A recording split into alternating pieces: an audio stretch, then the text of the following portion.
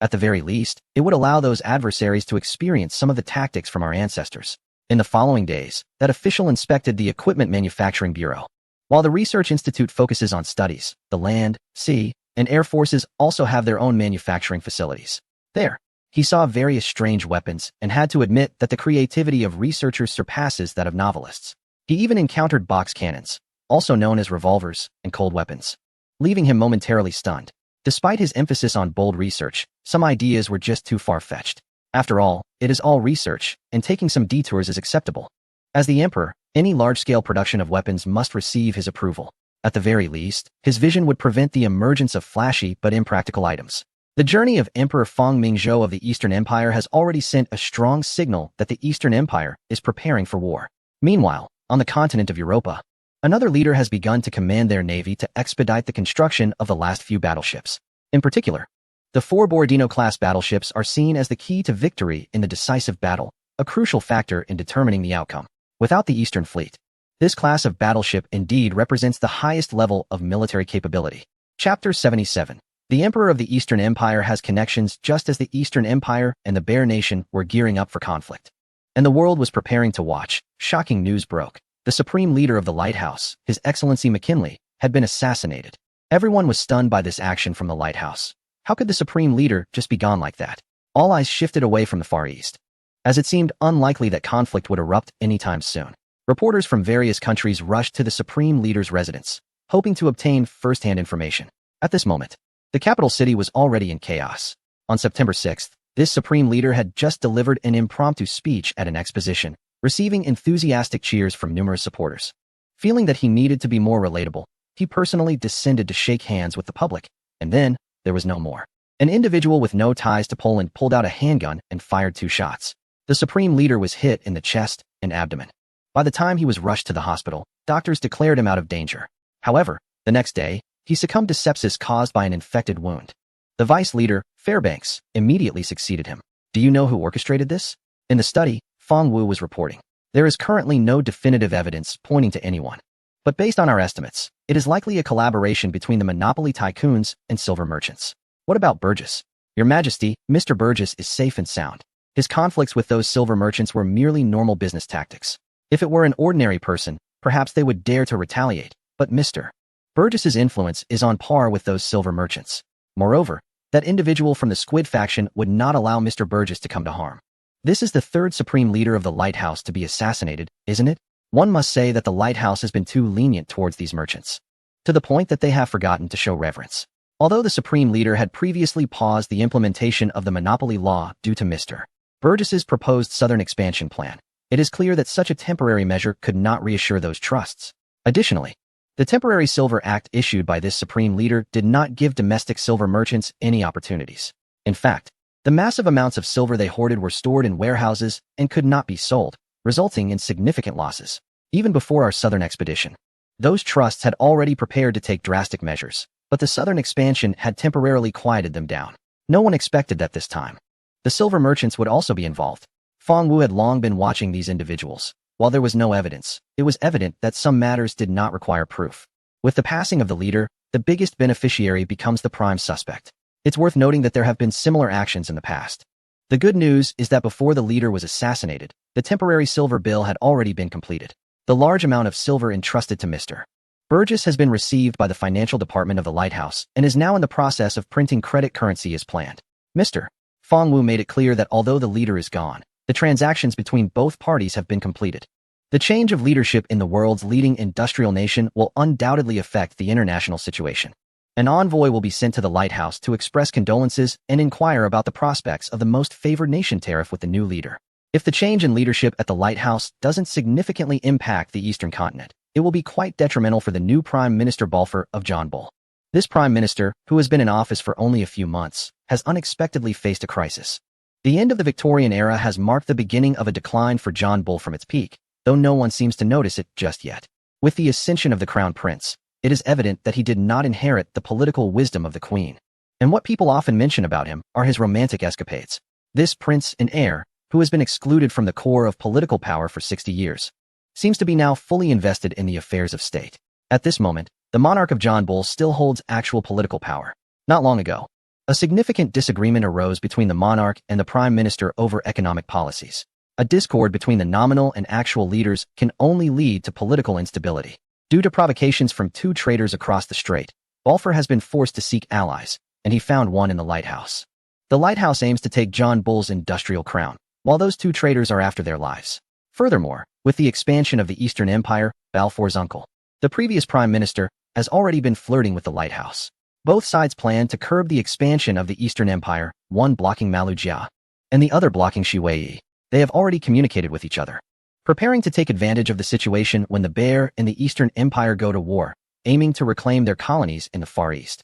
However, before a final agreement could be reached, the leader has passed away. In that moment, Balfour even questioned whether this was related to the Eastern Emperor.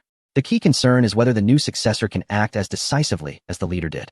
Why has the Eastern Emperor's luck always been so good? Meanwhile, Mr.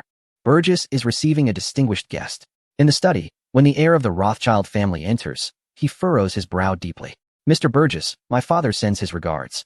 James Rothschild nods slightly. How is Baron Alphonsus? Thank you for your concern. He is still in good health.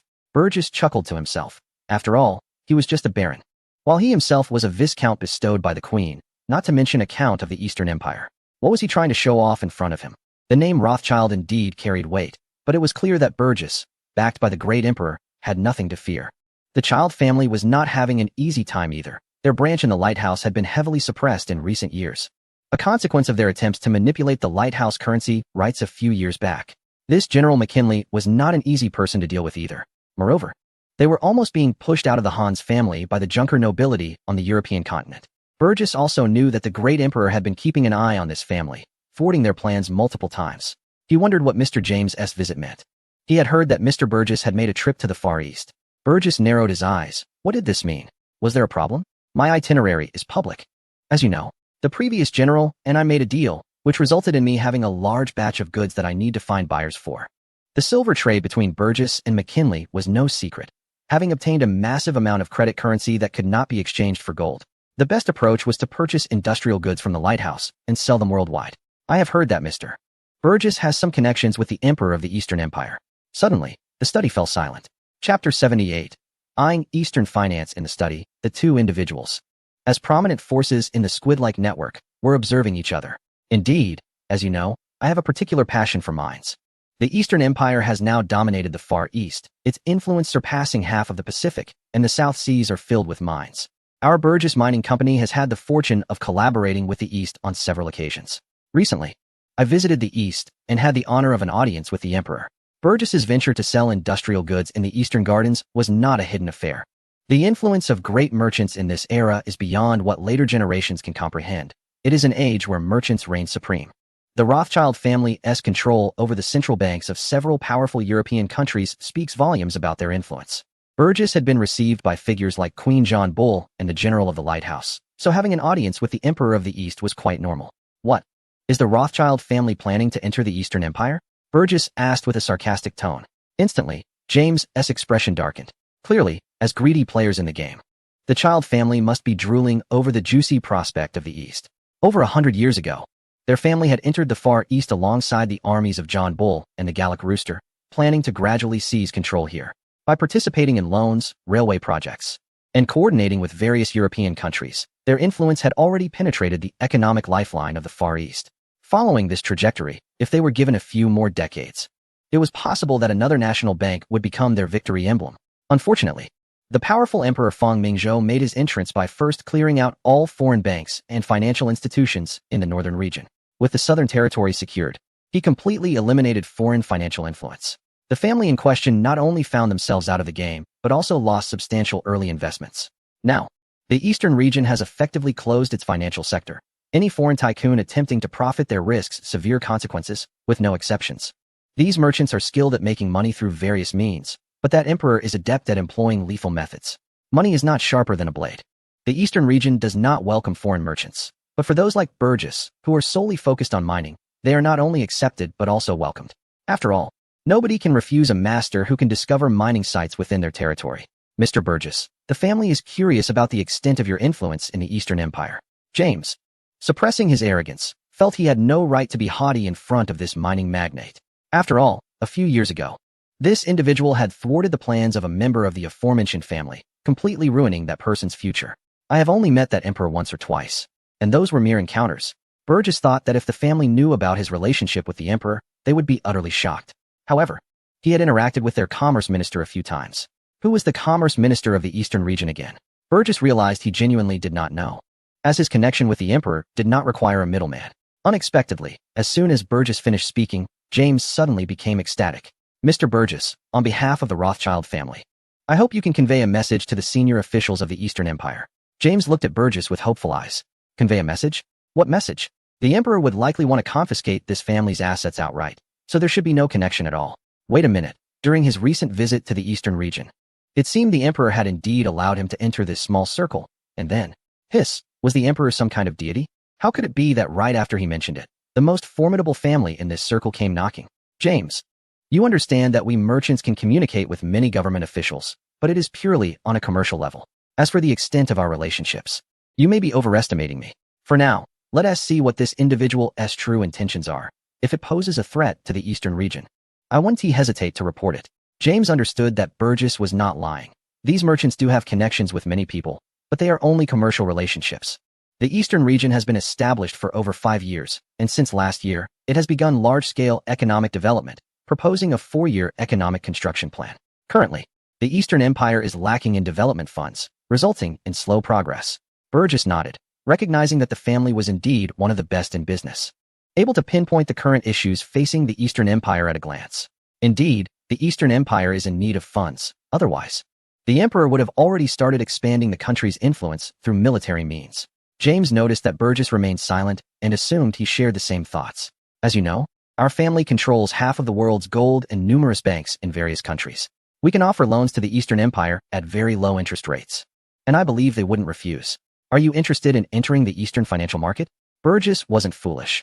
Although he didn't come from a financial background, he was quite adept at such matters, being a member of the Squid people. James nodded, acknowledging that everyone underestimated the potential of the Eastern Empire. The family had come to this conclusion after extensive analysis, realizing that the Eastern Empire might be the next beacon of opportunity. Initially, to balance the power on the European continent, and due to other entanglements, the family refrained from directly sending forces into the beacon, instead supporting certain families to develop there. This was one of the family's most regrettable decisions, as the beacon transformed into the world's leading industrial nation in just a few decades. Those families that were once supported by the family are now growing in strength and seeking independence from the family's control. The John Lefebvre Consortium, the Pont-Genmo Consortium, the Wallenberg Consortium, and others, once mere pawns of the family, are now baring their fangs, aiming to turn against their masters. Particularly, that Pont-Genmo has become aware of the family's spies in their midst and has begun to absorb other families supported by the Childer family, making inroads into various industries in the beacon. If he succeeds, it is evident that a giant similar to the Childer family will emerge in the beacon. This is something they cannot tolerate. The family businesses across various European nations have hit a bottleneck, and while the family has increased investments in the beacon, the results have not been ideal. Throughout history, the leaders of the beacon have been very cautious of their own families, compounded by the chaos instigated by Pont-Genmo. The family's influence in the beacon is progressing at a turtle's pace. Therefore, under such circumstances, the Childer family has set its sights on new markets. Undoubtedly, the Eastern Empire, as a rising power with a formidable military, vast territory, and a relatively weak financial system, has become the next target for the Childer family. They aim to replicate their success from the European continent in the Eastern Empire. Chapter 79. A personal visit. After hearing the request from James, the heir of the Childer family, Burgess fell silent. How did this individual manage to secure the position of heir to the world's leading financial family? In comparison to the heir who was brought down 6 years ago in collaboration with the emperor, aside from being somewhat more handsome, he seemed lacking in other respects. At the very least, that previous heir, aside from his misfortune of encountering both himself and the emperor, even had to bow to the then leader of the beacon, Cleveland. Had it not been for his interference, it is likely that half of the currency power in the beacon would now rest with the Childer family. Why do some still believe that the emperor is easy to negotiate with? Even if they have never met this emperor, they are surely aware of what he has done in recent years. The number of former nobles who perished at his hands exceeds 10,000. And the wild boar skin that seized power in the Far East is nearly extinct. Not to mention the conservatives in the South, whose deaths have exceeded 6 figures. Even more alarming are those local individuals, disappearing at a rate of 500,000 each year over the past 7 to 8 years. The emperor could compete for the title of the most lethal ruler in history. Why are there still people wanting to oppose him? Trying to control the finances of an empire known for its countless killings? Do they really think the emperor wouldn't dare to uproot the Rothschild family? Mr. Burgess seems to understand the emperor. If he crosses his bottom line, no financial family in the world can match the emperor's power. Mr. Burgess, Mr. Burgess. Seeing Mr. Burgess lost in thought, James mistakenly believed he was considering the feasibility of this plan. Of course, we won't let Mr. Burgess work in vain. We have discovered a massive silver mine in Europe, which will serve as remuneration, James said, quite pleased with himself. Mr. Burgess wanted to scoff at him. What nonsense about a silver mine? He had just sold silver to the lighthouse for over tens of millions of ounces. There was still quite a bit of silver left on the eastern side, but there were no buyers like the lighthouse anymore. James, I want to know, is this your decision or that of your family? Clearly, if the answer was the latter, it was better to keep his distance from them. After all, fools can be contagious. It's my decision, but a third of the family has agreed. James didn't hide it. He was involved in mining and didn't see it as competition in finance, and the success of this method depended on his connections. At least not the entire family was that foolish. James, I want to remind you that the emperor is not comparable to the nominal kings you deal with on the European continent. That land has upheld imperial power for thousands of years. They possess the right to life and death without needing any justification. Has the family considered the consequences of trying to control the finances of such a strong nation? Although he wanted to trick another heir of the Rothschild family, it was clear that for this plan to be implemented, it would need the old man's approval. Burgess felt he was still a step away from truly understanding the family's decision-maker. That person would certainly not miss the loopholes in this plan. It was better to sell a favor now. Burgess Mining has a direct telegraph to the European continent. You can use it to consult your grandfather's opinion. I think he will provide you with the answer. Burgess stood up to leave, no longer paying attention to him. He knew that in a few days, the family's decision-maker would likely arrive here. Before that, he had to think of how to persuade him. Joining that small circle would not be a problem. Everyone was a top-tier elite. However, getting them to propose that the Eastern Empire assist in training armed forces to establish a nation of their own was indeed a significant challenge. If he could get the other party to speak up, no one would suspect him. Dealing with such a cunning old fox, Burgess dared not relax. 10 days later, when a massive cruise ship docked at the port of the capital city, Burgess personally went to greet it. The same study, but the person opposite him had changed from James to Edmund Rothschild, the fourth-generation head of the family. Dear Mr. Burgess, hello, Edmund greeted with a smile. You are too kind. As a junior, I shouldn't have troubled you to come here personally. You could have telegraphed me. I would have been more than happy to come to the capital to listen to your guidance, Burgess replied, adopting a very humble stance. This individual had an aura that rivaled that of a king from a powerful nation. Haha, Mr. Burgess, I must thank you for your advice to James, Edmund chuckled. Burgess understood that this was indeed about that matter. He was aware that Edmund likely shared the same thoughts. That James was merely a test pushed forward. You jest. Youth is always full of vigor. James wants to expand your family's influence. You should be pleased, Edmund said. Don't we all walk through the wrong path step by step? Burgess replied, his answer carefully measured, causing a spark of realization in Edmund's eyes. It seemed that even he had underestimated this mining tycoon. Mr. Burgess, as a noble of the capital, why have you placed your career here at the lighthouse? This was a question many were curious about, as despite the lighthouse being excellent, it was still just one nation. And there were many countries in Europe with much greater military power. Haha, Mr. Edmund, I started with minerals. The European continent has been industrialized for nearly a century, and most of the minerals have already been discovered, Burgess explained. This was the truth. The region was overcrowded, and most mineral-rich areas had been thoroughly explored. Mr. Burgess, you have been at the lighthouse all these years, and we have heard your legendary stories. Forgive me for asking a bold question. If given the opportunity, would you wish to return to Europe? Burgess paused. Was this a test? Compared to Europe, I prefer it here. It has a taste of freedom and more opportunities. He replied. Edmund nodded, understanding the mindset of this mining magnate. I wonder if Mr. Burgess has heard of the Freemasons, he said, sensing the emergence of a truly elite circle. Of course, though I have not had the honor of entering, I am very much fascinated by this organization, which is filled with all kinds of elites. As for the Freemasons, Burgess, given his status, was already aware that this was the core organization of that small circle. It was composed of individuals who aimed to establish a unified world government or a direct federal government, pursuing a model of Western elite rule that they wanted the entire world to accept. This was also one of the reasons why the Emperor Feng found it unacceptable. Of course, if one were to replace the West with the East, perhaps Feng Mingzhou would agree. Chapter 80, what stage are we at? Edmund Rothschild looked at the young man before him and honestly felt envious. Although there was still quite a gap in their statuses, Mr. Burgess's age was a significant advantage. Give him another decade or so, and even the Rothschild family might have to treat him as an equal. The Masonic organization needed such young talents. Love is mutual, and naturally, things will fall into place. This time, Edmund came here partly because Burgess's abilities have caught the organization's attention, inviting him to join the fraternity. Another reason is, as his grandson said, the Child family has been going through tough times in recent years. They have faced various challenges globally, especially in the lighthouse, where this industrial power surprisingly lacks absolute influence. Those damned past leaders have been overly cautious about the Child family, and several attempts to control the central bank of the lighthouse have ended in failure. If this continues, the president of the fraternity might have to be replaced, which the Child family cannot allow. Only they understand the terrifying influence this organization brings. He knows that entering the Far East is a challenge, and testing this mining tycoon is something he tacitly agrees to. Everyone is an old fox, so there's no need to pretend.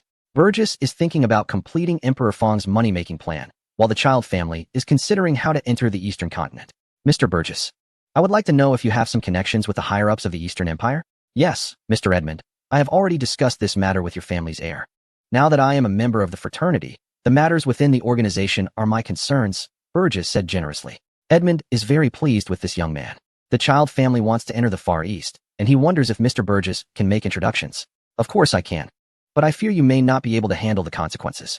I can act as the intermediary, but Mr. Edmund, I would like to know what the ultimate goal of our organization is. Edmund was taken aback, unsure of what this young man meant. He answered seriously, of course. It is to establish a unified world government under our leadership. This is something everyone who joins the fraternity must remember. What about us, the squids? Are we destined to wander the world? Burgess said indignantly. TCH, still thinking about making money. I'm giving you a bigger goal. Edmund quickly glanced at Burgess and found his expression sincere, as if he were a devout believer in prayer. Although he did not understand what this young man was trying to express, Edmund immediately replied, of course, we will not forget the suffering we have endured. For thousands of years, no country has been willing to accept us. They only hope to use our wisdom to help them accumulate wealth, without ever giving us a homeland. Can we blame other countries? Why don't they reflect on what they have done? Burgess scoffed, saying as if all squids were innocent. In ancient Egypt, ancient Rome, and the Middle Ages, if only there had been a place to settle. Those self-proclaimed elite squids began multiple rebellions, manipulating markets and aiding opponents against their own countries. They are truly without roots. Fong Mingzhou had another reason for wanting to eliminate such people quickly due to the memory of the pufferfish plan. Two colluding countries actually wanted to use the Far East to establish a so-called squid territory. That's why he contacted Burgess to create such a plan. Yes, Mr. Edmund. Those shameless rulers have wantonly killed and expelled us. We have had to wander across the world. Don't you think now is a great opportunity? An opportunity for us to establish our own nation? Burgess pretended to be unaware. Edmund Rothschild was taken aback. Did this Burgess know something? Although the organization is quite small, there is an even smaller circle within it. Everyone in this circle is, without exception, one of us, and we all share the same thought, to build a nation. There are no more than 20 people who know about this plan, and the sudden mention of it by this mining tycoon made Edmund suspicious. Mr. Edmund, you might think I am being extreme, but I have traveled the world, to both good and chaotic places, until my last trip to the Far East. In that place, the vast majority of people consider themselves a nation, even if they belong to different ethnicities. This intrigued me, and when I truly delved into it, I realized they were right. Look at the current chaos in the world. Much of it stems from conflicts between different countries. The reason the Eastern region has developed so rapidly in recent years is that everyone recognizes their identity. To be honest, Mr. Edmund, I have decided to focus on the Far East as our second development direction after the lighthouse. That place is like an undeveloped virgin land, full of various opportunities. Even if the Eastern Empire does not welcome foreign capital. However, I am a miner, and the Emperor is quite welcoming to me. Edmund nodded, understanding the implication of what was being said. Since the topic of nation-building had come up, it was clear that Burgess had his own thoughts on the matter. Seeing the old man silent, Burgess sneered, thinking that the desire to build a nation was not limited to just one family. I joined the organization to find like-minded friends, and I believe the Child family is already aware of our plans for the Lighthouse Trusts to head south to South America. I am preparing to discuss the feasibility of establishing a nation in South America with Mr. Pontgenmo. Humph, if you won't play along, then I'll start my own venture. As long as I do it well, who would be afraid of not attracting interest? If Edmund had been calm before, the thought of Burgess collaborating with Pontgenmo nearly made him curse. Now Pontgenmo was starting to show intentions of breaking free from the control of the Child family. If he were to pursue a nation-building goal, it was evident that he would gain immense prestige, making it even more difficult for the Child family to control him. Moreover, this mining tycoon's plan was indeed a good idea. South America has no strong powers, is far from the European continent, has no natural enemies, is rich in resources, and is not lacking in population or land. Truly a good territory for establishing a nation. Was this a test or an attempt to confront? Thinking of this, Edmund said seriously, Mr. Burgess, your feelings for us make me feel embarrassed. We all share a dream. Like you, we want to live freely in our own country. This goal has been around for quite some time, and now I sincerely invite you to join. Let's first win over this person, after all. We cannot unite with the other faction. Really? So how far have we come in establishing the nation? Chapter 81. Kangaroo Chaos. The atmosphere of the Lunar New Year is becoming stronger, and the Eastern continent has entered the third year of the Zhao Ming era. Not only has the birth of the Crown Prince occurred, but the imperial family of the Eastern continent has also welcomed the Long Princess. At this moment in the Eastern Continent Garden, Feng Mingzhou is happily holding his daughter. The bachelor from his previous life now has a son and a daughter. Unfortunately, the little princess shows no regard for the emperor, bursting into tears as soon as she is held. Your Majesty, the princess is hungry, a maid reminded. Hongxiu, you've worked hard. Place the child next to her mother, Feng Mingzhou gently said to Lu Hongxiu. It's not hard, just didn't he give your Majesty a prince? She replied. Who said that? Daughters are wonderful. They are their father's little treasures, he said. Since we agreed earlier, the province of Funan will be her fief. Let's name her Feng Nanxiu. Nanxiu, Lu Hongxiu softly murmured. Those nearby were envious. The treatment this princess received at birth already exceeds that of a prince. This is a whole province.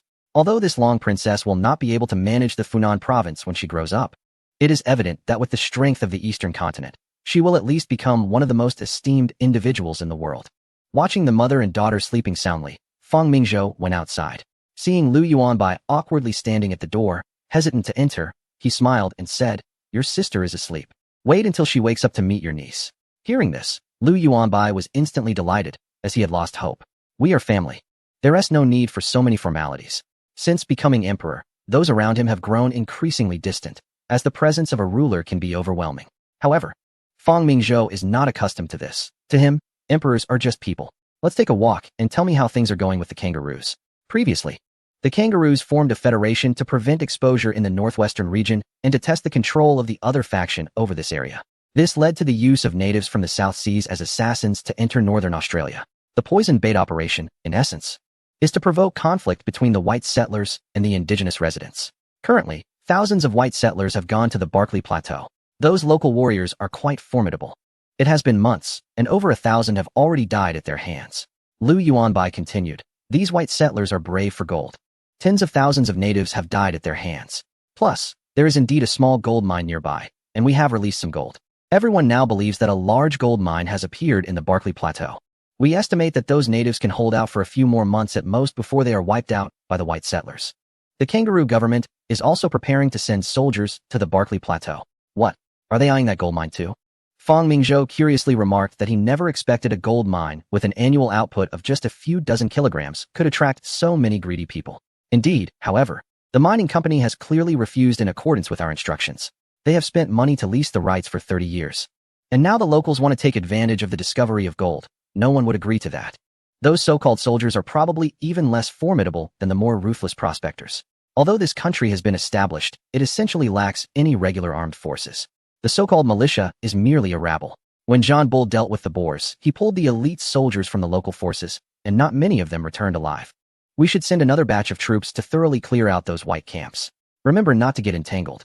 Shift the evidence onto the local indigenous people, and then let Burgess take the lead. Negotiating with the locals is akin to the land contracting in Canada. The Western movement in Canada can be completely replicated here, and this location is even more advantageous. As long as we control this area, when the World War breaks out, the entire Far East will become the backyard of the Eastern Empire, with a stable rear and a depth of thousands of miles. Even if all the warships from Europe are brought over, the Eastern Empire can handle it with ease. While not invincible, it is unlikely to lose. At the beginning of the third year of the reign, the most severe indigenous uprising in history erupted. Several indigenous tribes on the Barkly Plateau united and stormed the camps of the settlers. Using their familiarity with the terrain, they killed more than 2,000 settlers in just 3 days. This news spread rapidly around the world. John Bull, the world's hegemon, immediately announced the dispatch of troops to quell the unrest.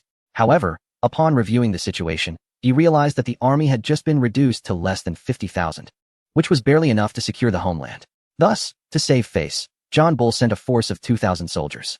Before these soldiers could depart, an even more alarming report arrived. Darwin City had been breached by the indigenous people, and thousands of residents there were brutally killed. In just a few days, death was rampant across the Barkly Plateau. This news prompted all nations to condemn the local government, unable to manage even a single indigenous person. Many large companies were engaged in mining and land acquisition in the area, and the ongoing unrest was gradually spiraling out of control. Unexpectedly, the indigenous people escalated their actions, not only killing settlers, but also extending their violence towards the Chinese community. The Prime Minister's office of the Eastern Empire publicly declared its commitment to protecting its citizens abroad. This announcement immediately raised alarms for John Bull. Was this warlike emperor eyeing the local government? Consequently, the initial 2,000 soldiers were increased to 5,000. And John Bull quickly reached an agreement with the local government to sell them 10 small warships, including cruisers, to help maintain their maritime security. This was undoubtedly aimed at the Eastern Empire. Kangaroo is surrounded by the sea on all sides, and it is impossible to enter without a ship. Although the warship is not large, it is clearly a signal, warning the Eastern region not to have any ideas about Kangaroo. Subsequently, the Prime Minister's office of the Eastern region issued a statement, indicating that if certain countries cannot ensure the safety of the citizens of the Eastern Empire, they would not hesitate to send warships for protection. At the same time, major companies led by Burgess Mining approached the Kangaroo government, demanding that they resolve the unrest as soon as possible to protect their business environment. Most of the unrest occurred in the northern and eastern regions. The reason for this? It's because the violence inflicted by certain groups was severe enough that the indigenous people retreated into the deep mountains. They certainly wouldn't miss such a good opportunity.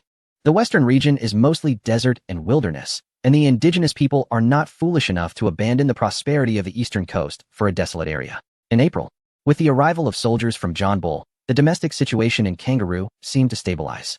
However, sporadic conflicts continued. The soldiers from John Bull also began to act as firefighters, busy with various tasks. Chapter 82, Land Grabbing in April of the third year of the reign. As racial conflicts intensified, the Kangaroo government had to abandon the recently completed merger of several states. They invited John Bull, indigenous representatives, and major companies to discuss security issues. When the indigenous representatives appeared, Burgess nearly lost his composure, looking at the Kangaroo Prime Minister with confusion. Is this really the representative of the indigenous people you invited? Are you sure this isn't a representative of the Eastern Empire? Although the skin color of the indigenous people is quite similar to that of the Far East, it shouldn't lead to such a mix-up. This is not a meeting. It feels more like a conference between the Eastern Empire and John Bull.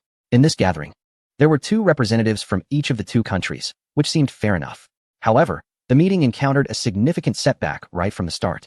As the indigenous representatives rambled on, and the translation revealed that they did not recognize the Kangaroo government. They claimed that this land had been their home since ancient times.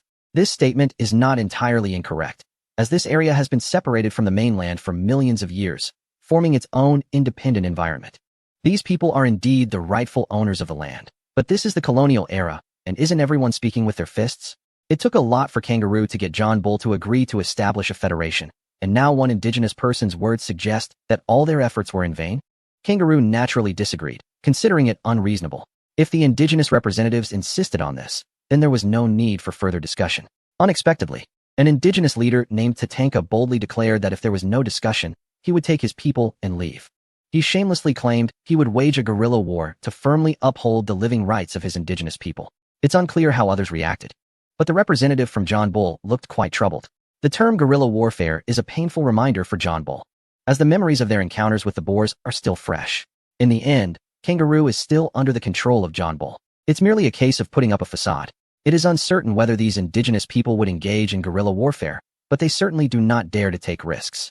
Compared to the vast plains, this area is filled with continuous rainforests. Would the Imperial Army launch an attack on the rainforests right after finishing with the plains? The finance minister of the empire would certainly be the first to despair. Ultimately, it was the merchants led by Burgess who stepped forward, proposing a mutually agreeable solution. Burgess Mining would acquire the mining rights for the northern Barkly Plateau for the next 30 years from the local government and a certain multinational company. At the same time, there would be a policy of non-interference, respecting the traditions of both parties. This was agreed upon by the indigenous people of the Barkly Plateau, but the local government opposed it, claiming these indigenous people were like a nation within a nation. However, with strong support from certain influential figures, the northern region, covering over 300,000 square kilometers of the Barkly Plateau, was ultimately contracted to Burgess Mining for 30 years. This event completely disrupted the national progress of the local government, as the vast western desert had already become the territory of the Stedman family. and now the northern region was contracted to Burgess mining.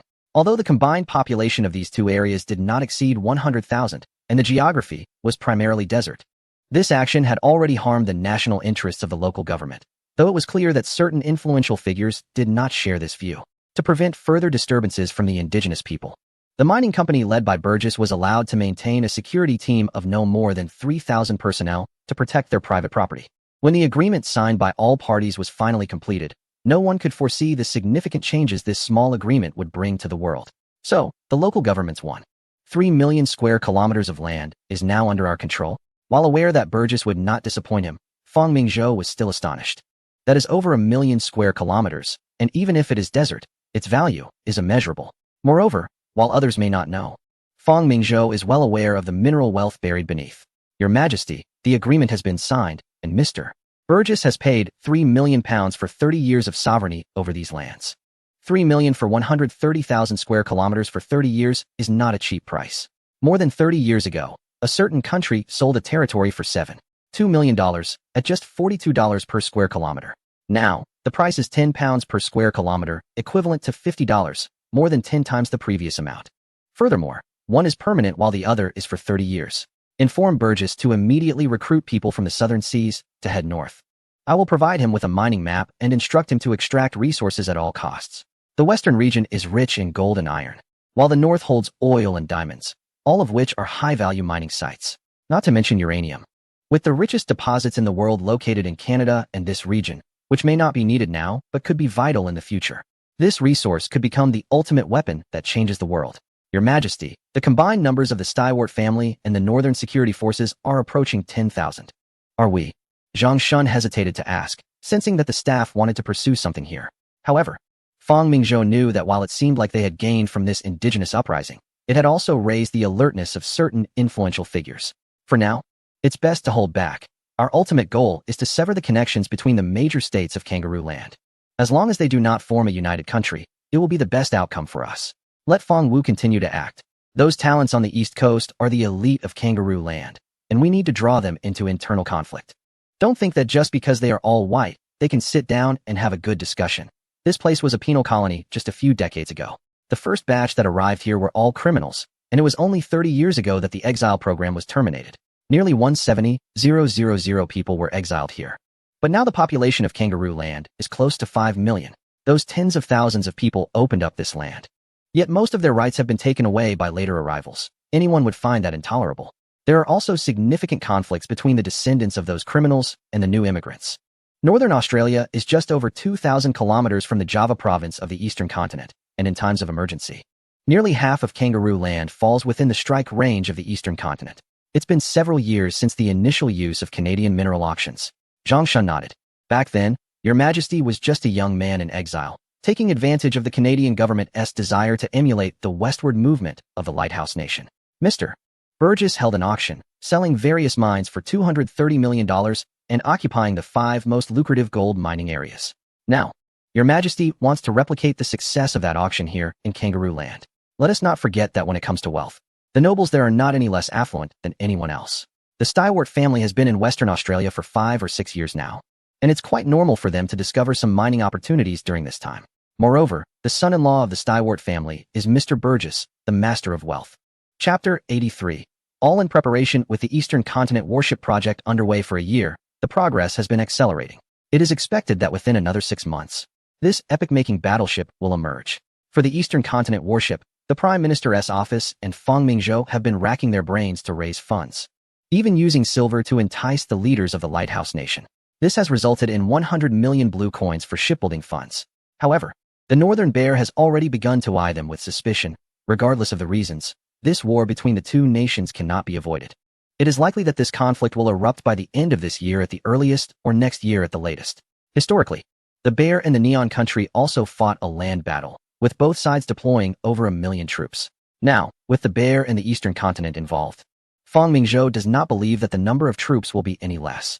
This means that in the worst-case scenario, the total military strength of the Eastern Continent Empire would still need to recruit an additional 500,000 soldiers to reach that number. This is impossible. Once there are 1 million soldiers, the Prime Minister's office would last 2 years before going bankrupt, assuming they are not exhausting their resources. The military consumes a significant amount of funding. The current Army's annual budget would be enough to cover 4 Eastern Continent warships. Fang Mingzhou is now brainstorming for the next military expenditure.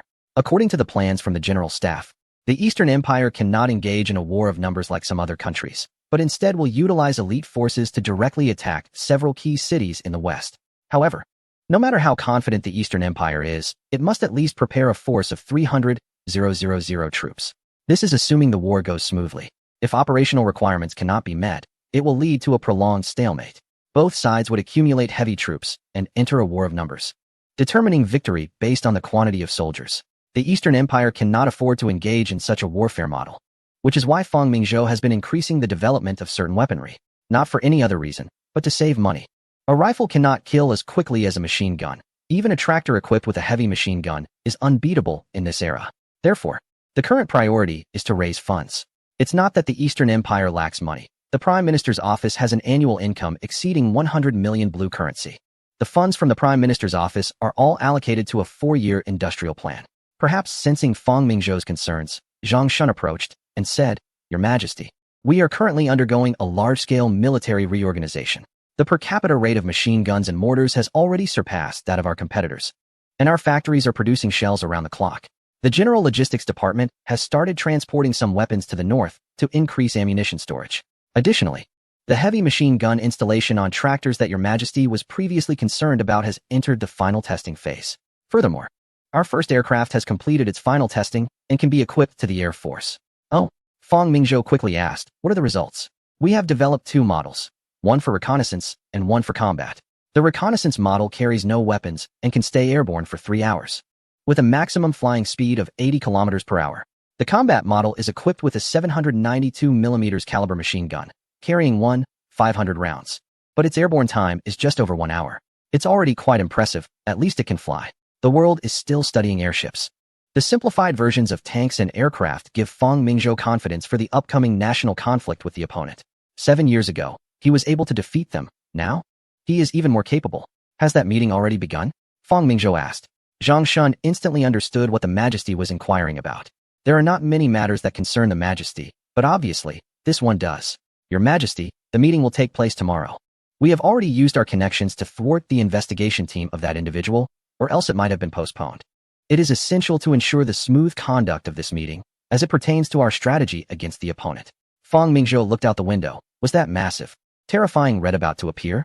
This is a small city, Brussels, where an important conference is currently underway. Since the establishment of the Social Democratic Party 5 years ago, it has remained in a fragmented state, with significant internal ideological differences. Ulyanov has been trying to unify these people through a unified conference. When he founded the Spark newspaper in Leipzig, he used it to promote the progressive ideas of Marx. Originally, a conference was planned for last year, but it was postponed after it was discovered by a certain ruler who sent a large number of people to arrest them. It had to be delayed until now. At this time, there were a total of 53 representatives participating, with over 2,000 members of the Democratic Labor Party. At the beginning of the banquet, everyone fell into a heated argument. The most intense disagreement was between Ulyanov and Martov regarding the principles of centralism and loose organization. Ulyanov emphasized ending the autocracy and establishing a republic, uniting the working class, while Martov believed in first striving for a democratic victory of the bourgeoisie. It was like the great song of the Gallic rooster. By this time, both sides had been arguing for several days and still could not persuade each other. More importantly, news came that the ruler was already pursuing them here. If they could not reach a unified idea in the next few days, it was clear that this conference would be in vain. Ultimately, Martov decided that all representatives would vote to decide. Martov's proposal was rejected with 28 votes against and 25 votes in favor, while Ulyanov's principle of centralism was passed. It was evident that those led by Martov were very dissatisfied. The Democratic Labor Party began to split irreversibly. The representatives supporting Ulyanov gained a majority and formed the Bolshevik faction, while the opposition formed the Menshevik faction. The two factions openly differed on revolutionary strategy and organizational lines. The former advocated for armed struggle, while the latter leaned towards cooperation with the bourgeoisie. However, they still shared a common goal, which was to overthrow the ruler. This program, despite the serious differences between the two factions, was a principled issue that could not be questioned. When Fang Mingzhou received this news, he simply said, "The turning point of the world has come." Just as the Eastern Empire began to prepare for war quietly, the ruler had not forgotten the humiliation given to him by the East 7 years after the last war between the two countries. He recalled the year he had just sworn in, which nearly brought shame to the entire Romanov dynasty. Your Majesty, the Siberian Railway has completed 85 of its construction.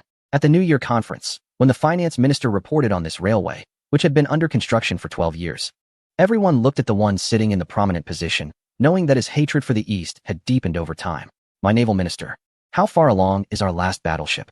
Osipov Makarov stepped forward and respectfully said, Your Majesty, our last Borodino-class battleship has completed the equipment installation phase. Prepare for action. The ruler's voice, filled with hatred, echoed. Chapter 84, The Vanguard. In May, as the grass grows and the orioles fly, countless people in the South were busy with spring plowing. Since a few years ago, after the implementation of land redistribution in the Eastern continent, over 400 million farmers have obtained the land they have long dreamed of for thousands of years. These lands belong to them. And after the reform of the agricultural tax system, as long as they are willing to work hard, they can at least ensure their basic needs for food and drink throughout the year. The grain production in the Eastern continent has grown at a double-digit rate for 5 consecutive years, with countless local people using their hands to cultivate farmland and improve irrigation on this land. The first 4-year industrial plan related to agriculture has already been exceeded, and it is only the 3rd year now. The Prime Minister's office has also achieved its ambitious goals, ensuring that the people on this land go from starving to being well-fed. The Eastern continent's statistics on grain production differ from those of other countries, including crops like corn and sweet potatoes, which are often mocked by foreigners as a way to inflate figures. However, only the people of the Eastern continent understand that these grains are lifesavers during times of famine. Moreover, they do not occupy arable land. Seeds can be sown in every nook and cranny, on ridges, hillsides, and beside ditches, and when harvest time comes, they will not betray the sweat of those who planted them.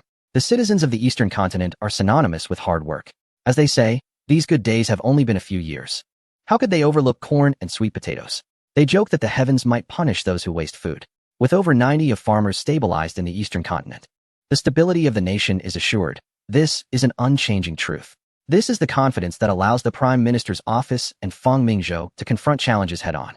The land tax in the Eastern continent can be paid with food and with every household able to meet its basic needs. The citizens will use their grain to offset agricultural taxes.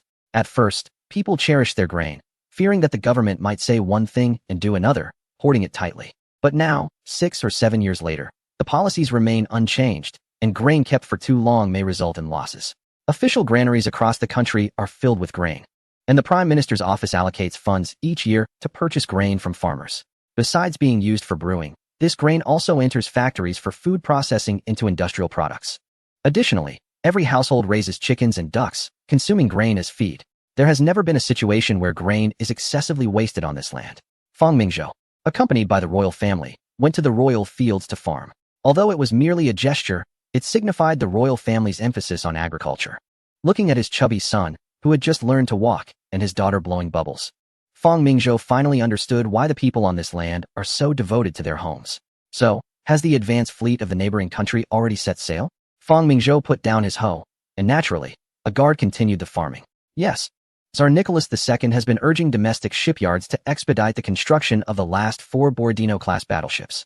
The Siberia Grand Railway is also speeding up. It seems he is eager to come to the Eastern continent to face the consequences. Listening to Fang Wu's intelligence, a smile appeared on Fang Mingzhou's face. Why is this neighboring country always so restless? Isn't it better to quietly serve as a gendarme on the European continent? Why must there be thoughts of finding a sea route from the east? Wasn't the last lesson learned when 100,000 soldiers perished in the Far East? Can't these people just allow the Eastern Empire to recuperate and live a peaceful life for a while? If they dare to disturb the farming, then they should be buried in the ground. What is the purpose of the advance team? Fang Mingzhou is curious. Historically, the Bear and the Rainbow also deployed their naval and land forces without any advance team. Your Majesty, this advance team is primarily to scout a route for the large fleet of Nicholas II. The Bear has no port in the Far East and lacks supply points. It is estimated that this fleet will weigh at least 500,000 tons. These warships are different from those of the Eastern Empire. They still use coal as fuel. The entire journey exceeds 20,000 kilometers, and it is impossible to reach our Eastern Empire without resupply. After passing Malacca, the entire Southeast Asia is under the watch of the Eastern Empire. That Nicholas cannot possibly be unaware, so he needs to find a temporary port for their fleet. What kind of thinking leads the Bear to this?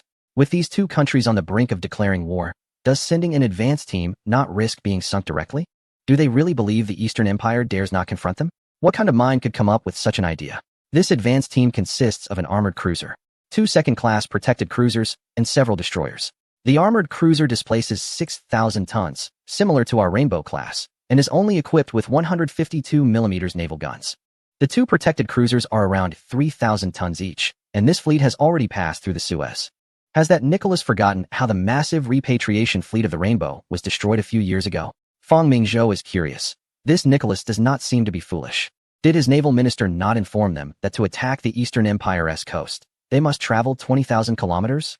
Doesn't anyone know what might happen during that journey?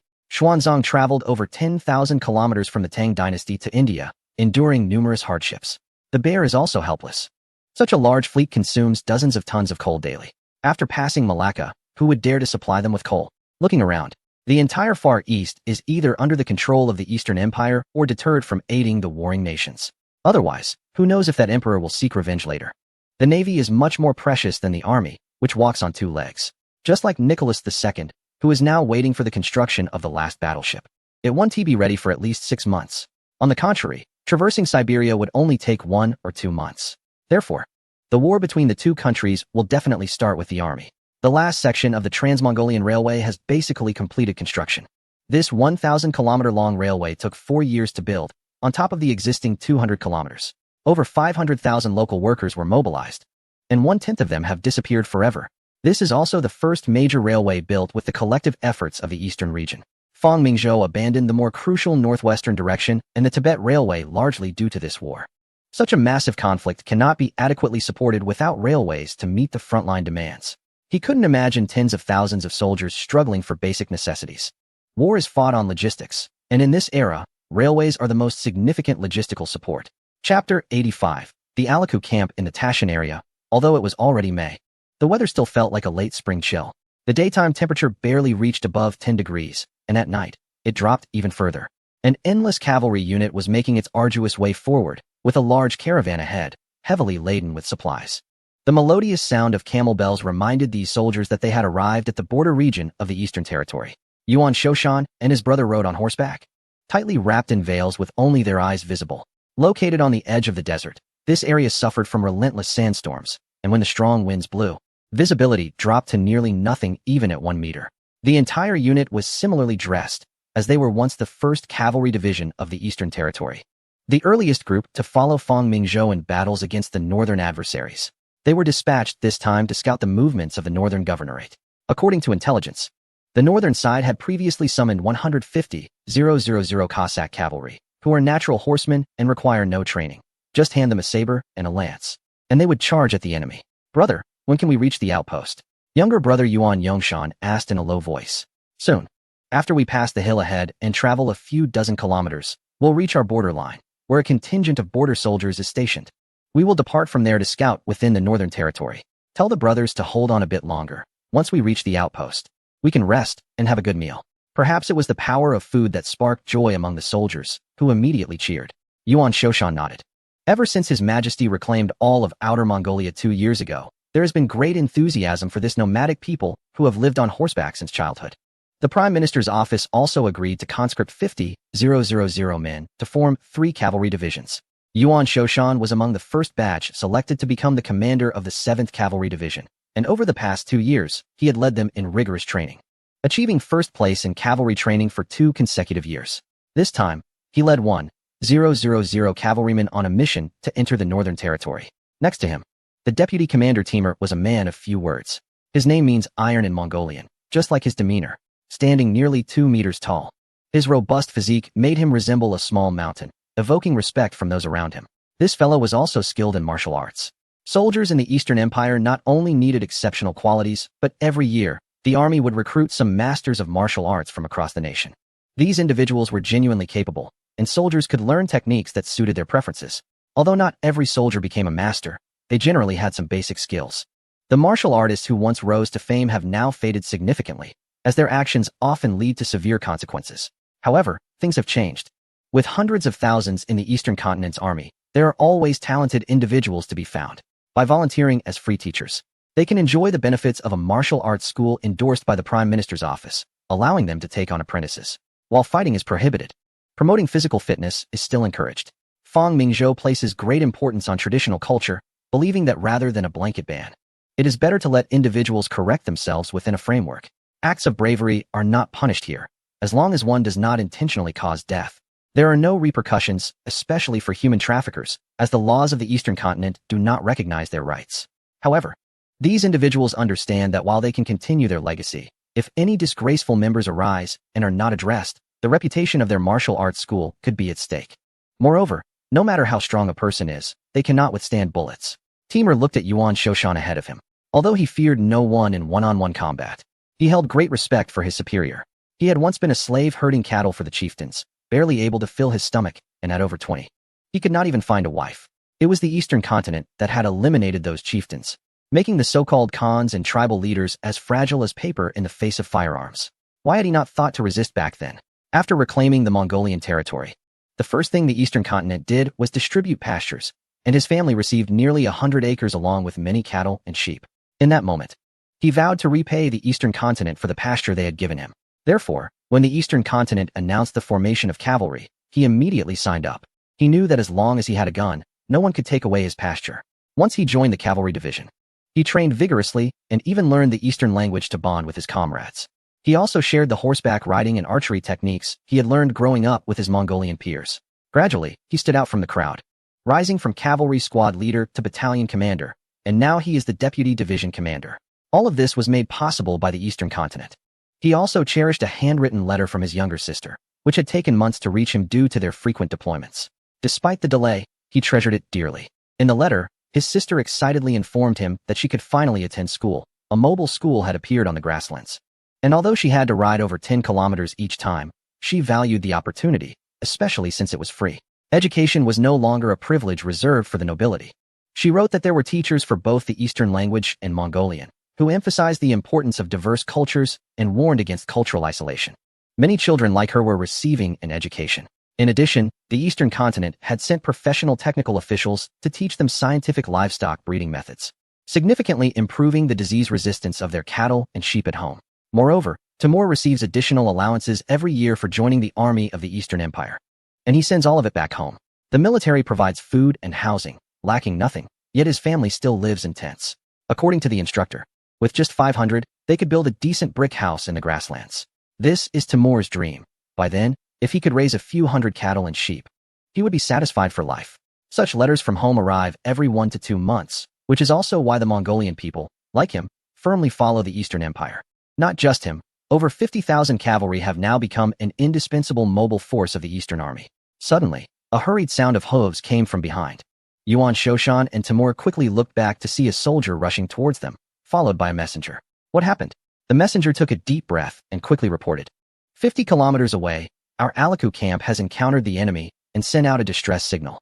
Yuan Shoshan and Timur exchanged glances and simultaneously said, Cossack cavalry.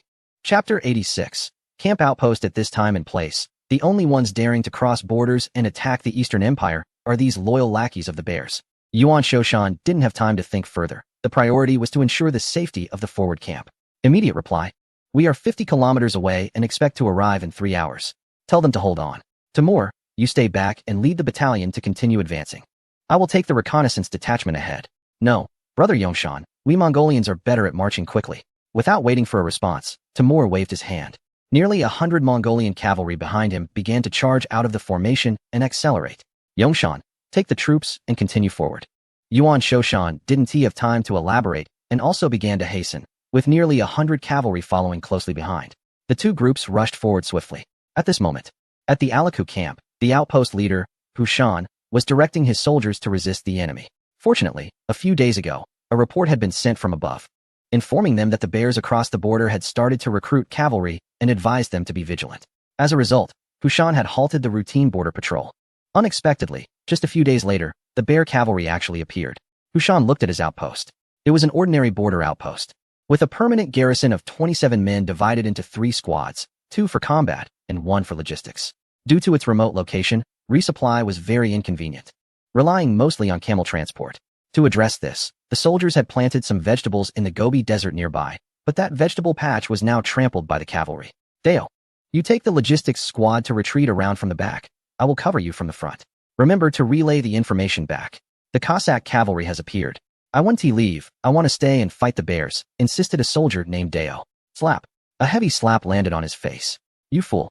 What are you thinking? Have you forgotten the wartime regulations? Even if we all die, we must ensure the communication officer gets out.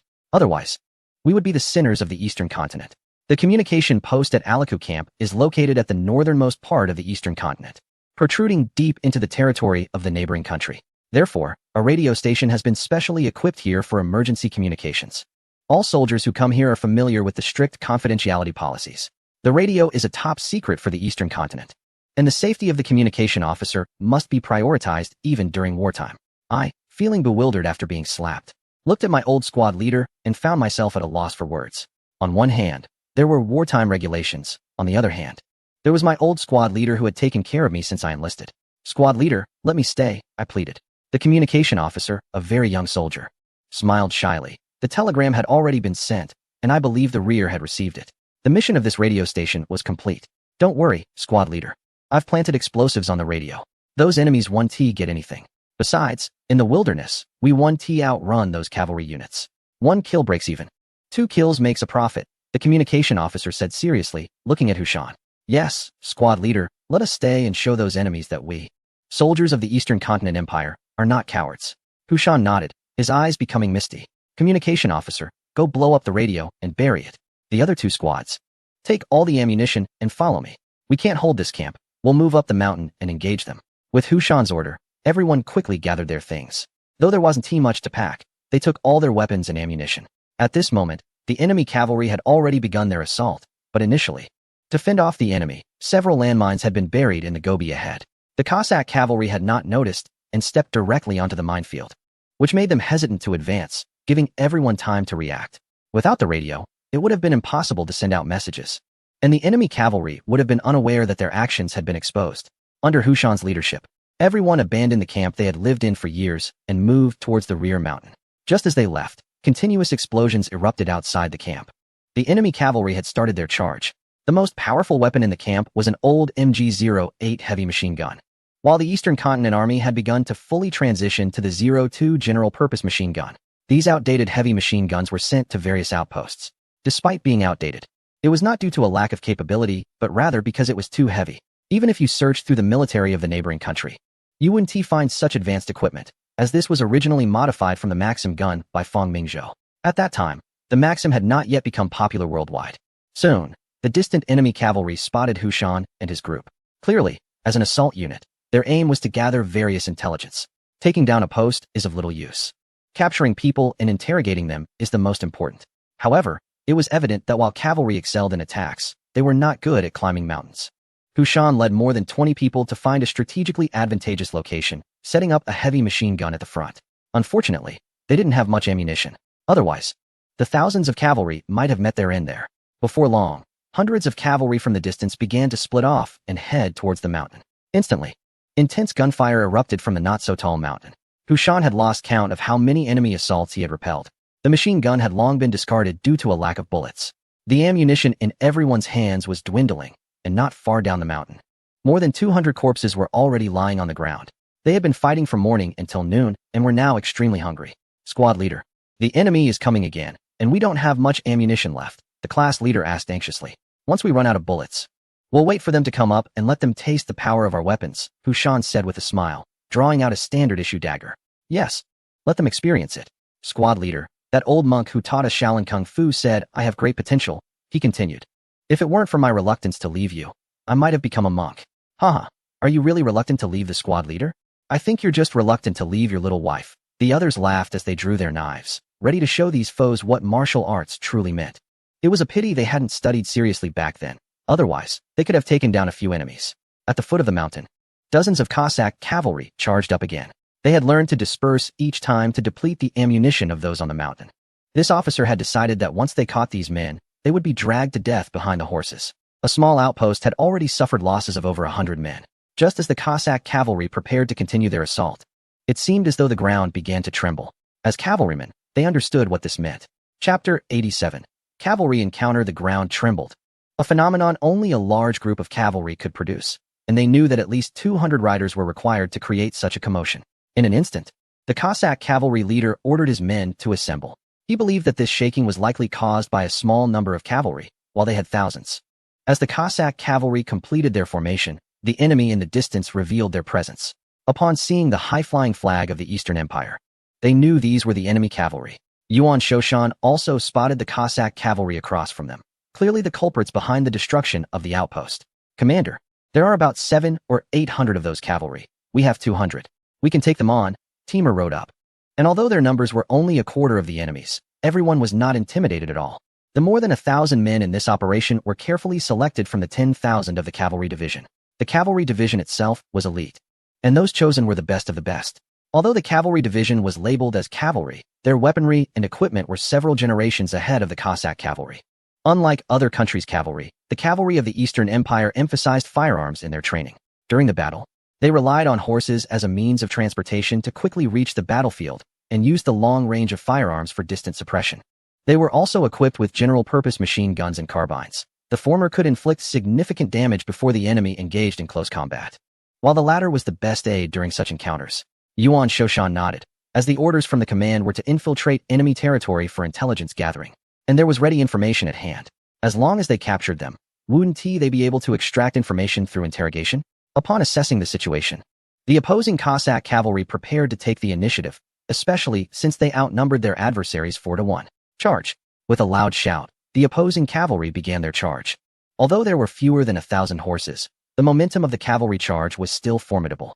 The Cossack cavalry grinned, noticing that the opposing cavalry seemed stunned, completely unaware of what a charge entailed. Commander, we are ready. The cavalry's charge formation was something they had long been accustomed to during training. They were still 4 to 5 kilometers away, well beyond the range of any firearm. Yuan Shoshan smiled, knowing he had not charged in order to wait for the machine guns and mortars behind him.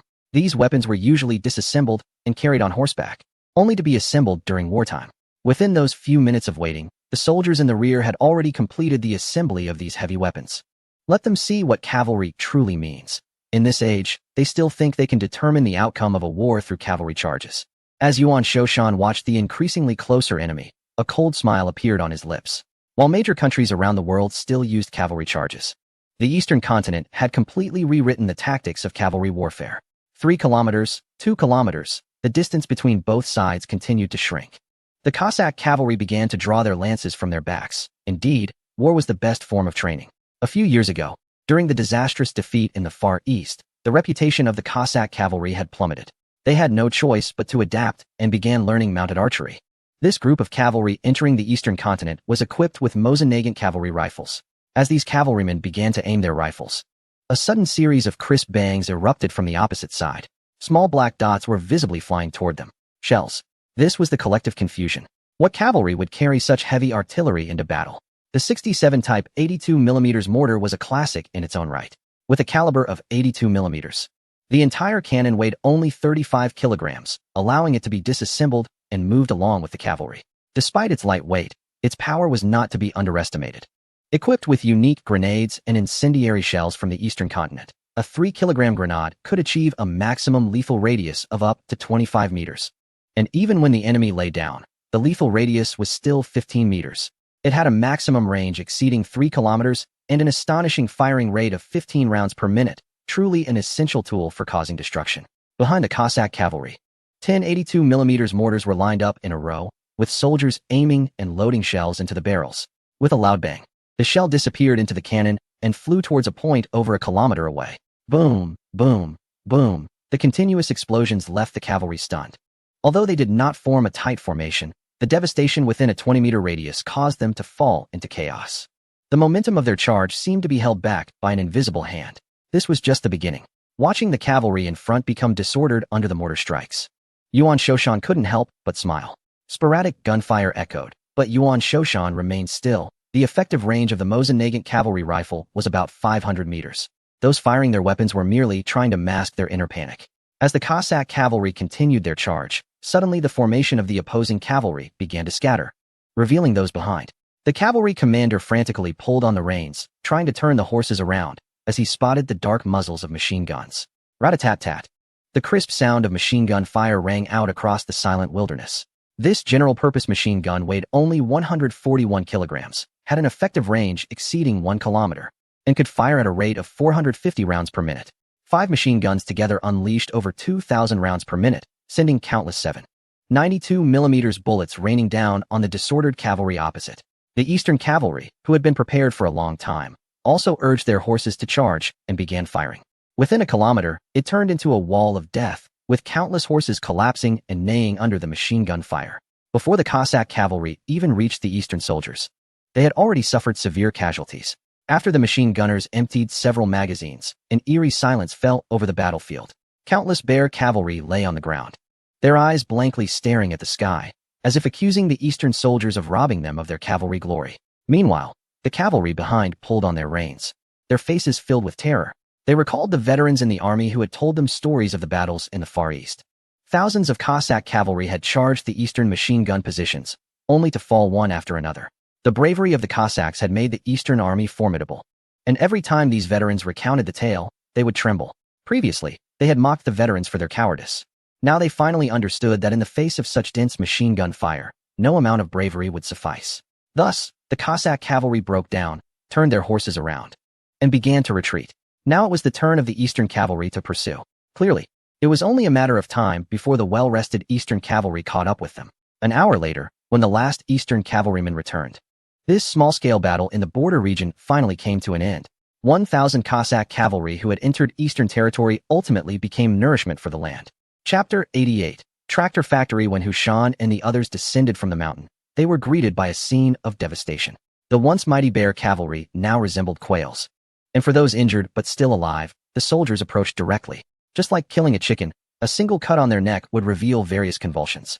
As for why not use a gun, ammunition supply in this area is not easy. The commander of the 1st Cavalry Division of the Eastern Continent Army, Yuan Shoshan, saluted everyone, initially thinking that the camp had been taken by the enemy, but unexpectedly, these people had discovered it early and hidden in the mountains, surviving. Was the radio destroyed? Yuan Shoshan asked eagerly. Don't blame him for not caring for the soldiers. The management of radio communications in the Eastern Continent is extremely strict. The sovereign has stated that unless one day radio spreads worldwide, it must remain so stringent. The watch commander of the Alaku camp of the Eastern Continent's Tashan Border Defense Force, Hushan, also saluted and immediately replied. The radio was destroyed and buried with explosives during our retreat. Good. You did well, and your response was timely. I will report this matter thoroughly to the military headquarters. Hushan knew that when the communication officer sent the telegram, it was only to inform the homeland of the enemy's cavalry crossing the border, without any expectation of reinforcements. They had prepared for sacrifice when they went up the mountain, preferring to jump off a cliff rather than be captured by the enemy. Unexpectedly, just 2 or 3 hours later, they saw such a cavalry force, and it was the 1st Division, an elite unit. As everyone was talking, the ground shook again, and the soldiers of the 1st Cavalry Division caught up. They returned to the camp, which had been completely flattened by the enemy cavalry. Commander Hu, since the camp has been destroyed, you and the remaining personnel should retreat to the rear to rest and wait for further instructions. Before departing, the military headquarters had already sent telegrams to all northern border camps, and except for some necessary locations, evacuations had begun. As a senior officer, Yuan Shoshan naturally knew that a major battle was about to occur between the two nations. Under the current circumstances, these camps distributed along the border would be the first to suffer a blow. Therefore, the army headquarters also began to arrange for these personnel to retreat first. Commander Yuan, have you been informed of the purpose of this mission? Hushan asked. This area had not seen such elite soldiers in a long time. It was a border region. Yuan Shoshan smiled and replied, there's nothing to hide. You will know when you return to the rear. We are going to war with the enemy. We have received orders from the military headquarters to proceed into enemy territory for reconnaissance. Reconnaissance? Hushan's eyes lit up, and he immediately said, I wonder if Commander Yuan could take me along. To be honest, I grew up here. In my youth, I even worked as a laborer across the border for a living. I am very familiar with that area. Although they had discovered the enemy in time, the Alaku camp had still sacrificed 5 or 6 men, soldiers who had been with him for several years. Hushan felt it was only right to help avenge them. Over 1,000 people had already been killed by the 1st Cavalry Division, but since they dared to enter the Eastern Continent's territory, he would retaliate in kind and stir things up over there. After thinking for a long time, Yuan Shoshan finally nodded. After all, having someone familiar with the terrain on the other side was not a bad thing.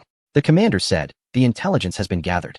A staff officer approached and reported that these individuals belonged to the 5th Cossack Division under the governorate of a certain region. They received orders half a month ago, and the division was split into 10 teams, entering our territory in batches for reconnaissance. Their main tasks were to map the area and investigate our forces in the northwest. Unfortunately for them, they encountered our troops as soon as they crossed the border. They had intended to capture our soldiers for information, but ended up running into us instead. This group of cavalrymen certainly had their share of misfortune. Do they know the direction of the other units? Since there are 1,000 here, the remaining 9 teams are likely also of similar size. Immediately send a telegram back home, informing them to relay this situation to all outposts. Fortunately, this is the most prominent border area, so they are likely the first wave to encounter the enemy. Such a large movement of 1,000 men would be impossible for an outpost to withstand. Not everyone can detect the enemy like the outpost did. We must act quickly. Since you are familiar with the terrain here, let's head out together. As for the rest, I'll leave a few horses for you, and you can retreat to the rear.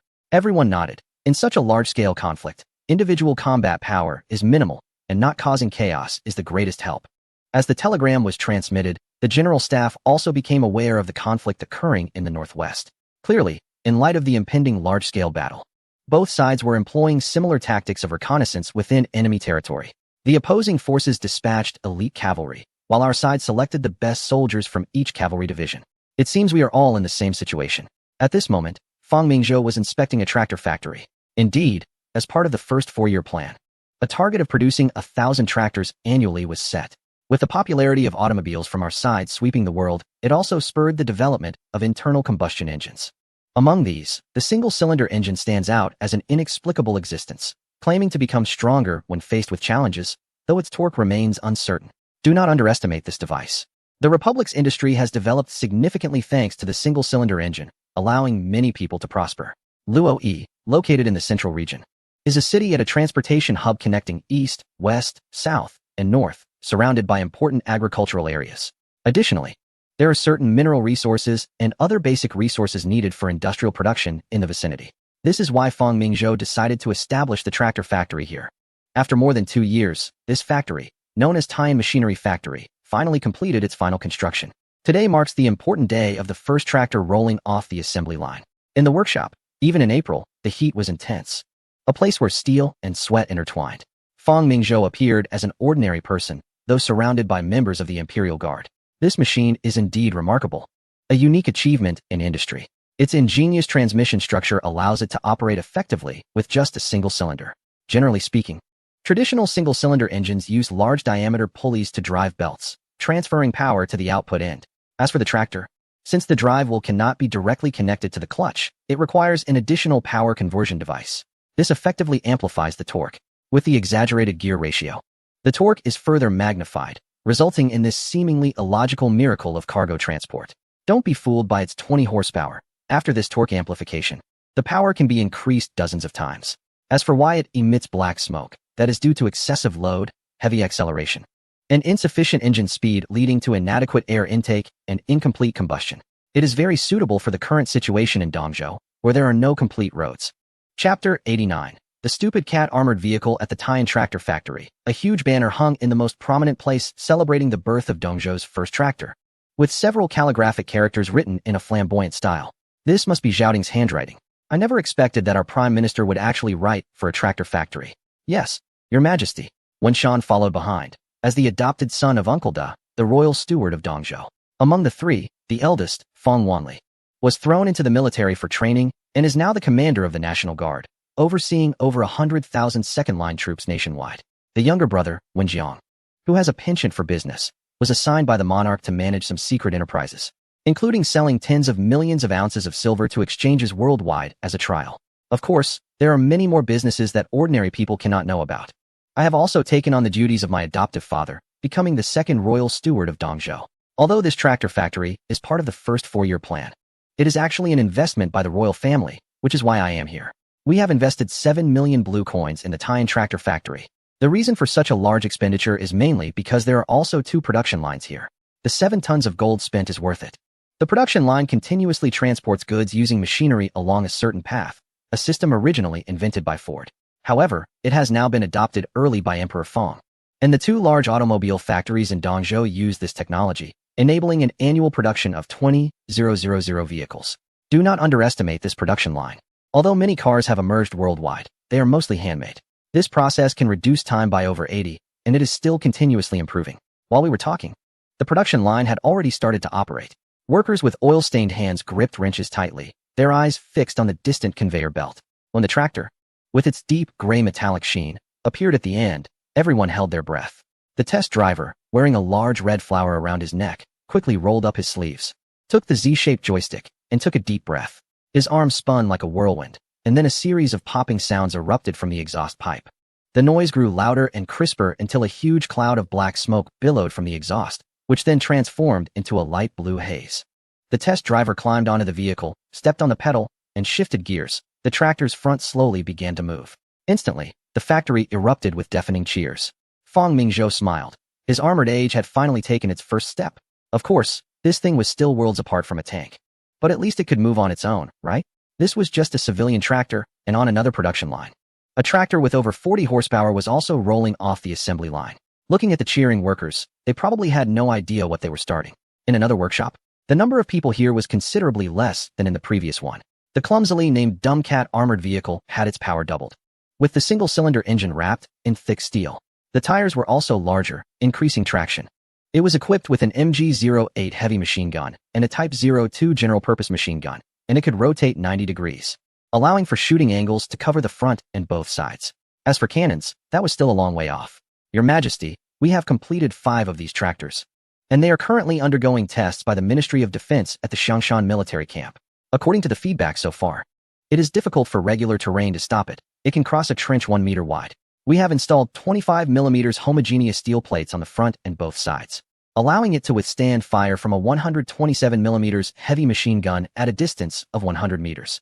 This is already sufficient, as most of the ammunition used globally is under 8 mm and cannot penetrate this behemoth. What about the tracked vehicle designed by the Weapon Research Institute? It is still under development. There are anomalies in the transmission system, and the steering mechanism is also facing difficulties. Fang Mingzhou nodded. Tanks looked formidable, but they were not easy to complete. Moreover, for a tracked version, 40 horsepower would not be enough. It would need to be close to 100 horsepower. The most powerful in the region currently only had 60 horsepower, which could not move a weight of over 10 to 20 tons.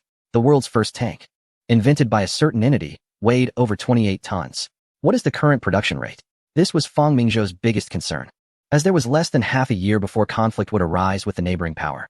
Although a production line had been adopted, being in the initial phase meant they could currently deliver about 2 to 3 units per week. That would be around 10 units in a month, totaling just over 50 units in 6 months. This would not be sufficient for an early offensive, but could be used to break through enemy positions that were heavily guarded, yet lacking in artillery. Production must be increased, and improvements to the design must be expedited. This was just the beginning. There were still 12 years until the Great War, and in the next decade, the weaponry of the region must reach an unattainable height to secure critical victories when war breaks out. This would keep the flames of war beyond the borders, allowing the world to bleed slowly. Centuries of accumulation could not be drained in just a couple of years.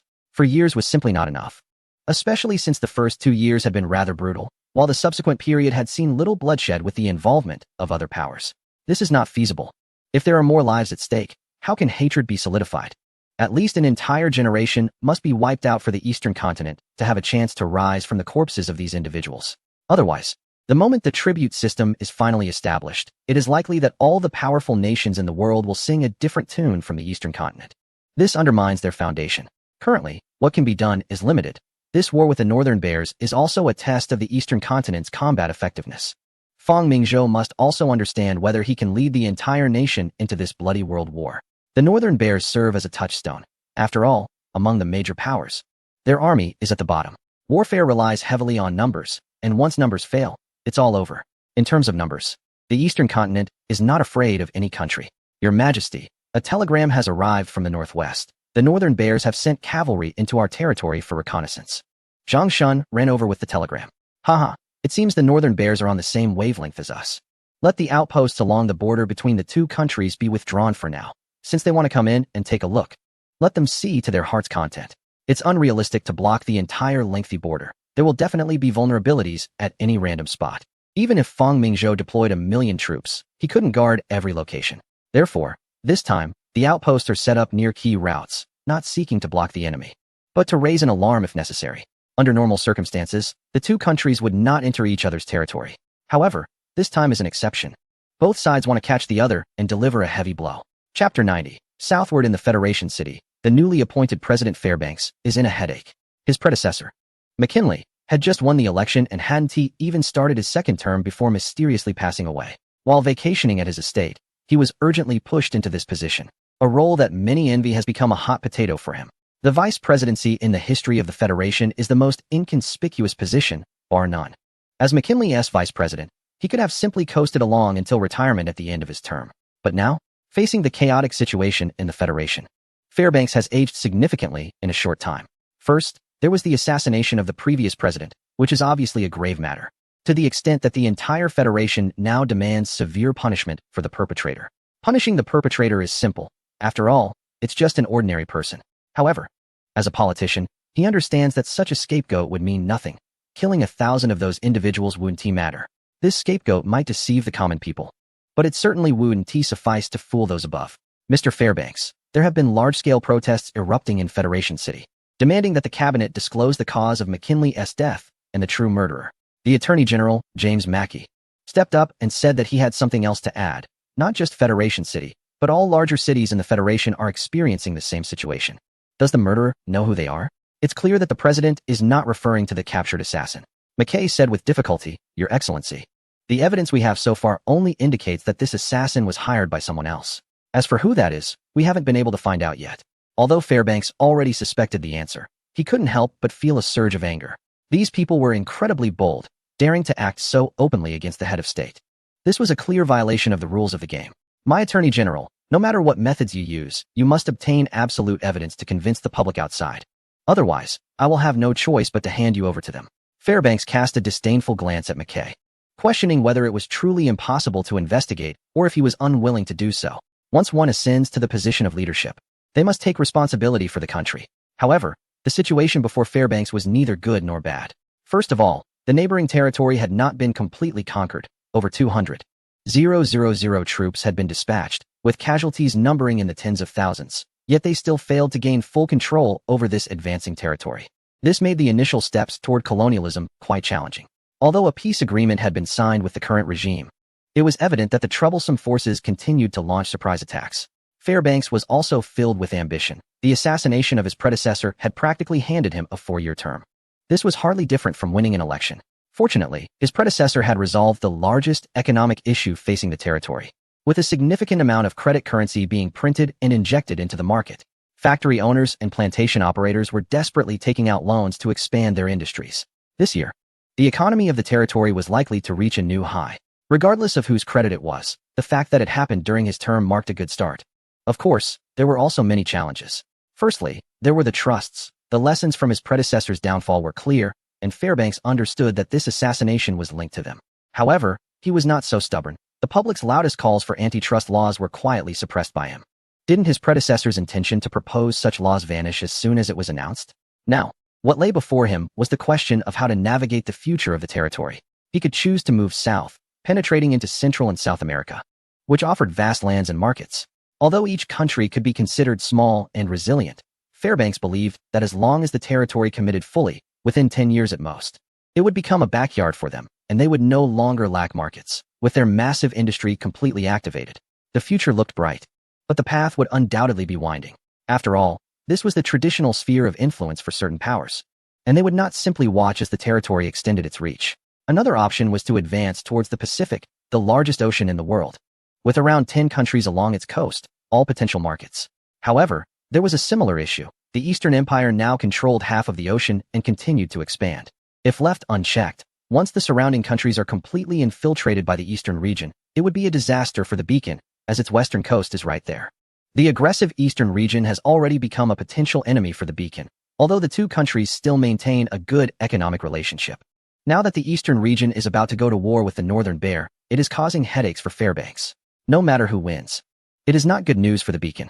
If the northern bear wins, it will lose an important trade partner, and once the eastern region declines, both the bulls and the roosters will surely seize the opportunity. Regardless of how the land in the Far East changes, there is no place for the Beacon at the table. If the eastern region wins, given the emperor's greed for land, Fairbanks looks at the map behind the table. Does this mean the Beacon will share a border with the eastern region? Although there is still the Bering Strait in between, that can be crossed in winter. Being neighbors with such a warlike country is not a good thing. Neither path is easy, but the Beacon must find a way out, otherwise. In this continent without natural enemies, it can only fight among itself. Perhaps it could seek out that Burgess, who proposed the southward plan.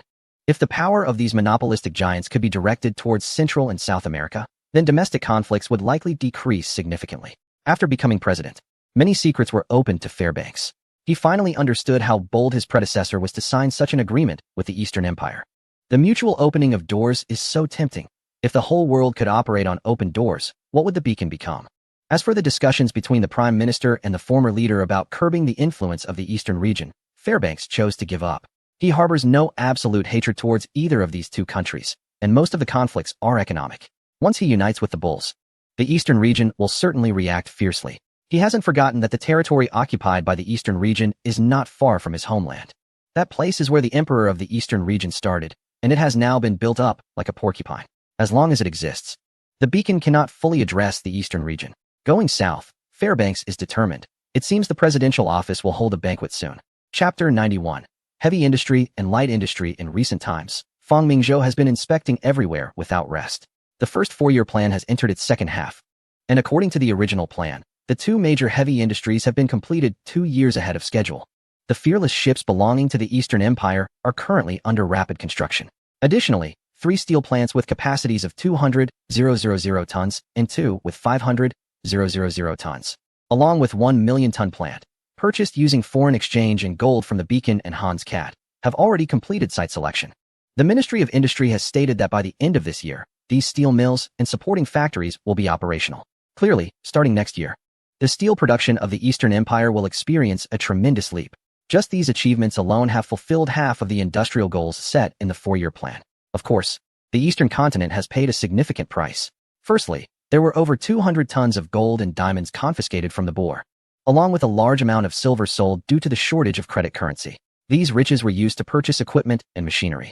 The blue currency of the Eastern continent is currently limited to domestic use, with important international transactions conducted either in foreign currency or gold.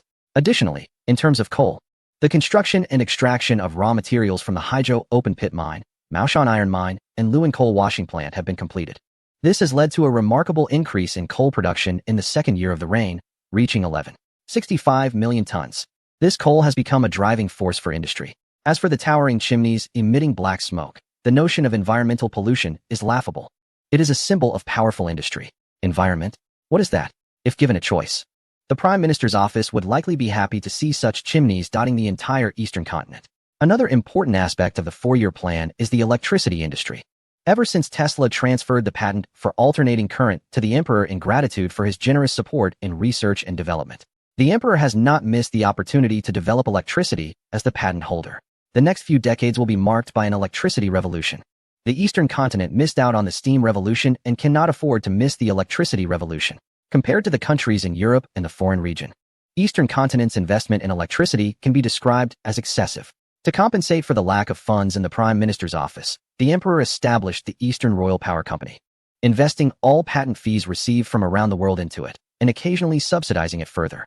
This has resulted in the Eastern continent having the undisputed largest installed capacity for electricity in the world, far surpassing the following countries. The provinces of Dongguan, Jianghe, and Chuanxing have all built new hydropower and thermal power stations.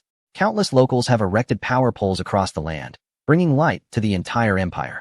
Currently, the Eastern continent has completed the electricity setup for all its provinces, although it is limited to the provincial capitals and only addresses the basic needs. Further development will have to wait for the second 4-year plan. The machinery manufacturing sector has also had a strong start, with automobile production lines, tractor production lines, and machine tool factories contributing significantly to the industrial development of the Eastern continent. Among these, the chemical industry is the least conspicuous, with the ammonium nitrate plant established in Dongguan province achieving an annual output of 50,000 tons. This is a remedy for the fear of insufficient firepower. The development of other mining projects, oil, railways, and various plans has mostly achieved its established goals within just 2.5 years. When the first 4-year plan was drafted, everyone was too conservative, forgetting the national conditions of the Eastern continent. As long as the Emperor makes a decision, the focus can be concentrated to accomplish things that other countries cannot. Over 210 scattered plans have been completed, with 197 already finished. If it weren't for the imminent war, the Prime Minister's office would likely have joyfully announced the early completion of the first 4-year plan. The construction of these factories has driven the industrialization of the Eastern continent. These are merely the official investments guided by the Prime Minister's office. Meanwhile, The light industry, which concerns the daily necessities of the entire region, will be entrusted to private capital. The Prime Minister's office and the royal family cannot intervene in everything. To put it simply, light industry deals with consumer goods that are closely related to daily life, such as food, clothing, furniture, and daily necessities. The heavy industrial investments made by the royal family and the Prime Minister's office do not actually employ many workers. However, light industry is different. It is labor-intensive. Although the region is still primarily an agricultural country, with most people tied to the land, this is just the beginning. Once the first 4-year plan is completed, food will no longer be the prime focus of the Prime Minister's office. Industry will take precedence. The empire's colonies are known for their agricultural production, and people are shifting from merely being well-fed to pursuing better goals. Light industry is key to this transition. The reason for not intervening in this sector is that, for the current national industry, it is still too weak. If a wealthy and technologically advanced entity like the royal family gets involved, this industry may soon be monopolized. Monopolies are not a good phenomenon. The lessons from other regions are evident. Light industry requires small investments, yields quick results, and has decent profits. So the Prime Minister's office will not allow state capital to enter. Competing with citizens for profits is not advisable. This land is not devoid of wealthy individuals. It's just that everyone has become accustomed to hiding their strengths and biding their time. However, there are always those who are bold and unwilling to settle for mediocrity. Such individuals are very welcome by the Prime Minister's office. No money? That's fine. The state can lend you some. No land? We'll allocate some to you. As long as you open a small factory, it can at least employ dozens of workers and support dozens of families. What if there are 10 factories? 100? Or even 1,000? In the planning of the region, major investments that take time to yield results and require high technology should be guided by the Prime Minister's office. Currently, the most common small factories are food processing plants, and this land has no limits when it comes to food. After basic food security is achieved, deep processing begins, and the livestock from the region significantly enriches the meat supply. For those with better conditions, dairy products appear on the tables of the affluent, while those with less can at least manage to boil an egg for their children occasionally. Do not underestimate this. Sometimes, the strength of a nation is reflected in the daily lives of its people. The textile industry is also emerging rapidly. The empire has a population of 4.3 billion, and even now, it is impossible for everyone to have even one piece of clothing. This market can be said to have no concern about sales. Both heavy and light industries must be pursued together. The example of another region is firmly remembered. A country capable of producing the most powerful weapons should not fail to satisfy the needs of its citizens. Chapter 92, Military Strength. The confidence of the region and the Prime Minister's office to engage in such a national war relies on this foundation. The first 4-year plan has been completed, and the Eastern continent will catch up with its neighboring power, which is now one of the world's 5 major nations. This is a legacy that took a century to accumulate, thanks in part to the solid foundation left by the previous dynasty. The land has not experienced a dark period and retains a good amount of resources. Beyond industry, education is the next priority. Since the establishment of the Eastern continent, Feng Mingzhou has implemented 5 years of free education, which nearly led to bankruptcy at one point. However, Feng Mingzhou managed to persevere due to his astute financial management. Last year marked the 6th year since the founding of the Eastern continent, which also meant that the first batch of children eligible for free education completed their primary education. According to statistics from Education Minister Li Yinfu, over 1 million children benefited from this policy. Although 1 million may seem like a small number in later generations, it was an astonishing figure in this era. Of course, 90 of those who completed primary education would enter the workforce, but they represent the most solid foundation of the Eastern continent, and this number increases by hundreds of thousands each year. In the second year of Zhao Ming, the number of children entering school reached 200,000. Just this initiative alone cost the royal family over tens of millions in currency last year, even while relying heavily on free local labor. If primary education is about freeing the people from ignorance, then secondary and higher education focus on selecting talent for the country's future. Over the past few years, more than 600 secondary schools have been established nationwide, with over 100,000 students receiving 3 years of secondary education. Following this, they move on to universities. According to the Prime Minister's office, each province must have at least one university. This means that the total number of universities in the entire Eastern continent has not exceeded 15. Graduates from these institutions can enter various departments of the Prime Minister's office. Much like in later generations, each individual possesses a skill, and knowledge is not as cheap as it will be a century later. Rather, it is quite valuable. Currently, only a little over 10,000 students graduate from universities each year in the Eastern continent, while in the future, a larger comprehensive university could easily reach this number. With limited resources, This figure is the result of Education Minister Li Yinfu's utmost efforts. Fang Mingzhou is not worried, as this country has a long-standing tradition of valuing education. In the past, people struggled to have enough to eat, so education was not a priority. Now, more and more parents are willing to send their children to school. According to the Constitution of the Eastern Continent, no outsiders or organizations can interfere with education, which is managed by the royal family and the Prime Minister's office. Those who dare to defy this will face severe consequences. Although it is referred to as the royal family and the Prime Minister's office, it is essentially Fang Mingzhou who is in charge. When these reports are placed on Fang Mingzhou's desk, he finally realizes that he has the confidence to take action. The Prime Minister's office even hinted that instead of constantly worrying about the North, it would be better to resolve the issue once and for all. Given the current hidden strength of the Eastern state, even if they cannot win, they will not lose, at least achieving a dignified draw. The conflict between the Eastern state and the Northern Bear in the Far East is merely a trivial small-scale clash. However, it has caught everyone's attention. And now both countries have begun to prepare for war in earnest. The Eastern state has called up 300,000 reservists, while the Northern Bear has gone further, directly mobilizing 500,000. It's worth noting that the standing forces of both countries are above 500,000, which means this clash will involve no less than 1 million troops. When was the last time a war of 1 million scale occurred? Any spark could ignite the war between the two nations. Only Fang Mingzhou and that Nikolai know that war will happen, but not now. Both sides are still in the early stages of gathering strength and holding back their major moves, both wanting to strike their opponent to the point of collapse in one go. So the first wave of attacks, regardless of which side, will be the most powerful. It is only May, 3 years into the decree, and it will not be until August or September. As for why they would go to war before winter arrives, are they not afraid of non-combat losses due to weather? It is because of national strength, whether it is the Eastern state or the Northern Bear. In battles involving millions of soldiers, everyone has the same thought. The sooner, the better. The Eastern State's Prime Minister's office estimates that based on the current scale, without harming economic development and the 4-year industrial plan, the Eastern State can fight for at most 1.5 years, not quite 2 years. Although the Northern Bear is unaware, it is clear that they also have less than 2 years. If time is wasted on early preparations and railroads, then once the fighting starts, it will be winter. No one wants to fight in the icy, cold regions. Therefore, the war has already begun. It's just that everyone is tacitly avoiding a declaration of war.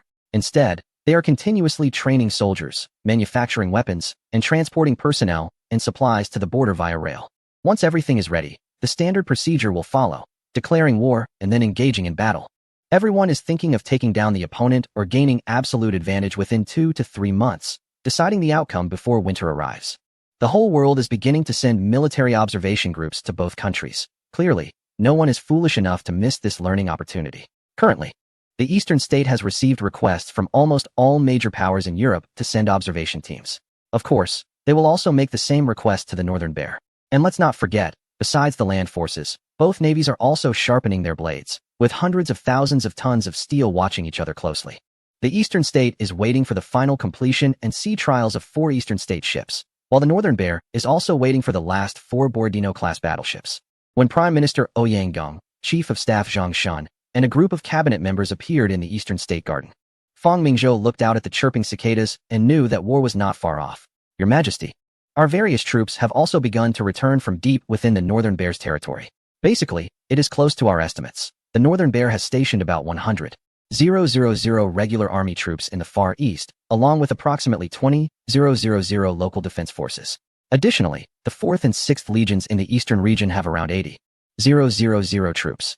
The Europa Legion has also withdrawn about 30,000, while the Cossack cavalry numbers around 60,000. Lastly, elite units such as the 4th and 7th Infantry Divisions, as well as the 5th International Regiment and the 13th and 14th Infantry Regiments, have also been redeployed here. Excluding those conscripted, there are approximately 40,000 personnel, with around 400,000 in reserve.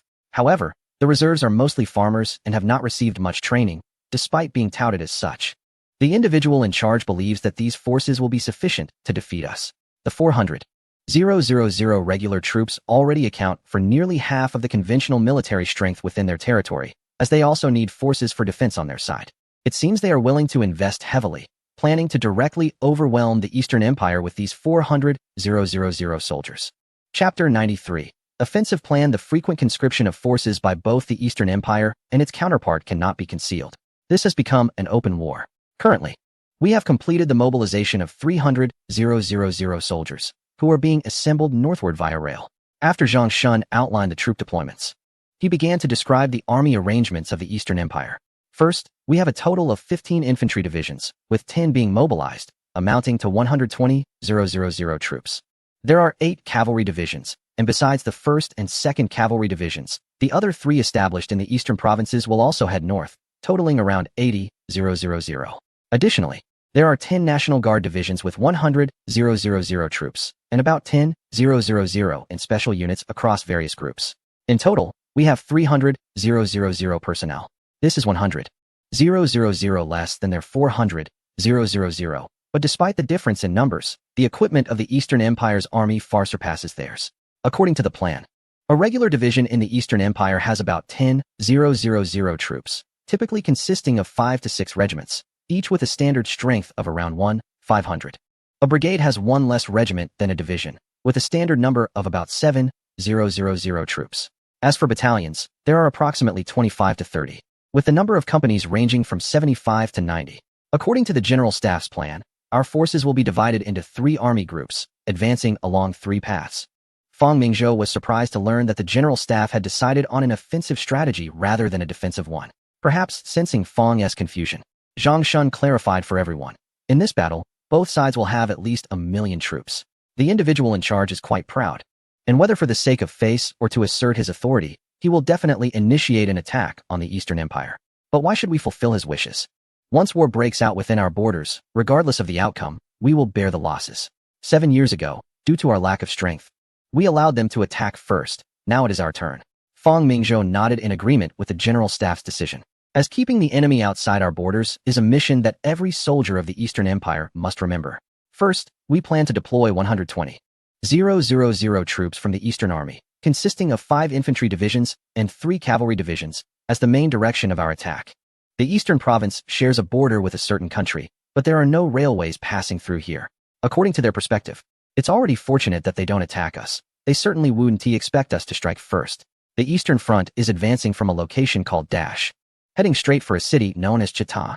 To prepare for this conflict, significant supplies and ammunition have been stockpiled there. 2 armies are stationed in the vicinity, consisting of 8 regular divisions from that country, along with 3 divisions of the original garrison and several cavalry divisions, totaling around 100,000 troops. As long as we capture this area and destroy the supplies, their combined forces of 500,000 will face a dire situation without ammunition. With a deployment of 300,000 troops, it's a bold decision to send the most elite 120,000 to deal with Chita. This is indeed a risky move since their main force is located in another region, and it is estimated that this is their primary attack direction. They suffered significant losses here last time, and it's unlikely they would recklessly charge in again. Unlike the vast grasslands of the East Mongolian region, where relocating the herders to the southern plains would likely yield no results, railways alone cannot support the food and supplies for hundreds of thousands of people, especially considering the more critical need for weapons and ammunition. In the northern province, we plan to adopt a defensive stance, as this is the region of their main force, equipped with advanced weapons and training. This area is their primary attack direction, and we intend to leverage the terrain for defense. Furthermore, the sparse population there means they will struggle to achieve significant results. The northern province also borders that country and is close to their most prosperous region, making it easy for soldiers to receive supplies and have good quality. Although the territories of the 2 nations stretch thousands of kilometers, it doesn't imply that every area is suitable for attack. In a war of national significance, if you choose a remote location, capturing it won't have much value. War serves political purposes. One must strike at the opponent's vital points. Otherwise, what is the point of their hundreds of thousands of troops capturing East Mongolian province? Just to tend sheep. The border areas are quite interesting. Opposite their prosperous forces is the barren northern province of the Eastern Empire. Meanwhile, the eastern province borders their cold region of Siberia, which also has a sparse population. As for the central region, it's similar for both sides, lacking significant numbers. If I were in their position, I would certainly adopt a defensive strategy in Siberia, a balanced approach in the central region, and an offensive strategy in the west. The central route holds little value for both sides. So the key to this battle lies in the offense and defense of the eastern and western fronts. Zhang Shun pointed at the map and said, as long as they break into our northern province, they can then advance south to attack our Gansu province. Once they reach this point, I believe the various countries in the region will not sit idly by and will certainly attempt to constrain us from other directions. This area borders the colonies of certain nations, and it's possible they might take advantage of the situation. Zhang Shun was referring to the provinces of Guanghu and Diyun, which are also connected to the colonies of both countries. The Eastern Empire is indeed a battleground on all sides, apart from the ocean to the east. All other directions are enemies. We still need to allocate several divisions to these two provinces to prevent any malicious actions from these two countries. Everyone's expression was quite grim, as this battle would effectively restrain 90% of the military strength of the Eastern Empire, but fortunately, the situation in the eastern region is currently stable. After Zhang Shun finished his introduction, Fang Mingzhou spoke up. The current war plan is as follows. Of course, we are not able to predict whether they will follow this plan, but barring any surprises, the battle will basically proceed along these three lines. The key to this battle is to eliminate their logistics base in the region before they declare war. As long as we secure this area, we can at least ensure that we remain undefeated. This plan was formulated by the General Staff, and Fang Mingzhou has reviewed it. Overall, it is quite standard. In such a national conflict, we cannot take reckless risks. Your Majesty, everyone, overall, our chances of victory in the eastern region are still quite high, even though the enemy has more soldiers than we do. However, it's only a matter of numbers. In terms of personnel quality and weaponry, we are significantly superior to them. We need to resolve the enemy situation in the eastern region before winter arrives, and then we can directly threaten the enemy's central forces. It is impossible for them to defeat us solely relying on their western forces in the region. By that time, as long as we can hold our ground, they will not be able to withstand the pressure. According to our simulations, they are expected to declare war in early August, which coincides with our army's founding day. We will strike when they are unprepared. Chapter 94. Preliminary preparations. Standing here are all cabinet members, although some may not understand military matters. They can see the intricate and complex offensive routes on the map. It is clear that this will be the most challenging battle since the establishment of the Eastern Empire. Come on, let's hear what each department needs. Since we are going to war, we should not hold back. Ouyang Geng, as the Prime Minister, was the first to smile and speak. This is a rare opportunity to make bold requests, and you shouldn't miss it.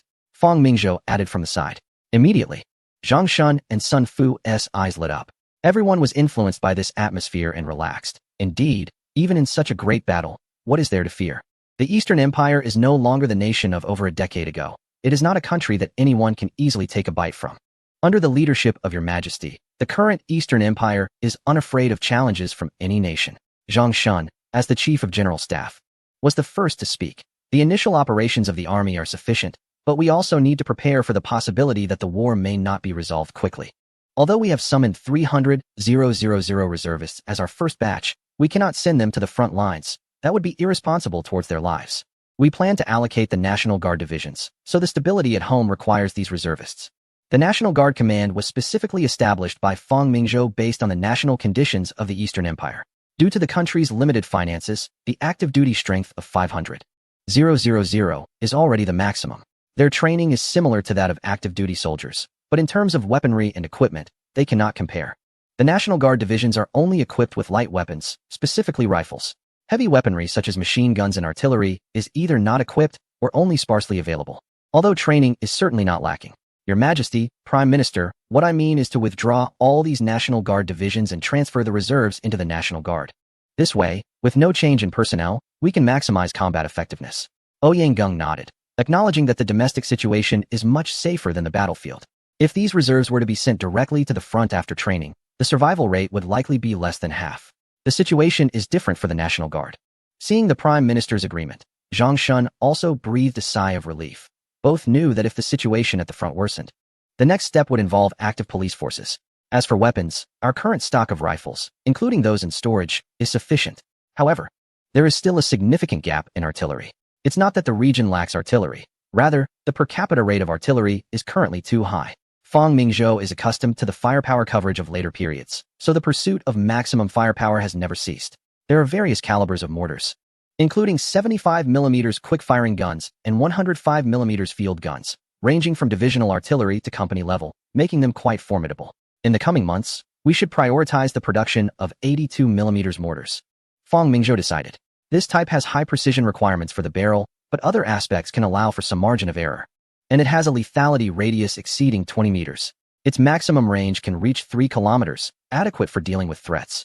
The key is that it can be produced quickly and in large quantities. Otherwise, producing 105 howitzers would require several tons of weight.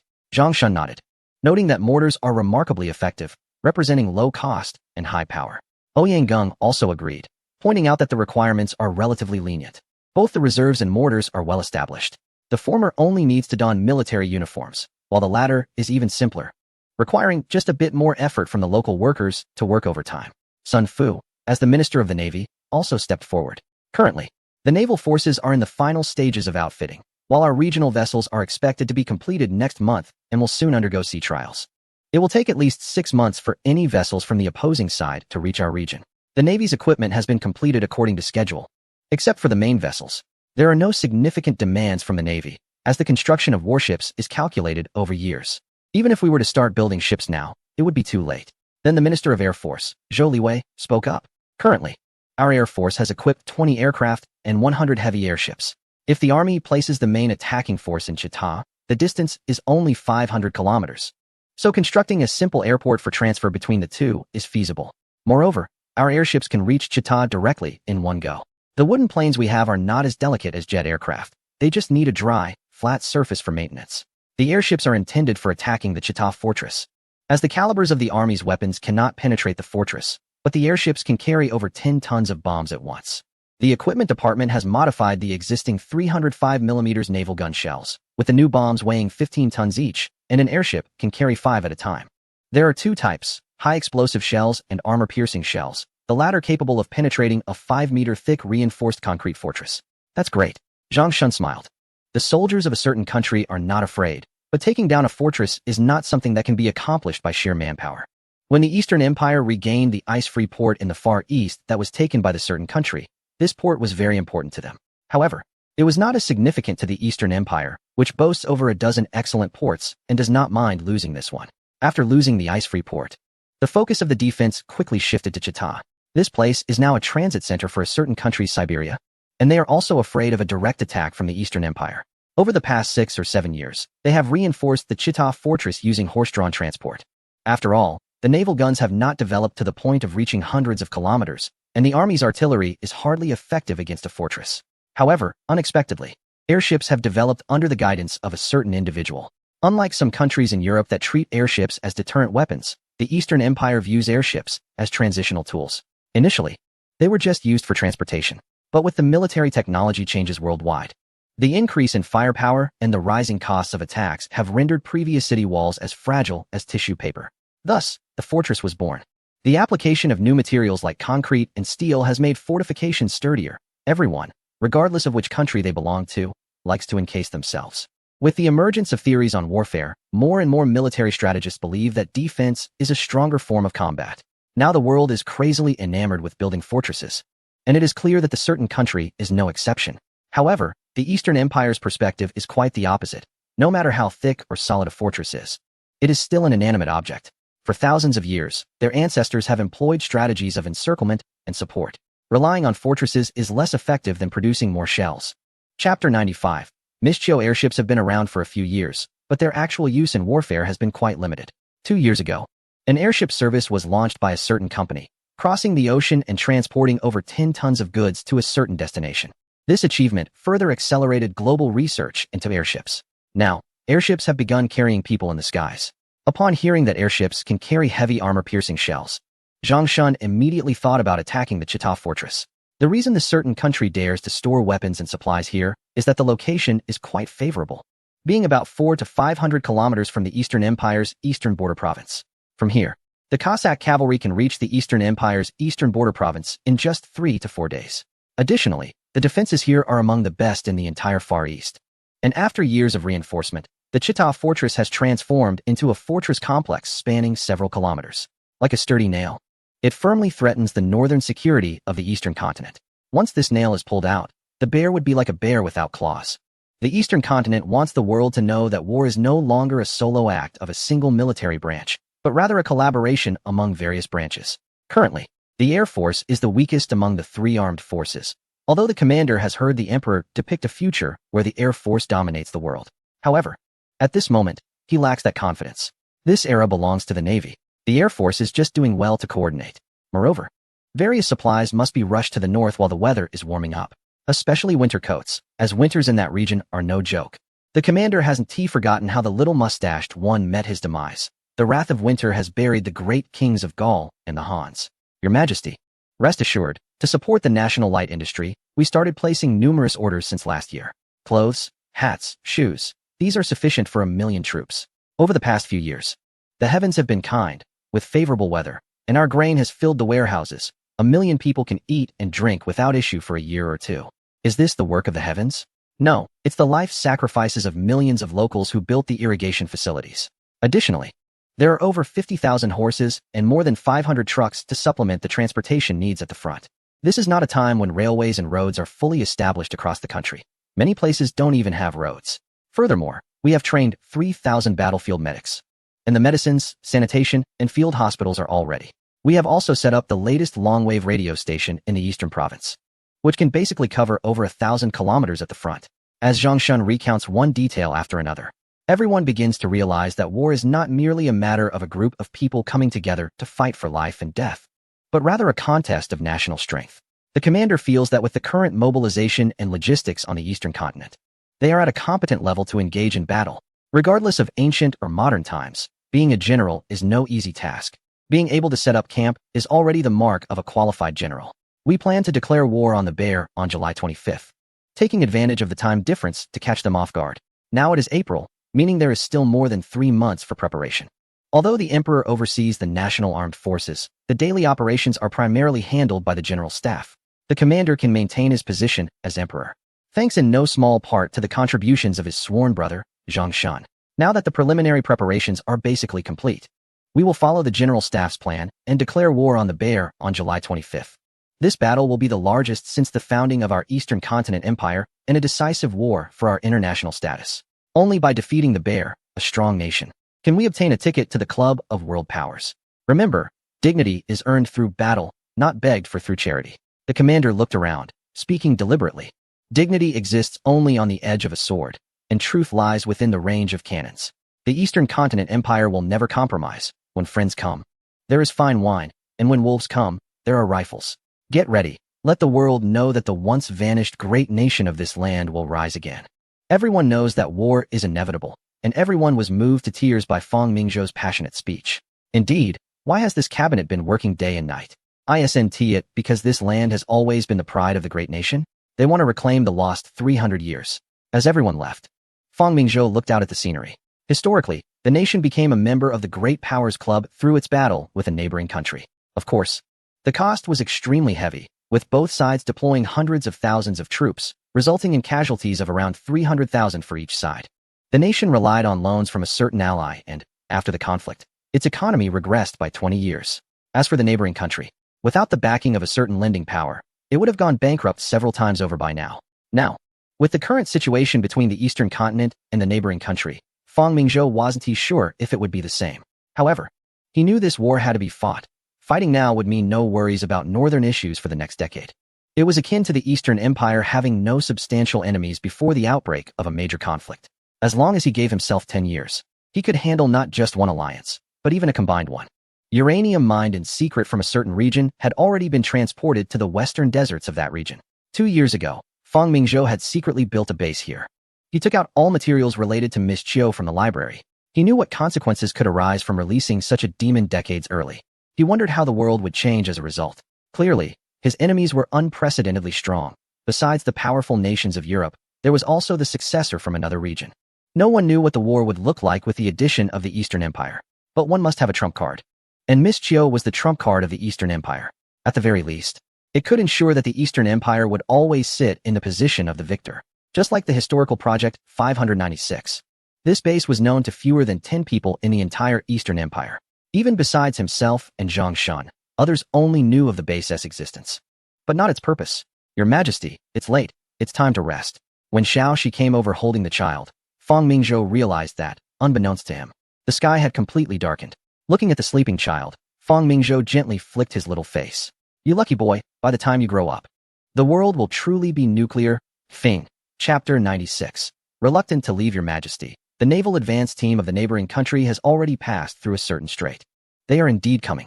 Ever since that battle 7 years ago, the Eastern Empire had driven away the 80,000-ton battleships, and tens of thousands of soldiers of the neighboring country, along with that ice-free port. Although a peace agreement was signed between the two nations with the coordination of many countries, even so, no naval vessels from the Bear Nation had entered the Far East. And now, after 7 years, the Bear Nation's warships have appeared in the Far East again. The armored cruiser Dimitri, leading 2 second-class protected cruisers and several destroyers, passed through the Carryman Strait and was spotted by intelligence personnel from the province of Java. Earlier this year, this vanguard fleet set out from the Bear Nation's port to pave the way for the larger fleet to follow. Do these Slavs really think they are strong? At this moment in Great Port, Vasiljevic wore a bitter expression, unsure of what His Majesty was thinking, allowing him to bring these 3 warships to the Far East for reconnaissance. He pitted himself, as he was only going to report to the Naval Department about the shipyards embezzling funds while constructing the Borodino battleships. He was doing this for the good of the country.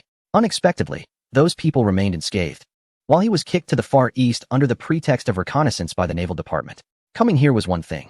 After all, he was a soldier, and obeying orders was his duty. Yet, the damn Naval Department only provided him with an armored cruiser, an outdated model from over a decade ago. Looking at the Dimitri, Vasiljevic wished he could take it back to the Bear Nation. With only a displacement of 6,000 tons, it was equipped with just 3 twin-mounted 152mm naval guns, and the open turret design meant that if it encountered the Rainbow class from the eastern continent, there would probably be no survivors left in under a minute. Who would dare to operate the naval guns against the rapid-fire Rainbow class? Without naval guns, was he supposed to rely on the bow ramming device to confront the Eastern Navy? Yes. He didn't know which idiot designer came up with the idea of such a massive ram. As a rising star in the Bear Nation's naval department, Vasiljevic was not someone to be compared to those incompetent individuals. He was sent here because he could not tolerate the current wave of corruption within the Bear Navy from the top down and had repeatedly refused to join them. In his view, the Bear Navy was never the Eastern Empire thousands of miles away, but rather akin to John Bull or Hans Cat. Although the empire had no colonies, its vast territory did not need them. Everything a colony could provide, they already had. As long as peace was achieved with the eastern continent and the east was developed, the vast expanse of Siberia, if developed, would be no less than the empire's territories in Europe. As for the cold weather, what was that? When it came to withstanding the cold, no one could compare to the Slavs. But ultimately, he was a minor figure with little influence. The task given to him by His Majesty was to find an anchorage for the soon-to-depart larger fleet. Vasiljevic really wanted to curse, it was easy to say. But could this task be accomplished? Once they passed the Malu Strait, they would already be within the maritime sphere of the Eastern Empire. The reason he was currently stopped at Great Port was that at least this was still one of the few colonies of the Dutch. Leaving here, he didn't even know what he would encounter. The last time an 80,000-ton warship of the Empire was sunk, he analyzed it for a long time and concluded that the naval strength of the Eastern Empire was already comparable to that of the world naval hegemon, John Bull. Now their navy has more than 10 battleships and 8 armored cruisers of over 10,000 tons, not to mention the nearly 10,000-ton Rainbow class. Just one of their ships could easily overpower my old vessel. Am I here to scout or to boost their battle records? However, the idiots in the Naval Department insist that the Empire and the Eastern region have not yet gone to war, so they dare not attack my scouting fleet. True. This statement holds some merit. In previous wars, the Eastern region always declared war before engaging in combat. The key issue is finding an anchorage. The former southern seas have now become the territory of the Eastern Empire and the Hans Cat, with the Eastern region's second fleet frequently appearing here. Perhaps these people are waiting for me on the other side of the ocean right now. The Naval Department says that although this is the sphere of influence of the Eastern region, it is also an international shipping route, and I am safe here. But do those fools read maps? Even if I manage to safely leave the southern seas, then what? I would still be within the naval influence of the Eastern Empire. And this is the South China Sea. It's unnecessary to say who it belongs to. If I'm not afraid of death and go further, I would cross into their territorial waters. Finding an anchorage is futile. If a large fleet arrives here and the Eastern Navy has not reacted, this country would have long been destroyed. Vasiljevic has nearly worn out the world map, unable to find a safe anchorage that poses a threat to the Eastern region. Should I divert to the Kangaroo Country and then take a detour to the Solomon Islands? Vasiljevic glanced at the distance and felt that the Naval Department would kill him. Just taking this route would increase the distance by at least 10,000 kilometers. And let us not forget, the last time the island nation returned fleet faced the same situation, and what happened? They were all sunk by the Eastern Navy to feed the sharks. He finally understood why the Naval Department sent him to scout. These people clearly want him dead. Is God now under the Eastern Empire's domain? Otherwise, why is every route leading into the territory of the Eastern Navy?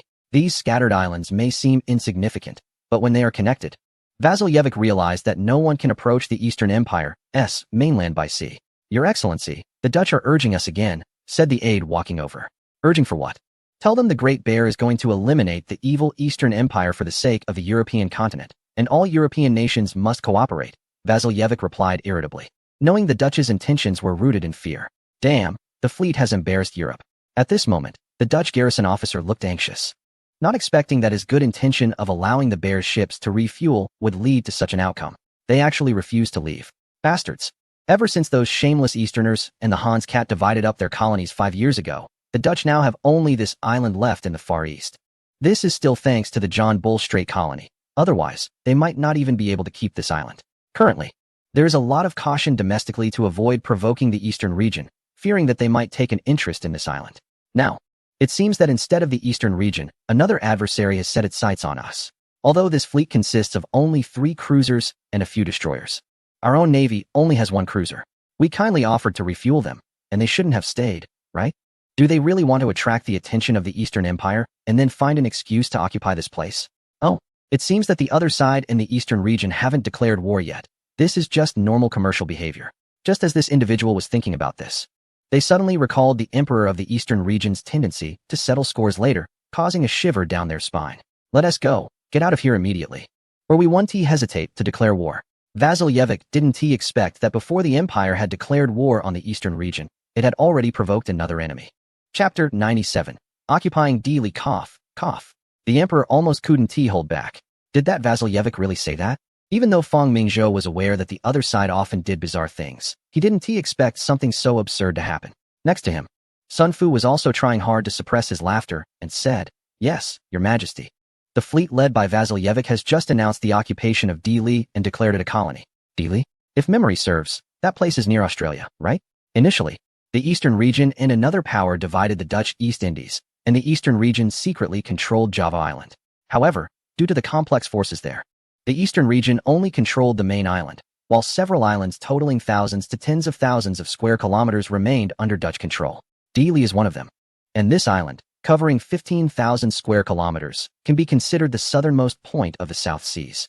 What were they thinking, going to occupy such a desolate place? The Prime Minister, Ouyang Gung, curiously asked. Although he didn't understand naval warfare, he could still read basic maritime maps. And that place was quite far from the eastern region. Shouldn't the other side be sending a fleet to deal with us rather than attacking the coast of the Eastern Empire? Prime Minister, the other side has no choice. They are being forced by us, Sun Fu said cheerfully. Just look at the map. As soon as their navy leaves Malacca, they are already facing our sphere of influence. In fact, the best course of action for them would be to send out their ships before our 2 nations declared war, docking in the nearby bay. As we haven't declared war and cannot take action against them. The bay is only about 1,000 kilometers from our coastline, and it would take less than 2 days to reach and launch an attack on our coast. But that Nicholas II is still waiting for his last Borodino-class battleship to be built before heading to the Far East. By the time it is completed, the war will likely have already begun. Even if the other side is overconfident, they wouldn't dare take the risk to provide anchorage for that fleet. If they do, we wouldn't mind liberating their colonies in the region. Zhang Shun chuckled, but Feng Mingzhou knew that this person had definitely made some relevant military plans in private. If the Gallic Rooster really decided to do so, the Naval Department might actually dare to act. Your Majesty, if it were me, I would make the same choice as Vasilievich, Sun Fu said seriously. Now the whole world knows that the Nanyang region is the sphere of influence of our eastern continent and the Hans Cat. Not to mention us. Even Wilhelm II is eager for his cousin to step down tomorrow. He would definitely not provide anchorage for them. Especially since their colonies in the Neon region are right under our noses. If he doesn't want his Far East fleet and 10,000 troops to be swallowed by us, he will certainly refuse the request from the bear. Ouyang Gung nodded. Your Majesty said back then that although giving the Neon Islands to the Hans Cat seemed beneficial to them, it also revealed their colonial ambitions. Moreover, these people have, to some extent, become hostages of the Eastern Continent Empire. Just like now, if Wilhelm II doesn't want his navy and army to be doomed, he will certainly refuse. Among the 4 major islands in Nanyang, the Eastern Continent occupies 1, while the Hans Cat occupies 3. As long as these 2 refuse, the Bear's fleet cannot threaten the Eastern Continent's mainland.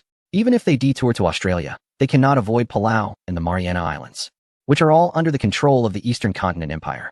Not to mention there is also a province of Funan blocking the way. So this was intentional? Ouyang Gung smiled after hearing the introduction. Your Majesty's vision is truly unparalleled. Initially, seizing islands everywhere, it now seems like an iron chain across the river. No, the sea. The Netherlands has really had bad luck. Previously, they were tricked by us and the Hans cat, and now they have been stabbed by the bear. Good intentions to provide coal, and yet you covet my colonies. If it were me, I would probably want to curse. Although that place is remote, its location is quite good. Buying tens of thousands of tons of coal to store there would indeed make for a nice anchorage. The Netherlands didn't protest, after all. When we fought for the Dutch East Indies, didn't they join forces with John Bull and fight against our navy? Why are they so obedient now, Your Majesty? According to the Intelligence Bureau, I suspect there is a shadow of John Bull behind this. Oh, he got involved too? Yes. The bear has basically completed its naval expansion plan, although it's not as exaggerated as 50 main ships. However, they still have over 15 battleships, 12 heavy cruisers, and more than 20 large light cruisers. With their existing main ships, they have already surpassed the Gallic Rooster to become the second largest navy in the world. John Bull has dominated the world with its navy, and with so many main ships from the bear, all launched just 1 or 2 years ago. It's impossible for John Bull not to be worried. If Nicholas II gets a wild idea and places so many main ships in the Mediterranean, Edward VII might not even sleep soundly. Everyone laughed. It's true that the bear could indeed do such things. Over 400,000 tons of main battleships. The current bear has become increasingly formidable, already possessing a massive army. If it weren't for the existence of the Eastern Empire, which is considered a mortal enemy, it's likely that the world wouldn't assist the bear in building warships. Of course, the British are not overly concerned, after all. The bear's main battleships are currently in the Black Sea, and as long as the narrow strait remains closed.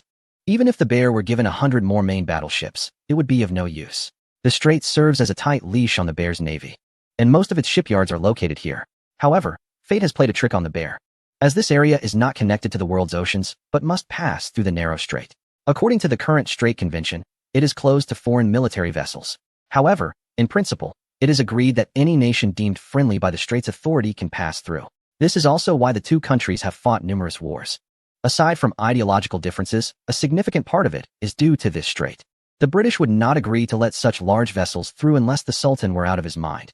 If the bear were to act unscrupulously and send its main battleships directly into the Mediterranean, the authority might consider relocating its capital.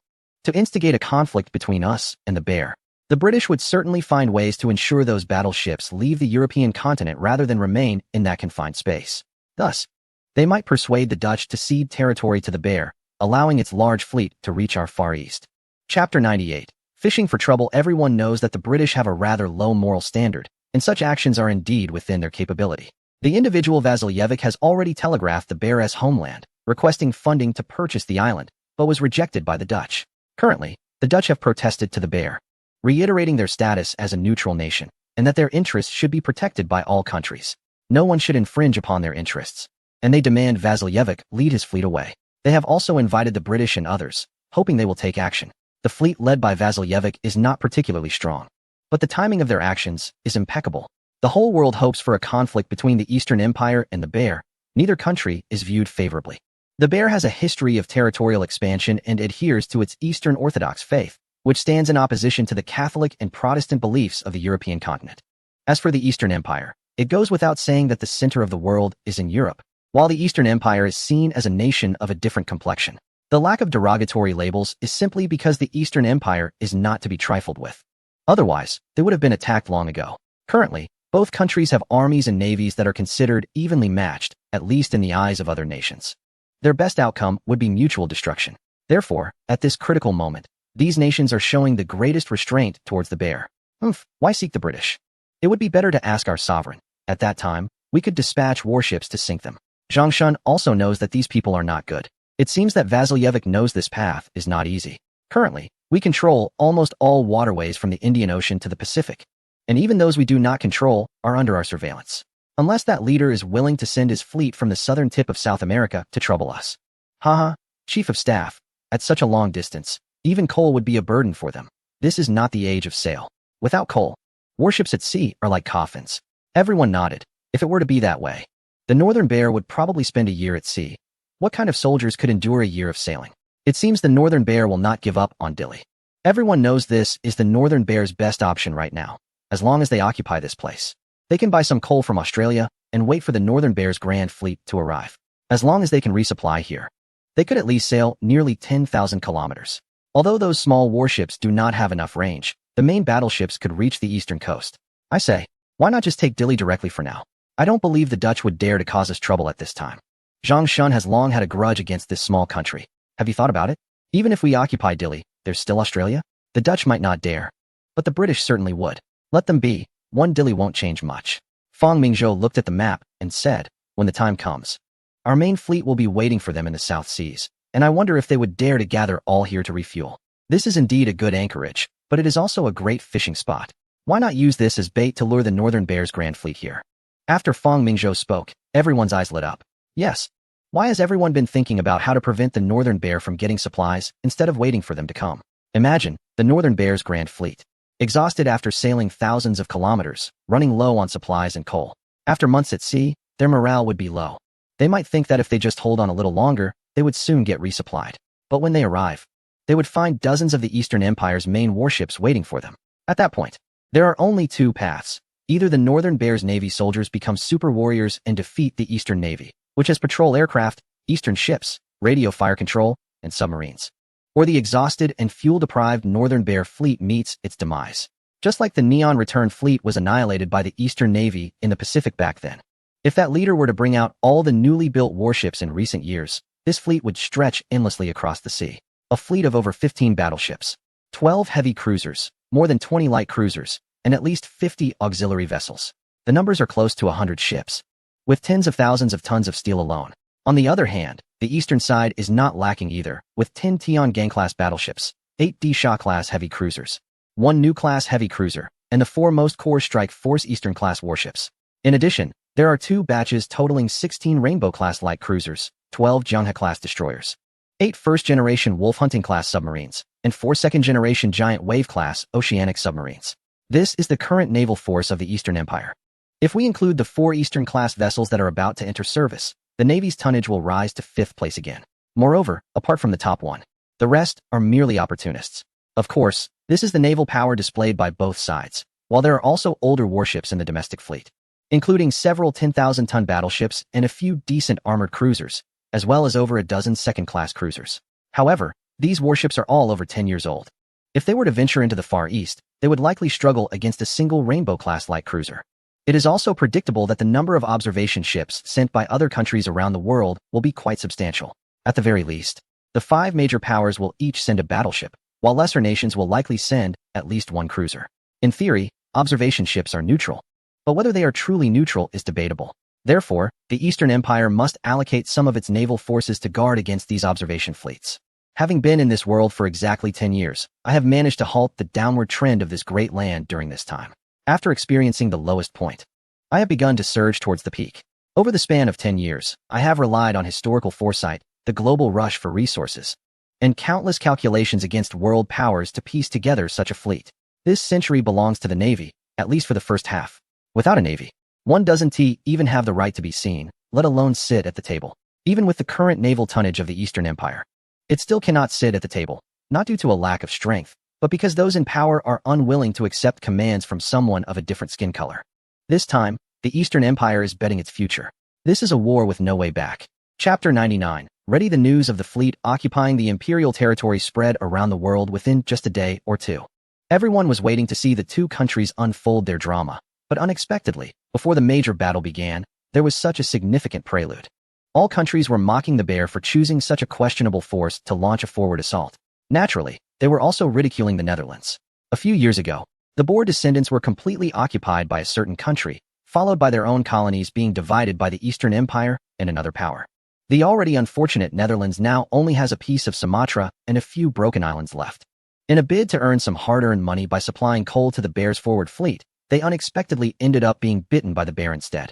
To make matters worse, the Foreign Affairs Department of the Eastern Empire also sent a notice inquiring whether this incident was planned by the Netherlands, stating that they would reserve the right to pursue accountability. God have mercy, the Netherlands would love nothing more than to eliminate that leader and his fleet. If it were another country, the Netherlands might have let it go, but thinking of the emperor's usual style, they were almost in tears. The whole world knows that the Eastern Empire in the Far East is a nation of madness. In recent years, they have trained hundreds of thousands of ground troops and built the 5th largest navy in the world, defeating various rivals. They also triumphed over a joint fleet in the Karimata Strait. This reckless behavior has instilled fear in everyone, and the population of that country has left others feeling hopeless. If they wish, raising 1 million soldiers is a simple task, and 10 million is not surprising. 10 million? Everyone is stunned by that number. Their navy can be seen almost everywhere around the globe. Countless individuals labor under the threat of life to produce weapons, ammunition, and various projects for their emperor. This nation, which was ignorant and plagued by opium just over a decade ago, seems to have vanished overnight. Countless factories have sprung up, and the black smoke from their chimneys has never ceased. Their people do not know what rest is. The railway mileage increases wildly every day, even more frantically than during the most intense westward expansion era of the past.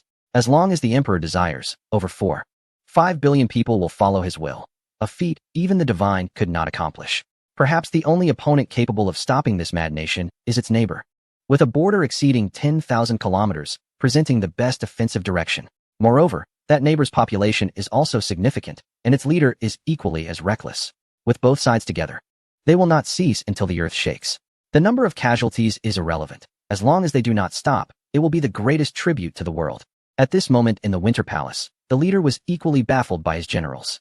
Your Majesty, Vasilyevic and his fleet have completely taken control of the imperial territory. This island of over 10,000 square kilometers is now a colony of the empire, said the Prime Minister and Finance Minister respectfully. My Prime Minister, I would like to know whose idea this was. The envoy from the Netherlands has repeatedly requested our withdrawal from the imperial territory. This is detrimental to our international standing. Although Nikolai was arrogant, he was not foolish. He understood that the situation within his own country was not favorable. They were heavily reliant on loans from a neighboring nation, and the other side controlled a crucial strait, making it difficult for their large fleet to venture into the Far East without permission. The Netherlands, a small but resilient nation in Europe, has maintained excellent relations with several major powers.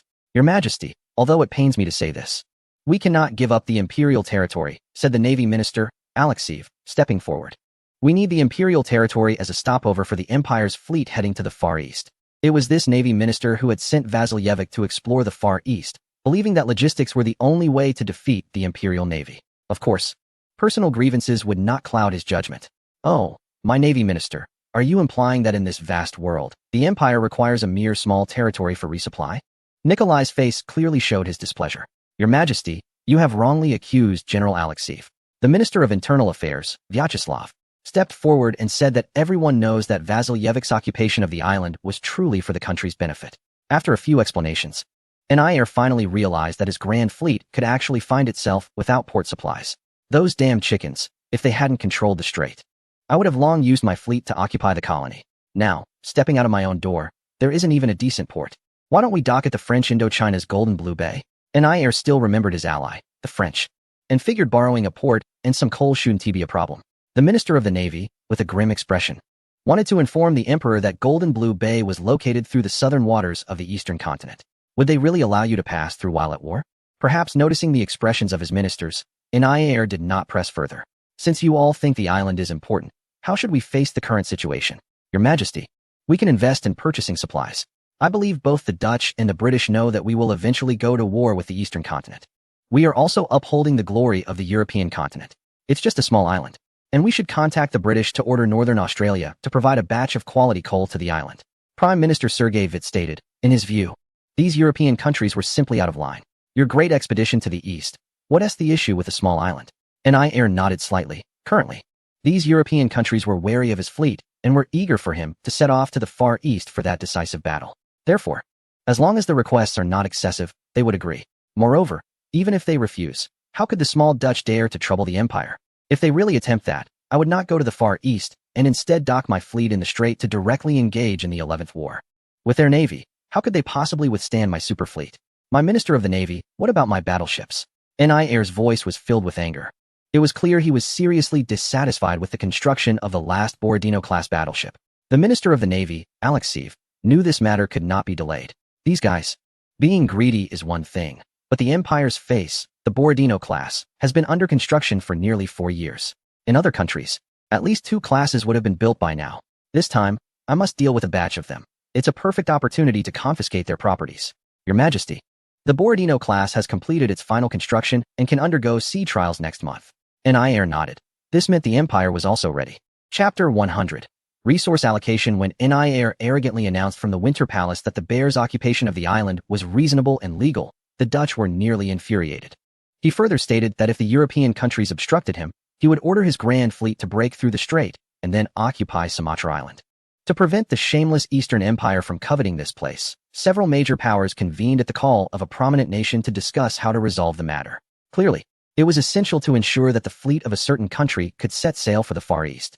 This was a joint decision made by the leaders of three naval powers, as they were also concerned that a certain leader with questionable judgment might choose to confront them directly instead of engaging the Eastern Empire.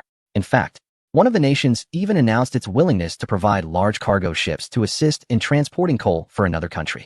Ultimately, the outcome was that several strong nations guaranteed the interests of a certain European country in Sumatra, ensuring its neutral status, and agreed to sell a particular territory to that country. This news quickly spread across the globe, with the Foreign Affairs Department of the Eastern Empire declaring it a blatant disregard for their sovereignty. They asserted that the consequences of this incident would be borne by all European nations. Meanwhile, a distant nation across the ocean also issued a statement, calling this an example of the traditional pirate behavior of European powers. They claimed it was a disregard for the hundreds of millions of people in the Eastern Empire and for their own interests, urging for an open market that facilitated the free flow of capital among all countries. They believed that they should actively participate in international affairs and make their voice heard. However, it became evident that this was merely a reflection of their own self-interest. Despite their strong industrial capabilities, their military prowess was largely overlooked by others.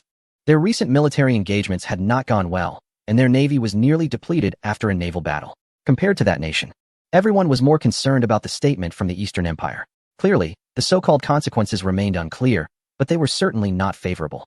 The last time there was such a blatant disregard for a warning from the Eastern Empire was during their unification war, which resulted in a significant setback for the dominant powers. As everyone speculated on what measures the Eastern Empire would take, its Foreign Affairs Department released a video in front of all the reporters. In the footage, a wooden machine slowly began to accelerate on a flat surface. It picked up speed and, to everyone's astonishment, lifted off the ground and soared into the sky.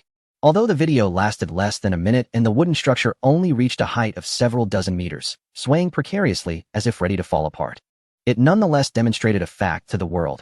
Humanity could achieve flight through mechanical means beyond just airships. Instantly, this video overshadowed the news of the impending conflict between two major powers, as humanity seemed to have taken a leap into the skies.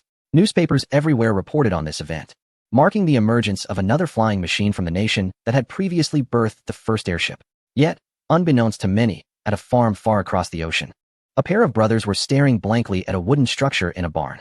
Because the aircraft in the newspaper looked almost identical to the one in front of them, the two brothers exchanged glances, nodded, and decided to sell the farm and head to the east to find the inventor of this aircraft. While the world was immersed in the shocking news about airplanes, no one noticed that trains billowing black smoke were racing along the tracks. They were loaded with various military supplies, from socks to military boots, from sweaters to cotton coats, from generators to different types of fuel. Even spirits, medicinal herbs, tobacco, and various kinds of food were included. These seemingly ordinary items were being packed up from warehouses across the country and sent by train to the north, ultimately directed towards Dash under the dispatcher's command. Soldiers walked out of the barracks, taking their personal belongings, and, led by their officers, began boarding the train in units. Over 80 of the locomotives in the east were gathered, high-quality coal was shoveled into the boilers, and the powerful engines made the lengthy train race forward. "Your Majesty, they have set out," a voice reported. At the station, Fang Mingzhou stood in the dispatch room, watching through the glass as those soldiers entered the carriages without hesitation. He did not know how many of them would return alive. Whose sons were they, whose fathers, and whose husbands? They left their loved ones because of a command and boarded this train with an uncertain destination. "Shunge, do you think I am too cruel?" Fang Mingzhou murmured. Zhang Shun, standing nearby, also gazed ahead and saw the same scene. "Your Majesty, this is the duty assigned to our generation by the times. We are not waging war for personal gain, but for this country, for this nation. We do not strike others, but others come to strike us." Zhang Shun knew that the emperor was not as strong as he seemed. When his father died, and they had to flee with the young master, the young master had said that if given the choice, he would prefer to be a wealthy young man riding through the streets. But everything had changed. The emperor had taken this path, bearing the weight of the nation and over 400 million people on his shoulders. Zhang Shun was also well-versed in history. Yet no one could elevate a nation to such heights in just a few years like the emperor had. Indeed, the East still had many shortcomings. Its industry could not compare to Han's Cat, its navy to John Bull, and its economy to the lighthouse. However, in places unknown to many, the East was rapidly catching up with double-digit economic growth each year. 450 million people could fill their stomachs, eligible children were entering schools, workers were producing, and farmers were planting. This was a vibrant East Empire. "Shungu, once we defeat the bear, I want to take a good rest for a while and travel to all the countries in the world. Fang Mingzhou suddenly realized that he had been here for 10 years and had not truly had his own time. After this war ends, there would be about a decade of peace, and he must take the strength of the East to the world. Let everyone see, in the East, there is a powerful nation. The center of the world is no longer the European continent. Brother Shun, this war is entrusted to you. Let everyone in the world know that the East cannot be humiliated. Chapter 101. The war decree. While the world was still immersed in extensive reports about airplanes. Just 5 days before the military buildup in the East, the Eastern Empire held its annual press conference. During this event, Prime Minister Ouyang Gung announced to all domestic and foreign reporters the famous statement to the entire East. He declared that, starting today, all unequal treaties signed by previous regimes would be abolished. If it were just that, it might have been acceptable. As the current East is a dominant power in the Far East, gradually reclaiming previously occupied territories in recent years. However, Prime Minister Ouyang Gung then announced the recognition of the previous regime's statehood and asserted sovereignty over the entire eastern Siberia, including the Lena River to the east, the Belgorod River, and the Stanovoy Mountains. In front of everyone, he presented historical documents and called upon some elderly scholars to explain that these areas have historically belonged to the East and that they were occupied for certain reasons. Now, with the strong demand of 450 million citizens, these regions would be reclaimed. The foreign journalists, who thought they were just attending a routine report, suddenly felt they had come to the right place in their lives. Although they could not understand what the elderly scholars were saying in their archaic language, they recognized that the area marked by the Prime Minister exceeded 4 million square kilometers. While it was largely a high-altitude, uninhabited region, it was not without ownership. At least on paper, it belonged to another nation. In the end, the Prime Minister demanded that non-Eastern Empire residents residing in these areas must leave within 3 days of receiving the notice, taking their belongings with them. If they did not leave within the stipulated time, the East would take what it deemed effective measures to encourage their departure. Additionally, soldiers from the other nations stationed there must leave within 5 days, or they would bear all consequences. Upon the announcement, the world held its breath. Everyone knew that the two nations would eventually clash, but they did not expect the Eastern Emperor's ambitions to be so vast. That was 4 million square kilometers of land, nearly equivalent to 1/3 of the European continent. At this moment, countries around the world set aside discussions about airplanes. Even divine intervention would be futile. Diplomats were ordered to immediately head to the Eastern Empire's capital and the other nation's winter palace. Meanwhile, except for one particular country, various European nations began condemning the Eastern Empire for its acts of territorial occupation, labeling it as blatant colonial expansion. At the Winter Palace, the leader was utterly enraged by the Eastern statement. In his view, only he had the authority to declare war, and the Eastern Empire could only passively accept such a declaration. However, the so-called statement felt like a slap in his face. My Prime Minister, is this what you call a plan? At this moment, an air resembled an enraged giant beast, and this declaration, akin to a declaration of war, was entirely unexpected by everyone. Your Majesty, we have not considered this thoroughly. We did not anticipate such a hardline stance from the Eastern region. Now, the most important thing is how we should respond to this statement from them. The people in the palace were also taken aback by the audacity of the Eastern region. If 7 years ago they were justified in occupying over 100 square kilometers of land following their victory, now it was pure extortion. They truly regarded us as easy prey. Declare war, immediately declare war on the Eastern region. The Empire's dignity cannot be compromised. We must declare war on them before they do. Let all soldiers set out to attack the Eastern region, cross their borders, and eliminate their citizens. The Navy must depart at once, heading east to eliminate those heathens. Air's roar echoed through the palace. Everyone rolled their eyes internally. Going to war was not something to be taken lightly. If they rushed in recklessly, it would mean delivering heads to the Eastern region. All eyes turned to the Prime Minister, hoping he could persuade the monarch. Your Majesty, I believe we can declare war on the Eastern region. But we must not let them lead us by the nose. The plans prepared by the Army and Navy are already quite comprehensive. If we follow the plan, the Eastern region will certainly not be able to stop our Imperial soldiers. Air nodded slightly and told everyone, I hope the St. Andrew's flag can be planted on Eastern territory. While the world was busy reporting on this statement from the Eastern region, Fang Mingzhou issued a war order from the Eastern Defense Building, granting the Prime Minister's office the authority to recover lost territories. With the mobilization order issued, the Eastern region began to call up reserves, with the first batch summoning 25 divisions, totaling 300,000 troops. The reserve system had been established at the time of Fang Mingzhou's military formation and was an important indicator of the nation's war potential. After unifying the Eastern region, Fang Mingzhou further increased the reserve ratio to 1:1, meaning there were now 500,000 reserves in the Eastern region. Given the large population, Reserves were not simply a matter of finding a few people for training. Fang Mingzhou implemented a modern reserve system, selecting eligible young men from various provinces each year for 2 months of training. This training generally took place in winter, avoiding the busy farming season. And there were subsidies for those in reserve, along with a high status associated with being in the reserves. Additionally, the benevolent policies implemented by Fang Mingzhou over the years led to strong support for the royal family among the populace.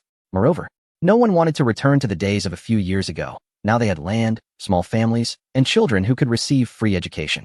Such hard-won lives would not be easily disrupted. Of course, this was merely the official narrative. In reality, training for the reserves had begun gathering momentum 3 months prior. Once they completed their training, they would not head to the brutal front lines, but would don the uniforms of the National Guard. While the actual National Guard had already boarded trains heading to the front. As Zhang Shun said, sending these reservists to the front lines is irresponsible towards their lives. Unexpectedly, when this proclamation to the people appeared in the newspapers, the first responders were the workers in the factories. They were the first group to truly enjoy the benefits of the nation, not to mention the free education. Over the past 7 years, the Eastern continent has helped more than 30 million ordinary people escape from illiteracy through literacy campaigns. Once they learned to read and understood the information in the written words, they were no longer the confused individuals they once were. They took to the streets to support the decisions of the empire and the prime minister's office in their own way, and instantly, the recruitment points in various provinces were filled with passionate individuals. They all demanded to join the military and fight for this empire and this nation. As students began to enlist, the entire Eastern continent was profoundly shaken by this sudden surge of patriotism.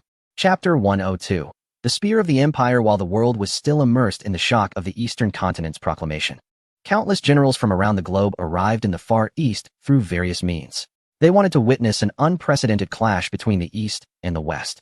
Countries around the world issued statements declaring that they would not intervene in the war, emphasizing that this was a glorious conflict between the Eastern continent and the neighboring entity. However, behind the scenes, unflagged arms ships continuously entered the territory of the neighboring entity through the Chicken Sea Strait. In response to the 5-day ultimatum from the Eastern continent, the neighboring entity's leader also declared the conscription of 500,000 soldiers, stating that the first batch had already set off and would deliver a heavy blow to the Eastern continent. They also announced that the last 5 Borodino-class battleships had completed construction, following the defeat in the previous land and naval conflict with the Eastern continent. All the main battleships under the neighboring entity's naval expansion plan had been completed. Although they did not reach the initially boasted 50 main battleships, they had already surpassed 16 battleships, 12 heavy cruisers, and more than 20 large light cruisers. This included 3 Petropavlovsk-class battleships, 3 Peresvet-class battleships, 3 Sevastopol-class battleships, 2 Yevstafai-class battleships, and 5 Borodino-class battleships. When the leader reviewed these fleets, the neighboring entity's newspapers boldly proclaimed that the era of the neighboring entity had arrived. With the completion of the Siberian Artery Railway, the leader eagerly stuffed the soldiers onto the trains, sending them continuously towards the Far East. Meanwhile, some spies lurking in the Eastern continent discovered that the once tightly sealed dry docks of the 2 major shipyards had somehow been opened. However, aside from a few 2,000-ton destroyers under construction, there was nothing else inside. Clearly, no one would believe that destroyers were being built in shipyards that had been closed for almost 2 years. Everyone believed that battleships were being constructed, especially since the Eastern continent had launched 2 battleships in recent years, but with such high levels of secrecy. It was only when the Rainbow class made its debut that the fleet returning from the Neon Land established the reputation of the Rainbow class light cruisers. What about this time? Will the Eastern Empire unveil new warships? Although unspoken, the world believes that this naval battle will be evenly matched. Countless ship designers have been sleepless, eager to rush to the Eastern Empire to ask the Emperor what kind of warships have been built. As the tension between the 2 nations escalates, the arrival of the ambassador from the Northern Bear Nation in the capital of the Eastern Empire has everyone speculating about when the war will begin. The media around the world is focusing on the Far East, eagerly awaiting developments. The oppressive atmosphere, akin to the calm before a storm, has everyone wide-eyed, wondering when the long-looming shadow of war over the Far East will finally dissipate. The wait has been too long. Since the founding of the Eastern Empire, Fang Mingzhou and his fleet have built their formidable reputation upon the remains of the Northern Bear Fleet. It has been 7 years since the naval battle in Weihai, almost the age of a child from birth to school age. The lands in the northeastern Far East, once occupied by the Northern Bear, have been reclaimed by the Eastern Empire, delivering a slap in the face to the invaders, with 70,000 soldiers becoming part of history. The animosity between the 2 countries has solidified into a deep-seated hatred, even after the ceasefire agreement was signed. Not a single merchant ship flying the Northern Bear's flag has been seen on the entire far eastern seas. Over the years, both nations have regarded each other as enemies, striving to enhance their military capabilities in preparation for war. A small city on the grasslands, is currently teeming with soldiers. The 1st and 2nd Divisions of the Eastern Army, the 1st Cavalry Division, the 7th Eastern Mongolian Division, and the Special Operations Brigade are all elite forces that soldiers aspire to join. This small earthen city has gathered over 100,000 troops, with endless tents filled with the best of the best. Not far from the train station, countless trains continue to arrive, as it is the northernmost point of the Grand Mongolian Railway. 60 kilometers ahead lies the border between the two nations. The General Staff has designated this place as a transit station for attacking the Northern Bear. A massive influx of soldiers and supplies is arriving, with trucks, horses, and even covered vehicles. Temporary military camps have sprung up, and many soldiers are seeing the grasslands for the first time, curiously observing their surroundings. However, when they see the patrols wearing white armbands and sporting poker faces, they instinctively shrink back. With so many troops, the radio communications are bustling. To ensure smooth operations, the logistics department has recently installed several high-power radio stations nearby. Communication airships are also floating in the sky. Countless telegrams from across the nation converge here, transmitting orders from the rear while relaying commands step by step to the front lines. In the city, Li Yongchang looks at the busy radio command center, takes a deep breath, and as the first person to lead a major domestic operation, he is unsurprisingly appointed as the commander of the Eastern Army. He is the most steadfast supporter who followed Fang Mingzhou from the earliest camp, witnessing the rise of Dongzhou from nothing to its current strength. He has also grown alongside it, and is now the Deputy Chief of Staff of the Dongzhou Empire, having taken over the command of the Eastern Front. Everyone in Dongzhou knows the Chief of Staff, Zhang Shun, the Emperor's brother-in-law, a staunch supporter of imperial power, known as the Pillar of Imperial Authority. However, this Deputy Chief of Staff remains low-key and inconspicuous, yet those who know him understand that he is the sharpest spear in the hands of imperial power. In today's world, it is the era of navies, with countries around the globe frantically developing their naval forces, and Dongzhou is no exception. When it comes to the Dongzhou Navy, the world gives a thumbs up, but opinions on the army are more mixed. But is it really that simple? The Dongzhou Empire possesses the largest military resources in the world, with its territory being the 2nd largest globally. Fang Mingzhou proposed a strategy of a smaller, elite army long ago, as the current economy of the Dongzhou Empire does not allow for large-scale army expansions. Thus, he recalled the example of the Han's Cat after World War I, which managed to expand its defense forces tenfold after the war began, while maintaining strong combat capabilities. Maintaining a relatively small but elite army has been a unanimous decision among the two chief of staffs and the emperor. Moreover, a smaller size is relative. The largest conventional army in the world, the enemy known as the Bear, only has an army of 800,000. This time, let his strongest spear tear apart the pride of the Bear. As Li Yongchang pushed the door open, various stars of command shone before him. Chapter 103. The deployment of both sides. The conference room was a massive tent, with commanders of various elite divisions seated on wooden benches. Upon seeing Li Yongchang enter, everyone held their breath, as his arrival signified that a great battle was imminent. Please take your seats. In the center of the tent was a large operational map, filled with numerous arrows. In the past couple of days, the Bear's ambassador has requested to meet with our Prime Minister. Clearly, that individual still has an arrogant demeanor, wanting to declare war on us before our final 5-day ultimatum expires. Laughter erupted among the attendees. The Bear's every move had not escaped Dongzhou's predictions. Unbeknownst to them, the Empire was already prepared to deliver an unforgettable lesson to the Bear the moment the war began. This time, troops were drawn from all over the country, and I believe everyone here has some guesses in mind. Nods of agreement filled the room, as they looked at each other's insignias, recognizing that they were all elite forces. Under the gaze of everyone, Li Yongchang approached the map, picked up a command baton, and pointed to a specific location. Here is our target for this operation. The entire eastern Siberia, covering an area of 3 million square kilometers, which exceeds the combined area of all our southern provinces. As Li Yongchang finished speaking, everyone's eyes lit up with excitement. Looking at that vast land, the words expanding territory involuntarily came to mind. Of course, compared to the vast area of land, we also face many enemies. Due to the recovery of the ice-free port in the last war, the opposing forces have lost their best base for attacking our eastern territories. Everyone suddenly recalled how His Majesty was willing to offend all nations to firmly take back this ice-free port. It is now evident that His Majesty's foresight has proven crucial. Without this location, the opposing forces' eastern territories have lost their most important support point. Although the population here is not large, in recent years, They have still accumulated a significant amount of supplies in Chita through ancient horse transport.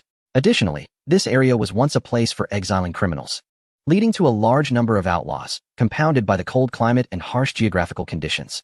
According to our intelligence, the commanding officer stationed in Chita is Sokolovsky, a Cossack leader skilled in assault warfare. He commands 2 armies, comprising a total of 8 regular divisions, along with 3 divisions from the original garrison. Moreover, not long ago, they redeployed 5 Cossack cavalry divisions from their Central Asian group, totaling around 180,000 troops. Simultaneously, about 50,000 Koryak troops are stationed at Lake Baikal, approximately 400 kilometers from Chita. The opposing forces are also on guard against our attacks on their eastern regions, making this area heavily fortified. The total of 230,000 troops is within everyone's expectations. The regular military strength within their territory, excluding reserves, is about 800,000. But the actual number is likely lower due to widespread corruption across various sectors. 1/3 of the forces are allocated to defend against the Eastern Empire's attacks. And given the poor environment and extensive depth, their response can be considered adequate. Along the border of over 10,000 miles, both sides have adopted a 3-pronged approach to attack. The primary offensive and defensive positions differ between the 2 sides. Their central army is stationed in the Irkutsk region. Although not numerous, it should not be underestimated. The main fighting strength comes from 7 divisions of the European Corps, which are elite forces used to suppress the region, in addition to about 70,000 reserves and around 100,000 Cossack cavalry. The total strength is around 270,000. Here, both we and the opposing forces primarily focus on defense. Being centrally located allows for support to the eastern and western fronts as needed, hence the prevalence of cavalry. Finally, there is their Western Army, which is also their main offensive direction and consists of their most elite forces. Among them, 200,000 are new troops from the homeland, all from the European Corps, in addition to over 200,000 reserves. Including cavalry and other units, the expected total exceeds 500,000 troops. Everyone gasped. It is no wonder they were once known as the gendarmes of Europe, as their combined forces have surpassed 1 million. Even capturing 1 million pigs would take several months. The key to this battle is to hold off the opposing forces' most elite troops in the west and drag the conflict into a positional war of attrition. The Central Front will conduct feigned attacks to divert their attention. Our Eastern Front is the critical point of this battle. Capturing this location is essential. Li Yongchang pointed to the Chita fortress hundreds of kilometers away. As long as we seize this place, the entire eastern and central fronts of the opposing forces will no longer pose a threat. The location of Chita Fortress is quite strategic, as it lies right in the middle of the eastern and western armies. Therefore, a significant portion of logistics supplies for the 2 armies is stockpiled here, especially since the Western Army is just at the doorstep of the region. The railway is well developed, making resupply very convenient. Meanwhile, the eastern and central routes rely on the long Siberian Railway, which has only been operational for a little over 6 months and is running at full capacity. Both sides are aware that once hostilities begin, the railway will be one of the first targets for destruction. Constructing railways is challenging, but destroying them is quite easy. If Chita were to fall, it would mean that the soldiers from both armies would have to face an attack from over 300,000 elite troops in the region without any logistical support. Just the lack of food and harsh weather could take a toll on them. After Li Yongchang's introduction, everyone understood why so many elite divisions were present here. I want to introduce the designations of these divisions, as I believe everyone is somewhat familiar with them. The operational plan from the leadership is to eliminate as many of the enemy's 500,000 troops from the eastern and central routes as possible. The Western Front will adopt a defensive strategy, aiming to keep the enemy at bay beyond the border, using trenches and machine guns to wear down their assault forces while cutting off their reinforcements to the central and eastern fronts. Implicitly, the Western Army is prepared for the possibility of the enemy breaching their territory. This thought made everyone clench their fists. For soldiers, being pushed back into their homeland by the enemy is a disgrace. Facing an army of such large numbers, it is impossible to completely defend the border. This is something both Fang Mingzhou and the leadership are aware of, especially since the Western Army is backed by vast, desolate desert terrain. The population is sparse, and months ago, the region had already begun relocating hundreds of thousands of people from here to the rear. Even if the enemy were to advance, they would find it difficult to secure supplies unless they could completely dismantle the Western Army. After Li Yongchang finished speaking, he set down his command baton and picked up a red document from the table, which everyone recognized as an appointment letter sealed with the royal and military insignia. With the command issued, as Li Yongchang unfolded the document, dozens of commanders involuntarily stood up straight. The atmosphere in the small tent instantly became serious. Chapter 104. Fearless in Land Warfare. Forge ahead. Looking at the pairs of fiery eyes, Li Yongchang nodded in satisfaction.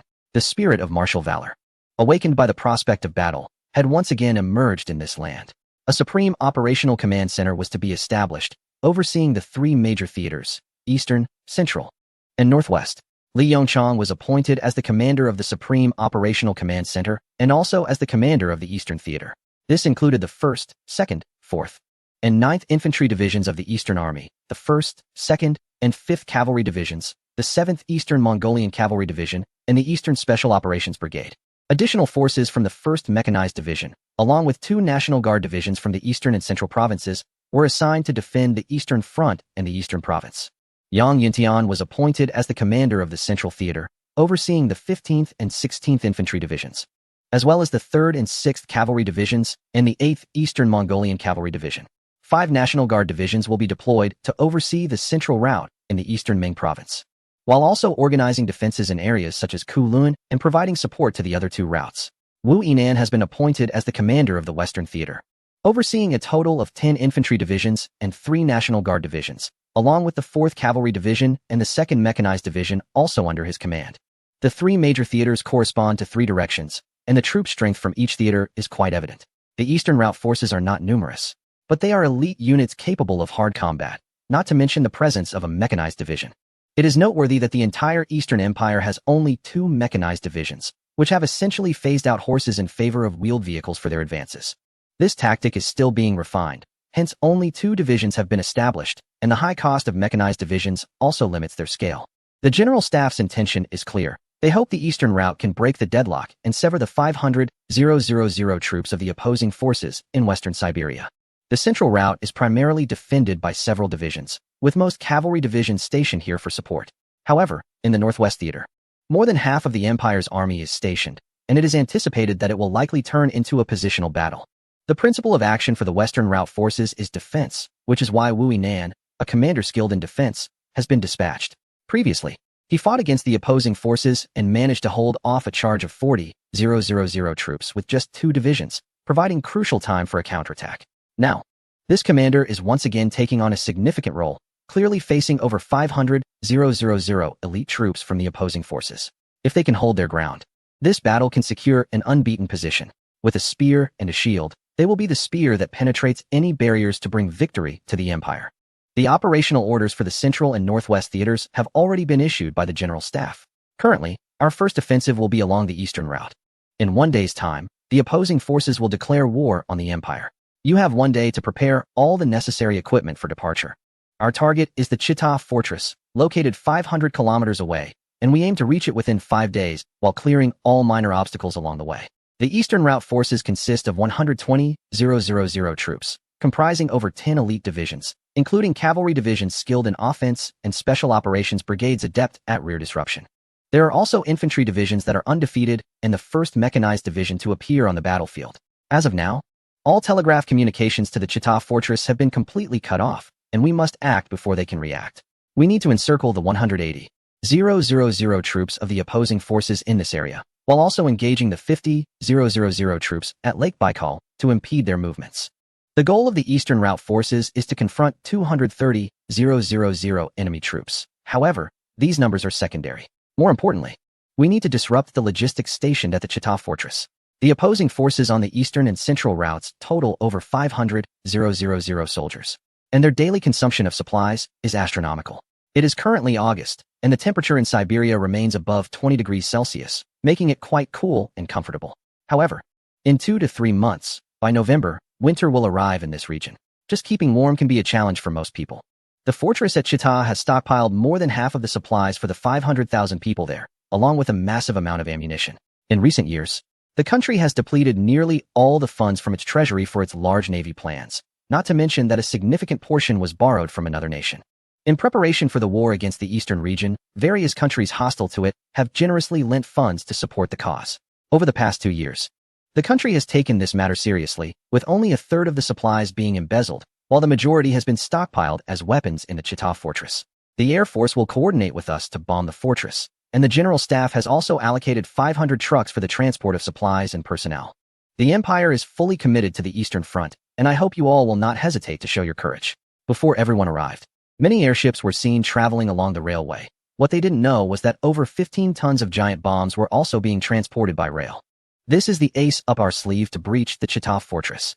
Airships can bypass the limitations of road transport, much to the satisfaction of the general staff. Although airplanes have emerged, the carrying capacity of airships remains irreplaceable. Li Yongchang glanced at the people in the tent and slowly walked towards them. We stand here thanks to countless citizens of the Eastern region who support us. War is about to break out, and those enemies wish to invade the Eastern Empire, to harm our brothers and sisters, and to occupy our territory.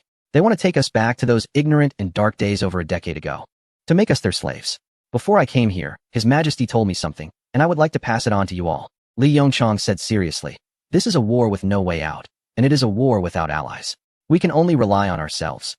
All countries in the world hope for our defeat. If we lose, the flame of civilization in the East will extinguish. His Majesty is prepared for the day you all return. He will open the gates wide to welcome back the warriors who fought for the nation.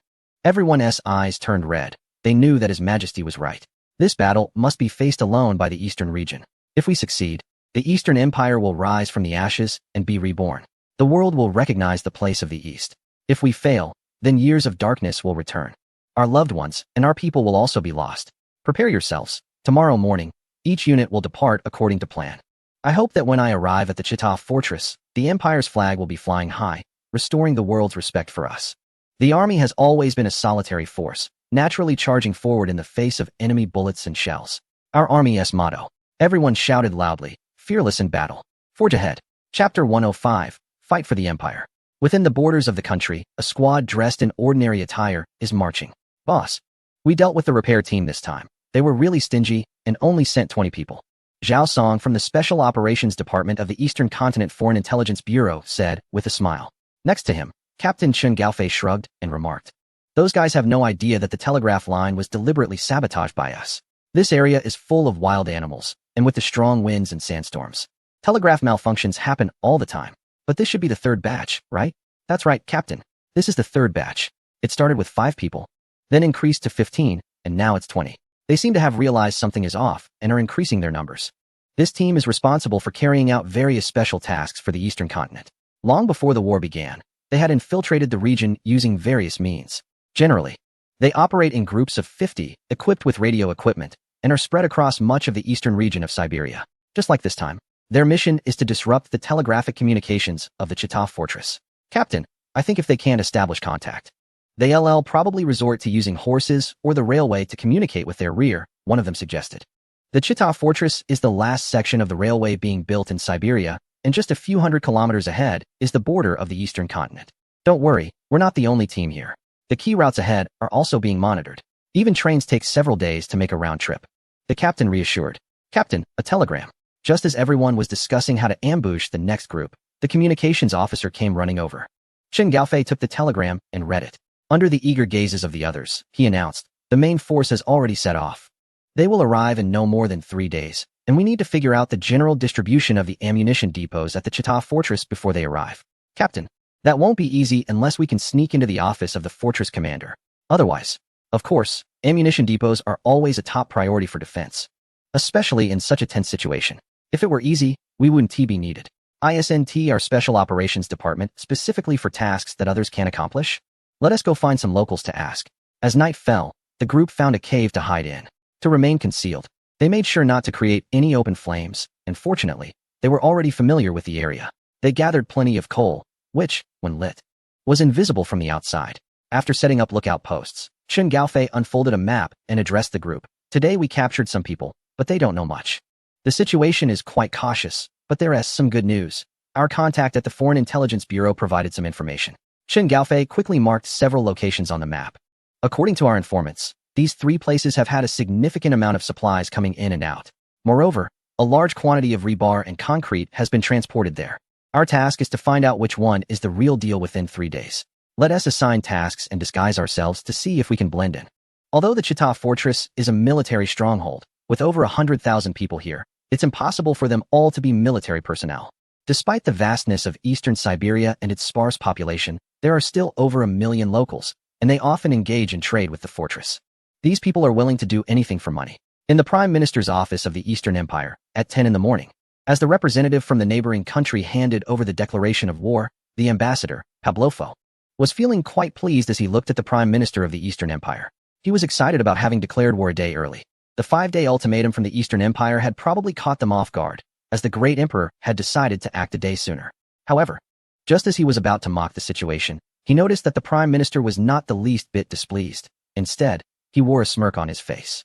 Suddenly, the door beside them swung open, and the renowned emperor of the Eastern Empire appeared, causing Pavlofo's eyes to narrow. This emperor rarely made public appearances, which indicated that something significant was about to happen. Dressed in a bright yellow robe adorned with dragon patterns, the emperor walked slowly to the podium and placed the declaration of war aside. The reporters present seemed to already anticipate what was about to unfold. All eyes on the emperor. I had some expectations when His Excellency Ambassador Pavlofo requested a meeting yesterday. The emperor began in a calm voice. I believe the documents and historical records my prime minister presented 4 days ago are comprehensible to them. They should understand that Eastern Siberia has belonged to us since ancient times. However, the emperor's voice suddenly rose in intensity.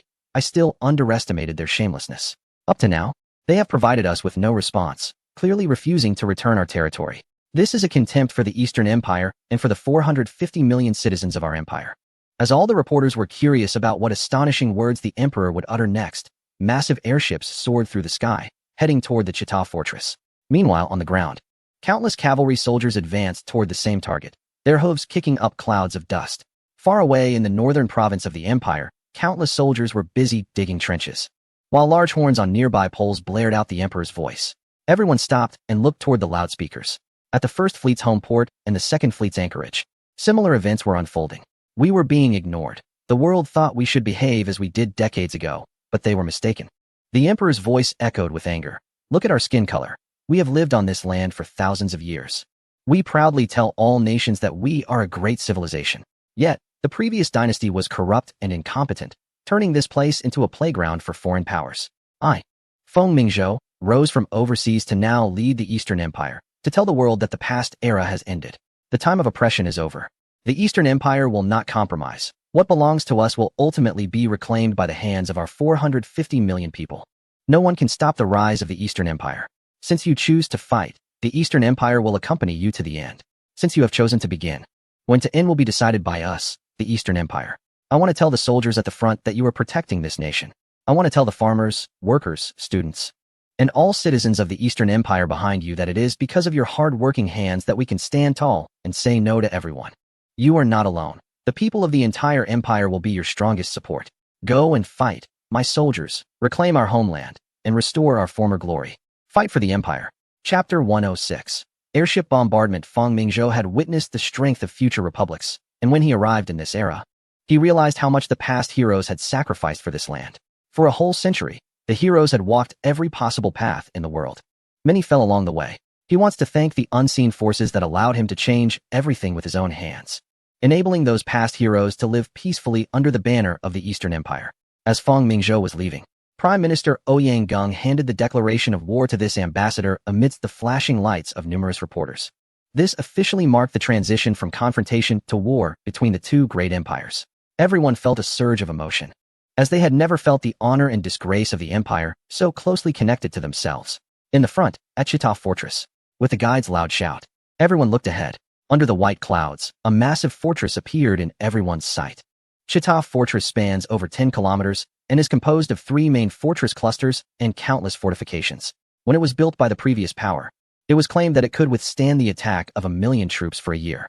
Now, let them know that a day in the sky is a year on the ground. At this moment, more than 100 large airships were in the sky, flying towards the fortress in formation as they began to descend. Countless airships emerged from the white clouds, dispersing into groups and charging towards their designated targets. Chita Fortress also noticed the airships appearing from the clouds and immediately fell into chaos. Clearly, the airships appearing at this time were not their own, leaving only one possibility: the Eastern Empire. Sokolovsky, holding a telescope, looked at the enemies emerging from the clouds, his face turning pale. Before he arrived here, someone in the previous power's command had suggested that the Eastern Empire would attack from this location. A massive stockpile of weapons was here. Unless the Eastern Empire wanted to engage in a continuous war, this was the primary target. However, this proposal was quickly dismissed and even mocked as cowardly. Everyone knew that the fortifications of Chita Fortress were among the best in the world. With just the 50,000 troops from the Eastern Empire, they wouldn't even be able to gnaw through this place. Instead, relying on the fortress's defenses, this would become a bloody ground for the Eastern Empire. Sokolovsky strongly supported this idea. Since his appointment as the commander of the Eastern Front, he had ordered all units to intensify their defensive training. In his view, holding this position would be a significant achievement. The Eastern Empire was certainly not foolish and would not attack the fortress directly. They might send tens of thousands to distract him, attempting a breakthrough from the central or western routes. He was also aware of the ultimatum from the east and had received telegrams from his home country urging him to prepare. However, the telegrams had been malfunctioning for several days, so he had only sent cavalry to scout ahead. To his surprise, the first wave of attack from the east came from the sky. He ordered all units to enter the fortress in sequence and instructed the observers to report diligently. Since the enemy had deployed airships, there would definitely be infantry following. Although he was unsure whether the two nations had declared war, he would not sit idly by while the enemy attacked. Humph, let us see how you managed to take this fortress. The airships were also operated by the Eastern Empire. Although they were invented there, many had been sold to various countries in recent years, and some had been acquired from the Gauls. Over the years, they had also constructed several airships. In Sokolovsky's view, while airships were convenient, they were too cumbersome. As the Chita fortress switched to a defensive posture, the soldiers of the other side hurried inside, leaving the troops stationed on the outskirts to their fate. After all, the airships were visible to the naked eye. If they couldn't fight back, they could at least run away quickly. As the altitude decreased, the airships began to shake, a phenomenon everyone had grown accustomed to. "Captain, we have located the target." One of the observers pointed to an inconspicuous spot ahead. Their target was the ammunition depot. 100 airships formed into groups of 5, with important targets included in the first wave of bombardment. "Maxim, hold tight, ascend immediately." The airship had descended considerably for observation, and as expected, the sound of gunfire erupted from below. This was the sound of the fortress's defensive Maxim machine guns. As the flames continued to shoot out, the airship began to climb rapidly. How dare they shoot at us? Once they reached a safe distance, everyone was infuriated. Fortunately, apart from the Eastern Empire, no other countries had equipped anti-aircraft weapons. The Maxim's effective altitude was only about 500 to 600 meters. After confirming a safe height, the airship flew towards the target. At this moment, Sokolovsky's expression was grim. The targets of these airships were very clear and directed towards vital areas of the fortress. Although the fortress was massive, housing over 100,000 people, it could not protect all critical targets. He could only pray that the airships were unaware of those strategic objectives, given their current direction. Sokolovsky vowed to deal harshly with those military supply officers once he returned. The shells, modified from the Navy's 305mm naval guns, weighed 15 tons each, and an airship could carry a maximum of 5. When the target was within the crosshairs, the first shell was released. Boom. Even in the sky, everyone could see the massive explosion cloud, and it seemed they could feel the ground shaking. Once the thick smoke cleared, they looked and found that the target had still not been penetrated. The forces were indeed willing to invest heavily for the fortress. When the second shell was dropped, explosions began to erupt in other parts of the fortress as well. Not all defensive structures were as robust as the armory. Warehouses, barracks, hospitals, and even places storing coal and winter clothing were all targeted. However, these non-essential or lightly fortified targets were not eligible for the 15-ton shells. When the fourth shell fell, the sturdy armory finally revealed itself. With a thunderous roar, the entire fortress seemed to groan, and a huge mushroom cloud shot into the sky, with even those on the airship feeling the shockwave. "Captain, this thing is powerful. How much ammunition is in there?" "Who cares how much? As long as we blow it up, our ground troops will suffer much fewer casualties. Don't hold back on the last shell. Coordinate with the other airships and drop it on the main fortress. After dropping these, we still have to return." The commander said we can't stop until the fortress is reduced to ruins. When the airship began to return an hour later, the entire fortress seemed as tragic as a girl encountering a strong man. Chapter 107. Destroying the armory. I must say, the efficiency of the airship is remarkable. By the time they returned, the cavalry had only covered less than half the distance after a day of running. Near the Shalika River, the Special Operations Brigade was currently resting. Liu Yuanbai was leading everyone in setting up combat tasks, and if all went well, they would reach the vicinity of Kajinsky near the fortress by tomorrow night. The fortress in Chita had been under construction for over 300 years. Located at the confluence of the Chita River and the Ingada River, it is a transitional area between mountains and plains, with the Yablanovi Mountains to the west and the Shersky Mountains to the east. Nestled in between, Chita naturally had certain defensive advantages, and after years of construction, it could be said to be an impregnable stronghold. This place is a vital military stronghold for the region, often referred to as the neck of the bear in the Far East. Generally, Capturing this place requires significant bloodshed. The fortress built by the forces, taking advantage of the mountains, effectively utilized the geographical benefits, with three major fortress groups providing mutual support, allowing them to respond comfortably to attacks from any direction. On the other side, at the confluence of the two rivers, it could only be crossed in winter when frozen, and due to the mountainous terrain, climbing up was no easy task. The designers considered enemies from various directions, but they did not account for enemies from the sky. After all, airships had only emerged a few years ago, and no one expected that modern airships could carry several tons, especially the heavy airships from the eastern region, which could even exceed a load of 15 tons. This left a significant defensive gap for the fortress. The eastern region intended to exploit airships to breach this fortress, especially since images of aircraft had just been released a few years ago. So far, the airship still has no rivals. Commander, a telegram from the rear. Lu Yuanbai picked up the telegram and read it, then handed it to a few officers nearby. This is today's war report. His Majesty declared war on the enemy at 10 a.m. Now our war is a just war. The Air Force has bombed the fortress today, and the results are quite good, having destroyed most of the important facilities. The bombing will continue tomorrow, and perhaps by tomorrow night, we will hear even better news. After reading the telegram, everyone's expressions brightened. The fortification of the fortress is no joke. No general would want to send their soldiers to attack it unless absolutely necessary. As long as we can damage the main buildings of the fortress, the rest will be easier to handle. An officer on the side said. Technology is developing too quickly now. If this were 10 years ago, I'm not joking, even with 500,000 troops, I wouldn't have been able to take it down. Ha ha ha, 500,000 troops? Are you trying to be a marshal? Exactly. Commander, the camp has been arranged. It's still the end of summer. Although it's only a few degrees at night, as long as we lay down the marching blankets, it's manageable. As for whether we might be exposed, the Special Operations Brigade is meant for scouting. Whether we encounter people or ghosts, we've already dealt with them. Commander, do you want us to make a big move? After all, we're the vanguard and probably the first to reach the fortress. With so many elite troops, everyone is eager to stand out. After all, there's no first in literature and no second in martial arts. Lu Yuanbai was also moved, seeing the anticipation on everyone's faces, and casually took out a map. At this time, with the withdrawal of the Eastern Empire airships, Sokolovsky quickly ordered everyone to begin assessing the losses. As night fell and he received the damage report, his expression immediately darkened. Damn the Eastern Empire for choosing to launch a surprise attack and hitting the fortress's vital points all at once. First and foremost, the most important ammunition depot, the largest in the fortress, has been completely destroyed, and the shells, bullets, and some artillery stored there are either gone or turned into scrap metal. Fortunately, the fortress has a backup ammunition depot, and Sokolovsky has ordered everyone to arrange for the transfer overnight. As for the logistics officer, his head is hanging right in front of the fortress. The Eastern Empire actually knew the locations of various important facilities in the fortress. It's only natural to retaliate. Luckily, to guard against the Eastern Empire, hundreds of thousands of soldiers are fully armed, so at least there are no shortages of rifles in the short term. However, each person only has a few dozen spare bullets, as no one would be foolish enough to carry hundreds of rounds on them in such a secure fortress. This means that if the Eastern Empire really launches an attack, it's likely that after a few days, their ammunition will run out. This is also a national war. Being out of bullets is simply life-threatening.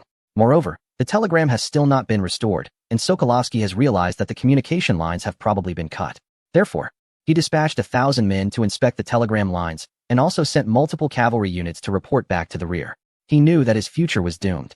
With such a large loss, the ruler would surely not let him off the hook. If he could withstand the Eastern Empire's attack, perhaps he could retire comfortably, but otherwise, it was bleak. This time, the bombings from the Eastern Empire not only destroyed various supplies, but also significantly damaged many fortifications. When the fortifications were designed, the army's artillery was only a little over 300 millimeters. Although the calibers of the army and navy were the same, their power was not at the same level. The frontal defenses of the Chita fortress could withstand 300mm army caliber artillery, but not what was above. Moreover, such army artillery typically weighed dozens or even over 50 tons, making it incapable of moving across the terrain of the Far East. The Empire's designers had forgotten about the skies. Today, the bombs dropped by those airships were known to have power that even battleship cannons might not match. This was just the first day, aside from the supplies. The fortress had already suffered over a third in damage.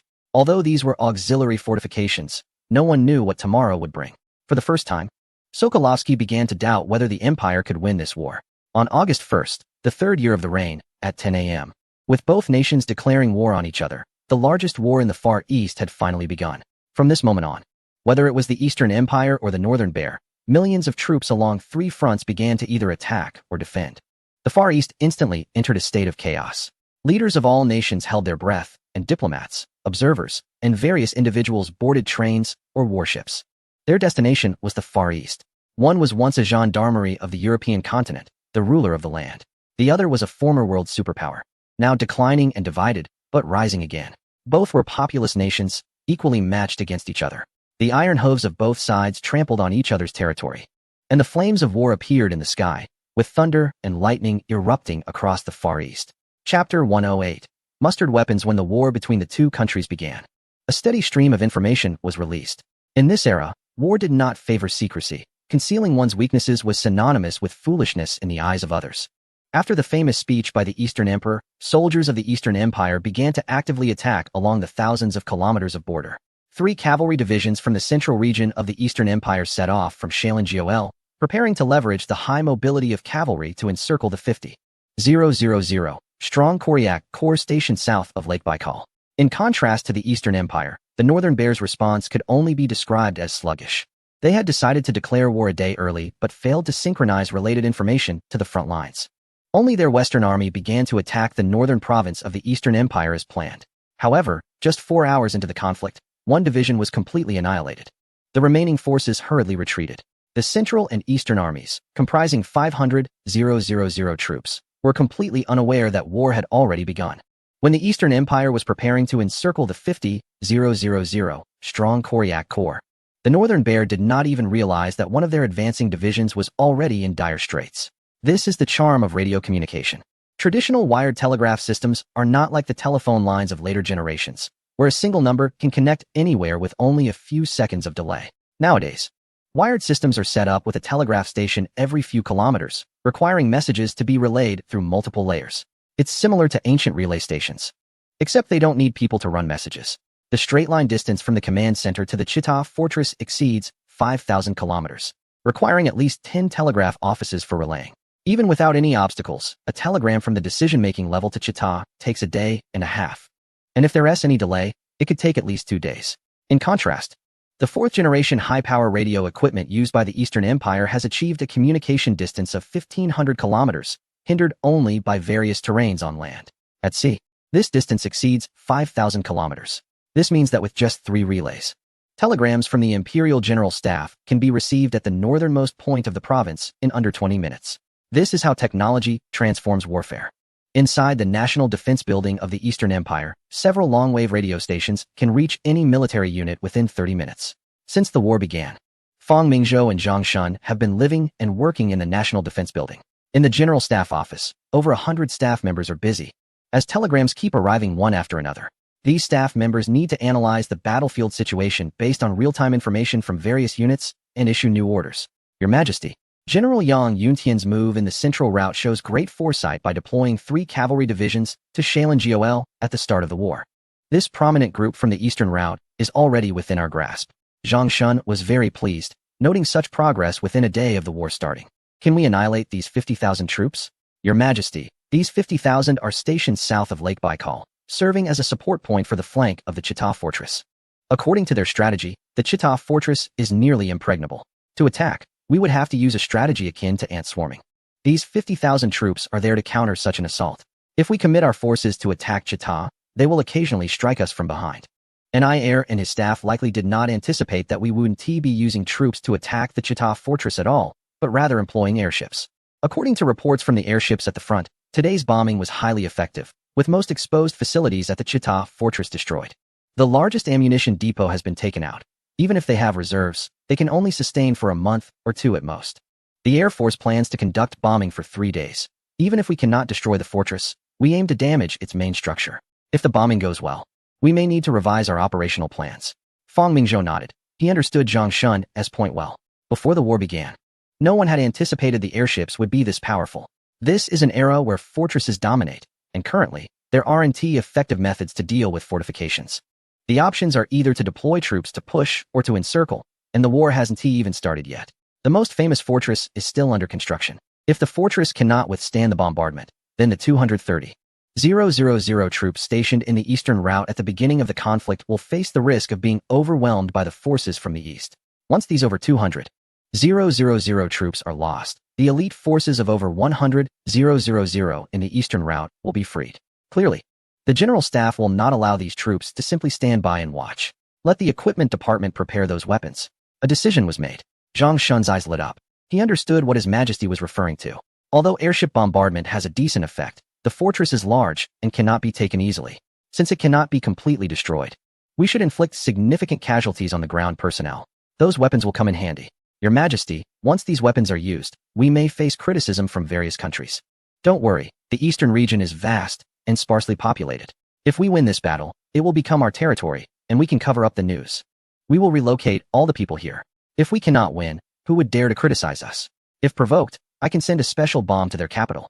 The term special bomb is a broad one in the eastern region, but its specifics can vary greatly. Feng Mingzhou has not forgotten the battles in the Great War that were known as meat grinders. He would not allow his soldiers to waste their lives in such bloodshed. Therefore, large-scale destructive munitions were developed. Years ago, during the offensive against the Neon region, a type of special munition was used, white phosphorus bombs. Of course, this was just the most basic form. The current white phosphorus bombs have evolved to the third generation, incorporating potassium chloride, red phosphorus, and aluminum powder, increasing their power by a third compared to the previous generation. Feng Mingzhou had long initiated research into such munitions at the Weapon Research Institute, and for safety, all studies were conducted deep in the mountains. Even so, several types of special munitions have emerged, including gasoline gel bombs designed for buildings. There are also more lethal options, such as mustard gas, a weapon that can cause mass casualties. Last year, it was successfully synthesized in the laboratory, but due to its terrifying lethality, only 100 samples were produced before manufacturing was halted. The fortress is situated between two rivers, surrounded by the Yablanovi Mountains and the Shersky Mountains. Although its location is perilous, it has a significant drawback: poor air circulation. Have the laboratory send those 100 bombs to the fortress, and instruct the locals to go to the munitions factory to manufacture 10,000 more as backup. Chapter 109. The plan for the central route by the shores of Lake Baikal. A brutal battle is currently underway. Yang Yintian, as the commander of the central battle zone, has the lightest task. Regardless of whether it is the eastern region or the opposing forces, the arrangement for the central route is simply to maintain stability. The distance between the eastern and western routes exceeds 3,000 kilometers, making mutual support difficult in case of sudden situations. Even by rail, it would take 10 days. For a rapidly changing battlefield, this situation is the least desirable for commanders. The two fronts, one attacking and one defending, are both extremely important. The attack must reach the enemy's territory, while the defense must hold on to every inch of its own land. Upon assessing the distance, the commanders from both sides simultaneously decided to reinforce the central front. The central region of the eastern continent is a vast prairie, over 1 million square kilometers with less than 1 million inhabitants, and the opposing force is not far behind. Although central Siberia has seen significant population growth over decades, it remains sparsely populated. Even if the central fronts break through each other, it wouldn't matter much. It could even extend the enemy's supply line. The central front's sole purpose is to amass a large number of personnel to support the other two fronts. This is why the General Staff appointed Yang Yuntian as the theater commander, recognizing his steady and reliable command style. However, in a war that could influence the fate of both countries, Hu Wunti want to leave a mark in history. As theater commander, he still holds the highest command authority aside from the General Staff, which sparked his ambitions. The opposing central forces number over 250,000, and to take them all at once would be a daunting task. But when Yang Yuntian looked at the map, he noticed a tempting opportunity nearby.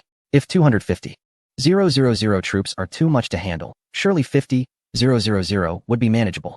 The Koryak Legion stationed at Lake Belga not only guards the Chita fortress, but could also create a similar flank against the central forces, effectively maximizing their strategic advantage. However, there is a downside. Their position is somewhat exposed.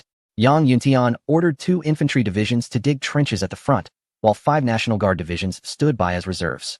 The enemy would need at least 3 to 5 days to break through. Meanwhile, he took 3 cavalry divisions, over 40,000 troops, to launch a direct assault on the Koryak Legion. At this moment, the commander of the 3rd Cavalry Division, Hong Erjin, was vigorously urging his horses forward. It is said that when he was born, the midwife weighed him and declared he would not survive, hence his name. Now, he not only thrives, but also stands over 9 meters tall. 50 kilometers ahead lies Lake Belga, the target of the operation, originally assigned to the central front. Morale was low, and the Eastern Continent troops valued capability. Even Hong Erjin, despite his confidence, wouldn't he dare say he was better than the troops on the Eastern Front. It's politely referred to as the Central Theater, but unflatteringly, it's just a large reserve. Everyone envied their comrades on the other two fronts achieving great feats, not expecting the commander to find such a good opportunity. When Yang Yuntian presented the plan, everyone raised their hands in agreement. They believed it was better to take the initiative rather than wait for the opposing forces to assault their positions. Yang Yuntian understood the importance of speed in military operations, so he set off with all the cavalry and trucks. Commander, a telegram from the headquarters. The communication officer from the rear rushed over, panting. They were taking a temporary rest near a grassland. The vehicles could move, but the horses couldn't endure such high-intensity running. Hong Erjin took the message and immediately instructed the staff to bring over a map. The opposing force of 50,000 was not to be underestimated. The soldiers from the 5 battalions were all locals, raised in this area and familiar with the terrain. Moreover, the harsh environment had honed their formidable hunting skills. Commander Yang's intention was to encircle and annihilate them. They were backed by a large lake, which meant they didn't have to worry about enemies behind them. But it also cut off their own escape route. Send orders for the 11th Brigade to head to Kabans, and the other 2 brigades will go with me to Valkyan. After a brief rest, the cavalry set off again. At this moment, Yang Yuntian was seated in a truck, planning how to conduct this battle. Encirclement was essential, but the key was how to completely annihilate the 50,000 troops. The battle had only started in the morning. The enemy would surely not expect them to leave the center unguarded and come out to deal with them in the field. Commander, as long as we surround them, we can use trucks and machine guns to tighten the encirclement from the front and slowly wear them down, suggested an officer. Yang Yuntian shook his head. This method was indeed effective and had a high success rate, but it had a drawback. It was time-consuming. Even if they managed to encircle 50,000 troops, they wouldn't surrender.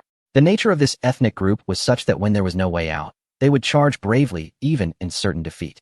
They only had a maximum of 2 days. Otherwise, if something went wrong in the center, it would be a significant loss. Unfortunately, the airships had been dispatched to the east to bomb a fortress. Otherwise, bombing here on the lake plain would undoubtedly have a good effect. Airships? No. The Empire still had weapons. Immediately contact the Eastern Army and ask if they can lend us planes for 2 days, he ordered. Commander, what are you thinking? From a high altitude, although they can't bomb, the planes have machine guns and can find the enemy's weak points. Half an hour later, the overall commander Li Yongchang sent a telegram confirming that it was possible. Quick, have the cavalry find a dried-up riverbed and bring the trucks over to secure it. Yang Yuntian was instantly excited. He didn't expect such good news. 3 hours later, when 20 wooden planes appeared in sight, everyone was thrilled. Many had never seen such flying wooden contraptions before. As the planes landed, a young man jumped down.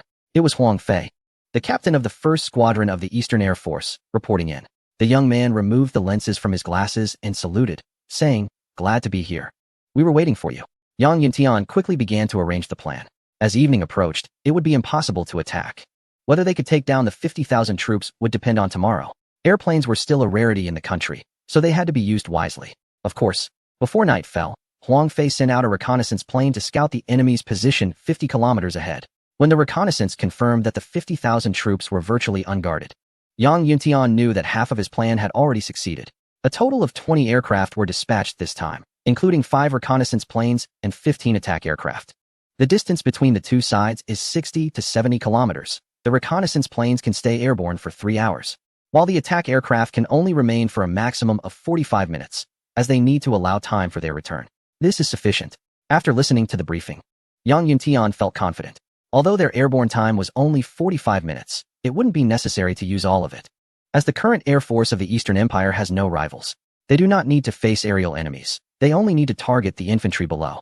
Chapter 110. Chita Fortress. On the first day of battle, the Eastern Army launched a large-scale bombing of Chita Fortress, destroying many important supplies. Meanwhile, Yang Yuntian from the central route prepared to boldly advance, utilizing the mobility of cavalry and trucks to encircle the enemy forces of the Bear Nation. The Western Army, on the other hand, fiercely resisted the initial attack from 50,000 troops of the Bear Nation, effectively engaging on 3 fronts. More importantly, the Bear Nation was completely unaware of the developments on the Eastern Front. Their central army was still gazing at the Eastern Empire from a distance, with no desire to attack. Of course, it would be impossible to say that they had no intentions at all. The Bear Nation's central forces had tentatively sent a division to attack. Clearly, they suffered heavy casualties in the trenches against machine guns, losing over 1,000 men before retreating. They did not know that there were only 7 divisions on the Eastern Front, along with 5 divisions of National Guard. If they had committed all their 20,000 troops, they might have been able to break through. Unfortunately, there are no what-ifs. When the sun rose on the second day, airships reappeared over Chita Fortress. Compared to yesterday, the target was now significantly clearer. Bomb the fortress. Thus, this batch of 100 airships mostly carried armor-piercing shells. Through Sokolov's telescope, those airships re-emerged. He had urgently deployed over 20 Maxim machine guns. But it was evident that they were still unable to target those things. At that moment, he wished he had airships at his disposal. The logistics department had foolishly provided him with rifles and artillery for defending against ground attacks, but they forgot to supply aerial weapons. More critically, he had no effective means to respond. The enemy was not visible in their line of sight, only appearing directly above them. They could only watch helplessly as the airships dropped bomb after bomb, and the fortress seemed to be on the verge of collapse under such an assault. With a loud bang, the fortress trembled, and dust fell everywhere. Lord Sokolov, we cannot allow the Eastern Empire to continue bombing us like this. The fortress, no matter how strong, is still an inanimate object, said Army Commander Yevgeny, shaking the dust from his head. The commander of the 9th Army beside him nodded in agreement. Although our casualties are not significant, our supplies are suffering substantial losses. Moreover, this bombing from the Eastern Empire is just the beginning. I believe they will definitely launch an attack here soon. At that point, our supplies will not sustain prolonged combat. We must contact the rear and inform them of the situation here. The soldiers have been complaining, and if this continues, morale will become an issue. The soldiers we sent to the rear to report have not returned at all, and it is clear that the eastern region is far better prepared than we are. Sokolov said in a low voice, what I fear now is that the Chita fortress has become an isolated island. What? The others nearby were surprised, seemingly recalling that this commander had dispatched a considerable number of cavalry a few days ago. None of those cavalry returned? One person asked in a low voice. Sokolov nodded. No one knows this news yet. They only thought it was an attack from the eastern region, although weapons and ammunition were destroyed. As long as supplies come from the rear in time, and we use them sparingly, we can hold on.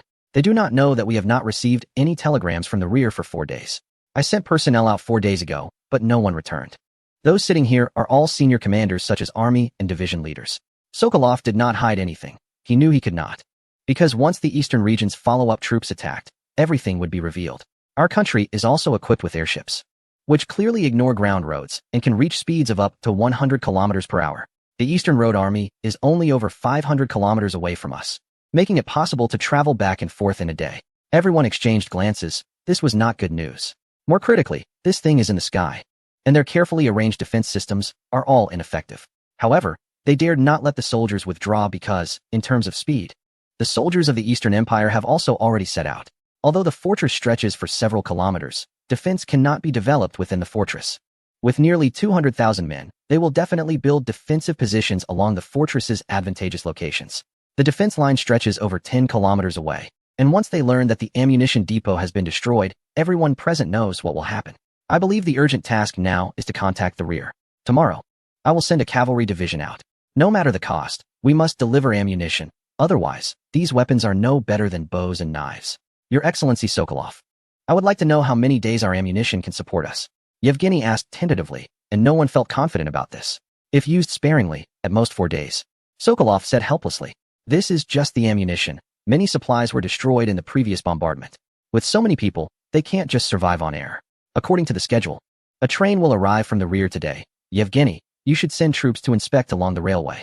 Are you worried they will damage our railway? Everyone became concerned. The railway is their lifeline.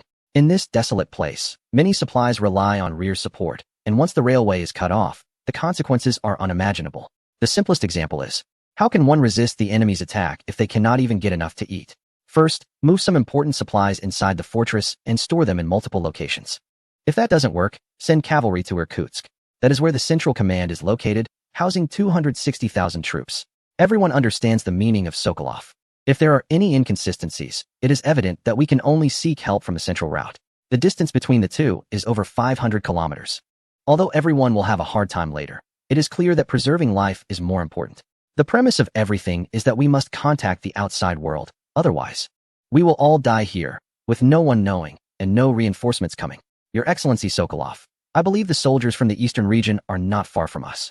Everyone became more worried. The closest point between the two countries is just over 300 kilometers. Even if the eastern region gathers at a safer distance, it is unlikely to exceed 500 kilometers. At this distance, cavalry could arrive in 5 days, meaning the earliest they could be here is in 3 days. For a moment, Everyone fell silent, seemingly lost in thought. The continuous sounds of explosions could still be heard above the fortress, and those soldiers were huddled inside, hoping the fortress could withstand the bombardment from the eastern region's airships. Until the last airship left, the soldiers excitedly rushed out of the fortress, cheering as they had survived another day. But Sokolov and the others felt even heavier in their hearts because the train that was supposed to arrive today had not shown up. Chapter 111. Safe distance. As the Chita fortress was being bombarded, the Central Army led by Yang Yuntian had finally reached the designated position with 3 divisions. Lake Baikal, with its beautiful environment, lies between the Chita River and Irkutsk. Kozlov, as the commander of the Koryak Legion, wished he could eliminate the minister of the army who had sent them here. If it weren't for the lack of connection between the two, making them easy prey for the enemy, he wouldn't have brought 50,000 Koryak soldiers to this place. These legion members came from the Koryaks of Siberia, who had lived here for generations, relying on reindeer herding and fishing for their livelihood. 2 centuries ago, the Bears began large-scale expeditions and conquered the Koryaks. They longed for the plains and, being unruly, made it difficult for the Bears' general staff to command them, so they reluctantly stationed them here. The environment is nice, but there are no fortifications to defend. Buzzing. A strange sound made Kozlov frown. Where was that sound coming from? Just as he was about to have someone check, he saw people nearby pointing at the sky and shouting frantically. Kozlov looked up and was shocked. It seemed as if the clouds were leaking, and some strange large birds appeared from the clouds. Kozlov quickly picked up his binoculars and looked up, discovering that they were not birds at all, as he could see people inside. Huang Fei was currently leading a formation of planes, heading towards the target. Finally spotting the target, Huang Fei pulled the control stick, and the plane dove towards the large lake like a falcon. From above, the ground was teeming with people, and their task was simple: to create chaos. Rat-a-tat-tat. The machine gun mounted on the nose of the plane instantly roared to life, and countless people were seen falling within the crosshairs. What? Kozlov watched as the strange object sparkled with sparks and approached him, only to see his soldiers fall like cut wheat. He was momentarily stunned, wondering how this flying thing could shoot bullets. It wasn't until he was tackled to the ground by his aide that he understood. Bullets flew in a straight line, and several nearby soldiers were instantly engulfed in a mist of blood. The flying object dove down and then began to climb again, leaving no time for him to relax before it circled in the sky and turned back toward them. At that moment, everyone realized this was not a bird, but a deadly weapon. Instantly, the camp of 50,000 people was awakened. The Koryak preferred living in tents, much like nomads, believing that houses were like cages. Now they regretted it, as these tents could not withstand bullets. One aircraft after another dove from the sky, sweeping across the ground before pulling up again.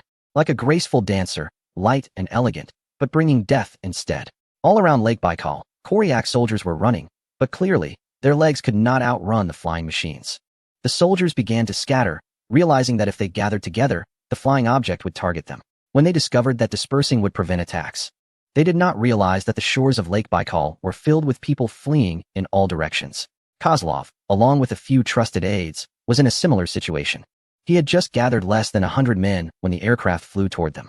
Gradually, it seemed these planes were running out of ammunition, as they would shoot and then climb without looking back, heading toward the clouds without any hesitation. Just as Kozlov let out a sigh of relief and prepared to return to the camp, he felt the ground tremble. The others exchanged glances, and Kozlov's face turned pale as he said, "Cavalry." The Koryak were also nomadic people and knew that such ground tremors were not caused by a small group of cavalry. Kozlov looked up and saw a dark line approaching on the horizon. The Eastern Cavalry. Yang Yuntian felt incredibly fortunate at this moment, with the two nations just at war. The first credit for defeating the enemy was destined to go to him, a seemingly ordinary reserve commander. He saw the planes leaving and the scattered soldiers of the opposing side. Infantry could deal with cavalry by either gathering together to utilize their collective strength and weapons or by using the terrain. Clearly, the 50,000 cavalry at Lake Baikal had neither advantage. What awaited them was slaughter. Thousands of cavalry began to encircle from 3 directions, and as the Koryak soldiers fled, few had even picked up weapons. Now, they were left unarmed to face the cavalry, a task that even divine intervention could not accomplish. The Eastern Cavalry did not even need rifles. With just their sabers in hand, a simple slash would take an enemy down. Kozlov closed his eyes, knowing that his unit was finished. Who would have thought that in just one morning, an army of 50,000 would be thrown into chaos by weapons they had never seen before? The cavalry from the eastern region charged fiercely, a force that the infantry scattered across the plain could not withstand. More and more soldiers surrendered, kneeling on the ground with their hands raised, while the Eastern Cavalry bypassed them and continued their pursuit. Across the vast terrain of several dozen kilometers, the shadows of the cavalry chasing their prey were everywhere. When the flying weapons reappeared, The entire Koryak Corps completely collapsed. They could no longer muster the will to resist and began to surrender in an organized manner. 3 cavalry divisions from the eastern region and 20 aircraft completely encircled and annihilated this detachment of soldiers in just one morning. At this moment, Li Yongchang, who was still on his way to the Chita fortress, was abruptly halted by a telegram. When he read the content of the telegram, he almost doubted it was a fake. The General Staff's order was that all eastern soldiers attacking Chita must maintain a distance of 100 kilometers, and no one was allowed to cross this boundary. Just as he was reading it repeatedly and planning to inquire back with the General Staff, other departments sent telegrams asking if the order was true. Several staff members wrote over.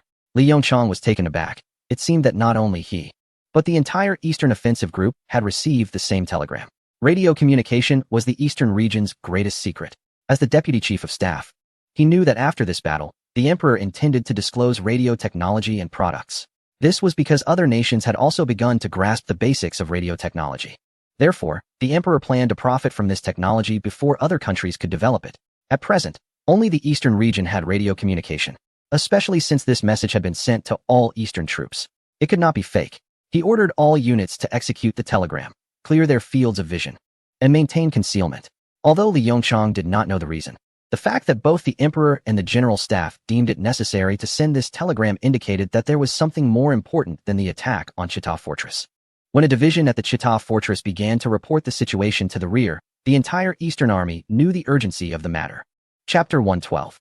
Bombing. When the airship unit returned to the rear base after completing the bombing the next day, they found a group of people in white coats in the camp. Just as everyone was preparing to ask questions, they noticed a line of soldiers wearing white armbands standing nearby, with the words Internal Affairs written on them. The Internal Affairs Department of the Eastern Empire. It was a designation that everyone had heard of but had rarely seen. Each branch of the Eastern Empire's military had its own inspection and supervision unit, and these individuals often sported poker faces, showing no favoritism. If anyone was careless and caught by them, they would be subjected to a series of questions. Which unit are you from? Who is your leader? Let him come to take you away. These 3 questions were dreaded by many. Oh, by the way, if you were a soldier and got into trouble with these people, you would not face any punishment. Yes, you read that right. No punishment at all. However, your commanding officer will face various punishments, such as running 10 laps around the barracks, reflecting on mistakes during a meeting, and carrying heavy loads for 10 kilometers. Afterward, the officer will typically pat you on the shoulder kindly, indicating that it's all right. Who doesn't make mistakes?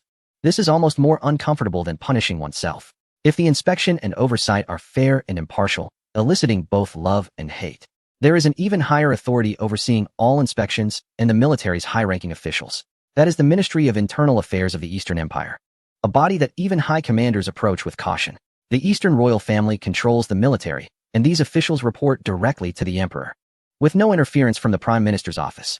The mere presence of this legendary Ministry of Internal Affairs piqued everyone's curiosity. When the entire airship squadron, comprising hundreds of personnel, was called into a large room, they realized that no one had made a mistake. Instead, they were executing a secret mission that required them, or rather, the airships, to carry out. After 2 days of bombardment drills, I believe you are all familiar with the routes. Starting tomorrow, you will carry a special type of bomb to the Chita Fortress. Soldiers from the Ministry of Internal Affairs will accompany you throughout the operation. You only need to follow the previous bombing procedures.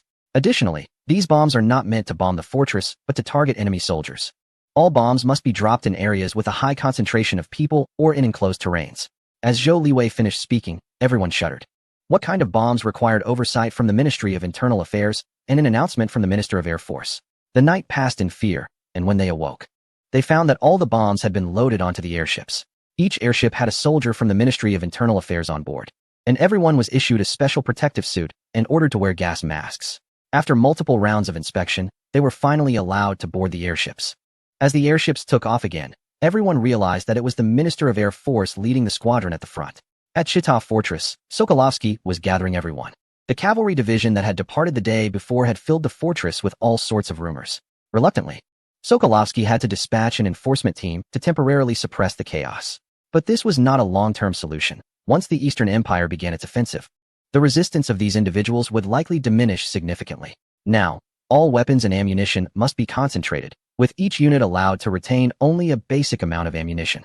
Commanders must report their ammunition needs daily, which will then be delivered by the enforcement team the next day. No one is permitted to hoard ammunition. Sokolovsky was also resolute. Weapons without ammunition are no better than sticks. Furthermore, food supplies must adhere to the same requirements. While the previous measures may have been acceptable, food? That concerns everyone's survival. Sokolovsky did not explain further, but simply looked coldly at everyone, indicating that compliance was mandatory. Commander, another airship from the Eastern Empire has arrived. Just as Sokolovsky was about to continue speaking, a staff officer walked in to report. Let us proceed according to the plan we set yesterday. Sokolov was unsure how long this fortress could hold out, but he had no way to change the situation. 10 minutes for bomb preparation. Maintain a minimum altitude of 1,000 meters. Wind speed, 3 meters. Install the fuse. By the time the massive airship appeared in the sky, the soldiers were already accustomed to it. After all, the target of these behemoths was the fortress, and the soldiers stationed around it were not worth bombing. If the fortress wasn't dealt with, they could take refuge inside to resist when the forces from the east arrived, and they couldn't fight back. Many soldiers even picked up their rifles, but unfortunately, they posed no threat to the airship. However, before departure, Zhou Liwei decided to maintain an altitude of 1,000 meters rather than the 800 meters from a couple of days ago. He knew what was inside those bombs. If one were to accidentally explode, the entire airship fleet from the east would likely be wiped out. Once, no one knew what the Air Force was for. They initially thought airships were impressive until His Majesty developed airplanes. Under normal circumstances, planes could easily take down airships. One plane could potentially destroy all 100 of their airships. This mission initially didn't require him, as the Air Force commander, to get involved. However, he couldn't help but be curious, and since His Majesty needed first-hand data, he volunteered. Before departing yesterday, the researchers specifically informed him about the power and danger of these bombs, hoping they would exercise extreme caution. Of course, how could he not be cautious? Who invented this thing, anyway? Zhou Liwei thought that if what the researchers said about this device was true, then in future battles, why bother using guns? Just drop bombs directly. Inside the airship, an inconspicuous bomb lay in the pod, compared to the previous 15-ton shells. This small object weighed only about 200 to 300 pounds at most. The bomb aimer carefully aligned the crosshairs on the crowd below under the watchful gaze of the soldiers from the Ministry of Internal Affairs. Then he opened the pod door, and under the force of gravity, the small device plummeted toward the ground. Everyone breathed a sigh of relief, and before they could assess the impact, they were ordered to quickly ascend and leave. As bombs were dropped one after another, the enormous explosion from yesterday did not occur. Meanwhile, inside the fortress, Sokolov and others were observing through binoculars. They were puzzled that the airships didn't fly directly over the fortress, but were instead scattered around it, dropping a bomb and then leaving. If it weren't for the binoculars, Sokolov might not have even noticed those bombs. There was no sound of explosions, no flames. If he hadn't been watching the whole time, he would have doubted whether the Eastern airship fleet had mistakenly loaded the wrong bombs. Did they think they could crush 200,000 soldiers with these small metal projectiles? Or had their bombs malfunctioned? Chapter 113. Mustard bomb. With the majority of the airship fleet having retreated, there were still 2 airships lingering in the sky. One was led by Zhou Liwei, and the other was filled with several researchers in white lab coats. They were constantly recording the dropping of these bombs, various reactions, and timings. It is likely that only they are aware of the terrifying nature of this substance. Initially, they believed these special bombs would only be manufactured to be stored until they expired and then secretly destroyed. They did not expect them to be used so soon. And of course, the first-hand observational data cannot be missed. This substance, known scientifically as bis, 2-chloroethyl sulfide, is a brown, oily liquid, and laboratories have already synthesized a higher concentration of it in a colorless form. It is poorly soluble in water but can dissolve well in gasoline, kerosene, and alcohol. Even when stored, it will slowly evaporate at room temperature, which is why low-temperature and dry methods are generally used for storage. The production of these 100 units required considerable effort, and it is uncertain when the next batch will be ready, making this the only real combat use for now. Their laboratory is even located on an uninhabited island in the southern part of a certain region. Moreover, there are concerns about safety, and the next step is to prepare to move the laboratory to the northernmost part of another province. This is a highly corrosive toxin with a smell reminiscent of garlic or mustard, primarily entering the body through skin contact or inhalation. Any part of the body exposed to the air, whether skin, eyes, or respiratory system, can lead to severe consequences upon direct contact. Symptoms include skin blistering, ulceration, eye pain, tearing, blindness, and respiratory mucosal congestion, edema, and necrosis. If the concentration reaches a certain level, it can lead to difficulty breathing and ultimately suffocation. Of course, in nature, everything has its balance, and nothing is all-powerful. The greatest opponent of this weapon is the wind. To achieve the suffocation effect, a certain concentration must be maintained. But wind is omnipresent, and air movement will dilute this gas's concentration. Therefore, The best locations for use are enclosed environments or areas with little or no wind to achieve optimal effects. The fortress in question possesses these characteristics. Previous reconnaissance revealed that the fortress is situated in a valley between two high mountains, in a leeward area where the wild winds are effectively blocked by the mountain ranges. This makes it an excellent defensive location, which is why the fortress was built there. All 100 special bombs have been deployed in this valley of just a few square kilometers. Moreover, today is a rare good weather day, with the hot summer climate leaving no trace of a breeze.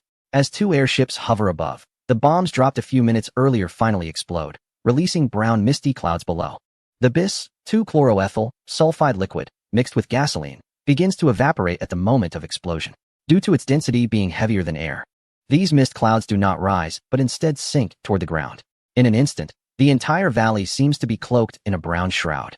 At this moment, many soldiers emerge from their shelters, and the airships from the eastern region have already departed, indicating that the danger has passed. Initially, everyone wanted to mock the east. But as the brown mist began to spread, the atmosphere shifted. The soldiers, although unaware of what was happening, instinctively sensed something was wrong. After all, the commander from the eastern region was not foolish enough to expend such great resources to drop mere iron objects. However, when the brown mist descended and enveloped them, some soldiers instinctively detected a pungent odor. Their immediate reaction was to flee. Yet, as they ran, the previously still brown mist began to spread around them, seemingly chasing after them. This made them run even faster.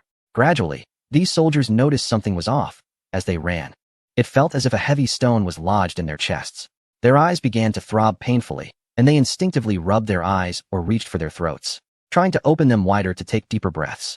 But the more they tried, the more intense the pain became, escalating from a dull ache to sharp agony, causing many to clutch their eyes and fall to the ground, screaming in hopes of alleviating their suffering. However, they soon realized their throats felt blocked, rendering them unable to produce sound, and their lungs began to ache. They no longer cared about the pain in their eyes and skin. Instead, they opened their mouths wide and clawed at their throats. At that moment, they desperately craved air, longing for this omnipresent substance. Within minutes, those on the ground began to foam at the mouth, their faces shifting from red to a purplish hue, a clear sign of suffocation. Their eyes widened, revealing a mass of white sclera, as if their eyeballs might pop out at any moment. At this point, these individuals had lost consciousness. Any movements were mere involuntary reactions. Each person was surrounded by vomit, a natural rejection response from their bodies, which perceived that they had ingested something unclean. Their stomachs began to regurgitate food. Yet this could not alter the impending doom their bodies faced. As it was summer and temperatures exceeded 20 degrees, many parts of these soldiers' skin were exposed to the air. Without exception, these areas exhibited redness and lesions, and their respiratory systems had completely failed. The soldiers' bodies curled up like cooked shrimp, turning a deep red before falling completely still. Meanwhile, several observers aboard the airship were diligently recording the events, while another observer on a different airship, Zhou Liwei, felt an icy chill. My God, those researchers at the military academy were not joking. Who on earth developed such a weapon? Nearby, soldiers aboard the airship felt a wave of nausea in their stomachs. Their comrades had just dropped something, and for the first time, they realized that the impact of the 15 tons of explosives from the previous day was quite ordinary in comparison. Meanwhile, researchers continued to document the situation, declaring the experiment a resounding success. The lethality of these weapons has exceeded expectations, which is certainly due to their initial use and the excessive yield. It must also be noted that the area of Chita is truly isolated. Inside the Chita fortress, Sokolovsky and others have completely lost their ability to speak. They witnessed their soldiers lose their lives in less than 10 minutes, and in such a terrifying manner. This is not just throwing iron lumps. Has Pandora's box been opened? Chapter 114. Western Front engagement. The sounds of war horses and iron hooves resonate, as soldiers from both sides are engaged in a deadly struggle. The war between the Eastern Empire and the neighboring nation has entered its most brutal phase just 2 days after the outbreak. On the Western Front, Wu Yinan is observing the battle from the command post. This is the main attack direction for the neighboring nation, and the soldiers here are from various legions of Europa. They are the greatest guarantee of the regime's stability. They are well-equipped and highly motivated. Unlike the drafted reserves, these soldiers are vested interests. Even the regime understands the importance of military power. These individuals are the true professional soldiers of the neighboring nation.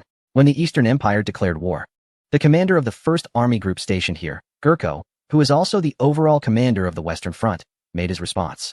In previous reconnaissance, the neighboring nation already knew that the opposing commander from the Eastern Empire was Wu Yinan, who excels in defense. The neighboring nation is familiar with him. 7 years ago, He successfully held off the relentless attacks of over 40,000 of their soldiers with just 2 divisions. Not only did he not collapse, but he also managed to absorb the entire force of 40,000.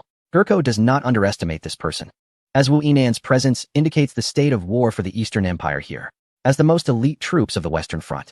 If they cannot break through the Eastern Empire's defenses and reach its territory, it would clearly be unacceptable. Yesterday, Gurko sent a division for a probing attack, but the results were not ideal. The Eastern soldiers were barely visible, and any offensive was met with overwhelming firepower from all directions, making it difficult to determine where the bullets were coming from. Therefore, he has urgently brought in a batch of artillery from the rear. And today is a favorable day for the attack. Gurko commands 250,000 of the most elite troops from Europa, along with nearly 300,000 reserves, which gives him confidence. On the opposite side, Wu Yinan commands 13 infantry divisions, totaling over 150,000, in addition to a cavalry division and, crucially, one of the 2 mechanized divisions of the Eastern Empire. The directive from the general staff is to hold the Talshan-Altai defense line. Of course, this line spans over 500 kilometers, making it impossible to guard the entire length. Fortunately, the terrain in the northwest of the Eastern Empire is complex. Several massive mountain ranges running east to west form natural barriers, so most areas do not require a heavy troop presence. The primary defenses are focused on these 2 locations. If the neighboring nation breaks through here, they could directly enter the central region of the Eastern Empire. Although the population here is not large, it has already entered the heart of the empire, which is intolerable to Wu Yinan. Even though His Majesty and the general staff have instructed that under the tense circumstances of war, a portion of the enemy can be allowed to enter the borders. The eastern region has still established a defensive line in the rear, although it consists mainly of reserve troops. Commander, according to our intelligence, yesterday approximately 500 artillery pieces were mobilized here from domestic sources. Additionally, we have discovered that a batch of large-caliber artillery is being transported by rail. Wu Yinan's eyes narrowed. Not every artillery can be classified as large caliber, just like in the Navy. Generally, large caliber in the Navy refers to artillery of 203 millimeters or more, while Army artillery, unlike naval forces with ships as mobile platforms, needs to accompany ground troops and therefore has a slightly smaller caliber. However, it must be at least over 155 millimeters to qualify as large caliber.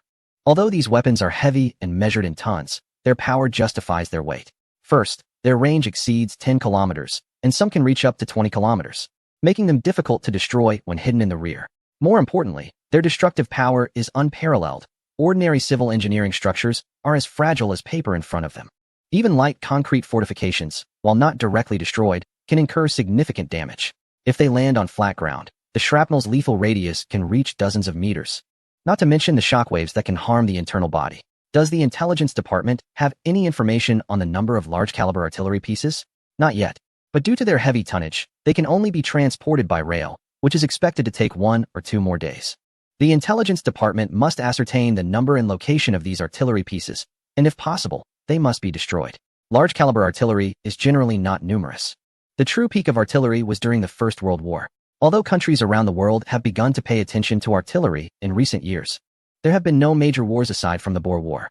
Moreover, even in the Boer War, most were small-caliber artillery. The countries in Europe are not foolish. If they go to war with each other, outsiders benefit. Of course, instances of the kind of reckless decisions seen in the First World War have only occurred once or twice. The nation in question is an anomaly. This ethnic group values offense, and artillery is one of the best offensive weapons. The Eastern region recognized a few years ago that this war was unavoidable, and the general staff had already begun planning. This defensive line was constructed 1 or 2 years ago. Simple trenches would definitely not be able to stop the large troop movements of the enemy, so various fortresses are densely distributed across this battlefield. Most of them are small fortifications made of reinforced concrete, as large-caliber artillery poses a significant threat to them. The Eastern region is not afraid to engage in artillery duels with any country. Fangmingzhou has never been stingy when it comes to weapons. According to the scale, each infantry division is equipped with at least 1 artillery regiment, consisting of 4 artillery battalions, with each battalion armed with 12 105mm howitzers. A heavy artillery battalion with 8 150mm howitzers has reached a level of firepower comparable to that of various nations during World War I. Additionally, each brigade and battalion has its own mortars of various calibers, as well as the 95 Type 75mm quick-firing cannon and field guns, which are adapted from the 75mm model. Not to mention the various types of machine guns available. It can be said that if a conflict arises, the artillery could easily overpower any opposing forces south of Wu. As long as the positions of those artillery pieces can be identified, concentrated fire can eliminate them. Without the threat of artillery, this defensive line can be considered virtually impenetrable. Moreover, according to intelligence reports, the soldiers on the opposite side, although armed, possess very few mortars or machine guns. Lacking artillery, attempting to charge the machine gun positions of the Eastern Empire with sheer manpower would likely lead to catastrophic losses. At this moment, the front lines are interconnected by countless trenches. The Eastern Empire's understanding of trench warfare has surpassed that of all other nations, having studied it since its formation, coupled with insights from the Emperor regarding trench warfare considerations from future conflicts. The various trenches are about 3 meters deep, rendering damage from light weapons and small shrapnel negligible. With hidden points of crossfire, any attacker would find it incredibly challenging. Chapter 115. The outcomes of war as the day of battle concluded. The General Staff received a series of good news. Naturally, what concerned the Emperor and Zhang Shun the most was the first use of special weapons on the Eastern Front. Your Majesty, the telegram has arrived. Zhang Shun presented a top-secret telegram that had been decrypted through a special radio before reaching the Emperor. In the early morning, 100 Royal Air Force airships dropped all the mustard gas shells onto the Chita Fortress area. With favorable weather conditions, the mustard gas proved to be highly effective. 10 minutes later, a large-scale emergency crowd began to appear, and 30 minutes later, all soldiers exposed for over a minute succumbed to death. Additionally, those with minor exposure also exhibited widespread adverse reactions. According to researchers, due to the poor air circulation in Chita, many more enemies would suffer secondary effects in the next 24 hours. After finishing his report, Zhang Shun's expression turned serious. He hadn't anticipated that a mere 100 special munitions could cause such devastation. While the exact number of fatalities remained unknown, it was certain to be significant. I also inquired with the researchers, who stated that even those who do not die immediately will experience physical discomfort after inhaling a certain amount. They would lose critical mobility, and at least half of these individuals would not survive the following week. Even for the remainder who managed to live, irreversible damage would be inflicted on their bodies for life. The fates of these individuals are already sealed. Your Majesty, I believe we need to continue producing these weapons, but they must be kept far from our homeland. Zhang Shun observed the deadly impact of these weapons, noting that they could cause thousands of deaths without the need for a single soldier to engage in combat. Such things that can change the course of war are not seen as terrifying in the eyes of these soldiers. The formula is strictly confidential.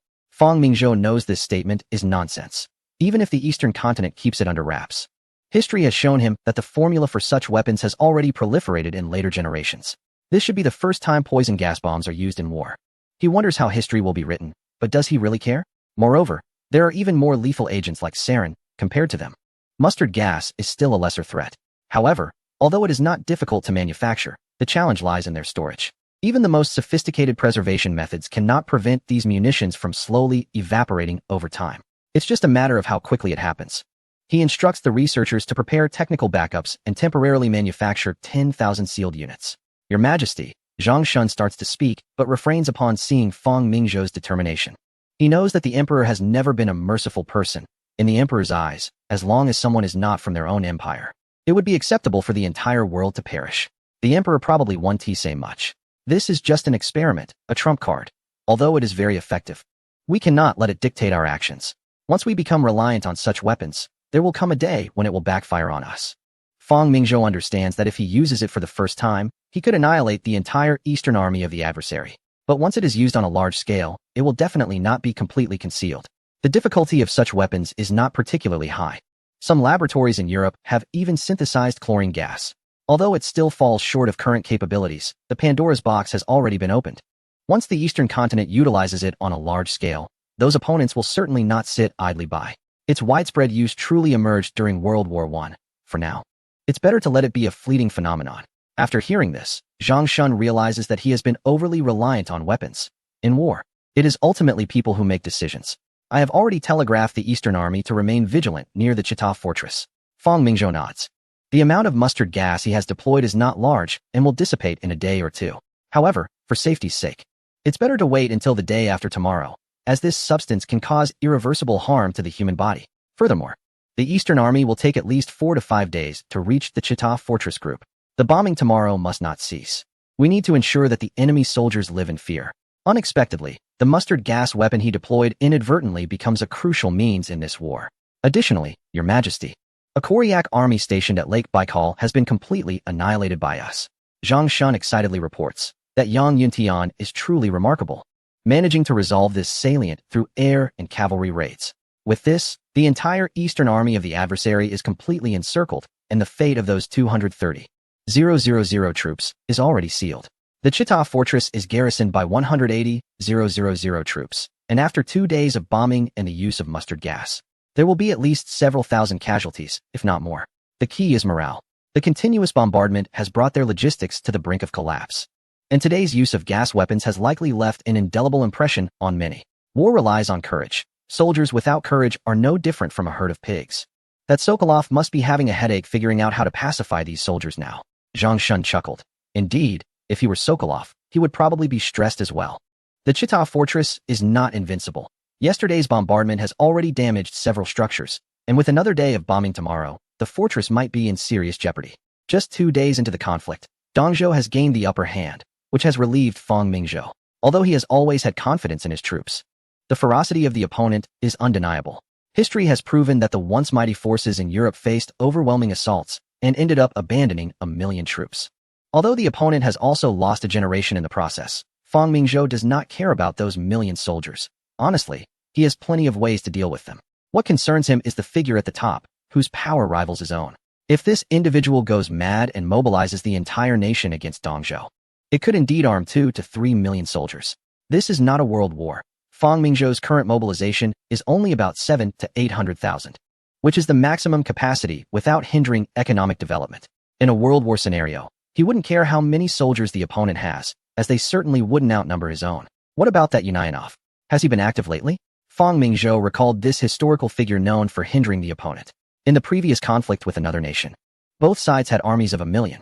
Although the opponent lost a battle initially, they persisted, pushing the nation's economy to the brink of collapse. If it weren't for external support, the conflict would likely have continued until a complete defeat. Similarly, Fang Mingzhou has already considered how to end this battle. If it were to drag on indefinitely, it would only benefit others. Chapter 116. Guiding the artillery with the officer's loud shout. All the soldiers quickly dove into the trenches that had been dug in advance. Then, they could hear the overwhelming sound of bombing above them.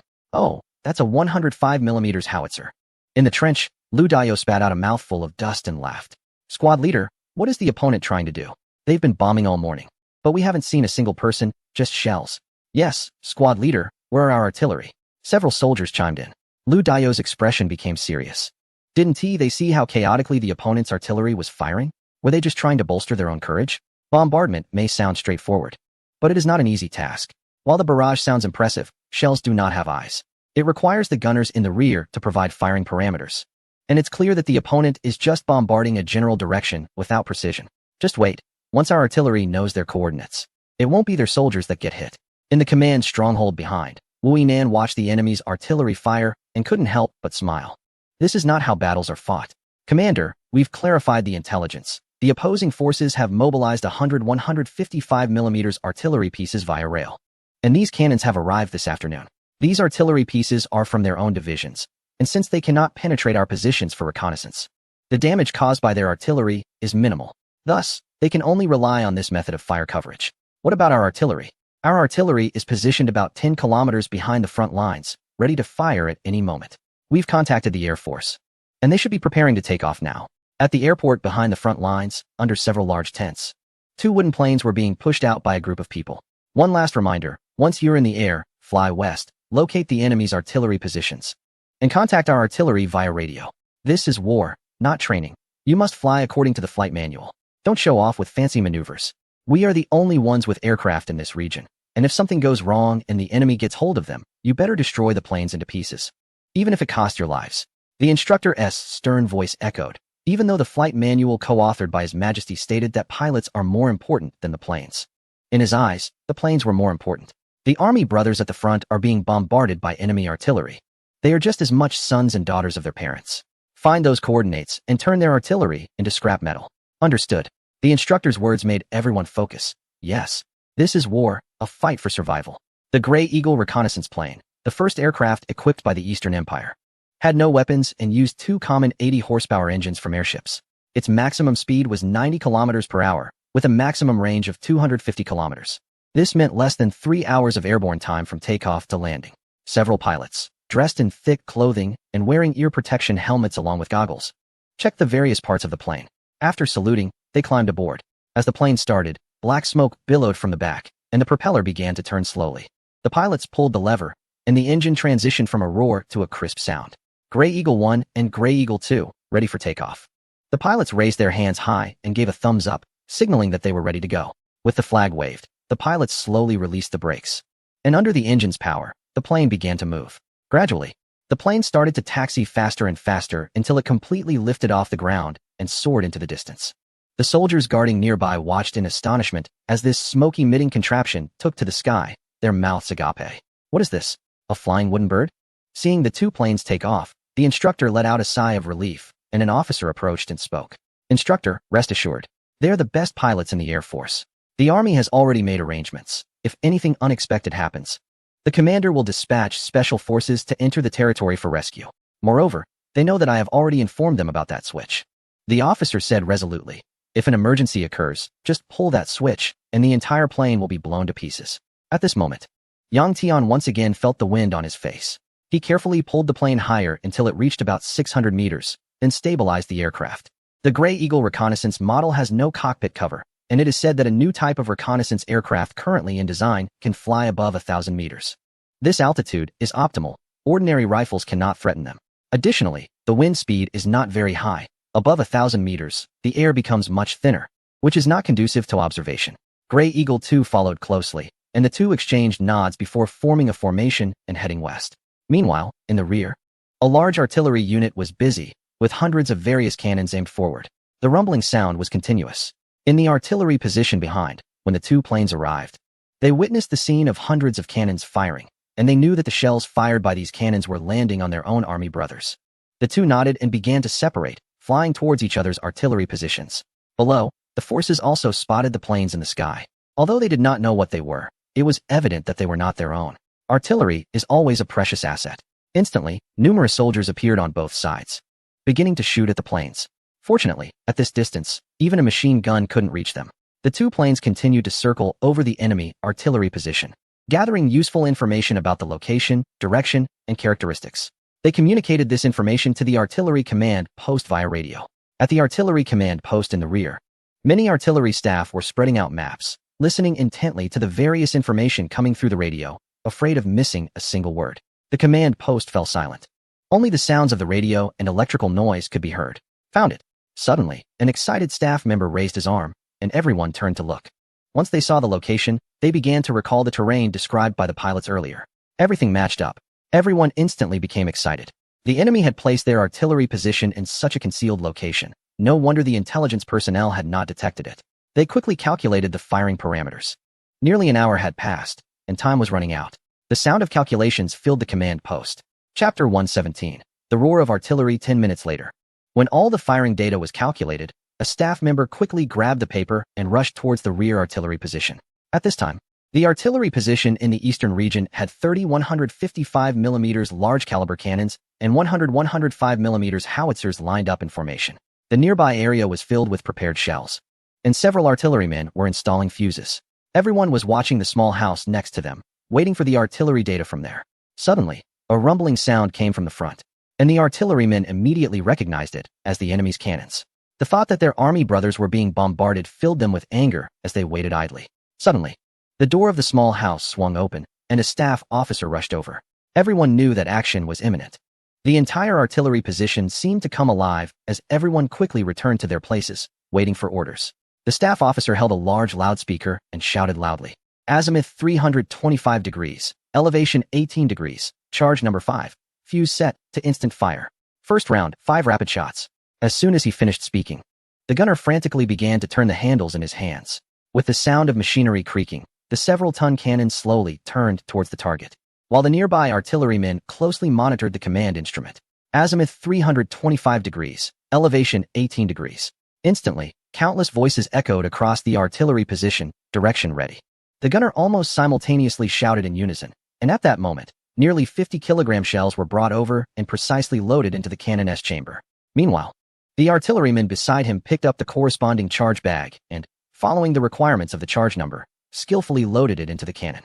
As the breech was closed, the final aimer's eyes were tightly pressed against the sight, beads of sweat forming on his forehead as he cautiously adjusted the cannon's elevation.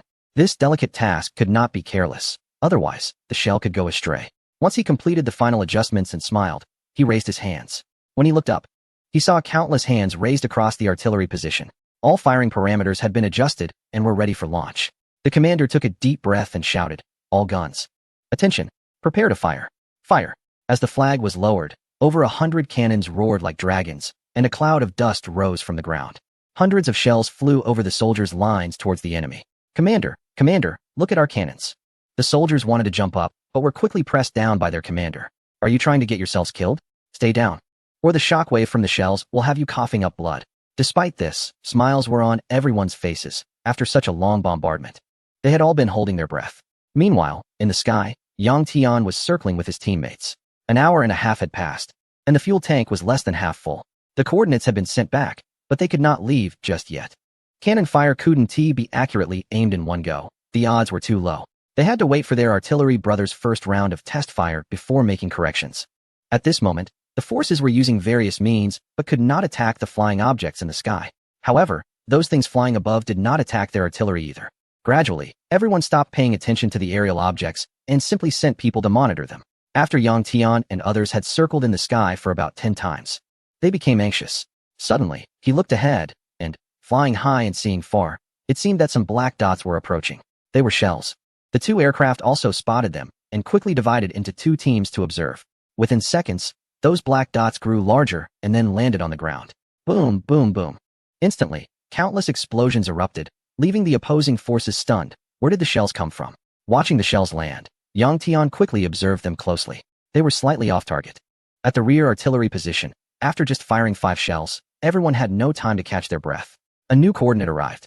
Left 2, extend forward 300 meters. Fire at maximum speed. Fire. All the artillerymen became excited, knowing this time was the final coordinate. The previous actions were repeated, one by one.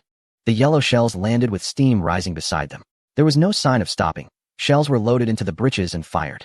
The soldiers at the front saw shells flying across the sky, and the enormous sound was music to their ears. Squad leader, the opposing artillery has fallen silent," a soldier said while crouching after the earlier reckless actions. Yes, everyone then realized that, for some time now, it seemed there had been no explosions on the enemy's position. No need to say, our artillery is certainly better than theirs. They began to cheer, but now, like a duck, they couldn't even make a sound.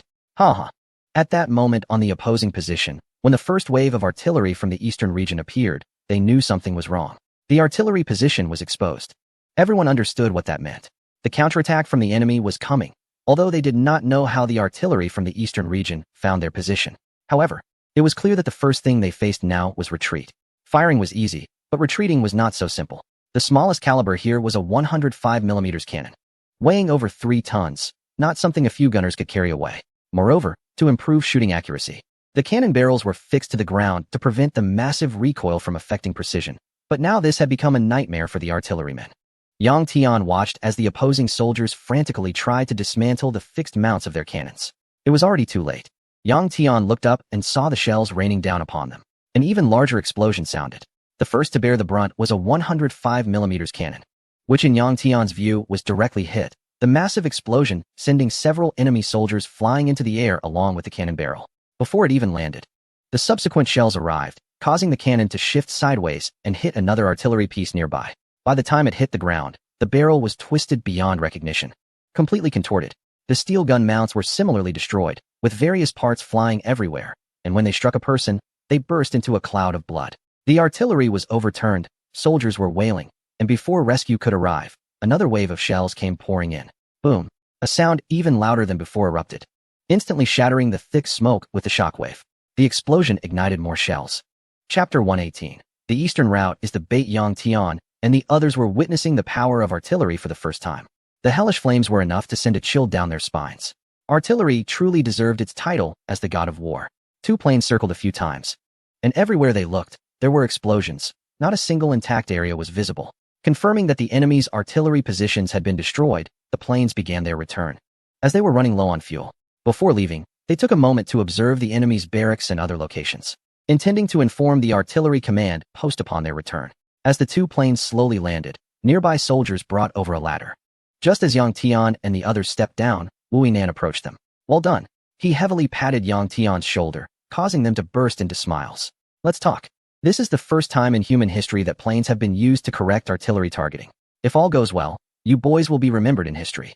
Wu Yinan's words stirred even more excitement in them. The enemy's artillery positions had been completely obliterated, and they had witnessed those cannons being reduced to scrap metal under their artillery fire. They were beyond any hope of repair. Yang Tian's remarks made the commanders present very happy. Without artillery, the enemy would find it impossible to breach the defenses of the eastern continent with just infantry. "That's simply a dream," he said. "Good, very good. Officer, send this good news to His Majesty and the General Staff. Additionally, you boys should summarize the experiences from this operation to serve as a model for those who come after." "Understood." Yang Tian and the others were filled with excitement, as if their ancestral graves were smoking with pride. "Instructor Hong, we will need your assistance going forward. We must patrol regularly and unexpectedly.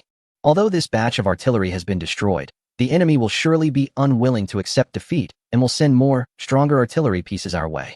We cannot allow them to succeed. We need to conduct aerial reconnaissance within a 50-kilometer radius of their front lines."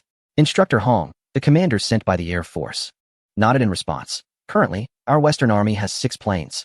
We can form 3 groups to conduct reconnaissance in the morning, noon, and evening. I will also telegram the General Staff to request more planes and pilots." "That would be much appreciated, Instructor Hong." Wu Yinan was most concerned about the enemy's artillery. While trenches could evade some shelling, they were not invincible. He was not afraid of the enemy's human wave tactics, as the western route was primarily defensive. To defend itself, the Empire not only relocated half of its general-purpose machine guns here, but also brought over all the decommissioned MG-94 heavy machine guns. Although these weapons cannot advance with the troops, the trenches do not need to move.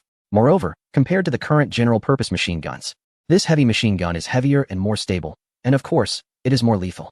When the infantry, having lost artillery support, reappeared in front of the trenches, rifles, machine guns, and mortars created a deadly line. At the Ministry of Defense of the Eastern Empire, Prime Minister Ouyang Gung listened to the battle reports and felt greatly relieved. With the war between the Eastern Empire and its adversary, he, as the Prime Minister, was the most concerned, organizing the allocation of various weapons, coordinating personnel production, and overseeing the first 4-year plan of the Eastern Empire. Although he had confidence in His Majesty, the war was fundamentally about logistics and finances. He feared that prolonged conflict would require paying an even greater price. However, after hearing the military report on the 3rd day of the war, he finally felt a sense of relief. "So, we have gained a significant advantage on all 3 fronts?" Ouyang Gung seemed to think of something and said seriously, "Zhaoding, let's wait until we capture the Chita fortress to report good news. For now, let those interested wait." Everyone knew who those interested parties were. Simply nations hoping to see the Eastern Empire and its adversary inflict mutual destruction. "Your Majesty, according to the plan, the Eastern Army is preparing to launch a full-scale attack on Chita Fortress the day after tomorrow." Zhang Shun put away his earlier smile. "After today's bombardment, the western fortifications of Chita Fortress have been destroyed. The other eastern and northern fortifications have also suffered significant damage. Li Yongchang plans to completely encircle Chita Fortress the day after tomorrow. There's no rush to attack. Chita Fortress has already dispatched a division to seek assistance from the adversary's central region in Irkutsk. We plan to encircle and strike at their reinforcements. The adversary's central army has over 270,000 infantry. They cannot afford to watch the Eastern Front fall, or else that leader will be in trouble. Due to the barrier of Lake Baikal, their central forces wishing to support Chita Fortress can only detour around the lake, adding over 200 kilometers if they approach from the north. If they choose the southern route, they can not only push the front line forward, threatening our central region, but also support Chita more quickly. As soon as their central forces move, we can also pursue them. Bit by bit, even if they reach Chita, they will face our eastern front's obstruction." Zhang Shun pointed at the map and explained. Even Ouyang Gung, who did not understand military matters, could see that the Eastern Empire was surrounding Chita and forcing their central forces to move. The military actually aimed to annihilate both the adversary's eastern and central fronts in one go. What an ambitious plan. But what if the enemies at Chita Fortress break out? Ouyang Gung asked curiously, as that would involve over 200,000 troops, and if they couldn't be contained, then the tens of thousands of our eastern troops would be in peril. Zhang Shun laughed and explained to Ouyang Gung, "Prime Minister, warfare isn't about numbers. If it were, the Eastern Empire would be invincible. Although there are still over 100,000 people in Chita, they lack logistics. Once Li Yongchang arrives, an attack will be launched. Not to kill, but to exhaust their ammunition as much as possible. By then, Even if we do not attack the Chita fortress, they will not dare to come out. In 2 days, it will be September. Here, it is still summer, but from October, temperatures in Siberia will begin to drop. It's fine during the day, but at night, it will only be a few degrees. If I were that commander, my priority now would be to stockpile firewood for winter. We have enough troops to cut off this major railway in Siberia. The Eastern Army, unable to receive any supplies, will serve as bait. A bait to draw their central forces out. Ouyang understood, ultimately. It was the bombing on the first day that had destroyed most of the logistics of the Chita fortress. The central forces, led by Yang Yintian, had taken the initiative to attack and had already eliminated 50,000 from the Koryak Legion, many of whom were captured. As for these people, Zhang Shun implied what should be done with them. Originally, according to Fang Mingzhou's thoughts, these individuals should either be killed or sent to the mines for resource utilization. However, he suddenly recalled that Red Minter, who seemed to be lacking the most crucial armed forces. Their ideology appears to have a significant allure for the Koryaks, a race oppressed and conquered by the Eastern power for hundreds of years. Chapter 119.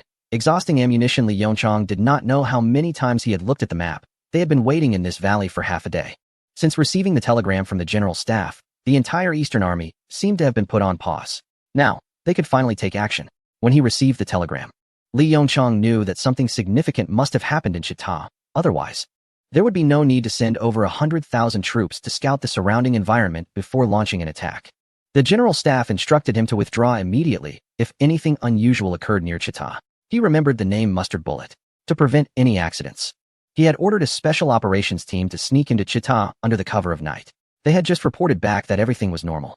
He ordered all units to prepare to launch an attack on Chita at 7 o'clock tomorrow morning, following the new plan from the general staff. At this moment, in the Chita fortress, Sokolov was in a state of panic. He had never imagined that one day his enemy would be in imperceptible existence.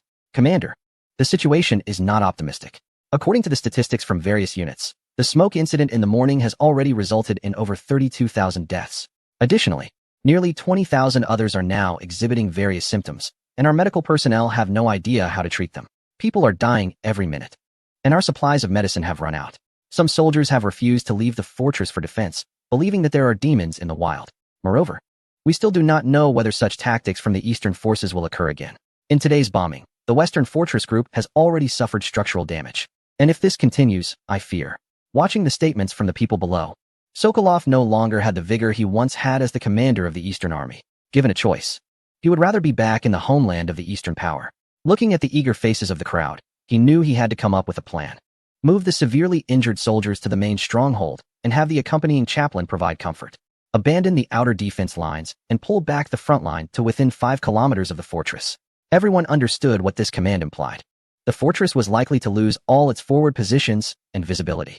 He knew an attack was coming, but right now they were lacking everything, especially the damn airships, which had ruined their supplies. The officers below remained silent, having witnessed the events of the past few days.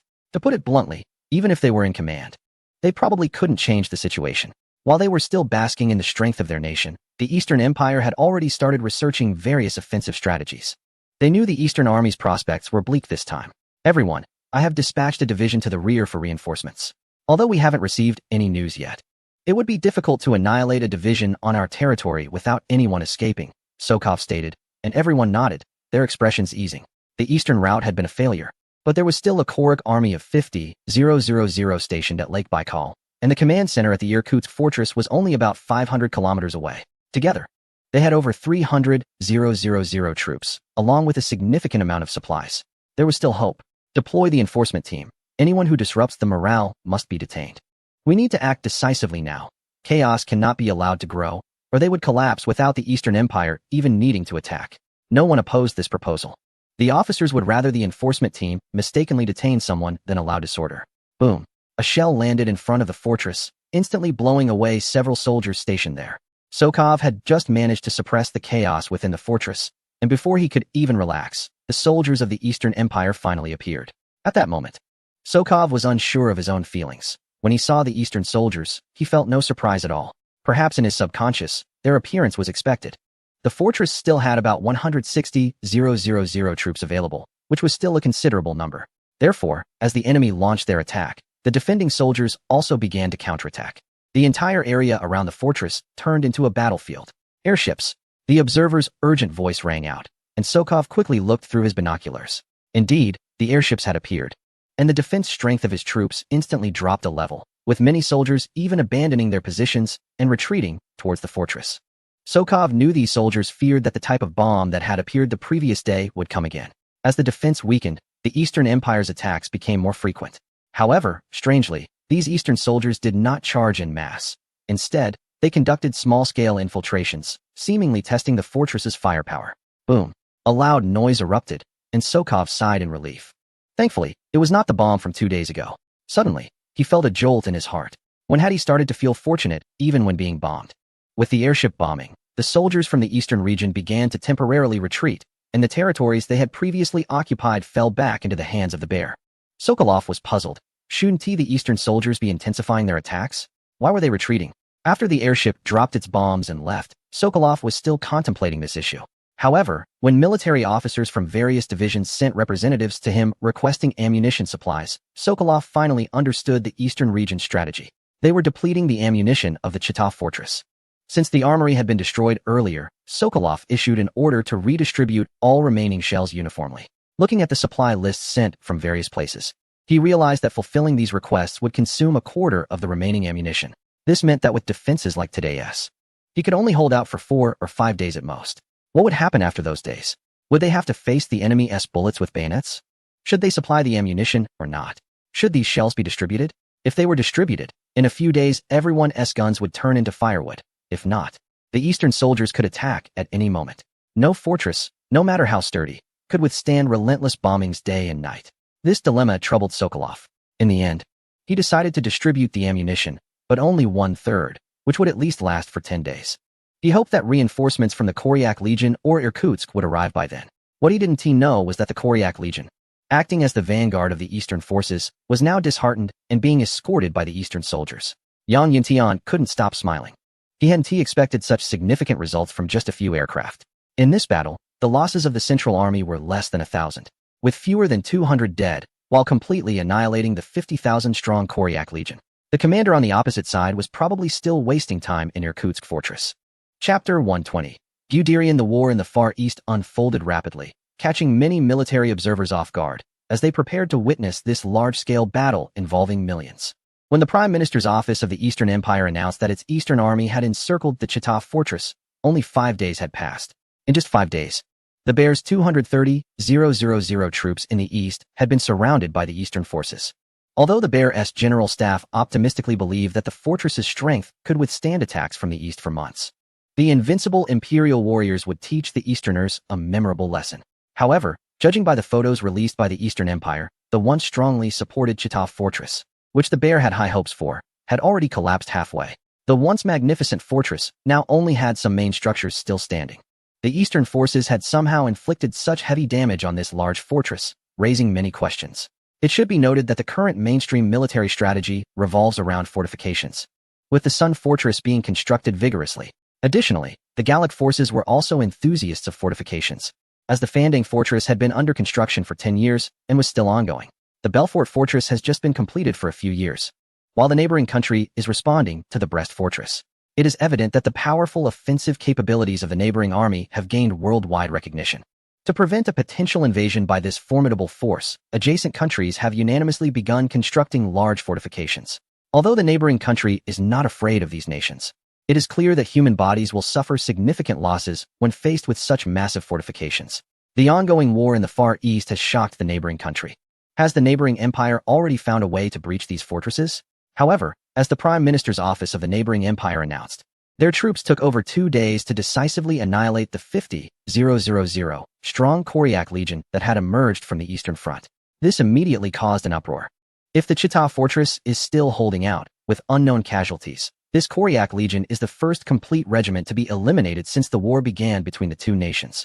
It is evident that this was a very successful operation, even one that could be included in the classic battles for its rapid encirclement tactics. The neighboring empire took advantage of the declaration of wartime and also exploited the arrogance of the opposing side, which had not adequately prepared for communication among its troops. Utilizing the mobility of cavalry, they launched an attack on the opposing forces with lightning speed. By the time the Eastern Front troops reacted, the enemy had already departed. Meanwhile, the Western regiment of the opposing side launched over 20 attacks in 5 days, but gained no advantage against the solid defenses of the neighboring army. The advent of aircraft has completely changed the dynamics of the war. The aircraft footage released by the neighboring empire before the war stirred up a new wave of excitement, prompting major countries around the world to begin their own aircraft research. However, when they actually began their efforts, they found that there was seemingly nothing beyond a video. No one even knew how the aircraft could fly. Currently, the fastest research on flight globally is being conducted by the neighboring country, yet they have only conducted glider experiments. Without a power mechanism, relying solely on lift generated by airflow to fly is clearly worlds apart from what was shown in the footage. At this moment, in the neighboring country's headquarters, a key figure is standing in front of a map, deep in thought. Behind him, a large map outlines the war situation between the two countries in the Far East. His hands, holding a pen, continuously draw on it.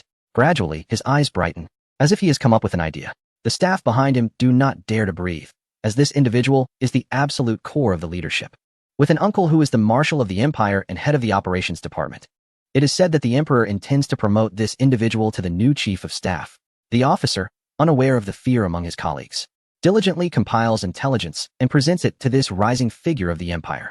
Perhaps due to the officer's composure, the key figure glances over and shows a hint of satisfaction. Heinz, it has been 5 days since the war in the Far East began. What are your thoughts? Heinz, ignoring the envious gazes from behind, pondered for a moment before responding. Regardless of the Eastern Empire or the neighboring nation, their basic combat strategies are actually quite similar, as evidenced by the simultaneous deployment of 3 armies by both sides. Apart from the main offensive and defensive forces, there are no significant differences. The young strategist smiled, knowing that in such a grand national conflict, commanders would not take unnecessary risks. Akin to the Eastern saying that those who engage in battle must align with the norm to achieve victory through clever tactics. It seems that this explanation attracted everyone's attention, as opportunities for such inquiries are rare. Heinz continued, stating that during the last war between the two nations, the neighboring nation lost the vital ice-free port it had seized, and the consequences of losing this crucial pivot in the Far East were severe. This forced the neighboring nation to concentrate its defensive efforts on the fortress at Chita. Victory in war always belongs to the aggressor. The more Heinz spoke, the clearer his thoughts became. Although the Eastern Empire's army may not match theirs, it is still among the best in the world, so if they want to win this war, the focus of their attack must be on the Eastern Front. The fact that they managed to encircle the Chita fortress and inflict significant damage within just 5 days indicates that they have seized the initiative in the conflict. I fear the neighboring nation may repeat its past mistakes. As Heinz finished speaking, several advisors nearby chimed in. No, Heinz, your perspective is too optimistic. The main force in the center for the neighboring nation still consists of 250,000 troops, and the Chita fortress can hold out for a while. As long as they provide support from the center, the Eastern Empire cannot capture Chita in a short time. It was evident that the advisors were reluctant to let Heinz take all the credit. Moreover, the neighboring nation has no shortage of soldiers domestically, if their leader wishes. They could organize another 1,000,000 troops to send to the front lines. Another advisor also voiced his opinion. No, my thoughts differ from yours. Heinz was confident in his reasoning. Why? The young strategist was eager to hear what this promising advisor would say. Because of Chita, the importance of the Chita fortress. We know that the seeds for this war were sown 7 or 8 years ago. Both sides have merely been gathering strength. The group nodded in agreement. 8 years ago, the neighboring nation, taking advantage of the previous regime's weakness, aimed to open up a maritime route in the Far East. They dispatched 80,000 troops and a fleet to the region and easily defeated the previous regime, but unfortunately, they encountered the Eastern Empire. Both land and sea were lost. The nature of their leader is known worldwide. It would be strange if they did not retaliate. The loss of the ice-free port forced the neighboring nation to stockpile a large amount of supplies at the Chita fortress. Given the current level of damage to the fortress, I believe there may not be many supplies left. If I were in the Eastern Empire, I would not even need to launch an attack. Simply preventing reinforcements from the neighboring nation would suffice. Let us not forget, in 2 or 3 months, winter will arrive. Everyone was taken aback. They were well aware of what winter is like in the Far East. The heavy snowfall and extreme cold temperatures will turn into a nightmare for anyone. Chapter 121. Cavalry Clash. The young strategist was quite satisfied. The people here are the future of the empire, and their insights are crucial. The invincible imperial army needs these young individuals to grow, as only fresh blood can make the empire stronger. What do you think the bear should do to change the current situation? Little Mauchi posed another question. This time, no one was eager to answer, and everyone began to think. Such topics were still too difficult for them. In my opinion, if that commander from the Bear's Eastern Front doesn't want to be hanged at the lighthouse, he can only seek help from the Central Forces. The Eastern region cannot eliminate over 20,000 people in just a few days. As Heinz said, logistics ultimately decide the outcome of this war.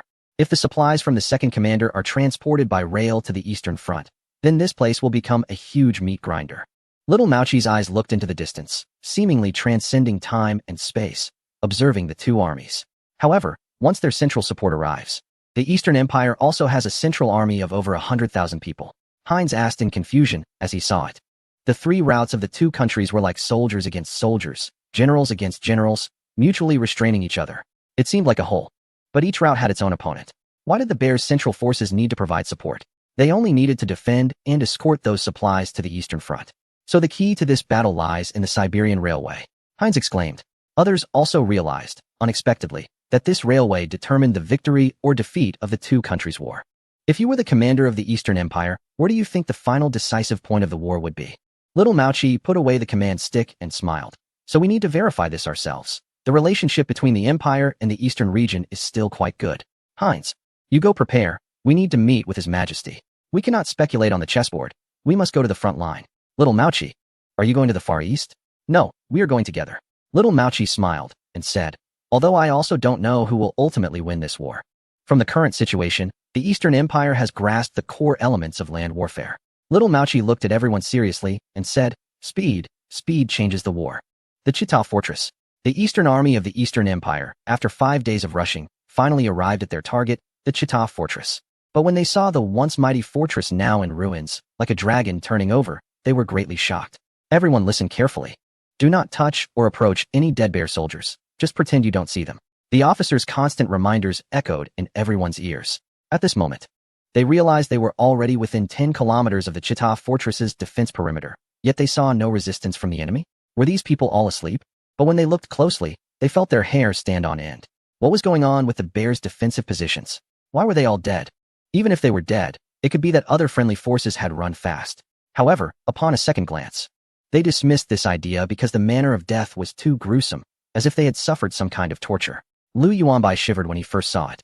He finally understood why the general staff required all troops entering the Chita Fortress to pay attention to any abnormalities among the soldiers. As part of the External Operations Brigade and a royal relative, Lu Yuanbai was aware of more than others. He knew that the Eastern Empire was researching special weapons, but he didn't expect these weapons to be so terrifying.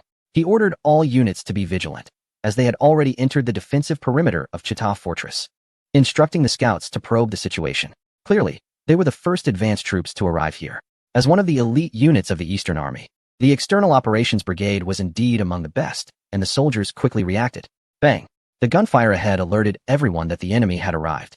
Lu Yuanbai led the advanced troops forward and saw a few soldiers clash with a small group of cavalry from the opposing side. It was evident that neither side had anticipated the other's presence. With the support of the Eastern cavalry, the opposing cavalry began to retreat upon realizing the presence of the larger Eastern force. Lu Yuanbai was momentarily stunned. There were only a few hundred of them. Yet the general staff had stated there were over 200,000 enemies. What was happening? However, when they continued advancing to 5 kilometers within the fortress's defensive perimeter, the first enemy finally appeared, Cossack cavalry. Lu Yuanbai's eyes narrowed as he spotted the blue cross flag through his binoculars, indicating that these were Don Cossacks. He hadn't expected the first enemy to be the elite Don Cossack cavalry. Prepare for engagement. Both sides had no time to think, with both being cavalry. The horses galloped at incredible speeds. In just a few minutes, they could see each other as formations.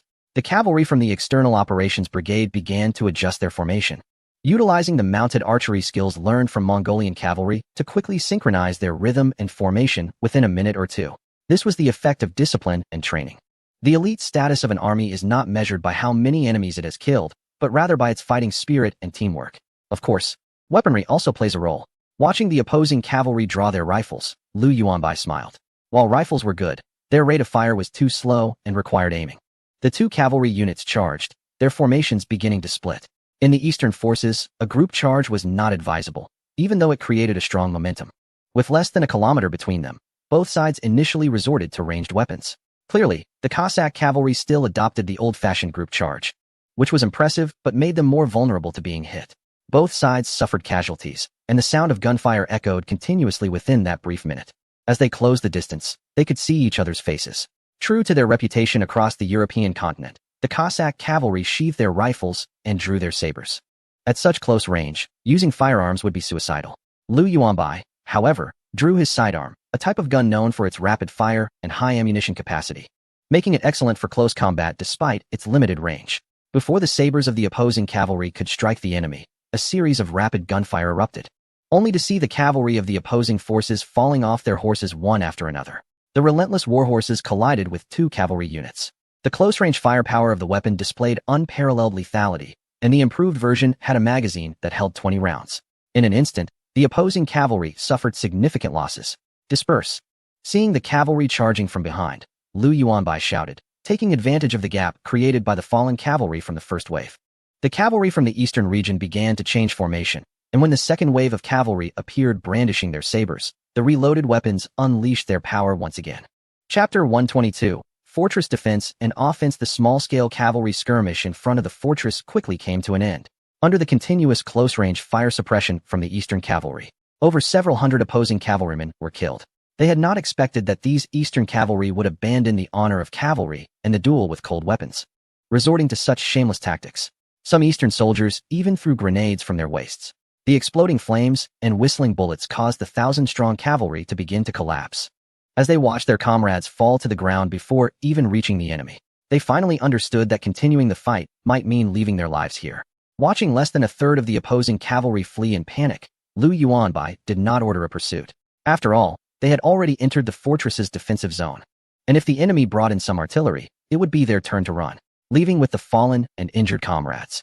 Liu Yuanbai felt it was better to be cautious. At this time, at the fortress, Sokolovsky observed the cavalry battle through binoculars. This probing was requested by him, aiming to assess the combat effectiveness of the eastern soldiers. The result was poor. In terms of equal numbers, the cavalry had surprisingly lost. The close-range firearms of the eastern forces made him realize that without effective measures, his cavalry would inevitably be suppressed. Is it handguns? But what kind of handgun has such a fast firing rate and caliber? Commander, why don't we use artillery? A staff officer asked. If it was difficult to use artillery when the two cavalry units mixed together, now seemed like a good opportunity. Sokolovsky did not respond. The remaining few rounds of ammunition were not meant for dealing with this 1,000-strong force. As troops from other units continued to arrive, it signaled the official start of the fortress's defense and offense. Airships. The observers above the fortress cried out in alarm, quickly scrambling to leave the area. In the past few days, the eastern airship units had been visiting daily. The war had been ongoing for 7 days, and not a single bullet had been delivered to the rear. The fortress could not hold out for much longer. With more and more eastern soldiers appearing, the defensive perimeter of the fortress was continuously shrinking, now containing over 100,000 troops within a 5-square-kilometer area around the fortress, coupled with 3 major fortress groups. This meant that the remaining 130,000 troops had an activity range of only 15 square kilometers. Thunderous explosions erupted above the fortress, and no one was counting how many times it had been bombed. The main structure of the fortress has been destroyed, and now the forces from the east are using heavy bombs to begin dismantling the fortifications surrounding it. In the field of vision, a loud explosion erupted from a concealed bunker defended by dozens of soldiers, instantly tearing apart several soldiers without them even having a chance to shout. Once the thick smoke cleared, the small fortification had fallen silent. Sokolov watched as his soldiers were turned into corpses under the bombardment from the east. The Eastern Army was ruthless, not launching large-scale attacks but instead using airships to gradually erode the fortress defenses. The hidden artillery within the fortress began to fire back, and in Sokolov's view, a few crouching soldiers from the east were struck by shells. This brought him some comfort, but he knew this was not a long-term solution. Yevgeny, have the cavalry we sent out returned? The commander of the 7th Army, Yevgeny, replied helplessly, No, they haven't returned. But I believe the rear must know about the current situation at the fortress. If those fools in the army department don't want to lose the war and face execution by the Great Tsar, they will surely send us support. Let's hope so. Sokolov understood that Yevgeny was right. Even if the rear command was incompetent, 7 days without contact with the fortress would indicate something significant had occurred. Your Excellency, we are running low on weapons. Yevgeny lowered his voice. Each of our soldiers only has 10 rounds left. Moreover, the troops have been instructed to collect ammunition from their fallen comrades immediately, but even so, our stockpile is nearly depleted. And the eastern forces are not launching a large-scale attack. I suspect they have a bigger plan. What plan? Both men, as senior commanders, understood the situation at the fortress. If the eastern forces truly intended to launch a full-scale attack, it would not be with these small skirmishes, but with a coordinated offensive across the board. They were likely waiting for our ammunition to run out, at which point we would lose our ability to resist. Yevgeny, I will allocate a batch of ammunition to you. If there is still no news from the rear after 2 days, you must retreat with the 7th Army. You need not worry about any consequences. This is my order, and you are simply following it. The army department will not trouble you. And you, Commander? Yevgeny seemed to realize something and asked. The fortress must have someone to hold it, even if it means biting back. I won't let the Eastern forces break in so easily. Sokolov was not mistaken. The command center of the forces was already aware of the seriousness of the situation. Of course, they did not learn this on their own. It was the battle report from 2 days ago regarding the encirclement of the Eastern Army's Koryak Corps and the siege of the fortress, which was widely disseminated alongside an announcement from the Eastern Prime Minister's office. Everyone was mocking the decay of the army, reaffirming the rumors about their ineptitude. It was said that the roar from the Winter Palace had not ceased for a day, as the Great Tsar immediately ordered his army minister to rescue the Eastern Army. He expressed that more soldiers would be conscripted and that they would definitely defeat the evil empire of the East. Meanwhile, Minister of the Army Kuropatkin looked at the empty warehouses, on the verge of tears. The bear itself was not an economic powerhouse and had not even fully completed the transformation of asset types, with remnants of serfdom still existing in many areas. If it weren't for the large population, it would be questionable whether the 5 major powers would even consider it. For this war against the East, the bear had also been preparing for several years. A large quantity of supplies and ammunition had been produced gradually over the years, and now these materials had already been delivered to the Chitov fortress before the outbreak of war. Clearly, these supplies and ammunition had turned to ashes under the bombardment from the east. In a short time, where could they possibly generate so many supplies? As for the soldiers mentioned by His Majesty, Kuropatkin was not worried. After all, they were just fighters, and he could simply grab a batch from the fields. But what good would that do? Without even guns, were they supposed to line up on the railway to send themselves to their deaths? They even suggested using them to exhaust the East's ammunition. It was as if God played a joke on the bear, having ample manpower but insufficient weapons. Chapter 123. Rescue the Eastern Route. As the East surrounded the Chitov fortress, the commander of the Central Army stationed in Irkutsk, Yangalichev, received a telegram from the Great His Majesty. In the telegram, His Majesty demanded that this Central Army commander immediately dispatch soldiers to the Chitov fortress to rescue the Eastern Army. Furthermore, to prevent an attack from the East's Central Army, the Ministry of the Army had dispatched 150,000 soldiers by train, soon to arrive at the central line. Of course, if that were all, Yangalichev wouldn't have minded at all and would have been quite willing to send troops to support the Eastern route. However, the bastards in the Ministry of the Army actually informed him that only 1/3 of the 150,000 reinforcements were equipped with rifles. Implicitly, did that mean that the other 100,000 were coming empty-handed?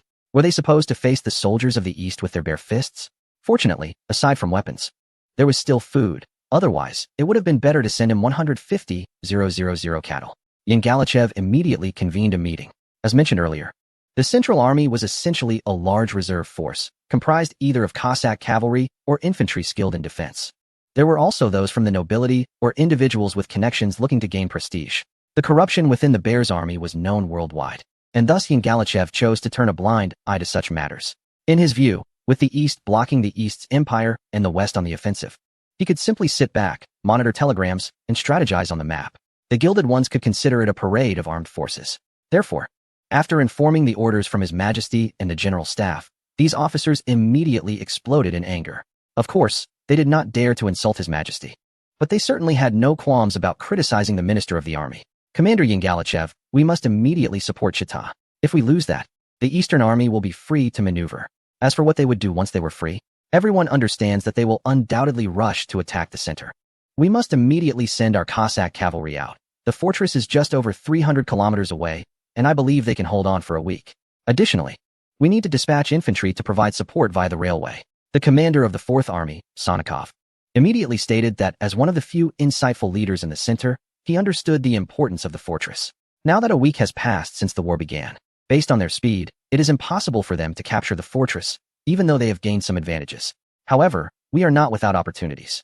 As soon as Sonikov finished speaking, a noble officer beside him said, "We cannot support them this way. We only have 10 cavalry divisions in the center, which is our only mobile force. If we head east, the cavalry from the opposing side will attack us." Everyone realized that there was indeed a cavalry army on the other side as well. Moreover, the last war with that region had already shown us how vulnerable cavalry is under the attack of machine guns and artillery. Rebkov, I know as the leader of the Cossack cavalry, you do not want to expose them to enemy machine guns. But have you considered that if the infantry cannot arrive in time, our railway only moves at a maximum of 30 kilometers per hour? By the time we reach the fortress, will we be there to collect the bodies of the Eastern Army? Due to the high cold region and the permafrost, Building the railway is extremely challenging. However, the order from above was to complete it within a specified time frame. In desperation, the engineer could only compromise, laying the tracks on dense pine piles to create a suspended structure. This makeshift solution rendered the railway extremely unsafe, limiting the speed to 30 kilometers per hour. Additionally, corruption led to the logistics departments purchasing inferior steel rails at several times the market price, making it impossible to expedite the process. Your Excellency, I am merely stating facts. I will not let my cavalry charge into enemy machine guns. I believe Commander Sokolov can withstand the eastern attacks. We only need to send the army to restrain the enemy via the railway. A two-pronged attack will lead to heavy casualties for them in front of the fortress. Watching the two quarrel, Yangalichev felt a headache. Both had valid points. Gentlemen, His Majesty has decided to rescue the fortress, and the Eastern Empire has publicly declared that they have surrounded it.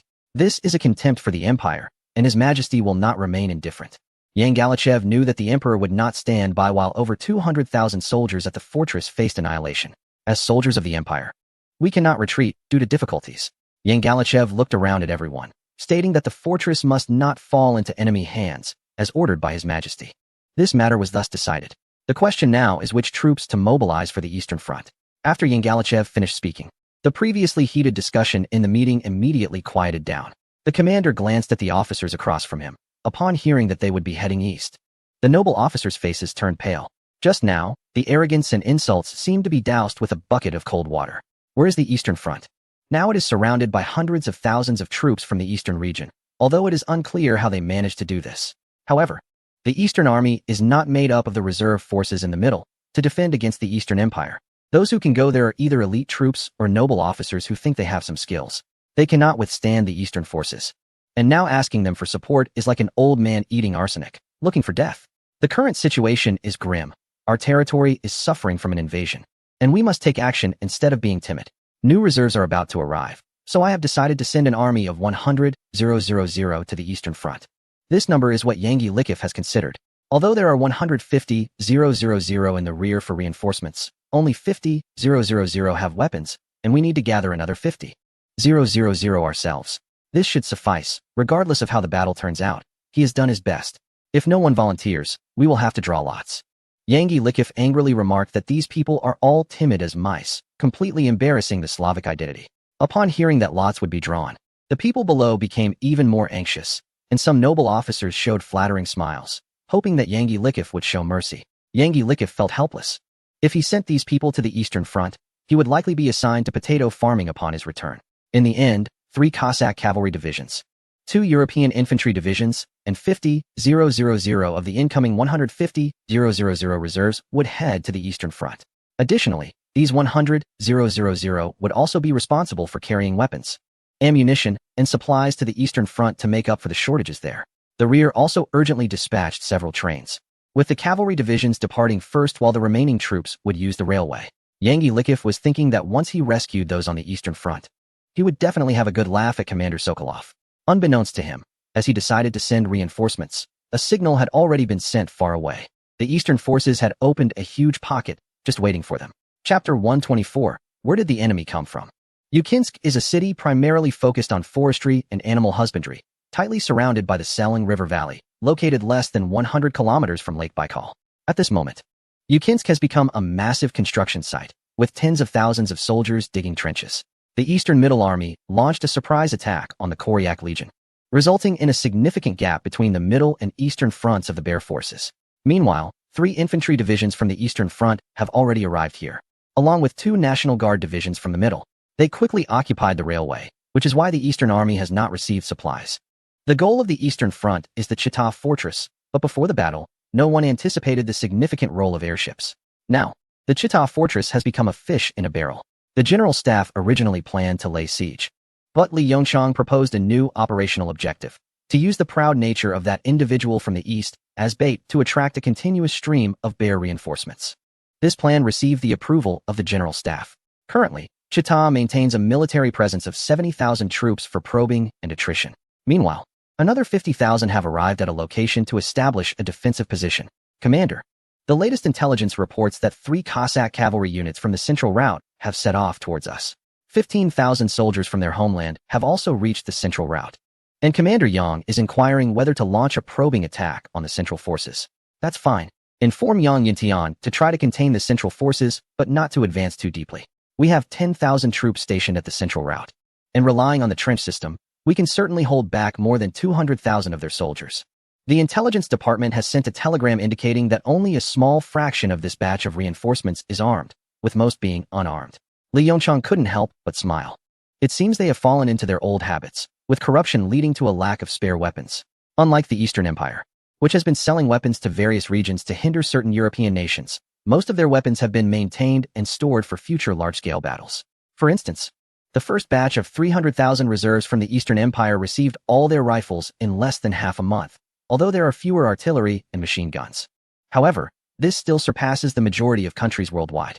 Now, aside from a couple of nations, most others have minimal weapon reserves, if any at all. Currently, they may have sufficient manpower, but they lack weapons, unable to even guarantee rifles. The consequences of facing the Eastern Empire's firepower grid are predictable. Commander, the defensive fortifications are nearly complete, a staff officer reported as he entered. Additionally, the railway from the location to Chita has been sabotaged, and a division departing from Chita has been surrounded by us. Li Yongchang nodded. Everything is ready, just waiting for their reinforcements to appear. Led by Velyushev, the Cossack cavalry is advancing across the wilderness. This group of over 30,000 cavalry serves as the vanguard towards the eastern route. With the advent of machine guns, the effectiveness of cavalry is increasingly limited, and as a mounted nation, the Cossacks are also in decline. Once, they were the pride of the empire, but now? This is an opportunity. If they can rescue the eastern route, the Cossack cavalry will receive significant recognition from the leadership. Your Excellency Velyushev, we will reach the location within 50 kilometers, one of his aides announced. Irkutsk is only over 300 kilometers from the location, and the cavalry can arrive in 3 days. To aid the eastern route, Velyushev has not deployed many vanguards, as he believes it is already a significant challenge for the eastern forces to surround over 20,000 troops. How could they possibly appear here? Thus, when Velyushev's Cossack cavalry entered the encirclement of the eastern route army, the sounds of gunfire from all directions left the Cossack leader bewildered. The air was filled with the sound of machine guns and various artillery. The cavalry, still trying to assess the situation, suffered losses of over 1,000 men. Their mobility quickly allowed them to discern the source of the enemy fire. Looking at the 10-kilometer-long front line, Velyushev felt like cursing. There must be at least 30 to 40,000 of those eastern soldiers. How many troops are stationed along the eastern Zhou East Road? Is that Sokolov an idiot? He doesn't realize the need to restrain the forces in the east after being beaten like this? But now the facts are clear. If they want to rescue Chita, they must break through this defensive line. The worst thing he feared has happened. Since the eastern Zhou is here, they won't let him pass easily. He ordered Sokolov to lead his cavalry division to conduct probing attacks, while Basevik was to explore the flanks with his troops. Velyushev was very cautious, fearing that a careless move might fall into an ambush by the eastern Zhou. Li Yongchang looked at the Cossack cavalry ahead, knowing that encircling these tens of thousands of troops was probably impossible this time. The geographical environment of Yukinsk is flat, lacking any advantageous terrain, so this time, the focus is primarily on trenches. The other two cavalry divisions are ambushed on one side. If the opponents are impulsive, they can expect to be caught off guard. As the overall commander, Li Yongchang had to consider the big picture. The eastern Zhou has already gained absolute advantage on the eastern front. It can be said that more than half of the initial goals of the war have been achieved. Initially, when Fang Mingzhou went to war with the Bears, the main target was eastern Siberia. It was impossible to conquer all 4 million square kilometers of land at once. The eastern Zhou doesn't have such a huge appetite either. So the aim of this war is to instill fear in the Bears. This nation is quite peculiar. Due to their harsh living conditions, they possess a resilient spirit. When faced with difficulties, they can unleash their potential, but once peace is restored, their internal conflicts are no less intense than those in the Central Plains. Although he doesn't know the emperor's thoughts, ensuring that the Bears don't dare to look east for the next 10 years is the primary goal. Another aim is to set an example for all nations, using one of the 5 major powers, the Bears, to warn others. This will create a very favorable external development environment for the Eastern Zhou. After all, if you want to deal with the Eastern Zhou, you first need to see if you can withstand blows like the Bears. The emperor has a saying that military actions must serve political purposes. There is never a war without reason. The minimum requirement is to capture the Chita fortress on the eastern route. As for the land, since the Eastern Zhou Empire has already taken back over 1 million square kilometers of territory occupied by the Bears in the north, the General Staff's opinion this time is to focus on the 3 border provinces of the Bears, Outer Baikal, Buryatia, and Amur.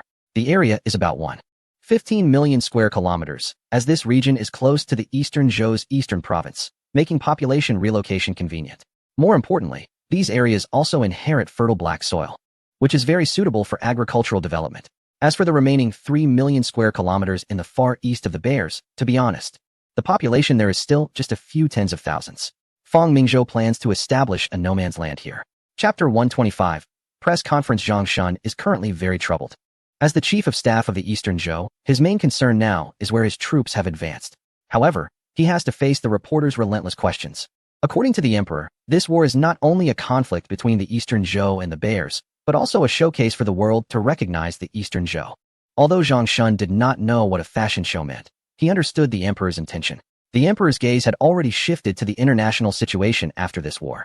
Right now, the Eastern continent was like a giant magnet, attracting journalists from all over the world, along with countless observation groups. Journalists were manageable. They would write whatever was said, and if they dared to fabricate stories, they could expect the empire to come knocking. What freedom of the press! This isn't 100 years later. As for those observation groups, they shouldn't expect to enter the front lines until the fortress of Chita was taken.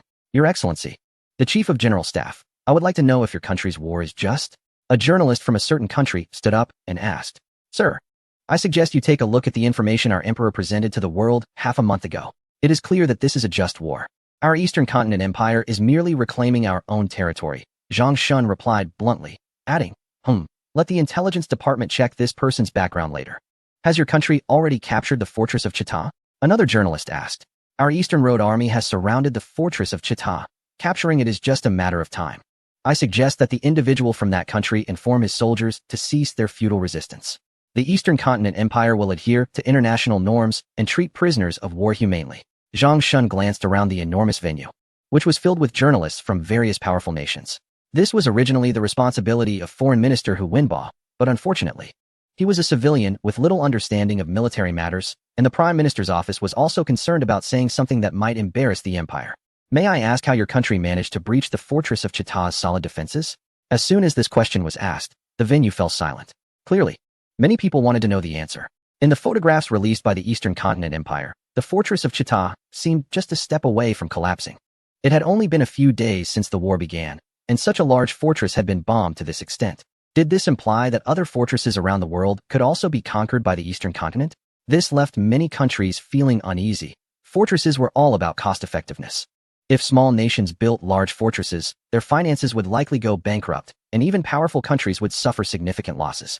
Yet, they still built them because once a fortress was completed, it could last for decades, making the long-term costs much higher than the initial investment, especially for countries like Han's, where neighboring nations were constructing fortresses. Given the private relations between the two countries, it was clear that as long as Han's was willing to pay a price, the Eastern Continent would not refuse. Zhang Shun observed the now quiet venue, understanding the thoughts of these individuals. Unfortunately, this method could currently only be employed by the Eastern Continent. Many countries could carry heavy bombs with airships, but they could not overcome the issue of bombing accuracy. Don't think that just because you're flying overhead, dropping a bomb is easy. If the altitude is too high, precision is lost. If it's too low, it's easily shot down. The Eastern Continent can drop bombs from 1,000 meters, but that doesn't mean other countries can. No comment. Zhang Shun's words instantly made these people grit their teeth in anger, but they were helpless. The area around the fortress had completely turned into a battlefield, and without the approval from the East, venturing there would be tantamount to seeking death. It was heard that your country has a means of long-distance communication. I wonder if that has been disclosed. Another sharp question, indeed, typical of certain nations. The East has mastered radio technology, but that doesn't mean other countries are unaware of it. After all, it has been over a decade since electromagnetic waves were discovered. Both certain nations and another have developed radios capable of communicating over 1 to 2 kilometers. Although it is still in the laboratory stage, it is evident that with further research, in 5 or 6 years at most, they could reach the level of the East's first-generation radio technology, which can communicate over thousands of kilometers. Although His Majesty has already decided to make radio technology public, that will not happen until after the war. To ensure a good price, no further information will be provided, was the same response. May I ask what your country's ultimate goal in this war is? To reclaim the territory that has belonged to us since ancient times. After the meeting concluded, Zhang Shun returned to the Ministry of Defense. Your Majesty, the Western Front has just sent a telegram. That individual seems to be getting anxious seeing us surrounding the fortress. Since yesterday, the attacks from the west have significantly increased. Particularly yesterday afternoon, the enemy assembled over 15 divisions to launch a strong offensive. The battle lasted for more than 4 hours. and the enemy retreated after suffering over 10,000 casualties. According to intelligence, they are gathering more artillery in the rear. However, due to the guidance from aircraft, the enemy has also learned to be cautious. They moved before our planes could spot them. War is indeed the best teacher of technology. This saying holds true. Even the enemy has learned to conduct artillery strikes in guerrilla warfare. How is the Western Front holding up? It is quite stable. Wu Yinan is skilled in defense. And with our weapons being several generations ahead of the enemy, they find it difficult to break through our front lines. If this stalemate continues, victory will surely belong to us. Do not underestimate the enemy. Let us not forget they have support from certain nations. Although they do not wish to see the enemy expand into the Far East, they would prefer to see them defeat us. Without these nations, considering the extravagant lifestyle of that individual and the corruption within their country, gathering enough weapons and ammunition would not be easy.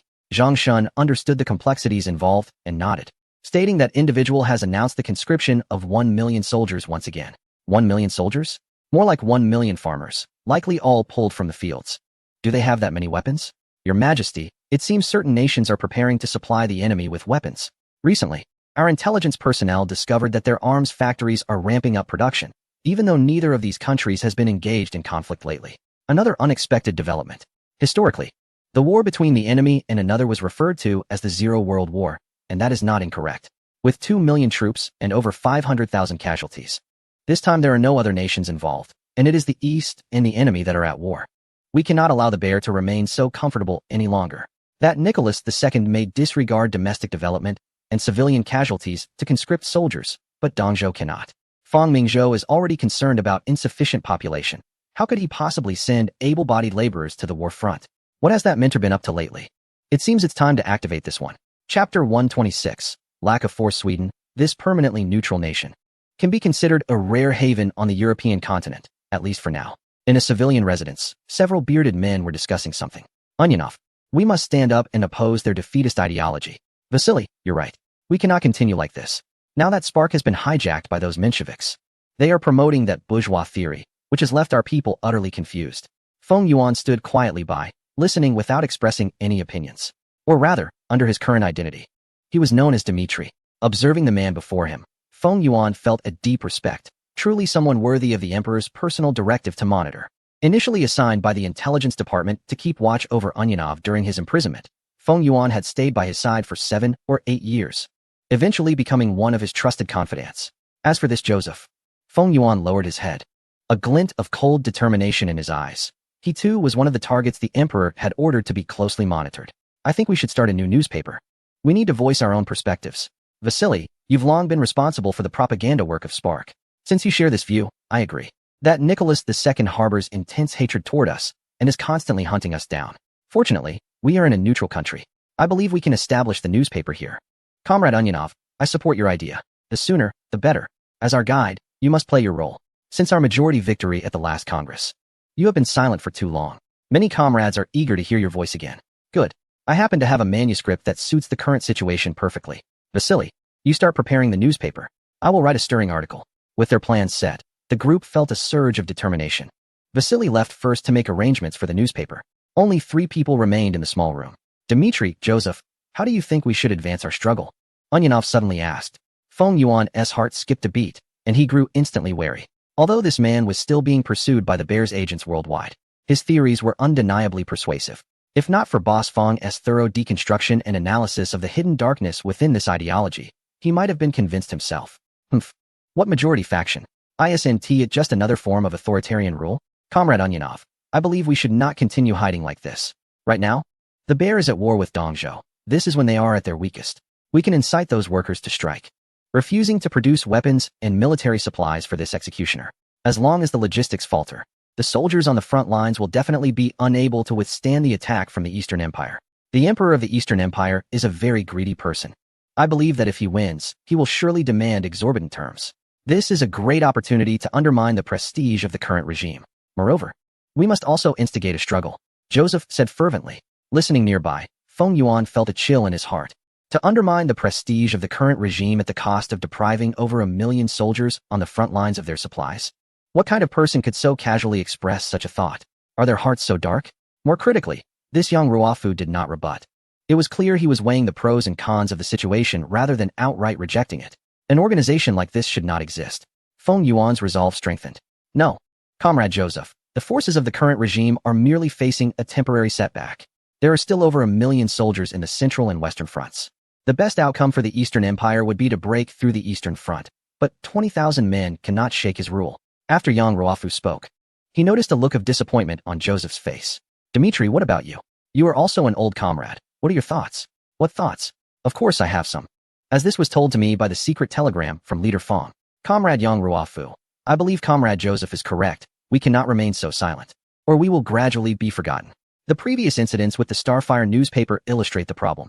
That group of capitalists has the funds to buy our newspapers, but they cannot change our steadfast beliefs. Well said. No amount of money can alter our thoughts. Yang Ruofu nodded. I also agree with Comrade Joseph's approach, but I think we should add something. Both turned to look at him. Dmitri, who came from a wealthy family and studied abroad, had offended the current regime, leading to his family's demise and his imprisonment. Under Yang Ruofu's influence, he ultimately became a steadfast warrior. Therefore, Yang Ruofu appreciated this quiet individual who always provided him with different perspectives. Regardless of how this war with the Eastern Empire ends, I believe many will be captured. Feng Yuan chuckled. The Eastern Empire has already dug the pits, waiting for you to jump in. I believe that even if these individuals loved this country before, their thoughts will change. Because this war was initiated by the current regime, similar to the last war between the two nations. Those nobles or wealthy individuals will be ransomed back. However, many ordinary soldiers will become laborers for the Eastern Empire. Yang Ruofu's eyes lit up. He seemed to have thought of something. Comrade Yang Ruofu, Comrade Joseph, aren't these people our best partners? Feng Yuan continued seriously. Those individuals were captured because of the war initiated by the current regime 7 years ago. The regime, in order to save costs, or perhaps because it simply does not lack soldiers, did not ransom them back. Years have passed, and they must have had a tough time in the eastern region. It's no surprise. In this era, captives are not treated well at all. Even decades later, the fact that you are still alive is fortunate. Just look at the situation with the other side, which captured hundreds of thousands of prisoners and sent them to harsh conditions, where only about a third survived in the end. These individuals were once soldiers, and even if they were captives for years, their combat experience is undoubtedly much higher than that of ordinary people. Moreover, they share a common sentiment, a deep-seated hatred towards the leadership and its dictatorship. After Feng Yuan finished speaking, he fell silent. As a junior, he only needed to break the ice and couldn't overshadow the leader's presence. In the first war between the other side and the eastern region, tens of thousands were captured. Some of them were indeed used as laborers, but others were treated according to the standard practices for captives, with continuous indoctrination to instill hatred towards the opposing country. Initially, they were seen as a backup plan, and now that backup has arrived. Chapter 127, The Battle for the Fortress, Part 1. In the Chita Fortress, after several days of fighting, the gunfire gradually diminished. There was no choice. Their weapons and ammunition were nearly exhausted, a fact known to all soldiers stationed there. After about 10 days of bombardment and attacks, the fortress, once claimed to withstand 1 million soldiers for a year, was left with only the main structure. And this main structure wouldn't last for many more days. Sokolov looked at the reappearing soldiers from the eastern region, his expression numb. These soldiers never appeared in large numbers. They always operated in small teams of 10, employing tactics that even Sokolov found hard to comprehend, displaying remarkable agility and aggression on the battlefield. In Sokolov's view, the current military strength of the eastern forces was on par with that of their neighbor. The fortress was beyond saving. Sokolov realized this on the first day when supplies were bombed. He had hoped for reinforcements from the rear to arrive, believing that would give them a fighting chance. But 10 days had passed, and even the staff would have to be foolish not to realize that something was wrong on the eastern front. It only took 3 to 4 days for reinforcements to arrive from the central fortress. Even if that commander was reluctant, the leadership would compel him to come to their aid. Yet now, not only was there no sign of rescue, but they couldn't even see a shadow of a person. Either the Empire had abandoned their eastern front to fend for themselves, or they were blocked from coming through. Whichever it was, it pointed to one undeniable fact: the eastern front was finished. Originally, there were 230,000 soldiers stationed here, and the bombings from the previous days caused only a few thousand casualties. However, on the third day, unseen weapons led to the loss of over 20,000 soldiers. And alarmingly, this situation was far from over, with nearly 10,000 more reported dead in the days following. At the same time, more than 30,000 people experienced varying degrees of other reactions. This means that the bombardment in the eastern region caused him to lose 30,000 soldiers in one day, and another 30,000 were unable to fight normally, in addition to depleting supplies. Not to mention weapons and ammunition, even food supplies were already tight. Currently, Only the frontline soldiers could guarantee 2 meals a day, while those in the forts could only manage 1 meal. Last night, he made the firm decision to have Yevgeny lead the elite 7th Army to retreat to the rear. He knew that these 50,000 were the most combat-capable soldiers in the fort and understood that once they left, it was only a matter of time before the fort would be breached. However, he still made this decision. He did not want the 7th Army to meet the same meaningless fate as himself here. This was his final contribution to the Empire as a commander. Now, only about 100,000 soldiers in the entire Chita fortress were still able to fight, and they were lacking weapons. The Chita fortress had completely given up on outer defenses, relying on the ruins of the 2 former forts to block the attacks from the eastern soldiers. He did not know how much longer they could hold out. Many in the army had already hinted to him to surrender to the eastern forces in exchange for humanitarian treatment. He had considered this option but ultimately rejected it. Until the last moment, surrendering was an insult to him as a commander of Cossack descent. As the sun rose, the fortress defense battle began anew. The same airship bombardment continued, and it must be said that the main fort was indeed quite resilient, still holding out at this point. Chun-Hee, holding a telescope, looked at the departing airships with a heavy expression. As the smoke cleared, according to the intelligence from the airships, the left and right forts had collapsed. But the central main fort was only damaged. It was still holding on. Li Yongchang had already set out to intercept the central army of the enemy, while the commander of the 1st Army Division temporarily took over command. The urgent task now was to capture the high ground of the 2 forts and then use artillery and machine guns to suppress the firepower of the main fort. In fact, the general staff had also considered starving them out. If they waited 3 or 4 months, these people would either starve or be killed by the weather. However, this plan was ultimately not executed due to the long wait. The eastern region needed a decisive victory to quell everyone's ambitions. Therefore, the general staff ordered that the eastern front must be resolved before winter arrives. One side of the high ground must be taken today. In the ruins of the 2 destroyed forts, more than 10,000 soldiers were still using the terrain to resist. With Chun-Hee's orders, the soldiers of the 1st and 2nd Divisions, who had been waiting for a long time, began to disperse and attack the high ground on both sides in units. This was the earliest formed unit, which had also risen under Fang Mingzhou. Only the elite of the elite could enter these 2 divisions. They were the stabilizing force of the Eastern Army. Every time they encountered a difficult position, it crumbled under their unstoppable attacks. The weapons they were equipped with were different from those of other units. Although they also used the 94 type rifles, they were equipped with scopes as well. Additionally, imitations of certain firearms, such as a specific model of pistol, a submachine gun, and a general-purpose light machine gun were present, with soldiers also carrying a shotgun that was still in limited production. Although the range of this gun is not far, its power at close range is undeniable. It can be considered a mobile arsenal. The 105mm artillery began to unleash its power, providing bombardment cover. With air supremacy secured, the enemy's concealed positions were laid bare. This artillery was responsible for destroying those hidden threats. For a full 20 minutes, the bombardment continued, creating a smoke screen that effectively obscured the enemy's line of sight for their attack. 2 divisions organized assault teams to attack the fortifications on both flanks. The company commander reported that the enemy machine gunner had been dealt with. Soldiers waiting nearby crouched and began their assault from the sides. By the time they reached the previous shell impact site, around a dozen enemy soldiers were down, with only 2 or 3 still breathing. Nearby lay a destroyed machine gun. Continuing their advance, the bombardment had left the stationed enemy soldiers disoriented. They did not expect the attacking soldiers to be so fearless. Even as the shells continued to rain down, they charged forward. The shells did not discriminate. However, they understood that inaction would lead to being killed by the advancing soldiers, prompting them to return fire. Their opponents were the most elite soldiers from the attacking force, and as soon as the enemy soldiers exposed themselves, light machine guns opened fire. Countless sparks erupted from the ruins, and soon the enemy soldiers were being knocked down. Next came the grenades, which left even those hiding behind rubble with no refuge. When they finally mustered the courage to engage the attacking soldiers in close combat, a massive shotgun appeared. This combination of weaponry inflicted significant suffering on the enemy soldiers. They were caught off guard and fell in the ruins before they could react. Meanwhile, artillery in the rear began a gradual barrage to cover the infantry's advance. Chapter 128, The Battle for the Fortifications, Part 2. At this moment, every step forward at the fort was accompanied by fierce fighting. Fortunately, the enemy was clearly lacking in weapons and ammunition, and the attacking soldiers even lured the enemy into attacking. When the enemy ran out of ammunition, they would charge out for hand-to-hand combat. These soldiers would rather face the firepower of their opponents than surrender. As the front line advanced, the defending soldiers at the fortifications on both sides dwindled, and the gunfire became increasingly sparse.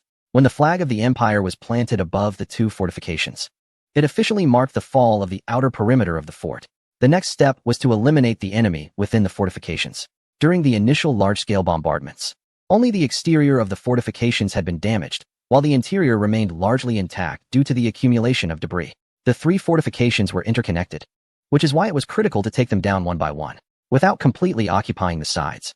The central fort would continue to send out soldiers to harass from both flanks. With a loud bang, Lu Sheng and several soldiers quickly moved to the side as the narrow internal passage was finally blasted open. Sure enough, at the moment of the explosion, gunfire erupted from within. Lu Sheng realized that this group was up to no good, intending to ambush them. He swiftly drew 3 wooden-handled grenades from his waist, tied them together, and pulled the fuse. A puff of smoke rose up. After silently counting to 2 in his mind, he threw them inside. Instantly, a tremendous explosion echoed through the passage, and a shockwave hit him. He charged in, pulling out a shotgun from behind, and unleashed several blasts. Immediately, screams filled the air. His teammates also began firing in unison. Squad leader, these guys really have guts. They still won't surrender after all this. After a quick check, a soldier beside him looked at the 7 or 8 fallen enemies in the passage and noted that they only had 4 rifles and a mere 5 bullets left. Lu Sheng nodded. Their commander had mentioned before their departure that the enemy was very low on weapons and ammunition. They had to thank the Air Force, otherwise, this battle would have been tough. They divided into several small teams to search, reminding each other to check every corner and ensure that no enemies were hiding anywhere. The fortress's interior was like a maze, with wide areas that could accommodate a dozen people and narrow spots where only 2 could pass through. Thus, the troops had to break up into smaller units.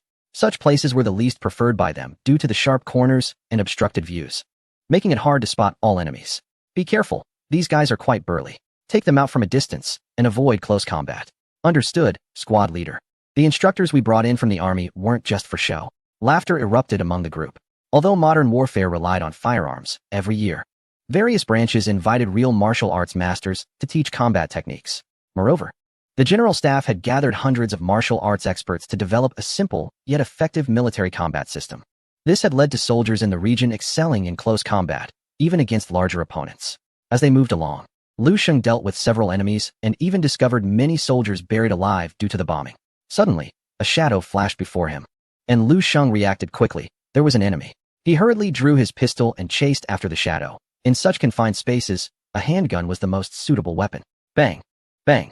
Lu Sheng fired twice, taking down a soldier. Just as he let out a sigh of relief and prepared to check, a figure suddenly charged around the corner and collided with him. Another enemy. Lu Sheng reacted, drawing his gun to shoot, but at this close distance, he only managed to fire once. The shadow tackled him, slamming him against the wall. Just as he intended to push the enemy away, another figure seized his arm. Then he saw a dagger coming straight for his head. Lu Sheng disregarded the pain in his waist, exerting force in his legs to throw off the person clinging to him and using both hands to block the incoming dagger. With a side kick from his right foot, he used the momentum to perform a roll. He then drew out a .56 knife from his waist, which he had only just had time to observe. 3 enemies approached him. One had been shot by him and was kneeling on the ground clutching his abdomen, while the other 2 were closing in from the left and right. Lu Sheng immediately began to counterattack, kicking at the enemy on the right while thrusting towards the left. In just a few seconds, Lu Sheng continuously parried and avoided the attack from the left enemy, stabbing his knife into the enemy's armpit. The enemy let out a scream and lost his combat ability. The enemy on the right, seeing his comrade injured, rushed over in a furious state. The powerful impact knocked both Lu Sheng and the enemy to the ground. The strength of that soldier was truly formidable. Enraged, the soldier swung his fist at Lu Sheng after the collision. If that hit, it would have been disastrous. But Lu Sheng used his legs to strike the soldier's head from behind. Taking advantage of the enemy's scream, he swiftly slid his right hand, slicing across the soldier's neck. Blood sprayed out instantly, and the soldier clutched his neck, slowly retreating before collapsing heavily. Squad leader, squad leader. At that moment, other soldiers rushed over. Seeing the battlefield strewn with signs of combat, they immediately opened fire, finishing off the still-living soldiers. Squad leader, you're amazing, taking on 3 at once. Lu Sheng felt a deep frustration. His waist felt like it was about to break. It was all his fault for being careless, forgetting that they were inside the fortress. With the help of his comrades, Lu Sheng finally stood up, but the intense pain in his waist told him that he would probably need to rest in the rear. By the time he withdrew from the fortress, he noticed that it was already evening. Looking around, he saw many soldiers from the eastern continent beginning to retreat. Are we done fighting? Lu Sheng asked a passing soldier. What else to fight? You just came out? It's all over. Both fortresses have been cleared. The soldier's words stunned Lu Sheng. How unfair. It was possible that the last 3 soldiers he encountered were the final enemies. He could have avoided injury altogether. However, when he arrived at the field hospital in the rear and saw many young nurses, he felt that being injured wasn't entirely without its benefits. What are you staring at? Which part is it? Your eyes look like they've been cut with a knife. An older doctor approached and examined his injury. It's nothing serious. Just a few treatments to invigorate the blood and apply some plasters. A few days of rest will do. Lu Sheng nodded and then saw a beautiful young nurse walking over. Suddenly, his face turned red, and he stammered, "Can I have someone else?" The old doctor, noticing the young nurse beside him, couldn't contain his irritation and pressed down hard on Lu Sheng's waist. "You youngsters come here all day pretending to be sick, huh? Ow. It hurts." "Master, I'm not pretending." Lu Sheng was on the verge of tears, while the nurse beside him covered her mouth and laughed. Chapter 129: How to Make Money. While the struggle for the fortress was taking place, fierce battles also erupted in the region of Uzgarod. With the roar of that commander, the troops stationed in a certain area began to advance towards the fortress. The 3 Cossack cavalry divisions of the vanguard had to stop after 3 days of marching because they encountered an insurmountable trench manned by the eastern forces of the empire. For 2 whole days, over 30,000 cavalry not only failed to break through this defensive line, but also suffered more than 3,000 casualties. Commander Velyashev had now given up the attack. He was waiting for the infantry from the rear. Charging cavalry against such a machine gun position was essentially a suicide mission. 2 days later, when the 7 infantry divisions, delayed by railway, finally arrived in Uzgarod, a battle of offense and defense began. The commander received a telegram from the fortress that the elite 7th Army had left the fortress 2 days prior and was heading towards them. It seemed that the commander had realized that the fortress was untenable and wanted to cut losses. Li Yongchang instantly understood his thoughts. The fortress had become a dead zone. Although the commander did not know why there were no reinforcements from the rear, he still chose to withdraw the most elite troops. He was both brave and wise. But unfortunately, currently, the Empire had 5 divisions in Uzgarod, which was more than enough to deal with the 100,000 troops in the middle front. However, if the 5 divisions from the rear were added, that would make it 31. An order was given for General Yang Yuntian to send 2 divisions to Uzgarod, while the cavalry in the middle front would enter enemy territory to probe the defenses of a certain city. Li Yongchang was now considering whether they could eliminate the 300,000 troops in the middle front. Once the fortress was captured, the elite troops from the east would be released, and withdrawing them back home would certainly be a waste. The fortresses of Uzgarod and the other had the same level of defense. Even if they couldn't be taken, they needed to eliminate as many enemy soldiers as possible. Of course, this was still to ensure that the Western Front could hold back the main force of the enemy. At this moment, in the Prime Minister's office, Ouyang Gung sighed helplessly. It had been less than 15 days since the war began, and he was already overwhelmed by the endless supply demands from the front lines. The essence of warfare lies in logistics. The king's words were absolutely correct. Even though he had made preparations, nearly half of the previously stockpiled supplies had been consumed in just half a month.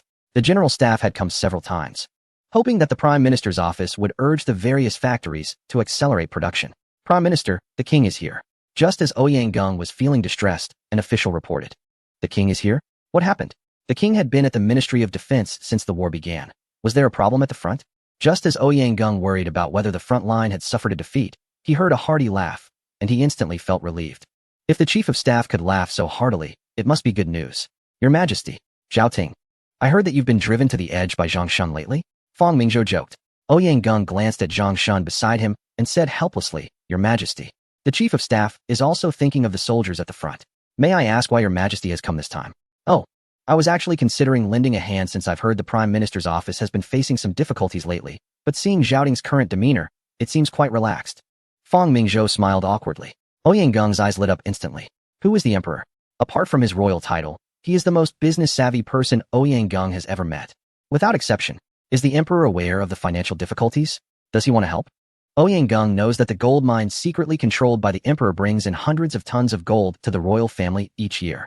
Coupled with several companies established by the emperor, such as the Royal Petroleum Company and the Sugar Company, these are all money-making ventures. Seeing Ouyang Gung so absorbed in thoughts of wealth, Fang Mingzhou couldn't help but chuckle. The Prime Minister has truly worked hard for this country. "Prime Minister, first, I have some good news. Our forces in the east are close to capturing the Chita fortress, and we have gained a significant advantage," Zhang Shun said. After hearing this, Ouyang Gung felt a sense of relief. Despite his confidence when declaring war, he was indeed very worried once the conflict began, especially against an opponent like the Bear Country, which had no shortage of soldiers and population. If that leader goes into a frenzy, he could mobilize 1 million or 2 million troops. Dong Zhuo never planned to engage in an endless war with the Bear Country. There would be no winners in such a scenario. Now, hearing that the Eastern Front has gained a significant advantage means at least Dong Zhuo won't be at a loss in this battle. Zhao, I understand your difficulties. Fang Mingzhou patted his shoulder.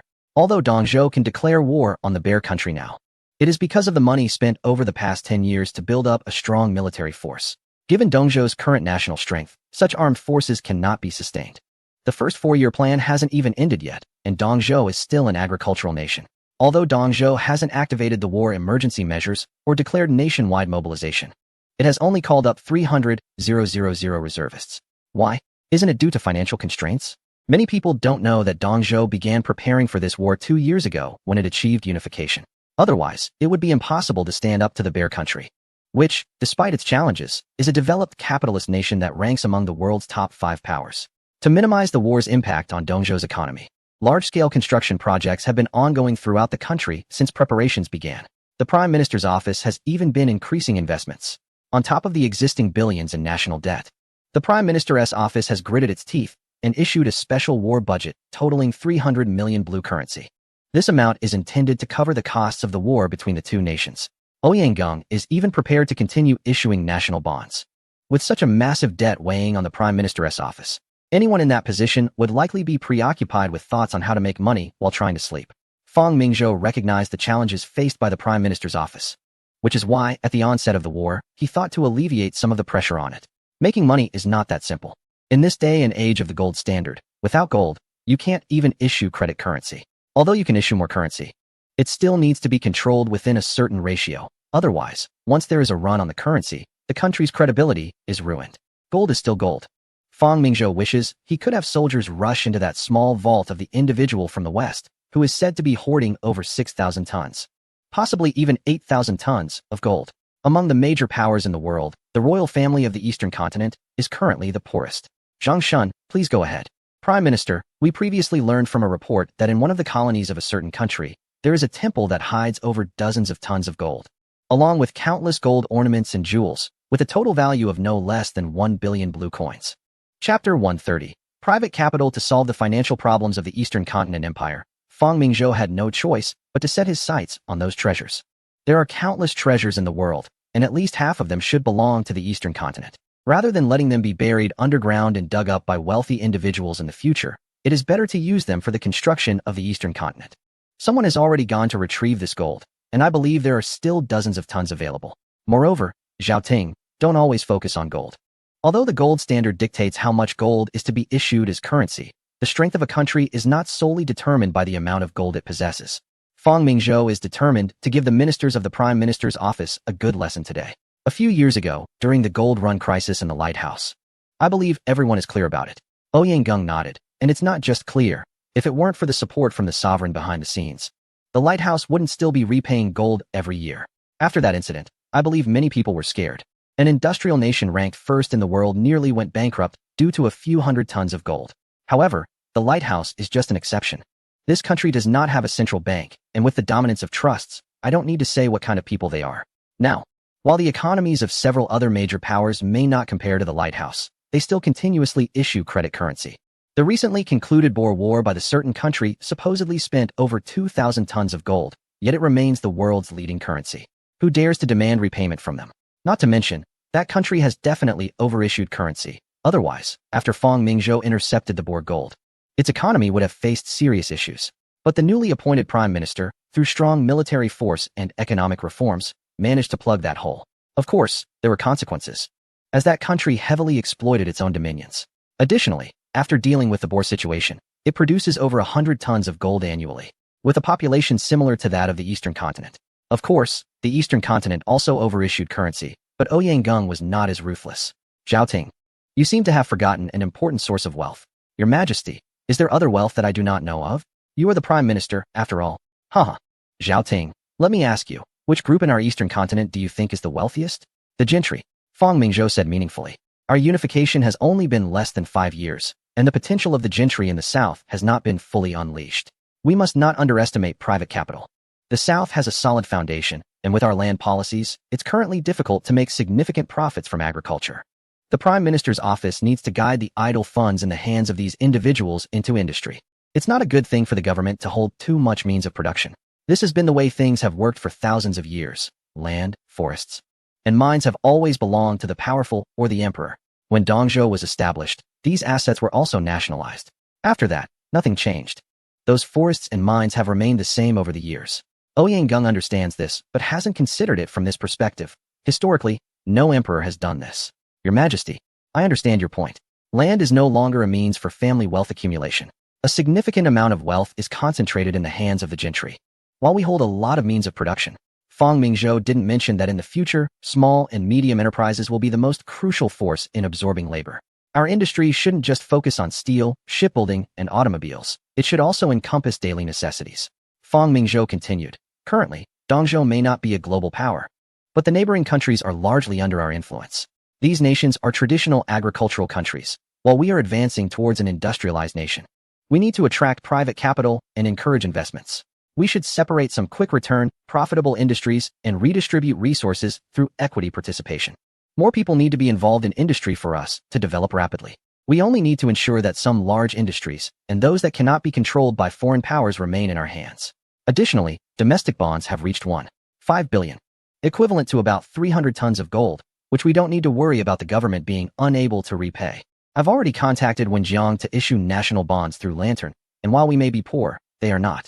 The Gallic rooster is known for its willingness to lend. Money only counts as money when it circulates. Otherwise, it's no different from waste paper. Ouyang expression grew more relaxed. The Prime Minister's office had indeed been overly narrow-minded. Dongzhou has only been unified for a few years and is poor, but the private sector is not. The amount of silver collected alone is in the hundreds of millions of taels. Ouyang didn't believe that those people hadn't hidden away millions privately. Although Dongzhou prohibits gold and silver transactions, these have always been valuable commodities, so there's no worry about not being able to sell them. Moreover, the shipyard and steel mill I invested in on South Island have also been incorporated into the Prime Minister's office. You should take the lead in establishing a Southeast heavy industry. The royal family should not control too many resources. After Fang Mingzhou finished speaking, everyone present was moved. They couldn't help but think about whether they could achieve what His Majesty has done. Additionally, I've asked Burgess to prepare, once the war ends. He will hold a mining auction in the name of Burgess Mining. Australia is a vast treasure trove of mines. Even Zhang Shun widened his eyes at this point. Wasn't the emperor's first bucket of gold from the auction of the mines in a certain region? Ouyang was no longer worried. The emperor had said so much. And if he still didn't know what to do, then he was truly failing in his role as prime minister. Additionally, oil fields have been discovered in Borneo, with reserves exceeding 1 billion tons. Inform Liang Dunyan that we are starting to plant rubber extensively in the South Sea region at all costs. This area is rich in resources, but it's far from our homeland and has a long development cycle. I will provide a mineral resource map later. And your Prime Minister's office can subcontract these resources based on the actual situation. We can recoup funds, and as long as the investment returns are good, I believe those gentry back home would be willing to venture out. After several years of development, the proportion of locals in the eastern province has now approached 1/3, with more and more southerners seeking opportunities in the South Sea. Now, this route has become one of the busiest, with those transport companies making a fortune. Your Majesty, the Eastern Front has reported that the Chita fortress has been captured, and fewer than 50,000 troops of the opposing army are still resisting. Fang Lu suddenly appeared with intelligence. Good. Chapter 131. Announcement of the battle report on October 8, 15 days after the outbreak of war, the Eastern Army, after suffering over 2,000 casualties, had essentially occupied the Chita fortress. When the Eastern Empire planted the royal flag of the Eastern Empire in the central fortress of Chita, the world seemed to lose its voice at that moment. On September 24th, the two countries officially declared war. On September 27th, the Eastern Empire's Central Army annihilated 50,000 troops of the opposing legion. On September 29th, the Eastern Western Army repelled an attack from 10 enemy divisions and eliminated over 10,000 foes. On October 4th, the Eastern Empire's Eastern Army breached the two major fortresses of Chita. And today, on October 8th, the Eastern Army has planted the Empire's flag in the very center of the Chita fortress. The world should listen to the voice of the East. The largest newspaper in a certain country prominently featured this news on its front page, and these words spread across the world in just one day. However, on the third day, when the Eastern Empire's military department announced the annihilation of the opposing Eastern Army's 7th Division in the region of a certain place, with 30,000 reinforcements from the Central Army, military strategists from all countries spread out their maps to observe this newly discovered location. They soon recognized the importance of this place, called Uzgarad. A chill ran through them. They all reached the same conclusion. The opposing army would kneel. The Eastern Front was no longer the most important. Losing it didn't matter much, as the opposing army wasn't too short on soldiers. However, with Uzhgorod captured, the next likely target would be Irkutsk. This was the heartland of the opposing army, and if the 40,000 soldiers in the Central Front were lost, half of their territory would lose contact. There wouldn't be much population loss, but once these two border areas were lost, the opposing army would likely face complete decline. What the Bears should focus on now is to stop concerning themselves with the Western Front of the Eastern Empire and forget about invading their territory. Instead, they should redeploy their elite troops to the Central Front, at the very least to secure Irkutsk. Otherwise, they might lose their crown. How did the Eastern Empire manage this? In just over 10 days, nearly 300,000 Bear troops were systematically wiped out. Even during the Boer War, after 3 years, the casualties were only in the tens of thousands. Is it that the Bear soldiers are too weak? Although the Chita fortress has not been completely taken, the flag has already been planted, which is not much different from an occupation. What was initially expected to be a balanced battle has turned out like this.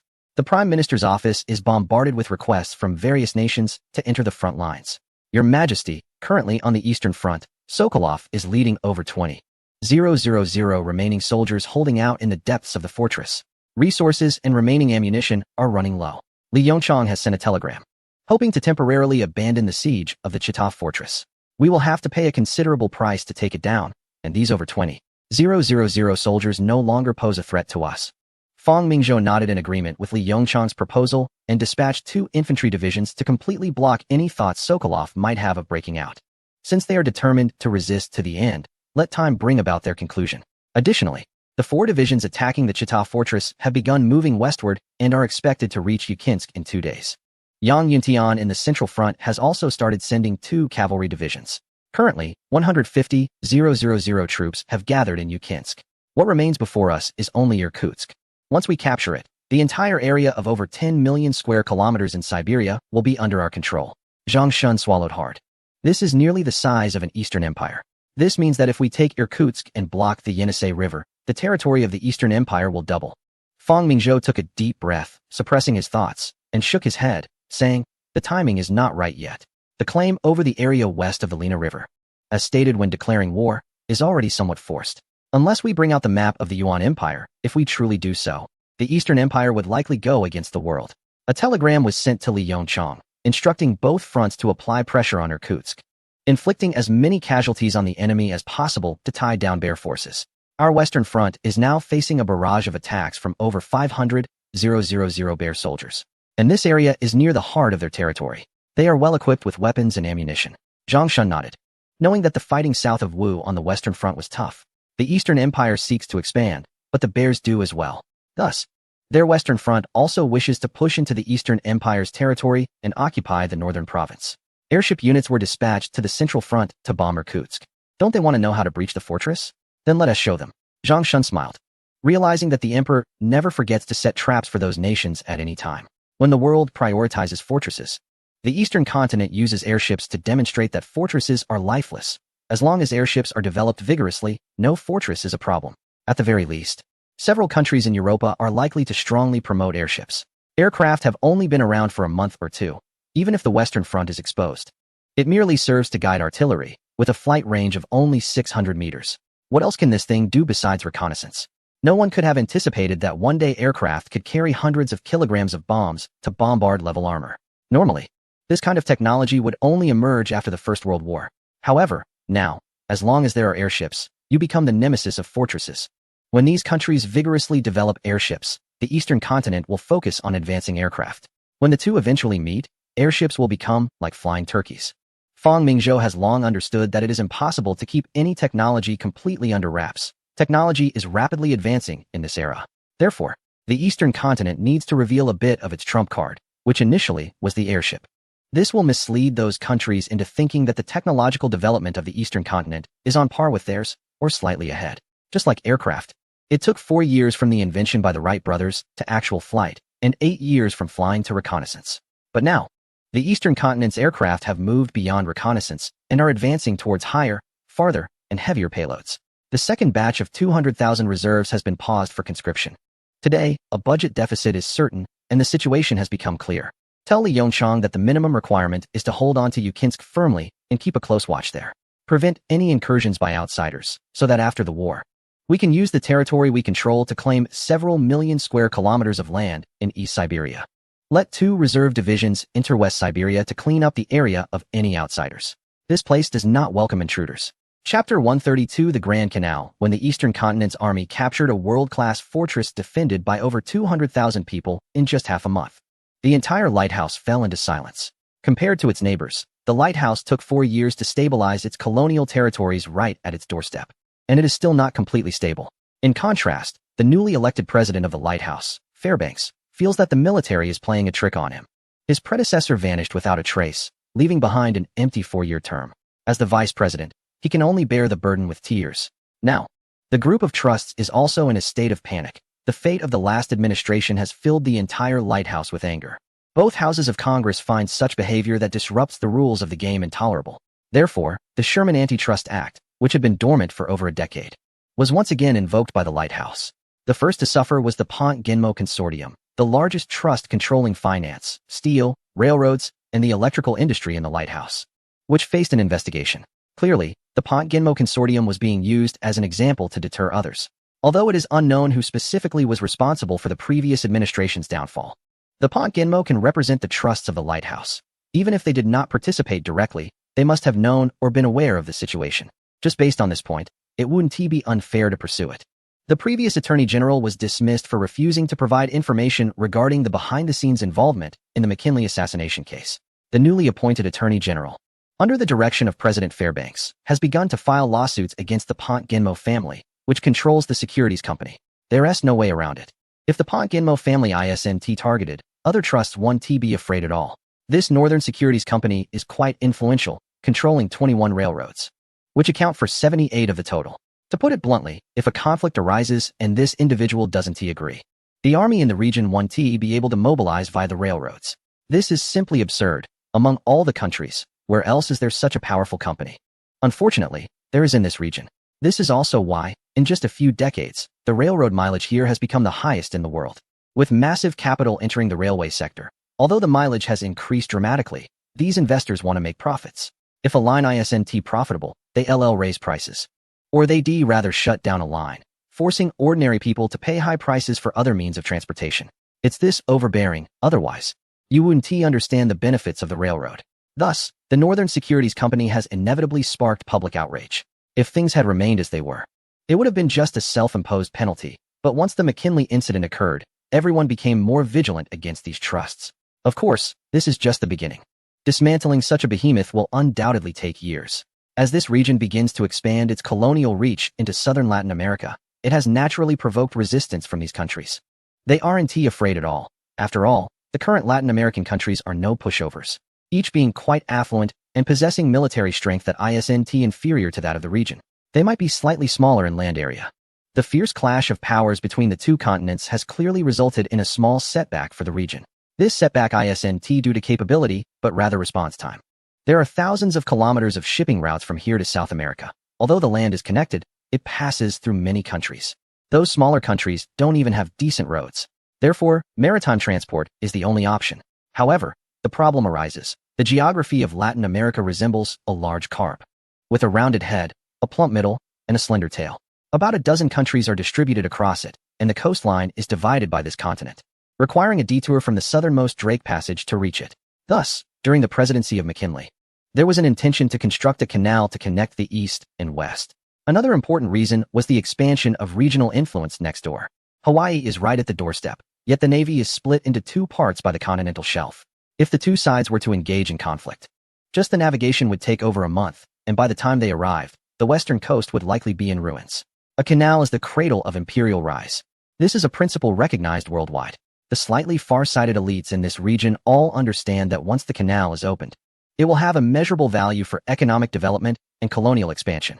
The last time we went to war with the Old West, our battleship took 68 days, traveling 150,000 kilometers to traverse the eastern and western coasts to defend our territory.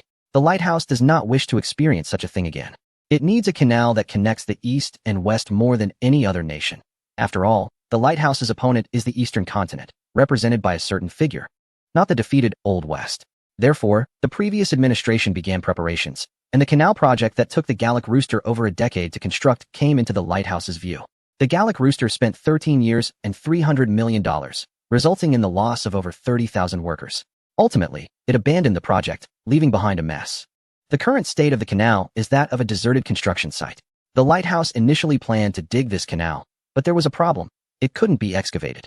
The sovereignty of this canal is currently held by the Gallic Rooster, and given their nature of demanding money, the lighthouse isn't particularly worried. After all, it's just a matter of spending some money. However, the lighthouse unwittingly signed an agreement with a certain figure decades ago, known as the Clayton-Bulwer Treaty. The then Secretary of State Clayton and the representative of the certain figure, Bulwer, signed this treaty. In essence, it stated that neither nation was allowed to assert exclusive control over the navigable canal. Neither side could station troops or establish military forts in the canal or nearby areas. And lastly, neither could block the canal during times of peace or war. If the lighthouse wants to dig the canal, it would violate this treaty. One must admit, the certain figure had some capable individuals who recognized the potential hazards of restricting the lighthouse decades ago and sealed it with this agreement. Mr. President, my predecessor McKinley began discussions with a certain figure a few years ago to abolish this treaty. At that time, our two nations privately agreed to jointly curb the eastern continent's expansion towards the Pacific. Unfortunately, Secretary of State John expressed with a tone of regret, and everyone understood what that regret was about. Currently, this treaty is on hold, and even if we reclaim the canal rights from the Gallic Rooster, we cannot commence work without negotiating the abolition of this treaty with a certain figure. The Secretary of State's words left President Fairbanks feeling overwhelmed. A treaty signed by previous administrations had now become a stumbling block to the lighthouse's development, and he had to acknowledge it. Did my predecessor not discuss the abolition of this treaty with a certain figure? Fairbanks wondered, curious why such an obviously disadvantageous treaty had not been addressed by the previous administration. Mr. President, I can tell you that there were attempts, but the certain figure refused. McKinley tried to persuade them with notions of brotherhood and shared values, the secretary replied. And what was the result? That Prime Minister Balfour simply stated, we are a nation that values the spirit of contracts. In other words, even if we want to build the canal, we cannot obtain management rights and would only be benefiting others for nothing. Yes, Mr. President, unless these agreements are abolished or modified. What a situation this was. Fairbanks felt for the first time that being the president of the lighthouse was not an easy task. Nonetheless, Secretary of State John looked visibly uncomfortable as he spoke. The open-door policy proposed by the previous administration was communicated to all major powers at that time. A few years ago, we reached an agreement with certain parties to abandon the open-door policy in their colonies in exchange for a modification of the agreement. And what was the result? Fairbanks pressed on, no longer caring about the open-door policy that had been a deception from the Emperor of the East to the previous administration. The party had agreed to remove the clauses prohibiting military presence and fortifications in the canal, but also rejected the terms allowing for military presence and fortifications. Before his assassination, the previous leader had stated in his address that the old agreement had been nullified and that we had the right to station troops. However, the party insisted that the agreement was merely modified and did not acknowledge the right to station troops. With the sudden assassination of the former leader, the matter came to a halt. President McKinley had hoped to excavate the Nicaragua Canal. I can't provoke you, John, but can I not avoid you? Are there any budget allocations? Regardless of which canal, as long as it allows our Navy to avoid detouring thousands of kilometers around the southernmost point, it will suffice. Lyman Gage stood up and said, we have completed the preliminary accounting for 2 canals. The budget for the Nicaragua Canal is approximately $200 million, while the Panama Canal budget stands at $14 billion. Additionally, we still owe Mr. Burgess at least $1.5 billion. What is your Treasury Department doing? Why are we paying so much to a trust consortium? Fairbanks exclaimed in frustration, questioning whether his cabinet was so blatantly corrupt. Lyman Gage was at a loss for words. This president was incomparable to the former one. We only recently learned that the company that attempted to excavate the Panama Canal had failed and incurred massive debts. During the last economic crisis, Mr. Burgess acquired 70 of the canal shares from the French company, while the remaining 30 is in the hands of Colombia. Burgess? Why is he involved in the canal? Have you investigated this? Is he trying to threaten us? Mr. President, this transaction was completed 7 years ago, during President Cleveland's administration. It was simply a normal business investment. In fact, before this acquisition of canal shares, we all believed that excavating the Nicaragua Canal was optimal. Lyman's meaning was clear. It was just a regular investment. Back then, we were still contemplating the Nicaragua excavation, so there was no need to make a fuss. Fairbanks knew that during his more than a year as president, his interactions with cabinet members had not been pleasant. The vice president was not particularly capable, and in many cases, he was merely a placeholder or a spokesperson for certain supporters. Fairbanks was one of the latter. He represented the industrial faction that had strongly supported the former leader in the elections. He was merely a spokesperson between the president and the industrial faction. This kind of situation, where someone just won the election only to lose their position and is handed a 4-year term for free, has never happened in any other country. Previously, when a vice president ascended, there were only a few cases, and they lasted just a few days or months. But now with this individual, for years? Can you believe it? This person is even less capable than another presidential candidate. It's said that this candidate is already preparing for a third attempt at running, especially since their biggest opponent has passed away. Is that individual's ambition really so great? The topic shifted. In fact, Your Excellency, our main issue right now isn't about this individual. The government of a neighboring country has firmly rejected our request to open this canal. We had previously contacted their government, hoping to lease a 10-kilometer-wide area on both sides of the canal. The president tentatively agreed, as long as we paid a small fee, but unfortunately, this proposal was overwhelmingly rejected by their Senate. Their parliament has stated that they will not allow any equipment or companies from our country to enter theirs, as that would be considered a declaration of war against them. It's clear that our last conflict with a certain nation has made these former colonies quite unfriendly towards us. Not just unfriendly, but almost hostile. You have to understand, aside from a couple of countries, most of the region consists of former colonies. Although they have now gained independence, the influence of their former colonizers is not easily shaken off. This means we are currently not only restricted by that dreadful agreement regarding the canal, but also facing opposition from countries like the neighboring one. Yes, Your Excellency, although we desperately need the canal, unless we go to war, we have little choice. On the other hand, the global powerhouse has become more conservative after previous conflicts, no longer as aggressive as before. During the founding of another nation, there were several encounters with this global power, which, while not leading to a full-scale war, yielded unexpected results. The global powerhouse surprisingly failed to overpower this new empire, leading many countries to reconsider their stance towards it. While our military might not be impressive, it is clear that we are a powerful industrial nation, capable of producing everything from battleships to bullets. The global powerhouse wouldn't be foolish enough to seek conflict over an agreement. After all, discussions have been held in private, and when the time comes, offering a few incentives may lead to a tacit acceptance of the agreement. Furthermore, the global powerhouse also needs us to curb the expansion of another empire's influence in the Pacific, so providing some benefits would be quite normal. However, the neighboring country is a headache. This nation is still embroiled in civil war, and if we were to intervene now, both factions might turn against us. Ladies and gentlemen, I believe you understand the importance of the canal to us. It can even be said to be our lifeline. Our economy is rapidly developing, but this continent divides our territory into eastern and western sides, and the distance between them is too great. The goods from our east coast to the Pacific will take over a month and more than 10,000 kilometers to reach their destination, not to mention the journey itself. The canal will be the most important project during my term. We need to contact the Colombian government and persuade them to allow us to dig the canal. Chapter 134. I only like mining at the top floor of Burgess Mining. A middle-aged man was conversing with Burgess. Now Fairbanks is focused on dealing with me. They have set their sights on my Northern Securities Company. Pont Ginmo looked at Burgess and said, additionally, Standard Oil is also being targeted. It is clear that Fairbanks has begun to take action against these trusts. Initially, he thought he could fool the monopoly laws into allowing a mutual benefit. However, the previous administration's actions have made the lighthouse aware that if they don't give these individuals some warning, they might dare to incite a civil war next time. Burgess was also speechless. Even he didn't expect these people to be so unscrupulous. The president is willing to take action. Pont Ginmo, we both understand the reasons behind this situation. I am powerless in this matter. I am just a businessman. These people have truly been in the lighthouse for too long, not realizing their true worth. Do they really think all countries in the world spoil businessmen like the lighthouse does? Even on the continent of Europa across the sea, the Rothschild family controls so much wealth but doesn't dare to offend those traditional aristocrats, let alone the various royal families. These matters were instigated by the silver merchants, who believed the previous temporary Silver Act deceived them, Pont Ginmo said meaningfully. The lighthouse had previously adopted silver out of necessity to ease the tense currency situation. These silver merchants thought they could make a fortune but ended up being cornered by Burgess. So, Pont Ginmo thinks this matter is related to me? As the saying goes, having a strong backing makes one fearless. Burgess is under the protection of the emperor. Why would he care about a few silver merchants? The lighthouse has always relied on everyone's capabilities in business. Shouldn't they be able to take action just because they didn't make money? Or does Mr. Pont Ginmo think I lack that ability? Pont Ginmo's eyes narrowed.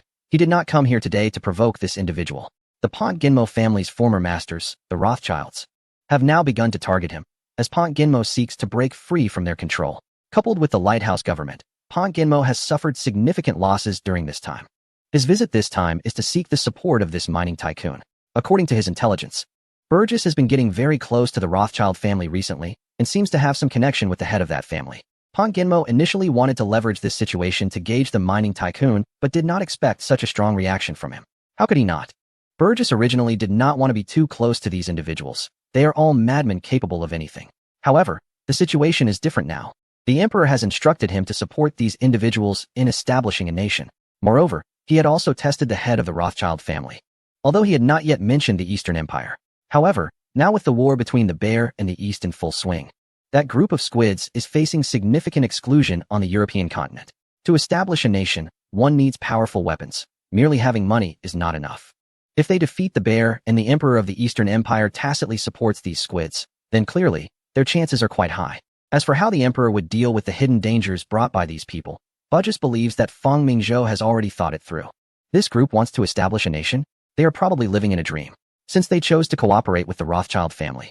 The Pont Ginmo family will have to face a somewhat cold reception. Being a fence-sitter is not a good term either. Mr. Burgess, I too despise those silver merchants. In fact, over the past year, half of them have been sentenced by the Lighthouse Justice Department for various reasons. For these people, once they enter the Justice Department's prison, their businesses will be instantly swallowed up by others. That is worse than death. Of course, after dealing with these silver merchants, the Lighthouse government has started to turn its attention to dealing with their group of monopolistic oligarchs. This Pont Ginmo clearly hopes for a coalition. Mr. Pont Ginmo, I suggested a year ago that we all head to Latin America for development. I trust you haven't forgotten. Yes, now the Lighthouse Justice Department has begun investigating you. But I believe that as long as you are willing to give up a portion of your company, they will find no excuse. Ultimately, it boils down to greed. Pont Ginmo controls over half of the Lighthouse's finance, a third of the steel industry, and is competing with Carnegie for the title of Steel King. There's no need to mention the railroads, as 2/3 of them are under his name. Additionally, he controls General Electric and recently rapidly growing General Motors, which aims to surpass the Eastern automotive industry. It can be said that a third of the resources in the Lighthouse are under his control or indirect control. This is also true in the Lighthouse. If it were in the Eastern Empire, based on Burgess's understanding of the Emperor, any random person would be enough for this individual to start over. His visit here is merely an attempt to unite himself or other trusts against the Lighthouse. Burgess is just a mining tycoon who loves digging mines all over the world.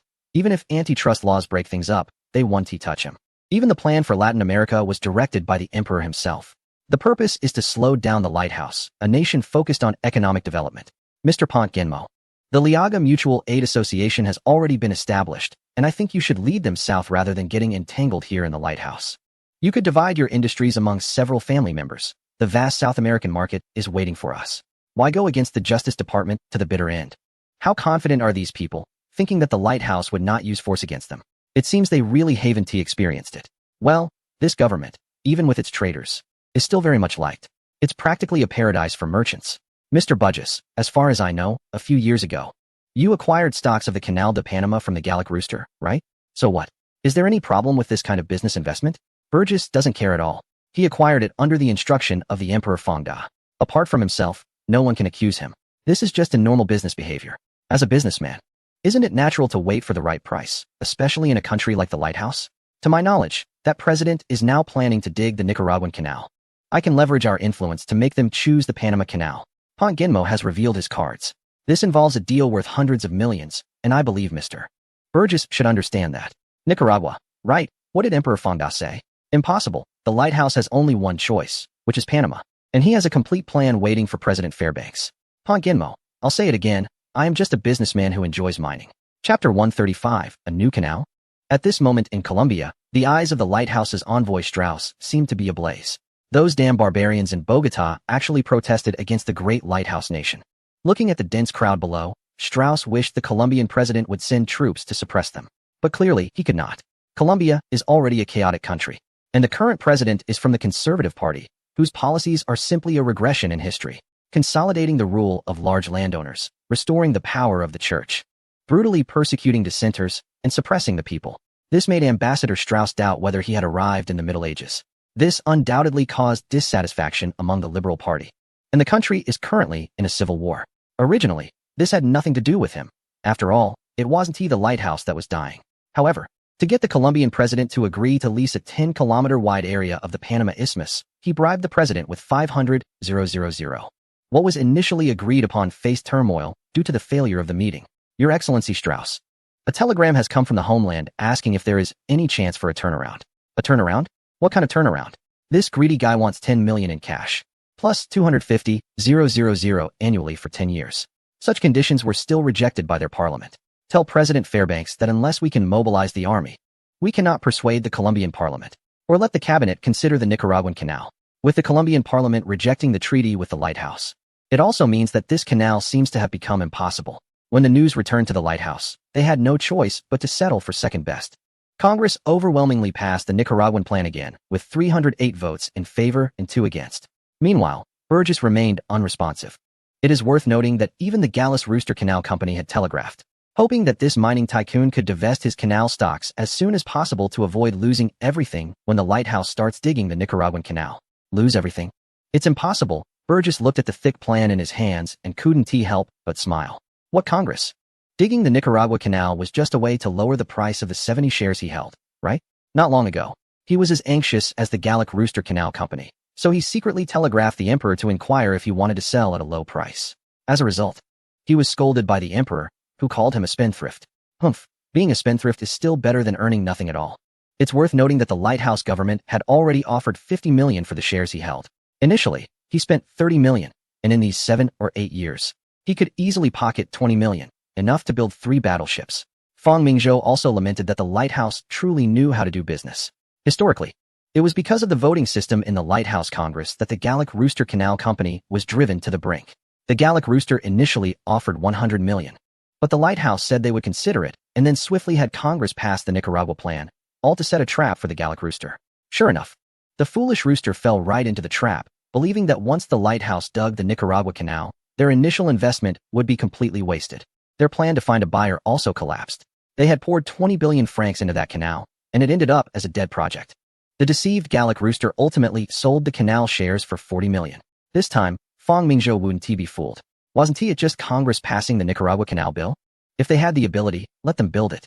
First of all, the strategic position of the Panama Canal is superior, significantly shortening the journey between the lighthouse's east and west coasts, allowing their navy to maneuver more flexibly. Additionally, the lighthouse could establish military bases on both sides of the Panama Canal, ensuring control over the 2 oceans. But Nicaragua wouldn't work. Of course, the most important point is that the budget for the Nicaragua Canal is much higher. The Panama Canal had at least been under construction for over a decade by the Gallic-Rooster. Fang Mingzhou had prepared a complete canal solution for the lighthouse, showing great thoughtfulness. This plan was proposed by a certain individual years ago, but that person had been sent to meet their god by Fang Mingzhou years ago. So now this plan had become his own. Just after President Fairbanks received the message from the Panama ambassador, he convened another cabinet meeting. He had already made it clear that he wanted to resolve the canal issue within his term. Congress was cooperating with him, and he still leaned towards the Panama Canal in his heart. You've seen Ambassador Strauss's telegram. Is there any way to handle this now? Fairbanks said helplessly. With just over 2 years left in his term, if he couldn't settle the canal plan, he would probably become the most inconspicuous president in lighthouse history. Your Excellency, the current problem is that the Panama government and their Congress are completely at odds. Any goodwill we show to one side will offend the other, said Secretary of State John Hay, suggesting bribing the current president of Panama. I initially thought I could resolve the canal issue with minimal cost, only to find that the money was spent without any results. The other cabinet members were equally perplexed. This seemed to have become a deadlock. Why is it so difficult to get something done? Just as Fairbanks was about to say something, there was a sudden knock at the door. A staff member from the presidential office entered and said to Fairbanks, Your Excellency, Mr. Burgess is outside the presidential office requesting an audience. He claims he has a solution for the canal issue. What? Everyone stood up. As the elite of the lighthouse, they couldn't solve it. How could a mining businessman do it? Meanwhile, Secretary of State John Hay, with a peculiar expression, said, Gentlemen, could this Mr. Burgess really be the savior of the lighthouse? If he can indeed solve the canal issue this time, it would be the 3rd time, right? 3rd time. What 3rd time? It was only when John Hay mentioned the 3rd time saving the lighthouse that everyone suddenly realized. The Minister of the Interior, Emery, incredulously said, the previous President Cleveland faced an economic crisis. It was this man who stepped in, lending the Treasury 500 tons of gold, which saved our currency rights. During the last presidency, we also lacked credit currency, and the economy was on the brink of collapse. He intervened again, proposing the Silver Act, and providing 130 million ounces of silver, which quickly revived our economy. Now, we're facing another issue regarding the security of our lighthouse regarding the canal. Is he truly a messenger sent by God? Fairbanks was also taken aback. Was this mining tycoon really that remarkable? Seeing his puzzled expression, the others nodded. Fairbanks was merely a representative of the industrial faction and didn't understand the political intricacies. These political elites, however, were fully aware of the situation. Then what are we waiting for? Let him in, Fairbanks said without hesitation. Chapter 136. Divided. When Burgess stepped into the presidential office again, he felt a mix of emotions. It seemed that every time he came here, things never went well. Was it that the lighthouse was unfortunate, or was he just too capable? Mr. Burgess, I hear you have a way to resolve the canal issue, Fairbanks stated directly. Time waits for no one. There are only 2 years left. If the canal isn't sorted out, this presidency would be 4 years of nothing accomplished. Your Excellency, ministers. First let me clarify that I am just a businessman, a legitimate businessman, Burgess emphasized. Everything I do is aimed at achieving a higher return on my investments, nothing more. Who cares if you are legitimate or not? We just want to know what the solution is. I hold a 70% stake in the canal, which I acquired for $30 million, an investment made 7 years ago. I expect several times the return on my investment. However, I have heard that the government of Colombia has already rejected our proposal. Yes, Mr. Burgess, our Congress has passed the plan for the Nicaragua Canal. So your investment might be going down the drain, said Finance Minister Leslie beside him. What time is it? And you're still trying to play tricks and drive the price down? Indeed, I was shocked to hear this news. Compared to the Nicaragua Canal, I believe the Panama option is more suitable for our country. Although I hate to admit it, everyone knows there's no arguing against that. That's why I'm here, bringing a plan. If you authorize me, I believe we can solve this issue with just a few $1 million, he continued. Few $1 million? Are you dreaming? The government of that country rejected even $20 million, someone interjected. Really? Mr. Burgess, if that's the case, I believe we will reconsider the Panama Canal option. Fairbanks said without hesitation, noting that the Nicaragua Canal was merely a backup plan. Everyone, I believe with our current strength, dealing with that country is not a problem. Burgess said with a smile. Unfortunately, Mr. Burgess, we've just gone through a war, and Congress currently does not allow us to engage in conflict with that country. What a joke. We fought for years against a certain country and ended up like this.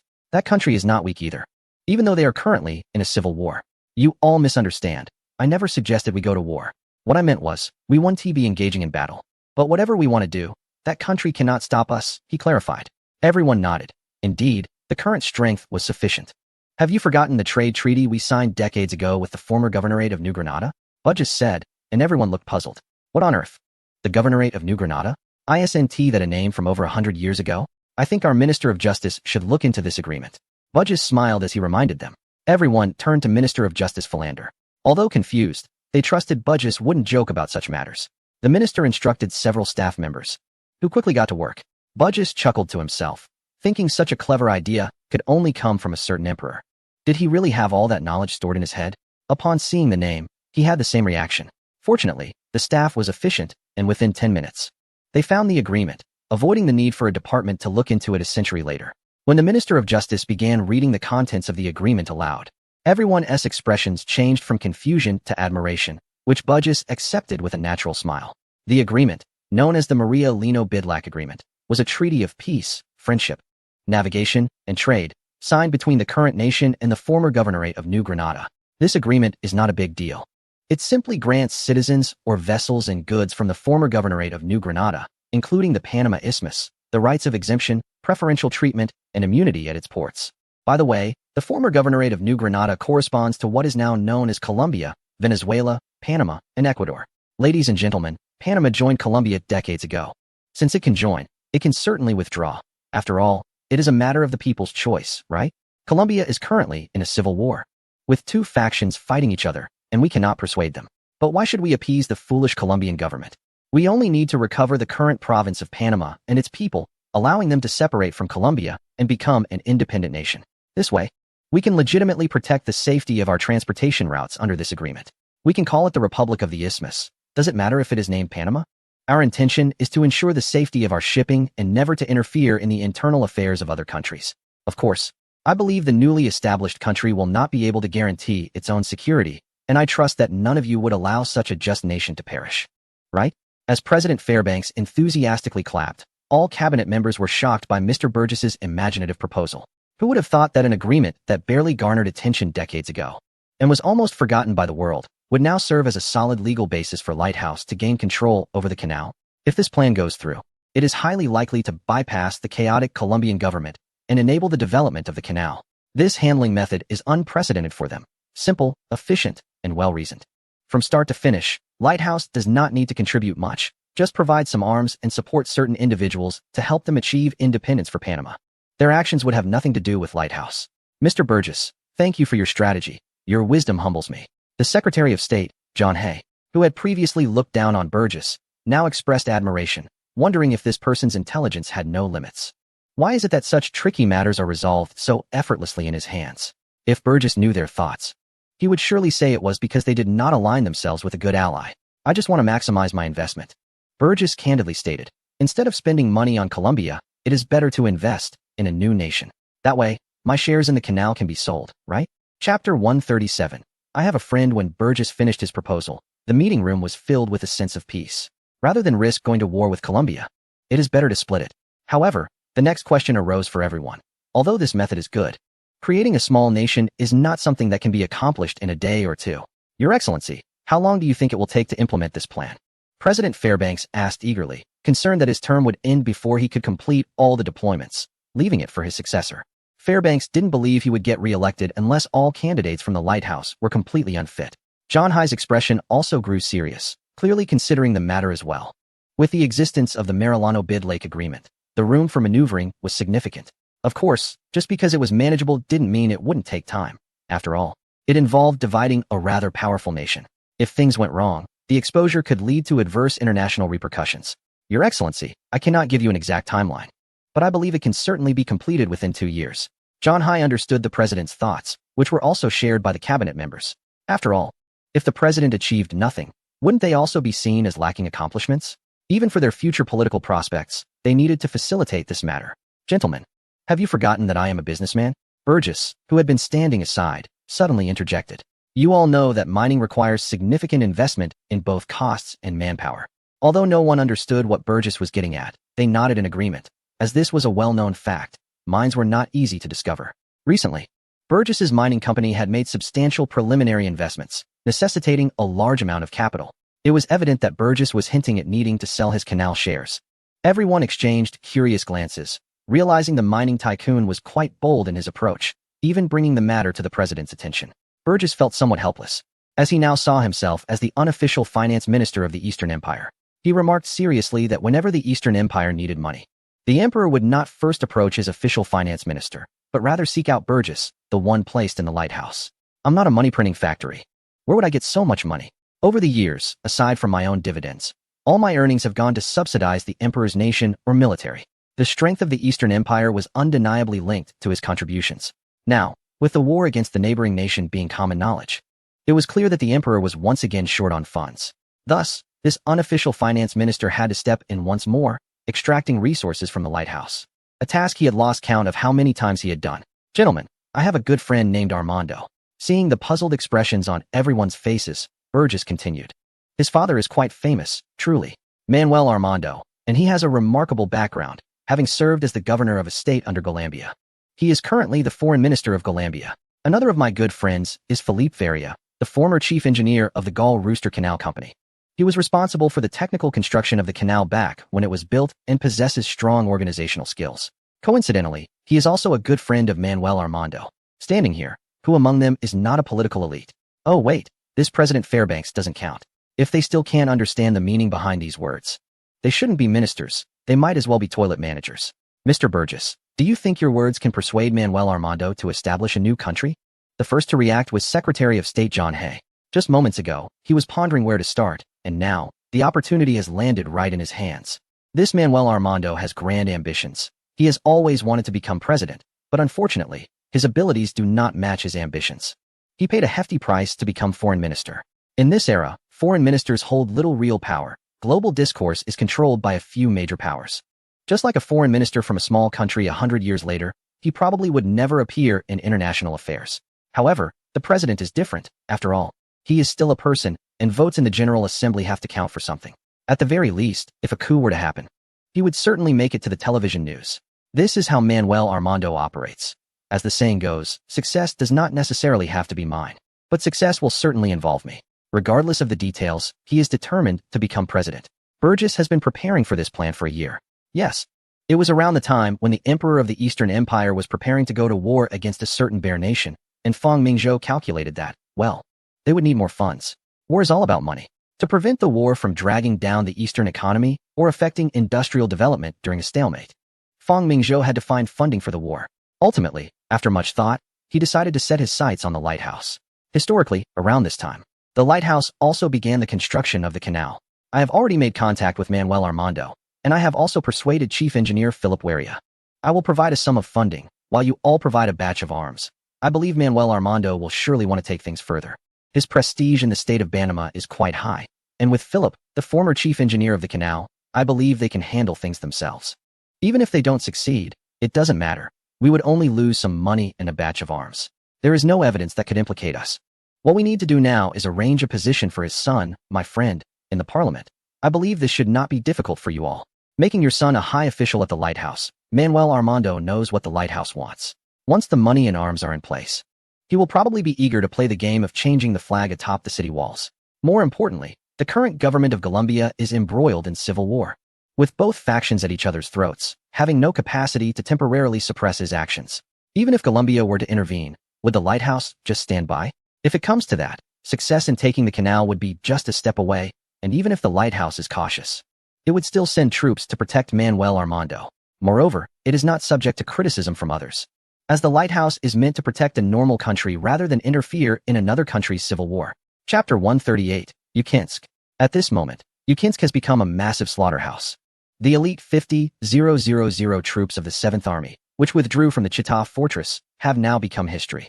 Li Yongchang has deployed 7 divisions here, all of which are the most capable forces of the Eastern Army. When the commander of the 7th Army, Yevgeny, and his 50,000 troops arrived in Yukinsk after a 7-day march, they encountered the 1st Mechanized Division of the Eastern Army, which is a model of the future army crafted with great effort by Fang Mingzhou. This division can be said to be the fastest and most combat-effective unit in the entire army. When the outdated armored vehicles made their first appearance on the battlefield, even the elite 7th Army could not help but start to collapse. They had set out with limited weapons and ammunition, which were squeezed out by the Eastern Command. Although it was called a retreat, it was essentially a flight, and naturally, they did not carry heavy weapons. The most powerful artillery they had were a few 37mm close support guns. These guns became scrap metal from the very start of the ambush. When dozens of armored vehicles charged into the ranks of the 70,000 man 7th Army, neither rifles nor machine guns posed any threat to the armored vehicles. Coupled with the flat geography of Yukinsk, the effectiveness of the armored vehicles was amplified infinitely. The 2 heavy machine guns mounted on them acted like a merciless reaper. Within a kilometer, no living person could be seen standing. Furthermore, Fang Mingzhou employed tactics of combined arms operations, albeit a rudimentary version, that crushed the forces of this era. Yevgeny, the commander of the 7th Army, was an experienced general, and the moment he was surrounded, he made the right decision. He left 1 brigade to defend, while the main forces continued to advance rapidly. Under normal circumstances, such tactics of using small units to delay the enemy's pursuit would be very effective. However, when he led his main forces and saw the endless trenches stretching ahead for dozens of kilometers, this commander realized that his 7th Army would never see their homelands bred again. Ahead were trenches, and behind were armored vehicles. Even if Yevgeny led the 7th Army to unleash their final courage, they still could not break through any line. The fierce fighting lasted for a whole day, and out of the 50,000 troops of the 7th Army, only a little over 1,000 surrendered, while the rest fell victim to the newly emerged armored division. In Yukinsk, Li Yongchang and the other commanders also witnessed the combat capabilities of the armored division for the first time. According to His Majesty, the current armored division is merely the simplest version, and no one can imagine what a more advanced version would look like. Initially, Li Yongchang curiously asked His Majesty about it, and received a new term, informationized warfare. The officers of several other elite divisions also witnessed this scene, and their pride quickly diminished.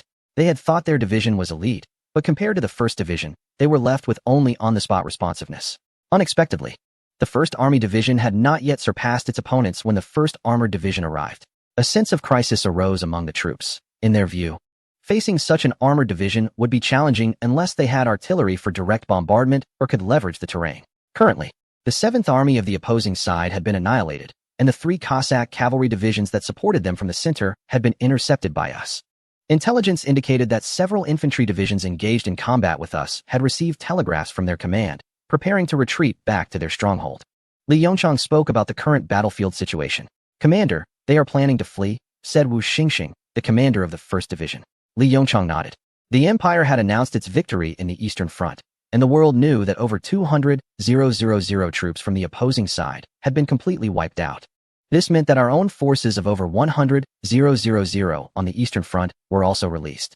The command staff of the opposing side was not foolish. If they were in their position, after eliminating the Eastern Front, they would focus on the central region of their stronghold. If they lost this area, half of the opposing territory would lose contact with them. This was something their proud leadership could not tolerate, which is why the current situation had turned into an offensive from our side in the center and their offensive in the west. Currently, over 400,000 troops of the opposing side were stationed in their stronghold, and with its defenses, completely capturing it would still be difficult. The general staff had sent a telegram indicating that the opposing side was becoming anxious. We had breached the Chita fortress in half a month, making them worry that the central region could not hold as well. Their army had begun to draft the second batch of 1 million soldiers. After Li Yongchang finished speaking, everyone was at a loss for words. The opposing side seemed entirely focused on warfare, showing no concern for their domestic economy. Just a few months after sending the first batch of 500,000, they were drafting another million. The opposing side's 800,000 active duty army was already evenly distributed across 3 fronts. Initially, excluding those on the payroll without serving, there were at most over 600,000 soldiers. They were the backbone on the 3 fronts, with half stationed on the Western Front, aiming to break through the Eastern Empire's Western Front and advance into its territory. Unfortunately, they were held back by Wu Yinan, an expert in defense, and the trenches had caused significant hardship for the opposing army. After half a month of combat, the casualties on the Western Front for the opposing side had exceeded 30,000, while our side had suffered less than 1,000. Their most significant advantage, artillery, was closely monitored by our Air Force, along with a network of intelligence personnel. The artillery they had invested heavily in was often destroyed on the battlefield before it could fire many rounds. The opposing side had also learned their lesson. Their artillery began to fire a few rounds before retreating, but those few rounds posed no threat to the trenches on the Western Front. Currently, the front line was completely stalled. Lacking artillery cover, they could not carry out large-scale bombardments and naturally could not threaten the Western Front. However, the failure on the Eastern Front and the imminent large battle in the central region forced the opposing side to redeploy several elite divisions from the Western Front to their stronghold. Additionally, the ambassador of a certain country has traveled to other nations to request weapons. The first batch of arms includes 100,000 rifles and over 100 pieces of large-caliber artillery, and these countries have now agreed to this, with the arms shipment already en route. Commander, these actions violate international norms. The guideline of not supplying weapons to warring nations is one that everyone adheres to, as was seen in the past with certain regions that provided weapons before conflicts began while maintaining neutrality once hostilities erupted. These nations appear to be morally upright, following the rules that benefit them while conveniently ignoring others. The General Staff has issued a stern warning and announced that from this day forward, a certain empire will no longer adhere to this understanding. If they dare to support the certain country with arms, they should not be surprised when we retaliate. Rest assured, the leader has already found opponents for these nations. Do they really think the leader wishes to abide by these ridiculous rules? Chapter 139. The anger of NI Air in front of the operational map. Li Yongchang and others are also contemplating how to maximize the impact on the certain country. When the conflict first broke out, the headquarters directive was for the certain country to keep its focus on the West for the next decade, rather than causing trouble in the East. Thus, it is essential to inflict significant pain. From a military standpoint, this would be the time for the Empire to send an ambassador to negotiate reparations and end the war. However, that is clearly not an option now. With only over 200,000 troops lost, the certain country is not concerned at all. If the conflict were to end like this, in no more than 5 years, they would recover and return to causing disturbances in the Far East. Commander, we can continue to deploy airship units to bomb the fortress at a certain location. By consolidating forces from the east and central routes, we would have a total of 300,000 troops, which could sever the domestic connections of the certain country.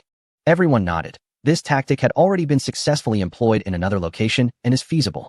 Although we are trying to keep the information contained, the certain country is already aware of the bombing by our airships. Given the vastness of the region, complete secrecy is impossible, and airships dispatched from our territory can still be spotted by their spies. The success in the previous location was largely due to the certain country's arrogance and their initial unawareness, which allowed our first wave to disrupt their logistics. The fortress at the certain location is similarly large, But more importantly, we cannot destroy the railway line. This segment of their railway is located in the middle of their territory, and attacking it would require penetrating over 1,000 kilometers into their land. As long as we do not sever their connections, it is certain that NI Air will enthusiastically purchase arms and ammunition from other nations. At that point, the certain location could become another bloody battleground. Currently, the total casualties from our 3 fronts amount to only a few thousand. However, if we become bogged down at the certain location, we will be forced into a war of attrition with the certain country. Additionally, with NI Air once again conscripting 1 million soldiers, it is clear that these forces will be funneled into the Central Front. We have completed our first phase of operations, and now we must figure out how to inflict substantial casualties on the certain country's soldiers. Bombing must continue. But the fortress at Irkutsk is much larger than that at Chita.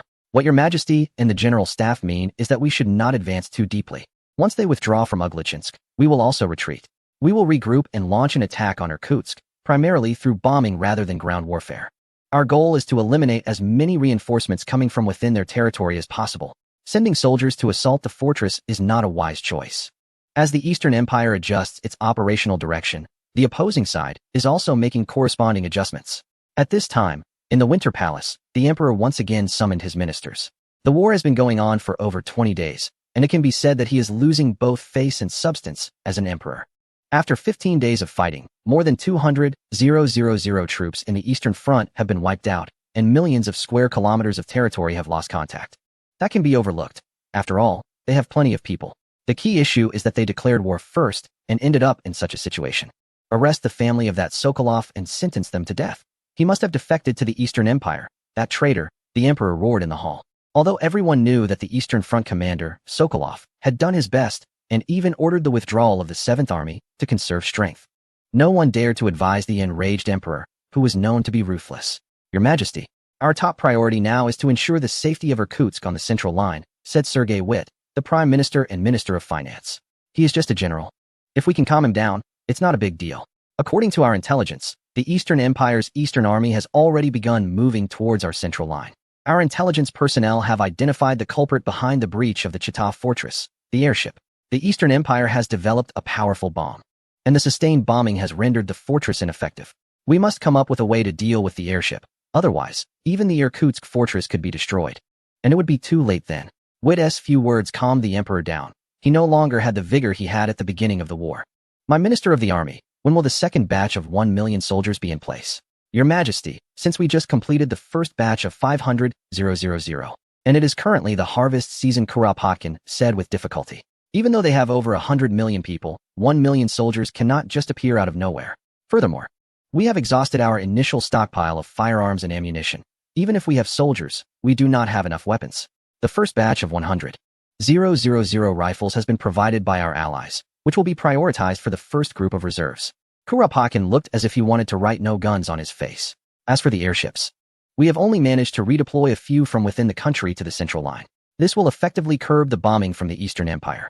Right now, the world still does not know that aircraft can carry machine guns into the sky. Even the Western Front of the Bear merely uses aircraft for reconnaissance. When airships encounter planes, it's not that they have no chance. Continuous gunfire can overwhelm even the most well-equipped airship. Of course, the Eastern region has not yet revealed to the world the combination of aircraft and machine guns. The coordinated firing device allows for shooting in the direction of the aircraft's nose without damaging the propeller. Don't think this is simple. Historically, it took 15 years from the invention of the airplane to the emergence of the coordinated firing device. For a long time after the airplane was invented, pilots shot at each other with handguns. Later, 2 planes were used, one for piloting and the other for shooting. The Eastern region developing bombing capabilities for airships does not mean other countries can handle it. While they can carry a large payload, precision bombing is not easy. First, the bombs need to be equipped with a small stabilizer or tail assembly. Without it, once the bomb is dropped, it will roll and yaw uncontrollably. Whether it detonates is another matter. While airships cannot bomb, they can mount machine guns. If you bomb me, I'll shoot back. The Eastern region also cannot reveal that aircraft can carry machine guns. What about my Western Army? Why haven't they breached the Eastern territory yet? The voice of NI Air echoed again, believing that his generals deserved to be reprimanded. He had provided them with so many soldiers, yet the situation had come to this. He instructed Gurko that his soldiers must step into the Eastern territory within 5 days. Additionally, he wanted to know how prepared his Navy minister was regarding the Grand Fleet. Chapter 140. Is the fleet ready to depart? The Subaiku Bay is long and narrow, surrounded by mountains on three sides, providing a concealed terrain and vast waters, a prime natural harbor. After several years of development, it has become one of the main home ports of the Eastern Fleet. At this time, 4 Rainbow-class light cruisers were undergoing maintenance. The Rainbow class has been around for 7 years and has directly led to a new era since its introduction. It caused all naval nations to abandon second-rate cruisers and completely redefine the concept of cruisers, with a displacement of over 7,000 tons. Even today, it can be considered a large warship. Although not a main vessel, the Rainbow class remains the most frequently used warship by the Eastern Navy. Initially, Fang Mingzhou positioned the southern province as a hub for light industry, plantations, and raw material supply. Heavy industry was prohibited here, with no related industries such as steel, shipbuilding, or automotive allowed. Even as the southern province grows closer to the eastern region, Fang Mingzhou and the Prime Minister's office have not changed this strategy. However, there is basic maintenance at Subaikou port, and a military exclusion zone extends 50 kilometers around this naval base. Anyone approaching without permission can be shot without warning. In the dry dock, a massive Rainbow-class cruiser sits submerged, with numerous workers bustling about to maintain this colossal vessel. On the side, Navy personnel in blue uniforms were gazing at their beloved warships. They had received orders and were about to set sail for the ocean. The large fleet of the Bear Nation was finally on the move. With the army facing setbacks and making no progress, this leader finally remembered his invincible Navy fleet. According to him, these steel warships were to teach those Eastern heathens a lesson. Many sailors squatted on the dock, finding it quite relaxing to watch the maintenance of the warships. Unlike routine maintenance, this time several warships were undergoing significant upkeep to prepare for the upcoming war. A few Rainbow-class ships had been exposed to the sun for several days in September, primarily targeting the layer of parasites on the hull. These creatures were the biggest obstacle to the fleet's line speed. Even applying a layer of toxic chemicals on the hull could not deter them. Those with a fear of clusters would probably have nightmares for days if they saw it. The bottoms of several warships were covered densely with various shells and crustaceans, which the ship workers were washing away with water guns. This was just the beginning.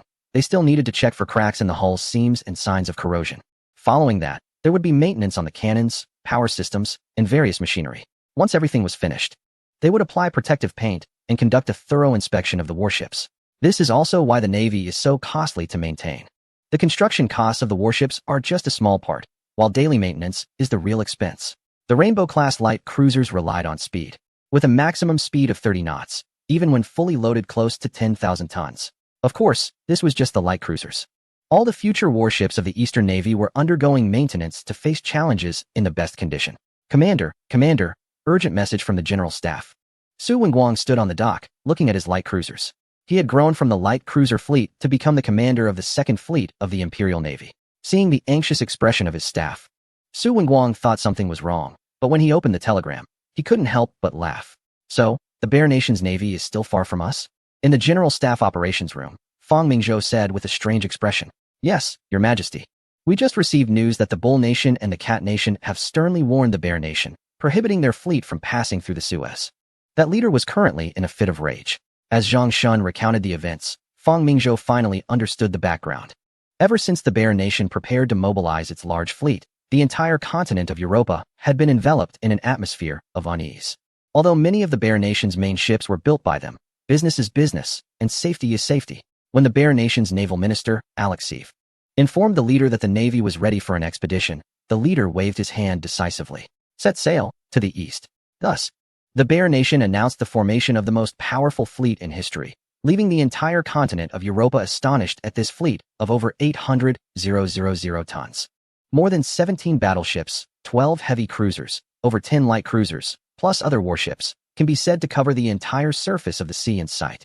However, when the Great Bear eagerly sought out the nations controlling the Central Sea and the Suez to inform them of the passage request for its grand fleet, both the Prime Minister of one country and the President of another simply tossed the request aside, stating they would not agree to this territorial request. Even the second Naval Minister of one nation expressed that the Royal Fleet would not allow any fleet from the Great Bear to pass through the Central Sea.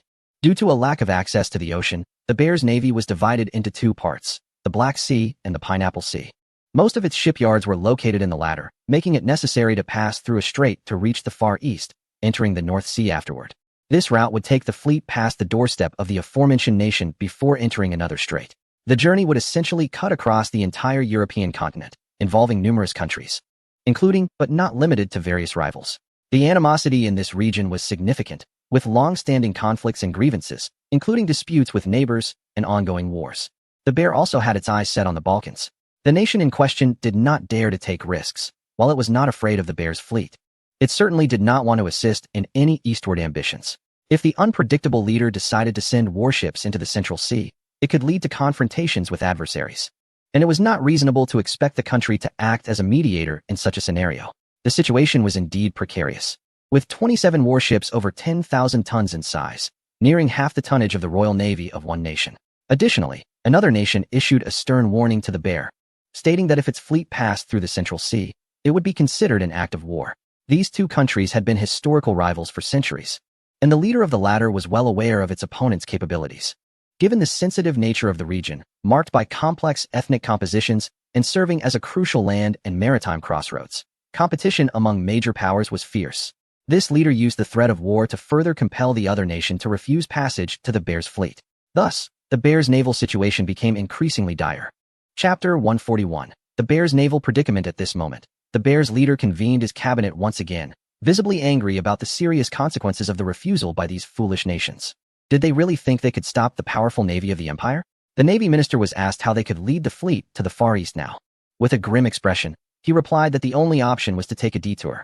Most of our warships are in the Pineapple Sea, and we can normally pass through the North Sea. If they continue to deny us passage, the leader might actually order the fleet to fight its way through. Then, we will take a detour around the Cape of Good Hope. Alexiev's voice grew fainter, and the others nearby dared not speak loudly. Although these people did not understand naval warfare, they could still read a map. Just considering the distance of this route, the journey would probably exceed 20,000 kilometers. Are we going to war or discovering a new continent? Let us discuss everything together. Nair is now extremely frustrated with certain countries that provided loans and various empty promises before the war, as if money meant nothing to them.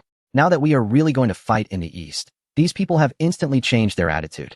However, the situation is stronger than individuals, and Nair can only remember these grievances deeply. If we are really going to take this route, we have a lot to prepare. First of all, there is the issue of fuel.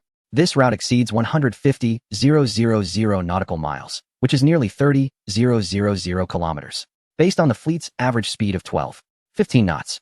Even if we don't stop for a second, it would still take 3 months. But is that even possible? This means that accounting for rest at night, they would need 6 months to reach the Far East. It is only September now, and by the time preparations are completed and we set sail, it will likely be October. By the time spring arrives next year, we might reach the Far East, but the army will probably have finished their campaign by then. Our navy has over 100 ships, with a total tonnage close to 600,000 tons. These warships consume a large amount of coal every second. Moreover, our navy focuses on firepower, which means the endurance is not very high, ultimately implying we need a lot of supply ships. Nair believes that the East Navy is able to defeat so many enemies because of their powerful naval guns. Therefore, most of the new ships built by the Bear Navy are designed with heavy firepower and light protection. They may not be as flimsy as a thin-skinned dumpling, but their protection is at least one level lower than mainstream battleships. At the same time, seaworthiness has been sacrificed. When these warships were manufactured, there was no indication from certain countries that passing through the Mediterranean Sea was forbidden, which effectively adds half to the journey. The endurance of these battleships is at most 3,000 to 4,000 nautical miles, not exceeding 7,000 kilometers. If battleships are like this, we need not mention those smaller cruisers and destroyers. Currently, our naval department does not have that many transport ships. Alexiev lamented. Who would have thought that the massive bear would have so many main battleships, yet lack large transport vessels? The country with the most transport ships in the world is certainly that certain nation. After all, they have naval deployments worldwide, especially the merchants from there, who are eager to sell goods all over the world, and one can see transport ships flying their flag everywhere across the ocean. As for the third point, which no one expected, it is their opponent, the Eastern Empire. The Emperor there is an ardent supporter of a large navy, and it could be said that neither Nair nor Air has the same fervor for a large navy as the Emperor of the East. Speaking of warships, whether destroyers or light cruisers, they were all invented by the East, and even that certain nation has learned from the East classifications to build their own warships. More importantly, the region places greater emphasis on the construction of civilian vessels, ranging from ocean-going freighters weighing over 10,000 tons to coastal fishing boats weighing dozens to hundreds of tons.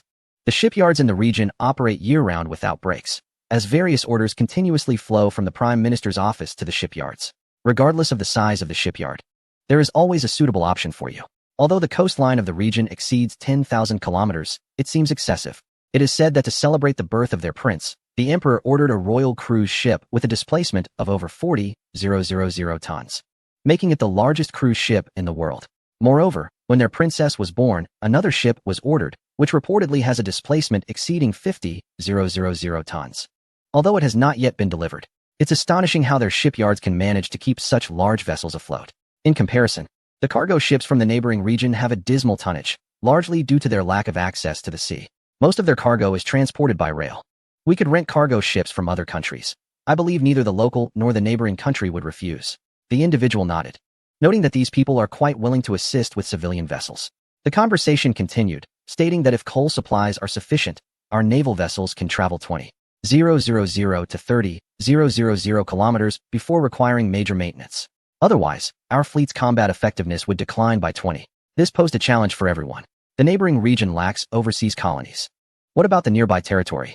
Your Majesty, that area can only supply coal. It lacks any industry, not even a dock. It's a place barely able to sustain itself, let alone provide maintenance. Furthermore, everyone remembered that their own advanced fleet had occupied that territory simply because they couldn't find an anchorage.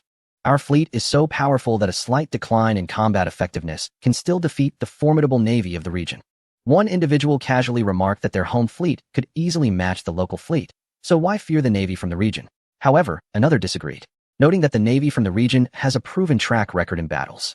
Thus, he gently reminded, Your Majesty, the navy from that region excels at dealing with distant fleets, whether it was our first naval engagement with them or the return fleet from the neighboring nation. Both were defeated. They have successfully repelled distant fleets twice. Your Majesty, we must not be complacent. We can seek assistance from the local region, as they can provide supplies at their base. Although our route is long, there are supply points along the way. However, beyond a certain point, the situation may become complicated. Everyone knows that beyond this strait lies the sphere of influence of the region. They face the same dilemma as the return fleet from the neighboring nation did. How to navigate through the islands in the southern seas, or should they engage in a grand naval battle with the region right there? Chapter 142, Second Phase Combat Objectives. While the bear was contemplating how to send its grand fleet to teach a lesson to the eastern continent. At the same time in Irkutsk, the commander of the Eastern Army, Yangalachev, also received orders from the homeland. With less than half of the 100,000 reinforcements he had sent out returned, he realized that the Eastern Front was completely finished. Even worse, the Eastern Continent's army of over 100,000 had already begun to turn their guns toward them. They too had a similar number of soldiers, and now they were facing a pincer attack from both sides of the Eastern Continent. Why had the situation come to this? Yangalachev was perplexed. Since the onset of the war, there had been no good news. Had the Great Bear been abandoned by the heavens? Unfortunately, he didn't have time to seek answers from above. Your Excellency, according to intelligence from the homeland, the Eastern Continent's Eastern Army set out 3 days ago. If we calculate the time, they will arrive here in at most 3 days. The General Staff has dispatched a second batch of 100,000 troops to us, expected to arrive in 10 days. These troops are fully equipped with weapons, the intelligence officer reported. Everyone sighed in relief. They were truly worried that the homeland would send another batch of unarmed peasants, merely to fill numbers and deplete their supplies. Right, supplies. I don't want to face another failure on the Eastern Front. How are we prepared for supplies?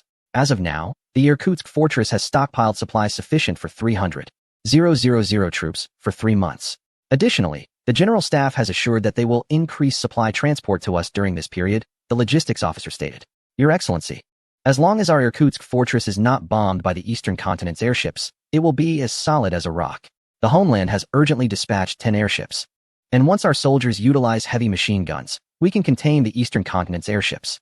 In this era, the only effective way to deal with airships is with airships. Although the Eastern Continent is researching anti-aircraft guns, they have yet to develop them significantly due to the absence of aircraft. The most effective method is to intercept and attack enemy airships along their flight paths using our own airships, leveraging their mobility and armament.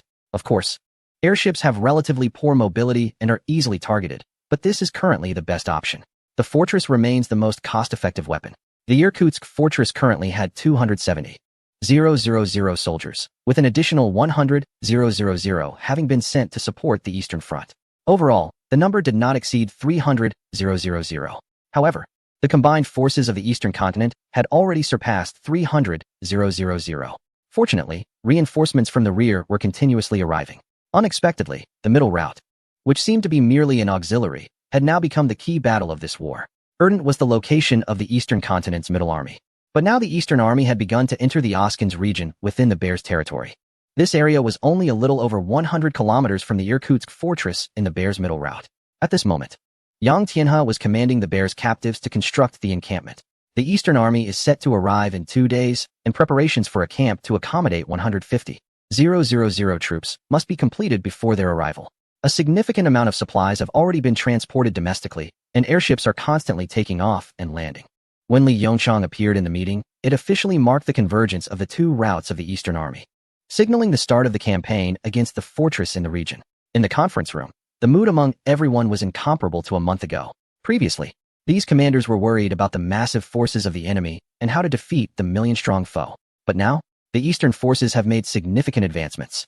With 2 National Guard divisions stationed there primarily to clean up the aftermath, their presence here once again conveys the might of the Empire to all. Gentlemen, we have achieved the main objectives of the war. The upcoming battles will be crucial for the negotiations post-conflict. The directive from the General Staff is to inflict as much damage as possible on the enemy's soldiers. Starting tomorrow, airships will commence bombing operations. However, due to the enemy's preparations, the effectiveness will likely not match that of the previous campaign. The capabilities of the enemy's central commander are average, and they are unlikely to venture out of their fortifications in the face of our offensive. We will leave 5 divisions to keep the enemy in check at the fortress, while the remaining 20 divisions will be deployed to establish defensive positions here. Li Yongchang's finger pressed heavily on the map at Usali, which is less than 70 kilometers from the fortress and is a critical railway junction. Naturally, the enemy will also seek ways to cut off our supply lines. The enemy is a strong military power, and our forces have already penetrated over 300 kilometers into their territory, with over 200,000 troops. Our daily consumption is also astronomical. Therefore, we cannot afford to prolong this conflict. We must achieve our objectives before winter fully sets in. With October approaching, we have at most 2 months, and possibly just a little over a month. In this month, the enemy will undoubtedly spare no expense to support the fortress, while we will focus on surrounding and cutting off their reinforcements. With the arrival of the airship fleet, bombing operations will officially commence. To maximize the damage, we will once again deploy the highly effective incendiary weapon, the white phosphorus gasoline bomb. This weapon first saw action against a previous adversary and has since evolved to its 3rd generation after several years of development. The characteristics of the gasoline bomb, which creates high temperatures upon explosion and has strong adhesion and prolonged burning, combined with white phosphorus, create a devastating effect. Since we cannot demolish the fortress, we will focus on inflicting heavy casualties. At Erdent, hundreds of thousands of soldiers preparing to depart witnessed a scene they would never forget. As the first airship untied its mooring lines, it began to slowly ascend amidst a barrage of firepower. The size of the airship is not much different from that of a battleship. When 100 battleships appear before you, you will understand that feeling. One by one, the airships began to ascend, completely blocking out the sun. Below, the soldiers started to mount their steeds, preparing to head for their destination. They waved from below, sending blessings to their comrades, while the presence of the Air Force helped to prevent significant casualties. Meanwhile, several accompanying journalists were excitedly snapping photos. This was a war, but it was also a demonstration of the strength of Dongzhou to the entire world. They faithfully recorded the bravery of the Empire's soldiers fighting for their country and nation. Chapter 143. Bombing the fortress again as all 100 airships took to the sky, heading towards the central fortress of their adversary. Hundreds of thousands of ground troops also began their march towards Userlai. Covering over 300 kilometers, the cavalry would take at least 3 to 4 days, while the airships only needed 3 to 4 hours to arrive. This is the charm of the Air Force, before airplanes became mainstream. These massive airships were the best flying machines. At this moment, the fortress of Irkutsk had already sounded a chilling alarm. Dongzhou's airships were coming. Although they knew that the airships would undoubtedly appear, when these massive objects obscured the sky, everyone couldn't help but feel a sense of dread. They did not know if this fortress would end up like the one in the east, reduced to ruins, or if they would survive. 10 airships from their adversary had also taken off, and the first aerial battle in human history erupted instantly. Having long been aware of their adversary's combat style, 20 of the 100 airships split off to engage the enemy's airships, while the remaining ones continued towards the fortress. Amidst the prayers of the onlookers, the airships began their bombing runs as planned. As he watched the massive objects fall from the sky, Yanylichev thought of the commander in the eastern region. When he first saw the airship, did he feel the same way? Above, the Minister of the Air Force, Zhou Liwei, once again boarded an airship. However, unlike the last time, Dongzhou had already utilized white phosphorus gasoline bombs, so there was no need to gather data again. This time, he wanted to witness the air combat between the airships. In the sky, 30 airships were chasing each other. Zhou Liwei shook his head. Compared to airplanes, these bulky creatures were far too cumbersome. Their poor maneuverability made it difficult to accurately attack the enemy, requiring multiple adjustments in position mid-air. By now, airplanes could have fired hundreds of rounds. Even with multiple gas bags, the airships would likely not withstand the bullets from the planes. Zhou Liwei stopped focusing on the tedious battle between the airships. With a 2-to-1 advantage and the airships being created by Dong Zhou, there was no reason for them to lose. His attention shifted to the airships that were about to commence their bombing runs. Bombing from an airship does not simply involve dropping bombs. While impact fuses can indeed cause explosions, Dong Zhou employed timed fuses instead. The so-called timed fuse is a device that detonates at a predetermined time, much like a clock. The exterior of the white phosphorus gasoline bomb resembles a large oil drum, but it contains a detonator inside. This is where the timing is set, calculating the time through free fall. This ensures maximum explosive effect. 80 airships are evenly distributed around the fortress. The bombing is not solely targeting the fortress, but primarily aims at inflicting casualties and creating deterrence, forcing the commander in the central position to refrain from exiting the fortress and preparing to assist the eastern front. As these airships complete their final adjustments, they drop their bombs like eggs falling from the sky. Boom! A white phosphorus gasoline bomb is in free fall, and just a few meters above the fortress. It suddenly detonates. With the explosion, a giant fireball several meters in diameter expands instantly, blinding many people like a fire cloud. Then comes the second bomb, with each airship carrying 10 white phosphorus bombs. In the center of the fortress, flames ignite the liquids, which begin to flow down the fortress as they burn. More burning materials splatter outwards. Although the fortress is made of concrete, this stone-like material is now burning, with cracks appearing on its surface. This is just a minor issue. The real problem is the molten debris ejected from the explosions. The fortress may withstand it, but the human body cannot endure temperatures of hundreds or thousands of degrees. Anything that is not steel or concrete is burning, and flames even appear on the ground. The soldiers defending the outer positions are turned to carbon before they can even scream in agony. Trying to escape is impossible. Once caught, it's a certain death by fire. No one dares to rescue their comrades, as those attempting to help also become engulfed in flames. The fortifications around the fortress begin to burn, and the outside personnel show no signs of life, while those inside are also suffering. As the white phosphorus volatilizes, a thick white smoke appears around the fortress. This smoke is toxic. Although it does not cause casualties as quickly as mustard gas, prolonged exposure still leads to respiratory corrosion and difficulty breathing. Everyone gasps for more air. But the reality is the opposite, as more white smoke is inhaled. Instantly, their throats feel as if they are on fire. Some soldiers attempt to roll or jump into water to extinguish the flames, but even the water's surface is on fire. Gradually, they can no longer move. Gunfire erupts from the ground. Soldiers, to prevent those on fire from causing further damage, can only execute their comrades. Bombs continue to rain down from the sky, igniting more areas on the ground. For a moment, the entire fortress seems shrouded in white mist. But the occasional flashes of red light remind everyone that this is not due to weather conditions. War has never been a game. On the contrary, it is synonymous with violence and cruelty. Soldiers hiding in fortresses are somewhat fortunate, as the sturdy fortifications at least protect them from a terrifying death. However, many soldiers are scattered around various forts surrounding the stronghold. At this moment, they can no longer afford to think about safety. All they know is that they must leave this place quickly and find an area free of smoke to breathe deeply. The flames could burn for several hours, consuming everything it clings to until nothing remains but ashes. Compared to their eastern counterparts, the soldiers from the north are not in a much better situation. Although the immediate casualties are not as severe, the physical and psychological toll is still a nightmare.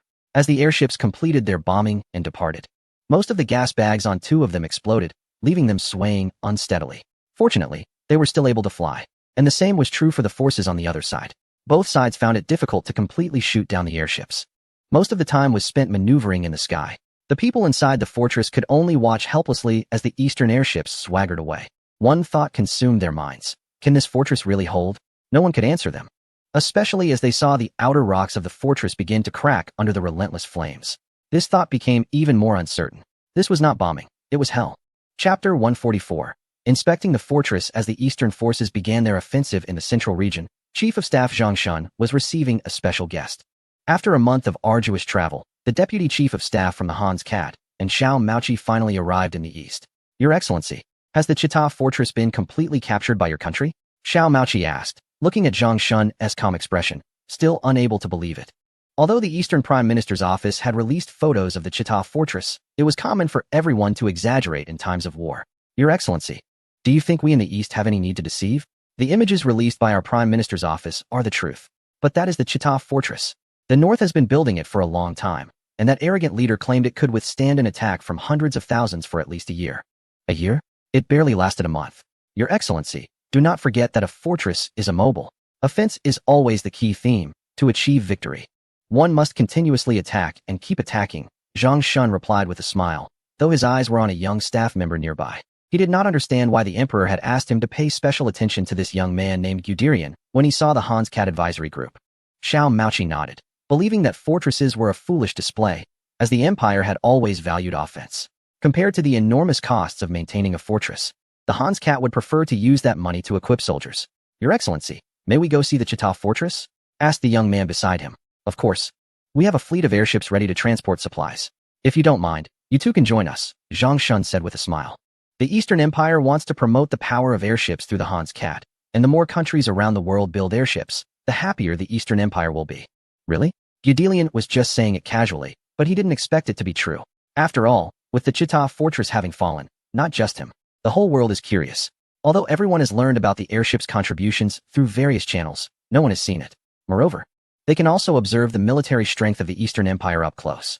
Only on the battlefield can one see the real thing. Of course, your country has always maintained a friendly diplomatic relationship with us.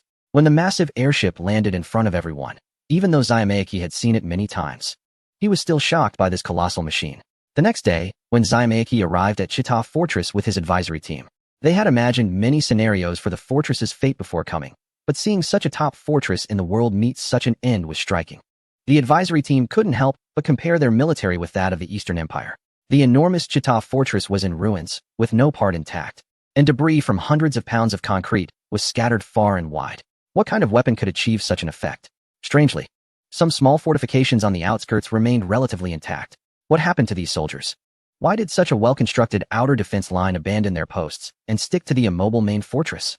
At this time, 2 divisions of the Eastern Empire were still stationed here, wrapping up their final tasks, with still tens of thousands inside the fortress. Zhang Shun did not launch an attack. The cold weather would naturally teach them a lesson in a month. Moreover, this area had already been cleaned up, and the scenes caused by special weapons had all been buried. How did the Eastern Empire manage this? This large fortress was completely breached from the front. The Hans Cat is the second country in the world to possess airships. They had also studied the bombing capabilities of airships, but the results were not good. If they flew too high, the targets were impossible to aim at. Even for a large structure like a fortress, in many cases, bombs would be dropped only to roll uncontrollably off course. Aiming could only rely on visual targeting. Additionally, the effects of airflow and wind speed made it difficult for airships to maintain stability. Any windy or rainy weather rendered them ineffective. If they flew too low, accuracy improved, but the danger was significantly higher. However, Zayamaki knew that since the chief of staff of the Eastern Empire had invited him here, it was clear that this technology could be sold. After all, the Empire had purchased technology from the Eastern Empire before, from the earliest light cruisers to airships. It had always been this way. By the way, there are still tens of thousands resisting in Chita Fortress, so we should not get too close. Zhang Shun explained with a smile. Xiao Maoqi nodded. He was not concerned about the soldiers. In his view, more than 200,000 had failed to hold the fortress. The thousands left were just putting up a last struggle. Your Excellency Chief of Staff, I wonder if your nation sells the bombing technology for airships? Xiao Maoqi asked Zhang Shun while others were inspecting the battlefield. This was certainly possible, as it wasn't a matter of significant secrecy. It was just that your nation had not placed much importance on airships. Currently, airships in various countries do have military applications, but most of the time, they simulate attacks on enemy cities rather than conducting precise bombings. Selling airship technology was a special instruction from Fang Mingzhou. He hadn't forgotten about the onset of the S1 conflict. Hans Cat looked around. All he saw were fortresses blocking their advance. The infamous Sun Giant Fortress had held Hans Cat back for nearly half a month. Otherwise, the situation would not be about the Marne River, but rather the defense of the romantic capital. Not only did the precise bombing technology of airships need to be utilized, but the technology for modifying shells also had to be included. How could one have guns without ammunition? By that time, even if they didn't reach caliber 406, at least they would have caliber 356, which weighed over 15 tons. The explosions would surely be larger and louder. Build them, let the airships fill the sky. And when the Emperor's Air Force comes with their fighters, they will blow them all up in midair. Xiao Maoqi was very satisfied. It was easy to negotiate with the Eastern continent, and these technologies were sold so readily. Those damned Gallic roosters and bears really think the fortresses they built along the Empire's border are impregnable? Xiao Maoqi's mind began to fantasize about the Empire's airships turning those fortresses into ruins. Report, the Central Army has sent a telegram. A staff officer jogged over and said loudly, Chief of Staff Zhang, Commander Li has sent a telegram. This morning, our two armies launched an attack on the Bears' Irkutsk fortress, annihilating over 10,000 enemies. Additionally, our forces have occupied Usali, completely severing the connection between the Bears' Irkutsk fortress in the center and their homeland. The results are still being counted. Xiao Maoqi's eyes narrowed. What did he just hear? It was not the so-called battle report. After all, it was common knowledge that the eastern continent was attacking the Bears' central front. The officer had mentioned a battle that was still occurring that morning. Although the Irkutsk fortress was 500 to 600 kilometers away from the Chita River, telegrams did not travel that quickly. Moreover, the telegraph lines in that area had long been destroyed by the eastern continent. How did this chief of staff know about the situation at the front? Chapter 145. Announcing the results, Xiao Maoqi felt as if his heart was being scratched by a cat. Dear Chief of Staff, forgive me for being blunt. But was your communications officer here to convey information just now? Although this Deputy Chief of Staff Hans Kat was not fluent in the language of the Eastern continent, he could understand the basic language. I apologize for not intentionally eavesdropping on your nation's intelligence, but I would like to ask, how did your communications officer know about the events that just occurred? As far as I know, the telegraph lines around here have long been damaged. Finally hooked. It was worth the grand setup. My lord, the communications officer did indeed inform me about the events occurring on the central battlefield. I'm afraid I cannot disclose the details, as it is a top secret of the Eastern Empire. Zhang Shun pretended to look troubled, while the communications officer stood beside him, equally at a loss. In the eyes of the Lord, the Eastern Empire's military personnel were still too honest, not treating their advisory team as outsiders. This led to such an error, exposing the secrets of the Eastern Empire. Your Excellency, as a representative of the Imperial General Staff, I request your country to sell this technology. Moreover, if your country has any concerns, I can arrange for His Majesty to communicate with your emperor. Please consider this carefully in light of the decades-long friendly relations between our two nations. As expected of Hans's chief of staff, in just a few minutes, he grasped the influence of such remote communication technology. To convince himself, he even brought up His Majesty. You may leave now. Zhang Shun helplessly motioned for the communications officer to depart, who left with red eyes. This made the Lord feel somewhat embarrassed. Was he being too demanding? However, this technology was a must for the Empire. If possible, he would truly be willing to offer 100 tons of gold. Gold could be earned again. But this technology would not come a second time. Just imagine, the elite soldiers of Hans could contact the Imperial General Staff at any time and place.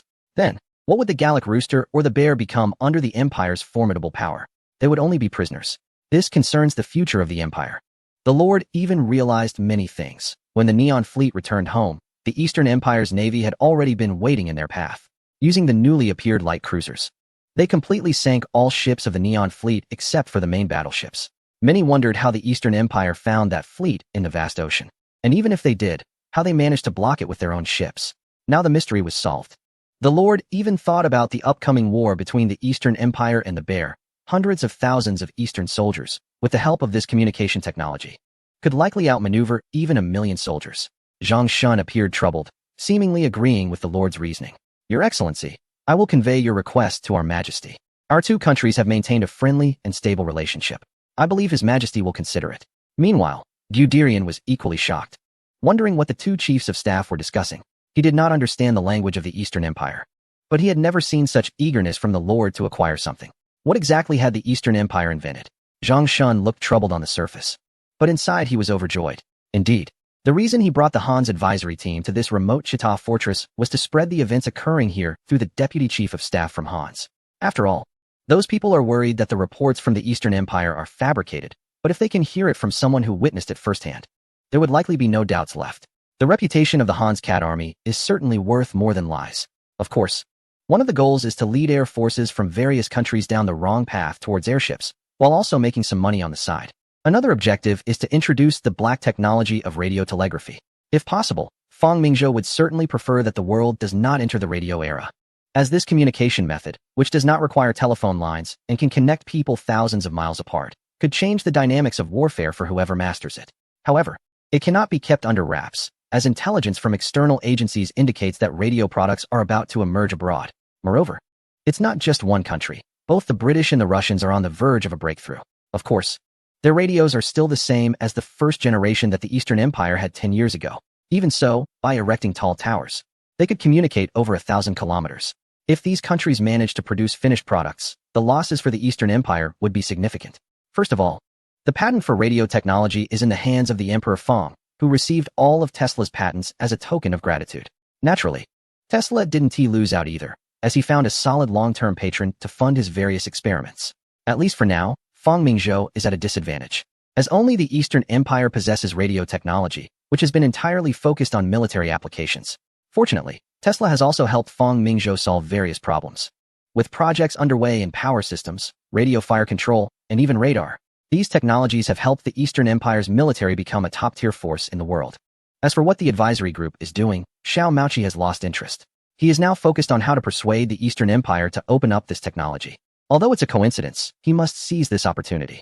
On October 9th of the third year of the Zhao Ming era, the advisory group, led by Hans Kat, visited the Eastern Empire. At this time, the Far East was in a state of war, and telegram communications in the combat zones were largely interrupted. The current status of the conflict between the two countries was all based on leaks from their military.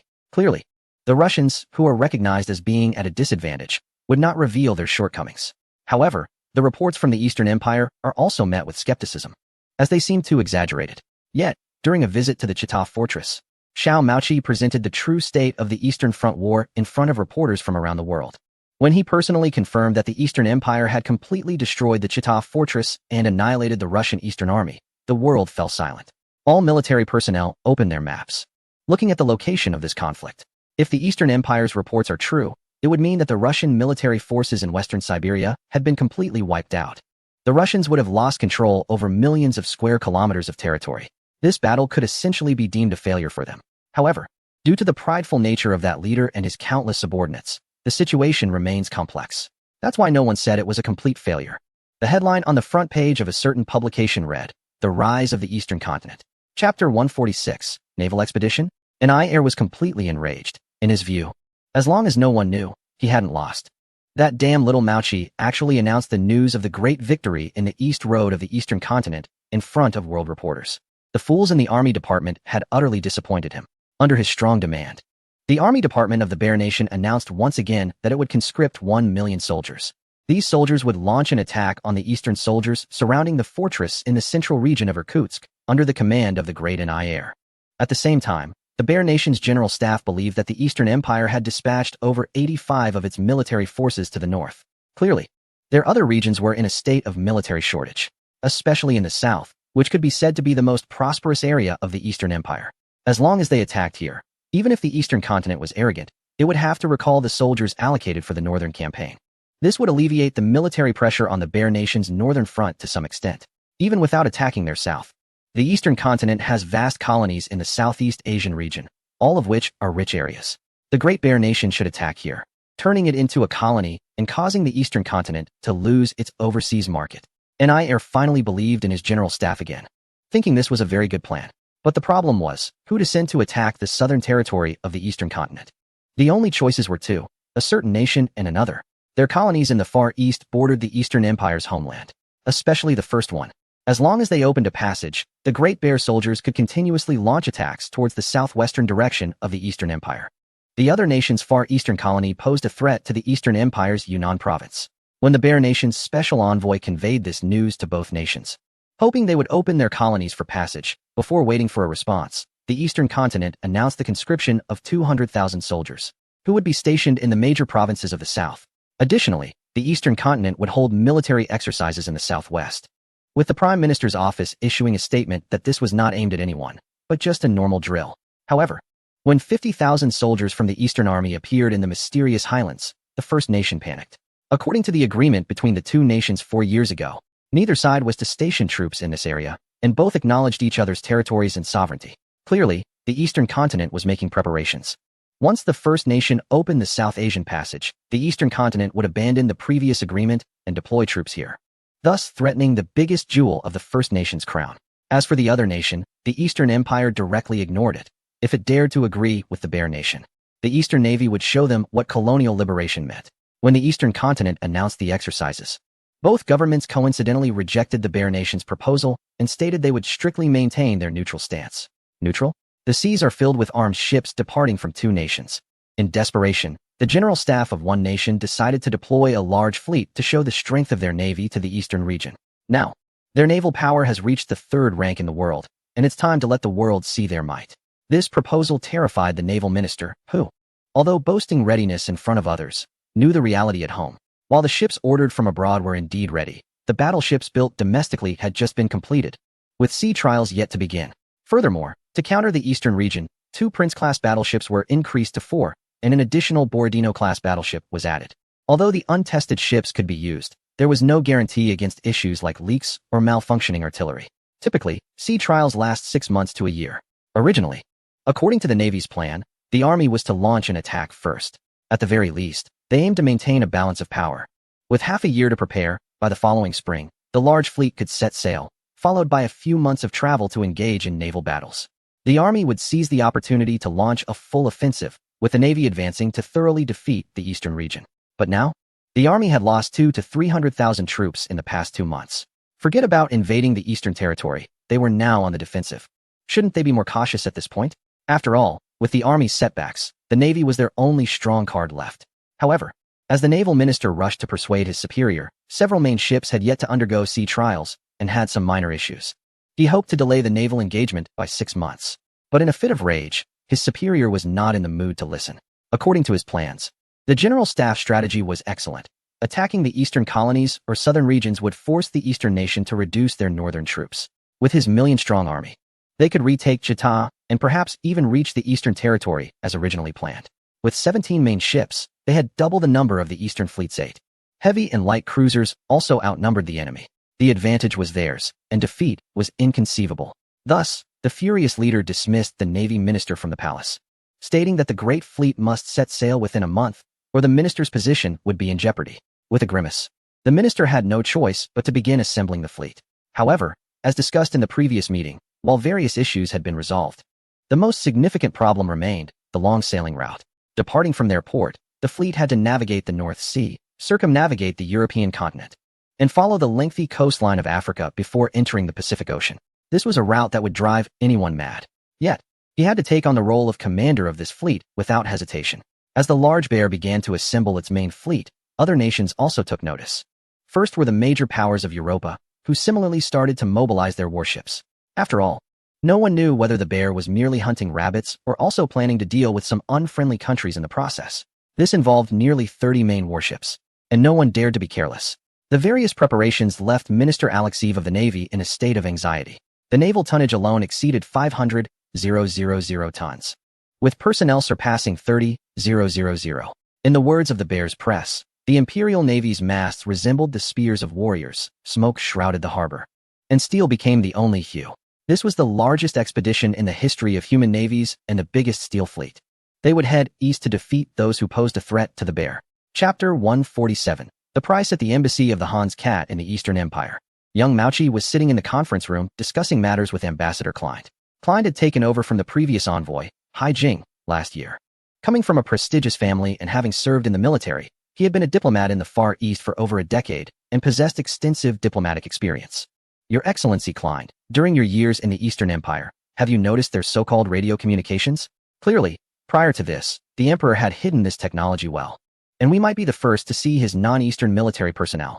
Your Excellency, I have gathered some information in recent days, and I believe what you encountered is indeed true. We discovered that the original lighthouse had a famous scientist named Tesla, the one who invented alternating current. It is said that he once invented a technology for long-distance communication, but thereafter, he vanished. Comparing this to the current development of electricity in the Eastern Empire, I suspect he may have allied with the Emperor. Klein shared all the information he had gathered. So, this technology is mature? Yes, Your Excellency.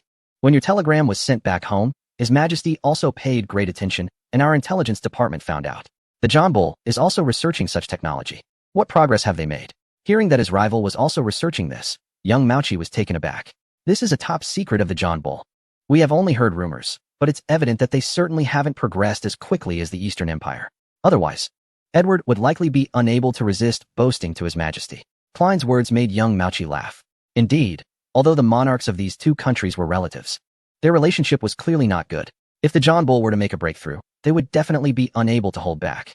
Moreover, Your Excellency, you were correct in your speculation. The Eastern Empire likely began utilizing radio communications during that naval battle years ago. Various signs indicate that the Eastern radio has been in development for many years. Young Mauchi said nothing more. As the highest commander of a powerful nation's military, he understood the advanced nature of this technology. The chief of staff from the Eastern continent has just informed him that the Emperor of the Eastern continent has rejected the request from Xiao Mauchi to exchange 50 tons of gold for this technology. He understands the Emperor's perspective. If it were him, he certainly wouldn't be willing to sell such important technology. However, now that he knows, for the sake of the Empire, he must do everything possible.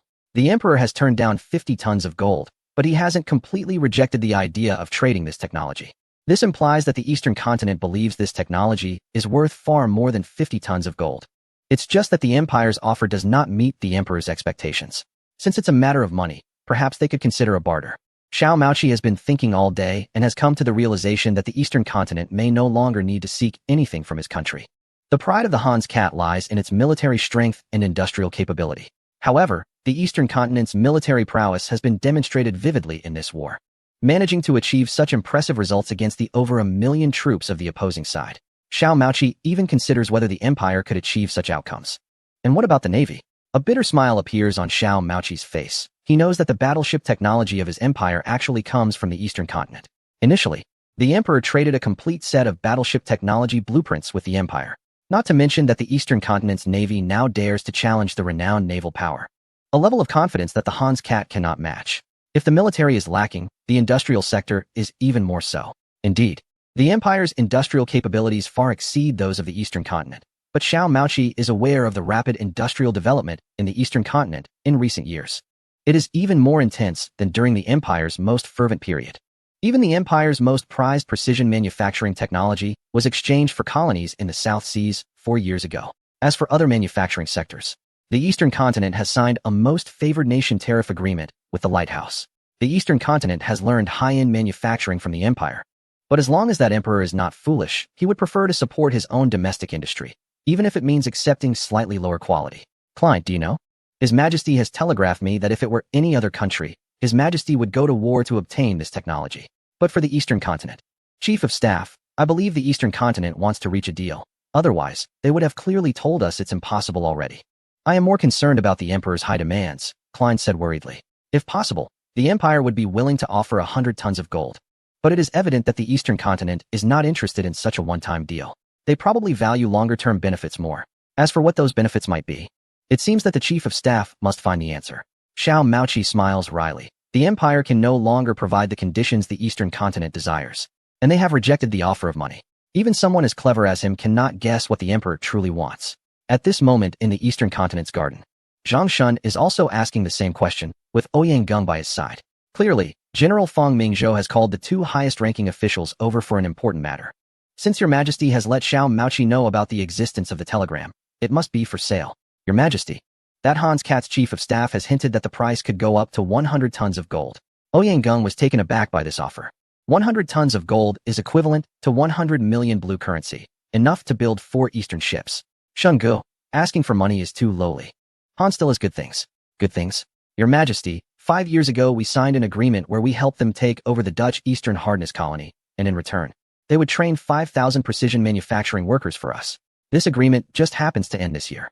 Fang Mingzhou nodded. Indeed. They had to thank the Han's cat for this. They didn't lack technology, there was plenty in the library, but training high-skilled workers was another matter. It was precisely this batch of workers that allowed the Eastern ships to be completed so smoothly. Tell me, if I use radio as a bargaining chip to reach a military pact with Hans, would they agree? Eastern would sign a military pact with Hans? Zhang Shun was stunned by Fang Mingzhou's idea. What military pact does Eastern need to sign these days? Is the world about to start a major war? Or is Eastern planning to unify the world like the Great Yuan? According to Zhang Shun's thinking, only countries engaged in large-scale battles need to sign military alliances. But could there be a war larger than that between the Eastern Empire and the Bear? Throughout history, such a situation, with both sides deploying over 1 million troops, has only occurred once every few hundred years, excluding this far eastern land. Now, with Eastern firmly holding the advantage in the war against the Bear, why seek allies? Wouldn't that just give away the benefits? Chapter 148. Agreement. Fang Mingzhou did not respond because no one would know that in 10 years, there would indeed be a world-class war. Of course, by then, it would surely be Han's cat begging Eastern to join. But in this world, there is no love or hatred without reason. To join in or even hold an important position is not something that can be achieved with just a few words. Fang Mingzhou also did not think about signing a military alliance with Hans right now. In his view, those things were still far off. However, with the rise of Eastern, more and more countries have shown signs of hostility towards the empire. On the European continent, Eastern has no allies, and the center of the world is in Europe. Even if Fang Mingzhou does not admit it, it is a fact. Their actions are deemed righteous, whether they are or not. If they say so, then it is. Certainly, the Eastern Empire, through a series of wars, has made these countries dare not underestimate it. But similarly, this world is not made up of just one country. Eastern needs allies that can help it have a voice in international affairs. Clearly, John Bull and the Gallic Rooster are not options. These two countries would love to see Eastern collapse tomorrow. The mustachioed cat of Austria-Hungary is also not viable. They seem strong. But Fang Mingzhou knows that this seemingly powerful country is, in fact, hollow.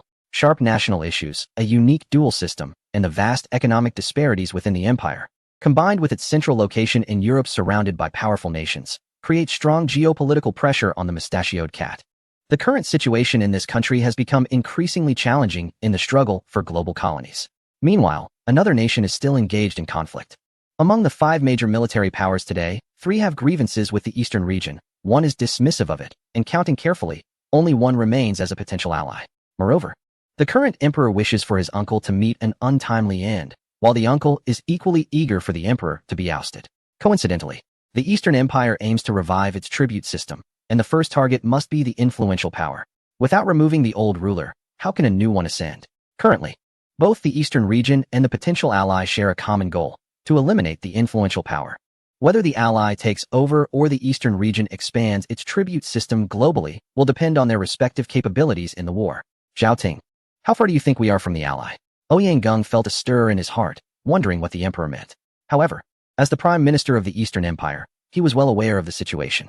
Your Majesty, in terms of manufacturing and overall economic output, we still fall short of the ally, but within 10 years, they may find it hard to catch up. In certain small aspects, we have already surpassed all countries. Ouyang Gung spoke with pride. Even without considering radio technology, we have already led the world in internal combustion engines, generators, and electric motors. Of course, we must also thank Mr. Tesla, as these projects were conquered under his guidance. Additionally, our precision machining technology has reached a world-class level. In the fields of oil and chemicals, we have also caught up. Although our steel metallurgy technology started late, we now rank among the top in total output. Though most of it is still crude steel. The emperor had previously urged the Prime Minister's office and the Ministry of Science and Technology to vigorously develop electricity. And now we lead in this area. Listening to Ouyang Gung's detailed account, Fang Mingzhou realized that the once poor and backward nation that had been bullied was now a thing of the past. The Eastern Empire now stood proudly in the east. Looking at the two, Fang Mingzhou said earnestly, "Yes, while our capabilities may not be weaker than those of the 5 major powers, and although we still lag in some areas, the Eastern region possesses advantages that no other country has. With a population nearing 500 million, we have more people than all of Europe combined, and even more when considering the other nation. Do you understand what this means?" Fang Mingzhou seemed to be speaking to himself, thinking that if we focus on development for 10 years, in a decade, the 5 major powers will merely be scenery along our path. Ouyang Gung and Zhang Shun were also filled with excitement. After all their hard work, they finally saw this day come. They had witnessed over a decade of darkness, where the nation barely existed and the people were not truly free. However, Fang Mingzhou's heavy tone returned, saying that even so, we still do not receive the respect we deserve, as even the most prominent country has more influence in international affairs than we do. Why? Simply because of the color of our skin. They are afraid. They fear that one day, we will drink from the Danube like the invincible king of the grasslands. Even the current Hans faction, if one day we rebuild the tribute system, would not hesitate to turn against us. We must find an ally, a reliable ally. The Hans faction is currently the best choice. Fang Mingzhou picked up a thick agreement from his desk and handed it to the two, saying, "This is the condition I have drafted. If you want to take the radio, you must agree to the terms outlined here." Ouyang Gung and the other took the agreement and began to review it, their expressions gradually relaxing. "Your Majesty, this agreement truly leaves me in awe." Ouyang Gung considered himself knowledgeable and talented. He had never admired anyone other than Fang Mingzhou. But every time he witnessed the wisdom of His Majesty and the cunning of his strategies, he genuinely doubted whether some people were simply born to be emperors. Were those historical founding emperors as wise and formidable as His Majesty? Were the creators of those dynasties throughout history like this? Otherwise, how could they defeat so many feudal lords to become the only one? According to this agreement, the two nations will become allies, a non-military alliance. This agreement can be said to be the maximum effort Fangmingzhou could muster based on historical precedents before the outbreak of the S1. First, the two countries will sign an economic agreement, essentially replicating the system of the East Continent and the Lighthouse. Most favored nation tariffs will allow industrial products from both nations to enter each other's territories and colonies. This is good news for both countries. The East Continent needs the steel from the Han's faction, while they need cars, large generators, radios, and more from the East Continent. It can be said that even if it is not a complete complementarity, it still counts as a small mutual support. The current Han's faction is not like the historical impoverished ones without any colonies. Oh, the Black Uncle doesn't count, as they lose money every year. Although the East Continent has been in a trade deficit for years, they are indeed making a lot of money, just from cars and large generators. They bring in over 100 million blue coins annually, not to mention some unique specialty products from the East Continent, such as tea, silk, porcelain, and raw silk handicrafts. This money is used by the Prime Minister's office to purchase various types of machinery from around the world. The lands of the East Continent are like a parched riverbed, welcoming any equipment and machinery. Chapter 149. Content of the agreement. Currently, the steel production in the East Continent is severely insufficient, even though Fangmingzhou and the Prime Minister's office have built more than a dozen steel mills. However, the territory and population of the East Continent are simply too vast. To put it simply, just to produce kitchen knives each year requires a steel mill with a capacity of several 100,000 tons. Not to mention agricultural tools and everyday items, and this is just for civilian use. The First World War was fought on logistics. How could one go out without having a military force of 5 million? With such a large army, there must be guns, and there must be artillery. And surely armored vehicles will be needed. Not to mention main battle tanks. Something like the T-34 should be necessary. What are all these? Everything is made of steel. Without steel, nothing can be constructed. Therefore, Fangmingzhou plans to import several complete steelmaking plants with a capacity of millions of tons from a certain company. Of course, he has to pay for this himself. The machine tool and industrial machinery sectors will certainly need to be developed as well. This is purely economic, and that individual will definitely agree to it. Next comes the military aspect. Due to the extensive real combat experience of the Navy in the eastern region with steel warships. A few years ago, that company sent exchange students to learn. What impressed Fangmingzhou the most was a certain individual. One wonders if this person, after studying in the Eastern Empire, will change the outcome of that naval battle upon returning to their country. Now with another prominent figure added to the mix. It's exciting that two major talents from that company have studied in the Eastern region, which makes Fangmingzhou look forward to the future. This agreement further strengthens the relationship, establishing a regular and lasting military exchange between the two nations. Each year, both sides will hold military exchange meetings, and the Navy will conduct joint exercises every 2 years. During wartime, both sides can send military advisory groups to each other, pinning the emperor's signatures. The main goal for the Eastern region is to gain control over a certain ocean, while that company aims for a larger ocean. If either side is attacked by a third party, both can provide weapons and military support, but it's not mandatory. Fangmingzhou is very cautious regarding military matters. Frankly, he doesn't want to be dragged into a major conflict by that company. Even if he has to get involved, it should be done strategically, at the right moment, rather than rushing in like the two major blocks. Over the past decade, he has strengthened many aspects of that company. Compared to history, the current version is more aggressive and assertive, making it increasingly uncomfortable for others. Their navy is expanding at the rate of 2 battleships per year. Although it cannot compare to the 4 or 5 ships a year from another nation, that nation has a global naval deployment. Even the nation that traditionally values a green water navy has started constructing battleships, finally realizing how unreliable torpedo boats can be. Moreover, Fangmingzhou has to admit that neither that individual nor the company looks favorably upon the Eastern Empire. Indeed, that emperor even looks down on his own uncle, who is a world power, let alone the Eastern Empire. If they want to form an alliance, it's clear that the Eastern Empire would have to be willing to play a subordinate role, but is that possible? Aside from this, Fangmingzhou plans to sell first-generation submarines. This is also aimed at enhancing the military strength of that company. Although submarines are being researched worldwide, currently, none have been developed into a truly combat-ready model. Even when Fangmingzhou dealt with the Far Eastern Fleet, submarines were not revealed. Don't underestimate the first-generation submarines of the Eastern Empire. They were modeled after the E-class submarines used by that nation during World War I, which were the mainstay of their submarine fleet. With a surface displacement of 680 tons and a submerged displacement of 780 tons, equipped with 3 533mm torpedo launchers, they can dive to depths of 50 meters, sufficient to tackle modern warships. If given to that individual, it would certainly be a profitable deal, of course. It comes at a price. Additionally, Fang Mingzhou plans to collaborate with Hans Kat on the research of a 14-inch naval gun, which is equivalent to 356 millimeters. Of course, this is Fang Mingzhou bringing Hans Kat along for the ride. For other nations, a 356mm naval gun represents a very challenging technology. However, for Fang Mingzhou, who has access to extensive resources, technology is not in short supply. The Emperor Fang has grown tired of the historical scenario where Hans Kat's large ships are equipped with small guns. With vessels displacing 20 to 30,000 tons using only 280mm main guns. These cannot penetrate the main armor of the primary battleships of John Bull and are only effective against their cruisers. Fang Mingzhou even maliciously speculated that the reason Scheer hesitated to engage with John Bull's fleet was likely due to his own smaller caliber being inferior to the others. If the King-class battleships had not been armed with 305, but rather with 356, John Bull's Queen class would have had to kneel before the king. Even bolder, if they equipped a 380, it is likely that Scheer would have dared to confront the fleet head-on. Of course, this is impossible. A 380 caliber exceeds the standard and would only be for use by the Eastern continent itself. Even for the 356 caliber, it would not be available until 2 years before the war. With the 4th year of the reign approaching, there are still 10 years left. And Hans Kat would need at least 1 or 2 years to thoroughly research submarine technology. By the time large-scale production begins, the war will likely be just a few years away. This technology is far superior to the outdated equipment they had previously used. Fang Mingzhou is eager to see if these underwater hunters can cripple John Bull's shipping and logistics system. This agreement is your responsibility, Chief of Staff. Inform that little Mauchi that these are the conditions of the Eastern continent. To be honest, these terms are not harsh and are even quite lenient. However, the significance of this agreement is what truly matters. As one of the major powers in today's world, if Hans Kat signs this agreement with the Eastern continent, it means that one of the 5 major powers has tacitly accepted the Eastern continent's entry into this global game.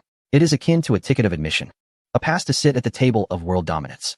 Although Hans Kat has not achieved dominance, its recognition allows entry.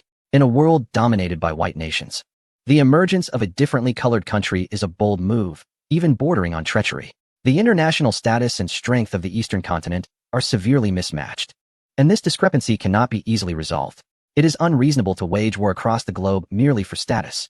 Your Majesty, that person, Wei Er, is selfish and proud. This agreement might not be favorable. Ouyang Gung also understands the significance of this agreement. Despite the Eastern continent having acquired several colonies in recent years, including provinces such as Funan, Borneo, and Java, it remains merely an observer. At least in the other major continents, the Eastern continent cannot penetrate. It is not for lack of desire, but rather a lack of capability. This is the reality of discourse power, unfortunately held by the European nations. I believe that Wei Er will agree. After all, he cannot be considered someone truly seated at the table, at most only scraping up the leftovers. The ambition of that individual is greater than anyone could imagine. Chapter 150. How to decide. Xiao Mauchi looked at the agreement in his hand, a thoughtful expression on his face. This was just handed to him through official channels by the Chief of Staff of the Eastern Empire, and it outlined the conditions set by the Eastern Empire. When he received this document, even as the Deputy Chief of Staff, he felt his hands trembling.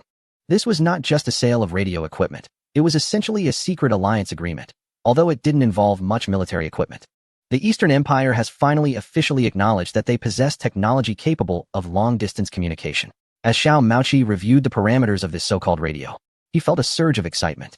Communication over thousands of kilometers could be achieved with the construction of a few towers, and the cost of such infrastructure was negligible compared to its immense capabilities. He finally understood why the Eastern Empire's foreign wars over the years had been so astonishing. If he were the Chief of Staff, he could contact any military unit within the homeland at any time. Xiao Mauchi dared not imagine further. As the Deputy Chief of Staff, he was aware of the memorandum drafted by Marshal Schlieffen. In the first year of Marshal Schlieffen's tenure as Chief of Staff, he proposed a memorandum, known as Memorandum No. 1. The most unforgettable part for Xiao Mauchi was the battle plan against the Empire's archrival, the Gallic Rooster. The primary focus was on the strategic concept and implementation method of leveraging time differences. Subsequently, the Marshal introduced the second and third memorandums. This memorandum has now become top secret within the Empire, and even the late Chancellor Bismarck believed the plan to be highly feasible. If combined with radio communication, millions of troops could be commanded effortlessly, and the small Gallic Rooster would inevitably bow its head under the might of the Empire's army. After reading the agreement, Xiao Mauchi handed it to Ambassador Klein, saying, "As the Empire's ambassador to the Eastern Empire, I would like to seek your opinion." Klein had also reviewed the agreement and was equally surprised that a simple purchase of radio equipment had resulted in such a document. From the perspective of the agreement, I believe it is beneficial for both parties. Aside from the radio aspect, I place more importance on the commercial opportunities. The Eastern Empire's development speed is now catching up with several major powers in the world. Compared to their rapid growth, their foundation is still very weak. Although the Emperor can produce equipment, including battleships, the country remains primarily agricultural, while our empire has an industrial surplus. Previously, the Eastern Empire's main trading partner was the lighthouse. But friction between the two countries a few years ago has led to strained relations. If it weren't for the mutual need for trade, the most favored nation treatment would have likely been abolished long ago. I believe we can replace part of the lighthouse's role and export industrial equipment to the Eastern Empire. Not to mention, we have maintained a very friendly diplomatic relationship with the Eastern Empire for many years. Xiao Maoqi nodded in agreement. Although he was a soldier, as a junker nobleman, he was no ignorant brute. The empire's industries have begun to experience overcapacity, and with limited overseas markets. His Majesty has been compelled to seek markets for the empire everywhere. Although the empire has secured colonies in the Far East that are larger than its own territory, its development in recent years has been comparable to that of a lighthouse. However, it is still insufficient. It pales in comparison to the vast colonies and population of certain other nations. To catch up, the empire must continuously expand outward. And the Far East presents a very promising direction. Colonization is not merely about occupation, as seen with the autonomous regions under certain nations. Economic control is also a form of colonization. What are your thoughts on the military aspects of this? Your Excellency, I am merely an ambassador. Klein wanted to express that he was just a diplomat, but considering his background and experience, he held back. Haha, Klein, you have received military education since childhood. Klein helplessly shook his head. From my personal perspective, I also agree with this agreement. Oh, do you not think that the Far East is trying to curry favor with the Empire? No, General, I do not believe so. Firstly, the geographical position of the Far East is quite good, with no strong neighboring countries. Even the Northern Bear, which we have always thought posed a significant threat to the Far East, has proven otherwise after more than a month of conflict. The reality has shown us that the bear cannot threaten the Far East. While it may cause some discomfort, it does not pose a real threat. Such a nation is unlikely to be drawn into other conflicts. Klein's implication was understood by Xiao Maoqi. Aside from fighting with the bear, there are no other countries in the Far East worth engaging with. Even if the two countries were to form an alliance, it would not require the Empire's involvement, as there are no forces nearby compelling enough to warrant simultaneous action by both nations. I believe that military exchanges would benefit the advancement of our two countries' militaries. The land, sea, and air forces of the Far East Empire have many aspects worth learning from. They always manage to unveil impressive weapons or tactics when no one is paying attention. Who can guarantee what they will present next time? Maintaining friendly relations with such a nation is, in my opinion, worthwhile. Moreover, we have nothing to lose, do we? This is a confidential agreement, meaning that both countries can decide whether to make the terms public. Since the Emperor has indicated this, it suggests that the Far East does not wish to disclose this agreement in the near term. Although it's unclear what the Emperor is thinking, could it be fear of being implicated by a powerful empire? What a joke. The Empire's army is recognized as the world's best, and the Navy is rapidly catching up. Not to mention that Hans is the second nation to equip airships and the first to cross the Great Ocean with them. Klein, there's one more point you haven't addressed. We have no conflicting interests with the Far East. Even if they occupy the Taiping Ocean, what does it matter? The core of the empire lies in the Great Ocean. After Xiao Maoqi finished speaking, he stared at the agreement in silence, believing that His Majesty and the General Staff would agree to this deal. Moreover, the Chief of Staff from the Eastern Continent informed him that there would be a very interesting exercise awaiting him the next day, involving a weapon no less significant than radio technology. This made Xiao Maoqi extremely eager. In his view, as long as radio technology was involved, signing this secret agreement would be worthwhile. Was there anything better than this? At that moment, Xiao Maoqi felt grateful that the Empire and the Eastern Continent had established a strong relationship many years ago. Upon reflection, the Empire had indeed reaped numerous benefits from the Eastern Continent. The rapid development of the Empire in recent years was closely tied to the Eastern Continent. Chapter 151. Submarine Exercise in the Bay of Lushuan. The Eastern Continent Empire was conducting a unique exercise. On board a Rainbow-class light cruiser, Zhang Shun, along with Xiao Maoqi and several staff officers, was observing a cargo ship. Although they did not understand the intentions of the Eastern staff officer, everyone remained curious. Your Excellency Xiao Maoqi, I have a question. Regarding the maritime hegemony of the island nation, which is more important, the warships or the shipping routes? Xiao Maoqi was about to say that it was definitely the warships, as the invincible Royal Navy was the cornerstone of that hegemony. However, just as the words were on the tip of his tongue, he was suddenly struck by a realization. The island nation was a country that, aside from its strong industry, seemed to lack other resources like raw materials, population, land, and even industrial products. Zhang Shun smiled inwardly. Even someone like Xiao Maoqi was hesitating, which had already achieved the desired effect. In my view, the strength of the island nation does not lie in their warships of over 1 million tons, but in their cargo ships that span the globe. They are like the blood vessels of the human body. Without them, the island nation could not even sustain basic living standards. Maritime shipping is its lifeblood, even more important than the fleet itself. If I were its enemy, in a situation where victory in naval battles was not guaranteed, I would choose to cut off the lifeline of the island nation. Xiao Maoqi wanted to refute this, but couldn't he find a suitable argument? He seemed to realize that the chief of staff's words made a lot of sense. But what did this have to do with today's exercise? There was only a solitary Rainbow-class light cruiser on the sea, with an old cargo ship a few kilometers away. Was the exercise about the Rainbow-class targeting the cargo ship? The Eastern continent wouldn't go to such lengths just to show him this. I think you are very curious about why the Eastern continent dared to confront the Far East fleet of the island nation during its unification, Zhang Shun casually remarked, leaving Xiao Maoqi momentarily stunned. Indeed, why did the Eastern continent attack the Far East fleet of the island nation, even if it was to establish dominance? Such a fierce approach was unnecessary. If they had miscalculated, what would the Eastern continent use to defend against the island nation's local fleet? Initially, they were prepared for a decisive battle against the island nation's local fleet. But the naval expansion bill submitted by your country's Lord Tilpitz led the island nation to abandon this idea. Xiao Maoqi nodded. That naval battle was the most humiliating defeat the island nation had suffered in a century, with 3 major ships sunk, while the Eastern continent lost only 1 battleship. Back then, the island nation's Salisbury and the Minister of the Navy had already sent warships to the Far East. As a result of the recent submission of the naval expansion bill, there is a sense of unease among certain parties. To express gratitude for the assistance received from your nation, His Majesty has agreed to showcase this weapon. Just as Zhang Shun finished speaking, a large splash suddenly erupted next to the light cruiser. It was as if a gigantic monster was about to emerge from the depths. Xiao Maoqi and the others were startled and were about to say something, but upon seeing the smile on the chief of staff's face, they held back and focused intently on the surface of the water. As the shadow in the water grew larger, more bubbles began to rise, accompanied by a loud rumbling noise. A large fish suddenly leaped out of the water. A submarine, Xiao Maoqi exclaimed. Submarines are not a rare sight. Countries around the world began researching them over a decade ago. From the earliest Nautilus to the current Holland model, submarines have continuously evolved. However, most submarines are still in the experimental stage, and the best Holland 7R model only weighs a few dozen tons and can launch torpedoes. But its maneuverability and safety are far from adequate. Its range is only a little over 100 kilometers. They are suitable for guarding ports, but sending them into battle at sea would likely lead to their own sinking. John Bull has also been secretly researching submarines, and as the deputy chief of staff, Xiao Maoqi has certainly seen naval submarines.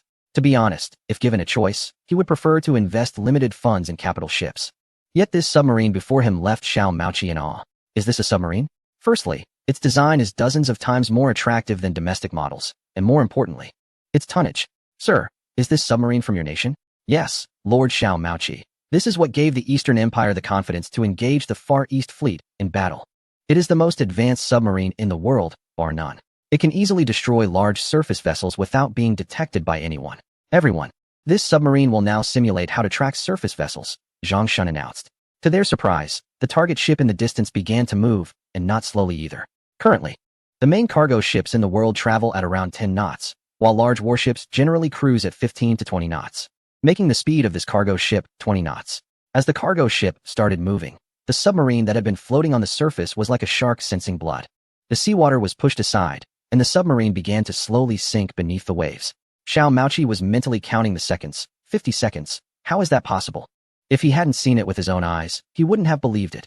In less than a minute, it completed the start and dive operation. This timing means that even if discovered by the enemy, it could easily escape. The diesel engine is a tremendous leap compared to steam, Zhang Shun thought with a smile. As this massive vessel disappeared from view, Xiao Maoqi immediately aimed his binoculars at the cargo ship, which continued to sail forward. Suddenly, he noticed a black dot appearing a few kilometers ahead. That's the submarine's periscope, Zhang Shun patiently explained. Soon after, several white splashes appeared on the water's surface. Torpedoes, Xiao Maoqi exclaimed.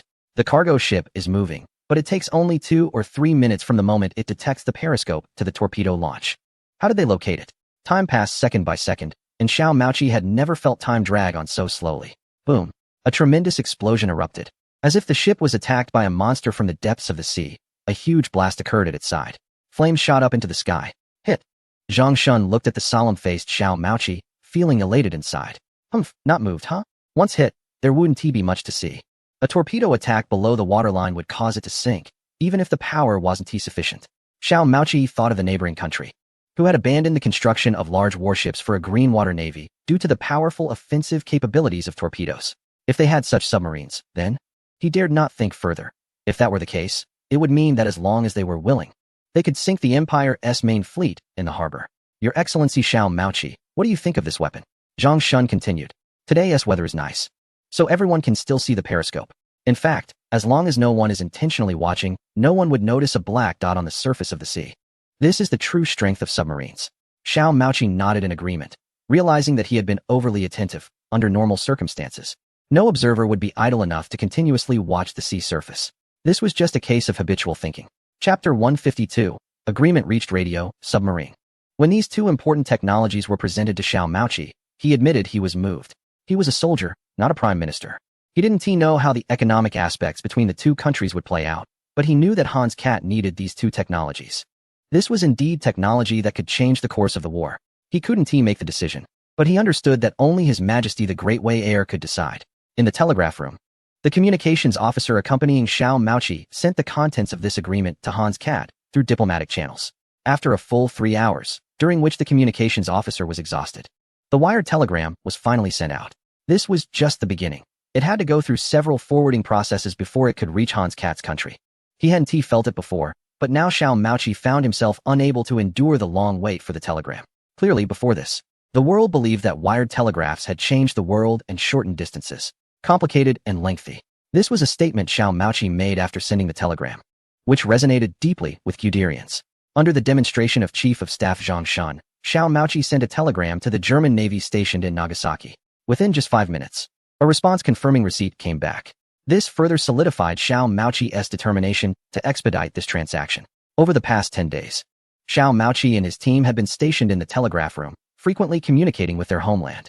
Finally, when the final decision document bearing the seal of the Prime Minister's office was in hand, Xiao Maoqi finally smiled. When he saw in the newspapers from the eastern region that the large fleet was preparing to set sail, he shook his head.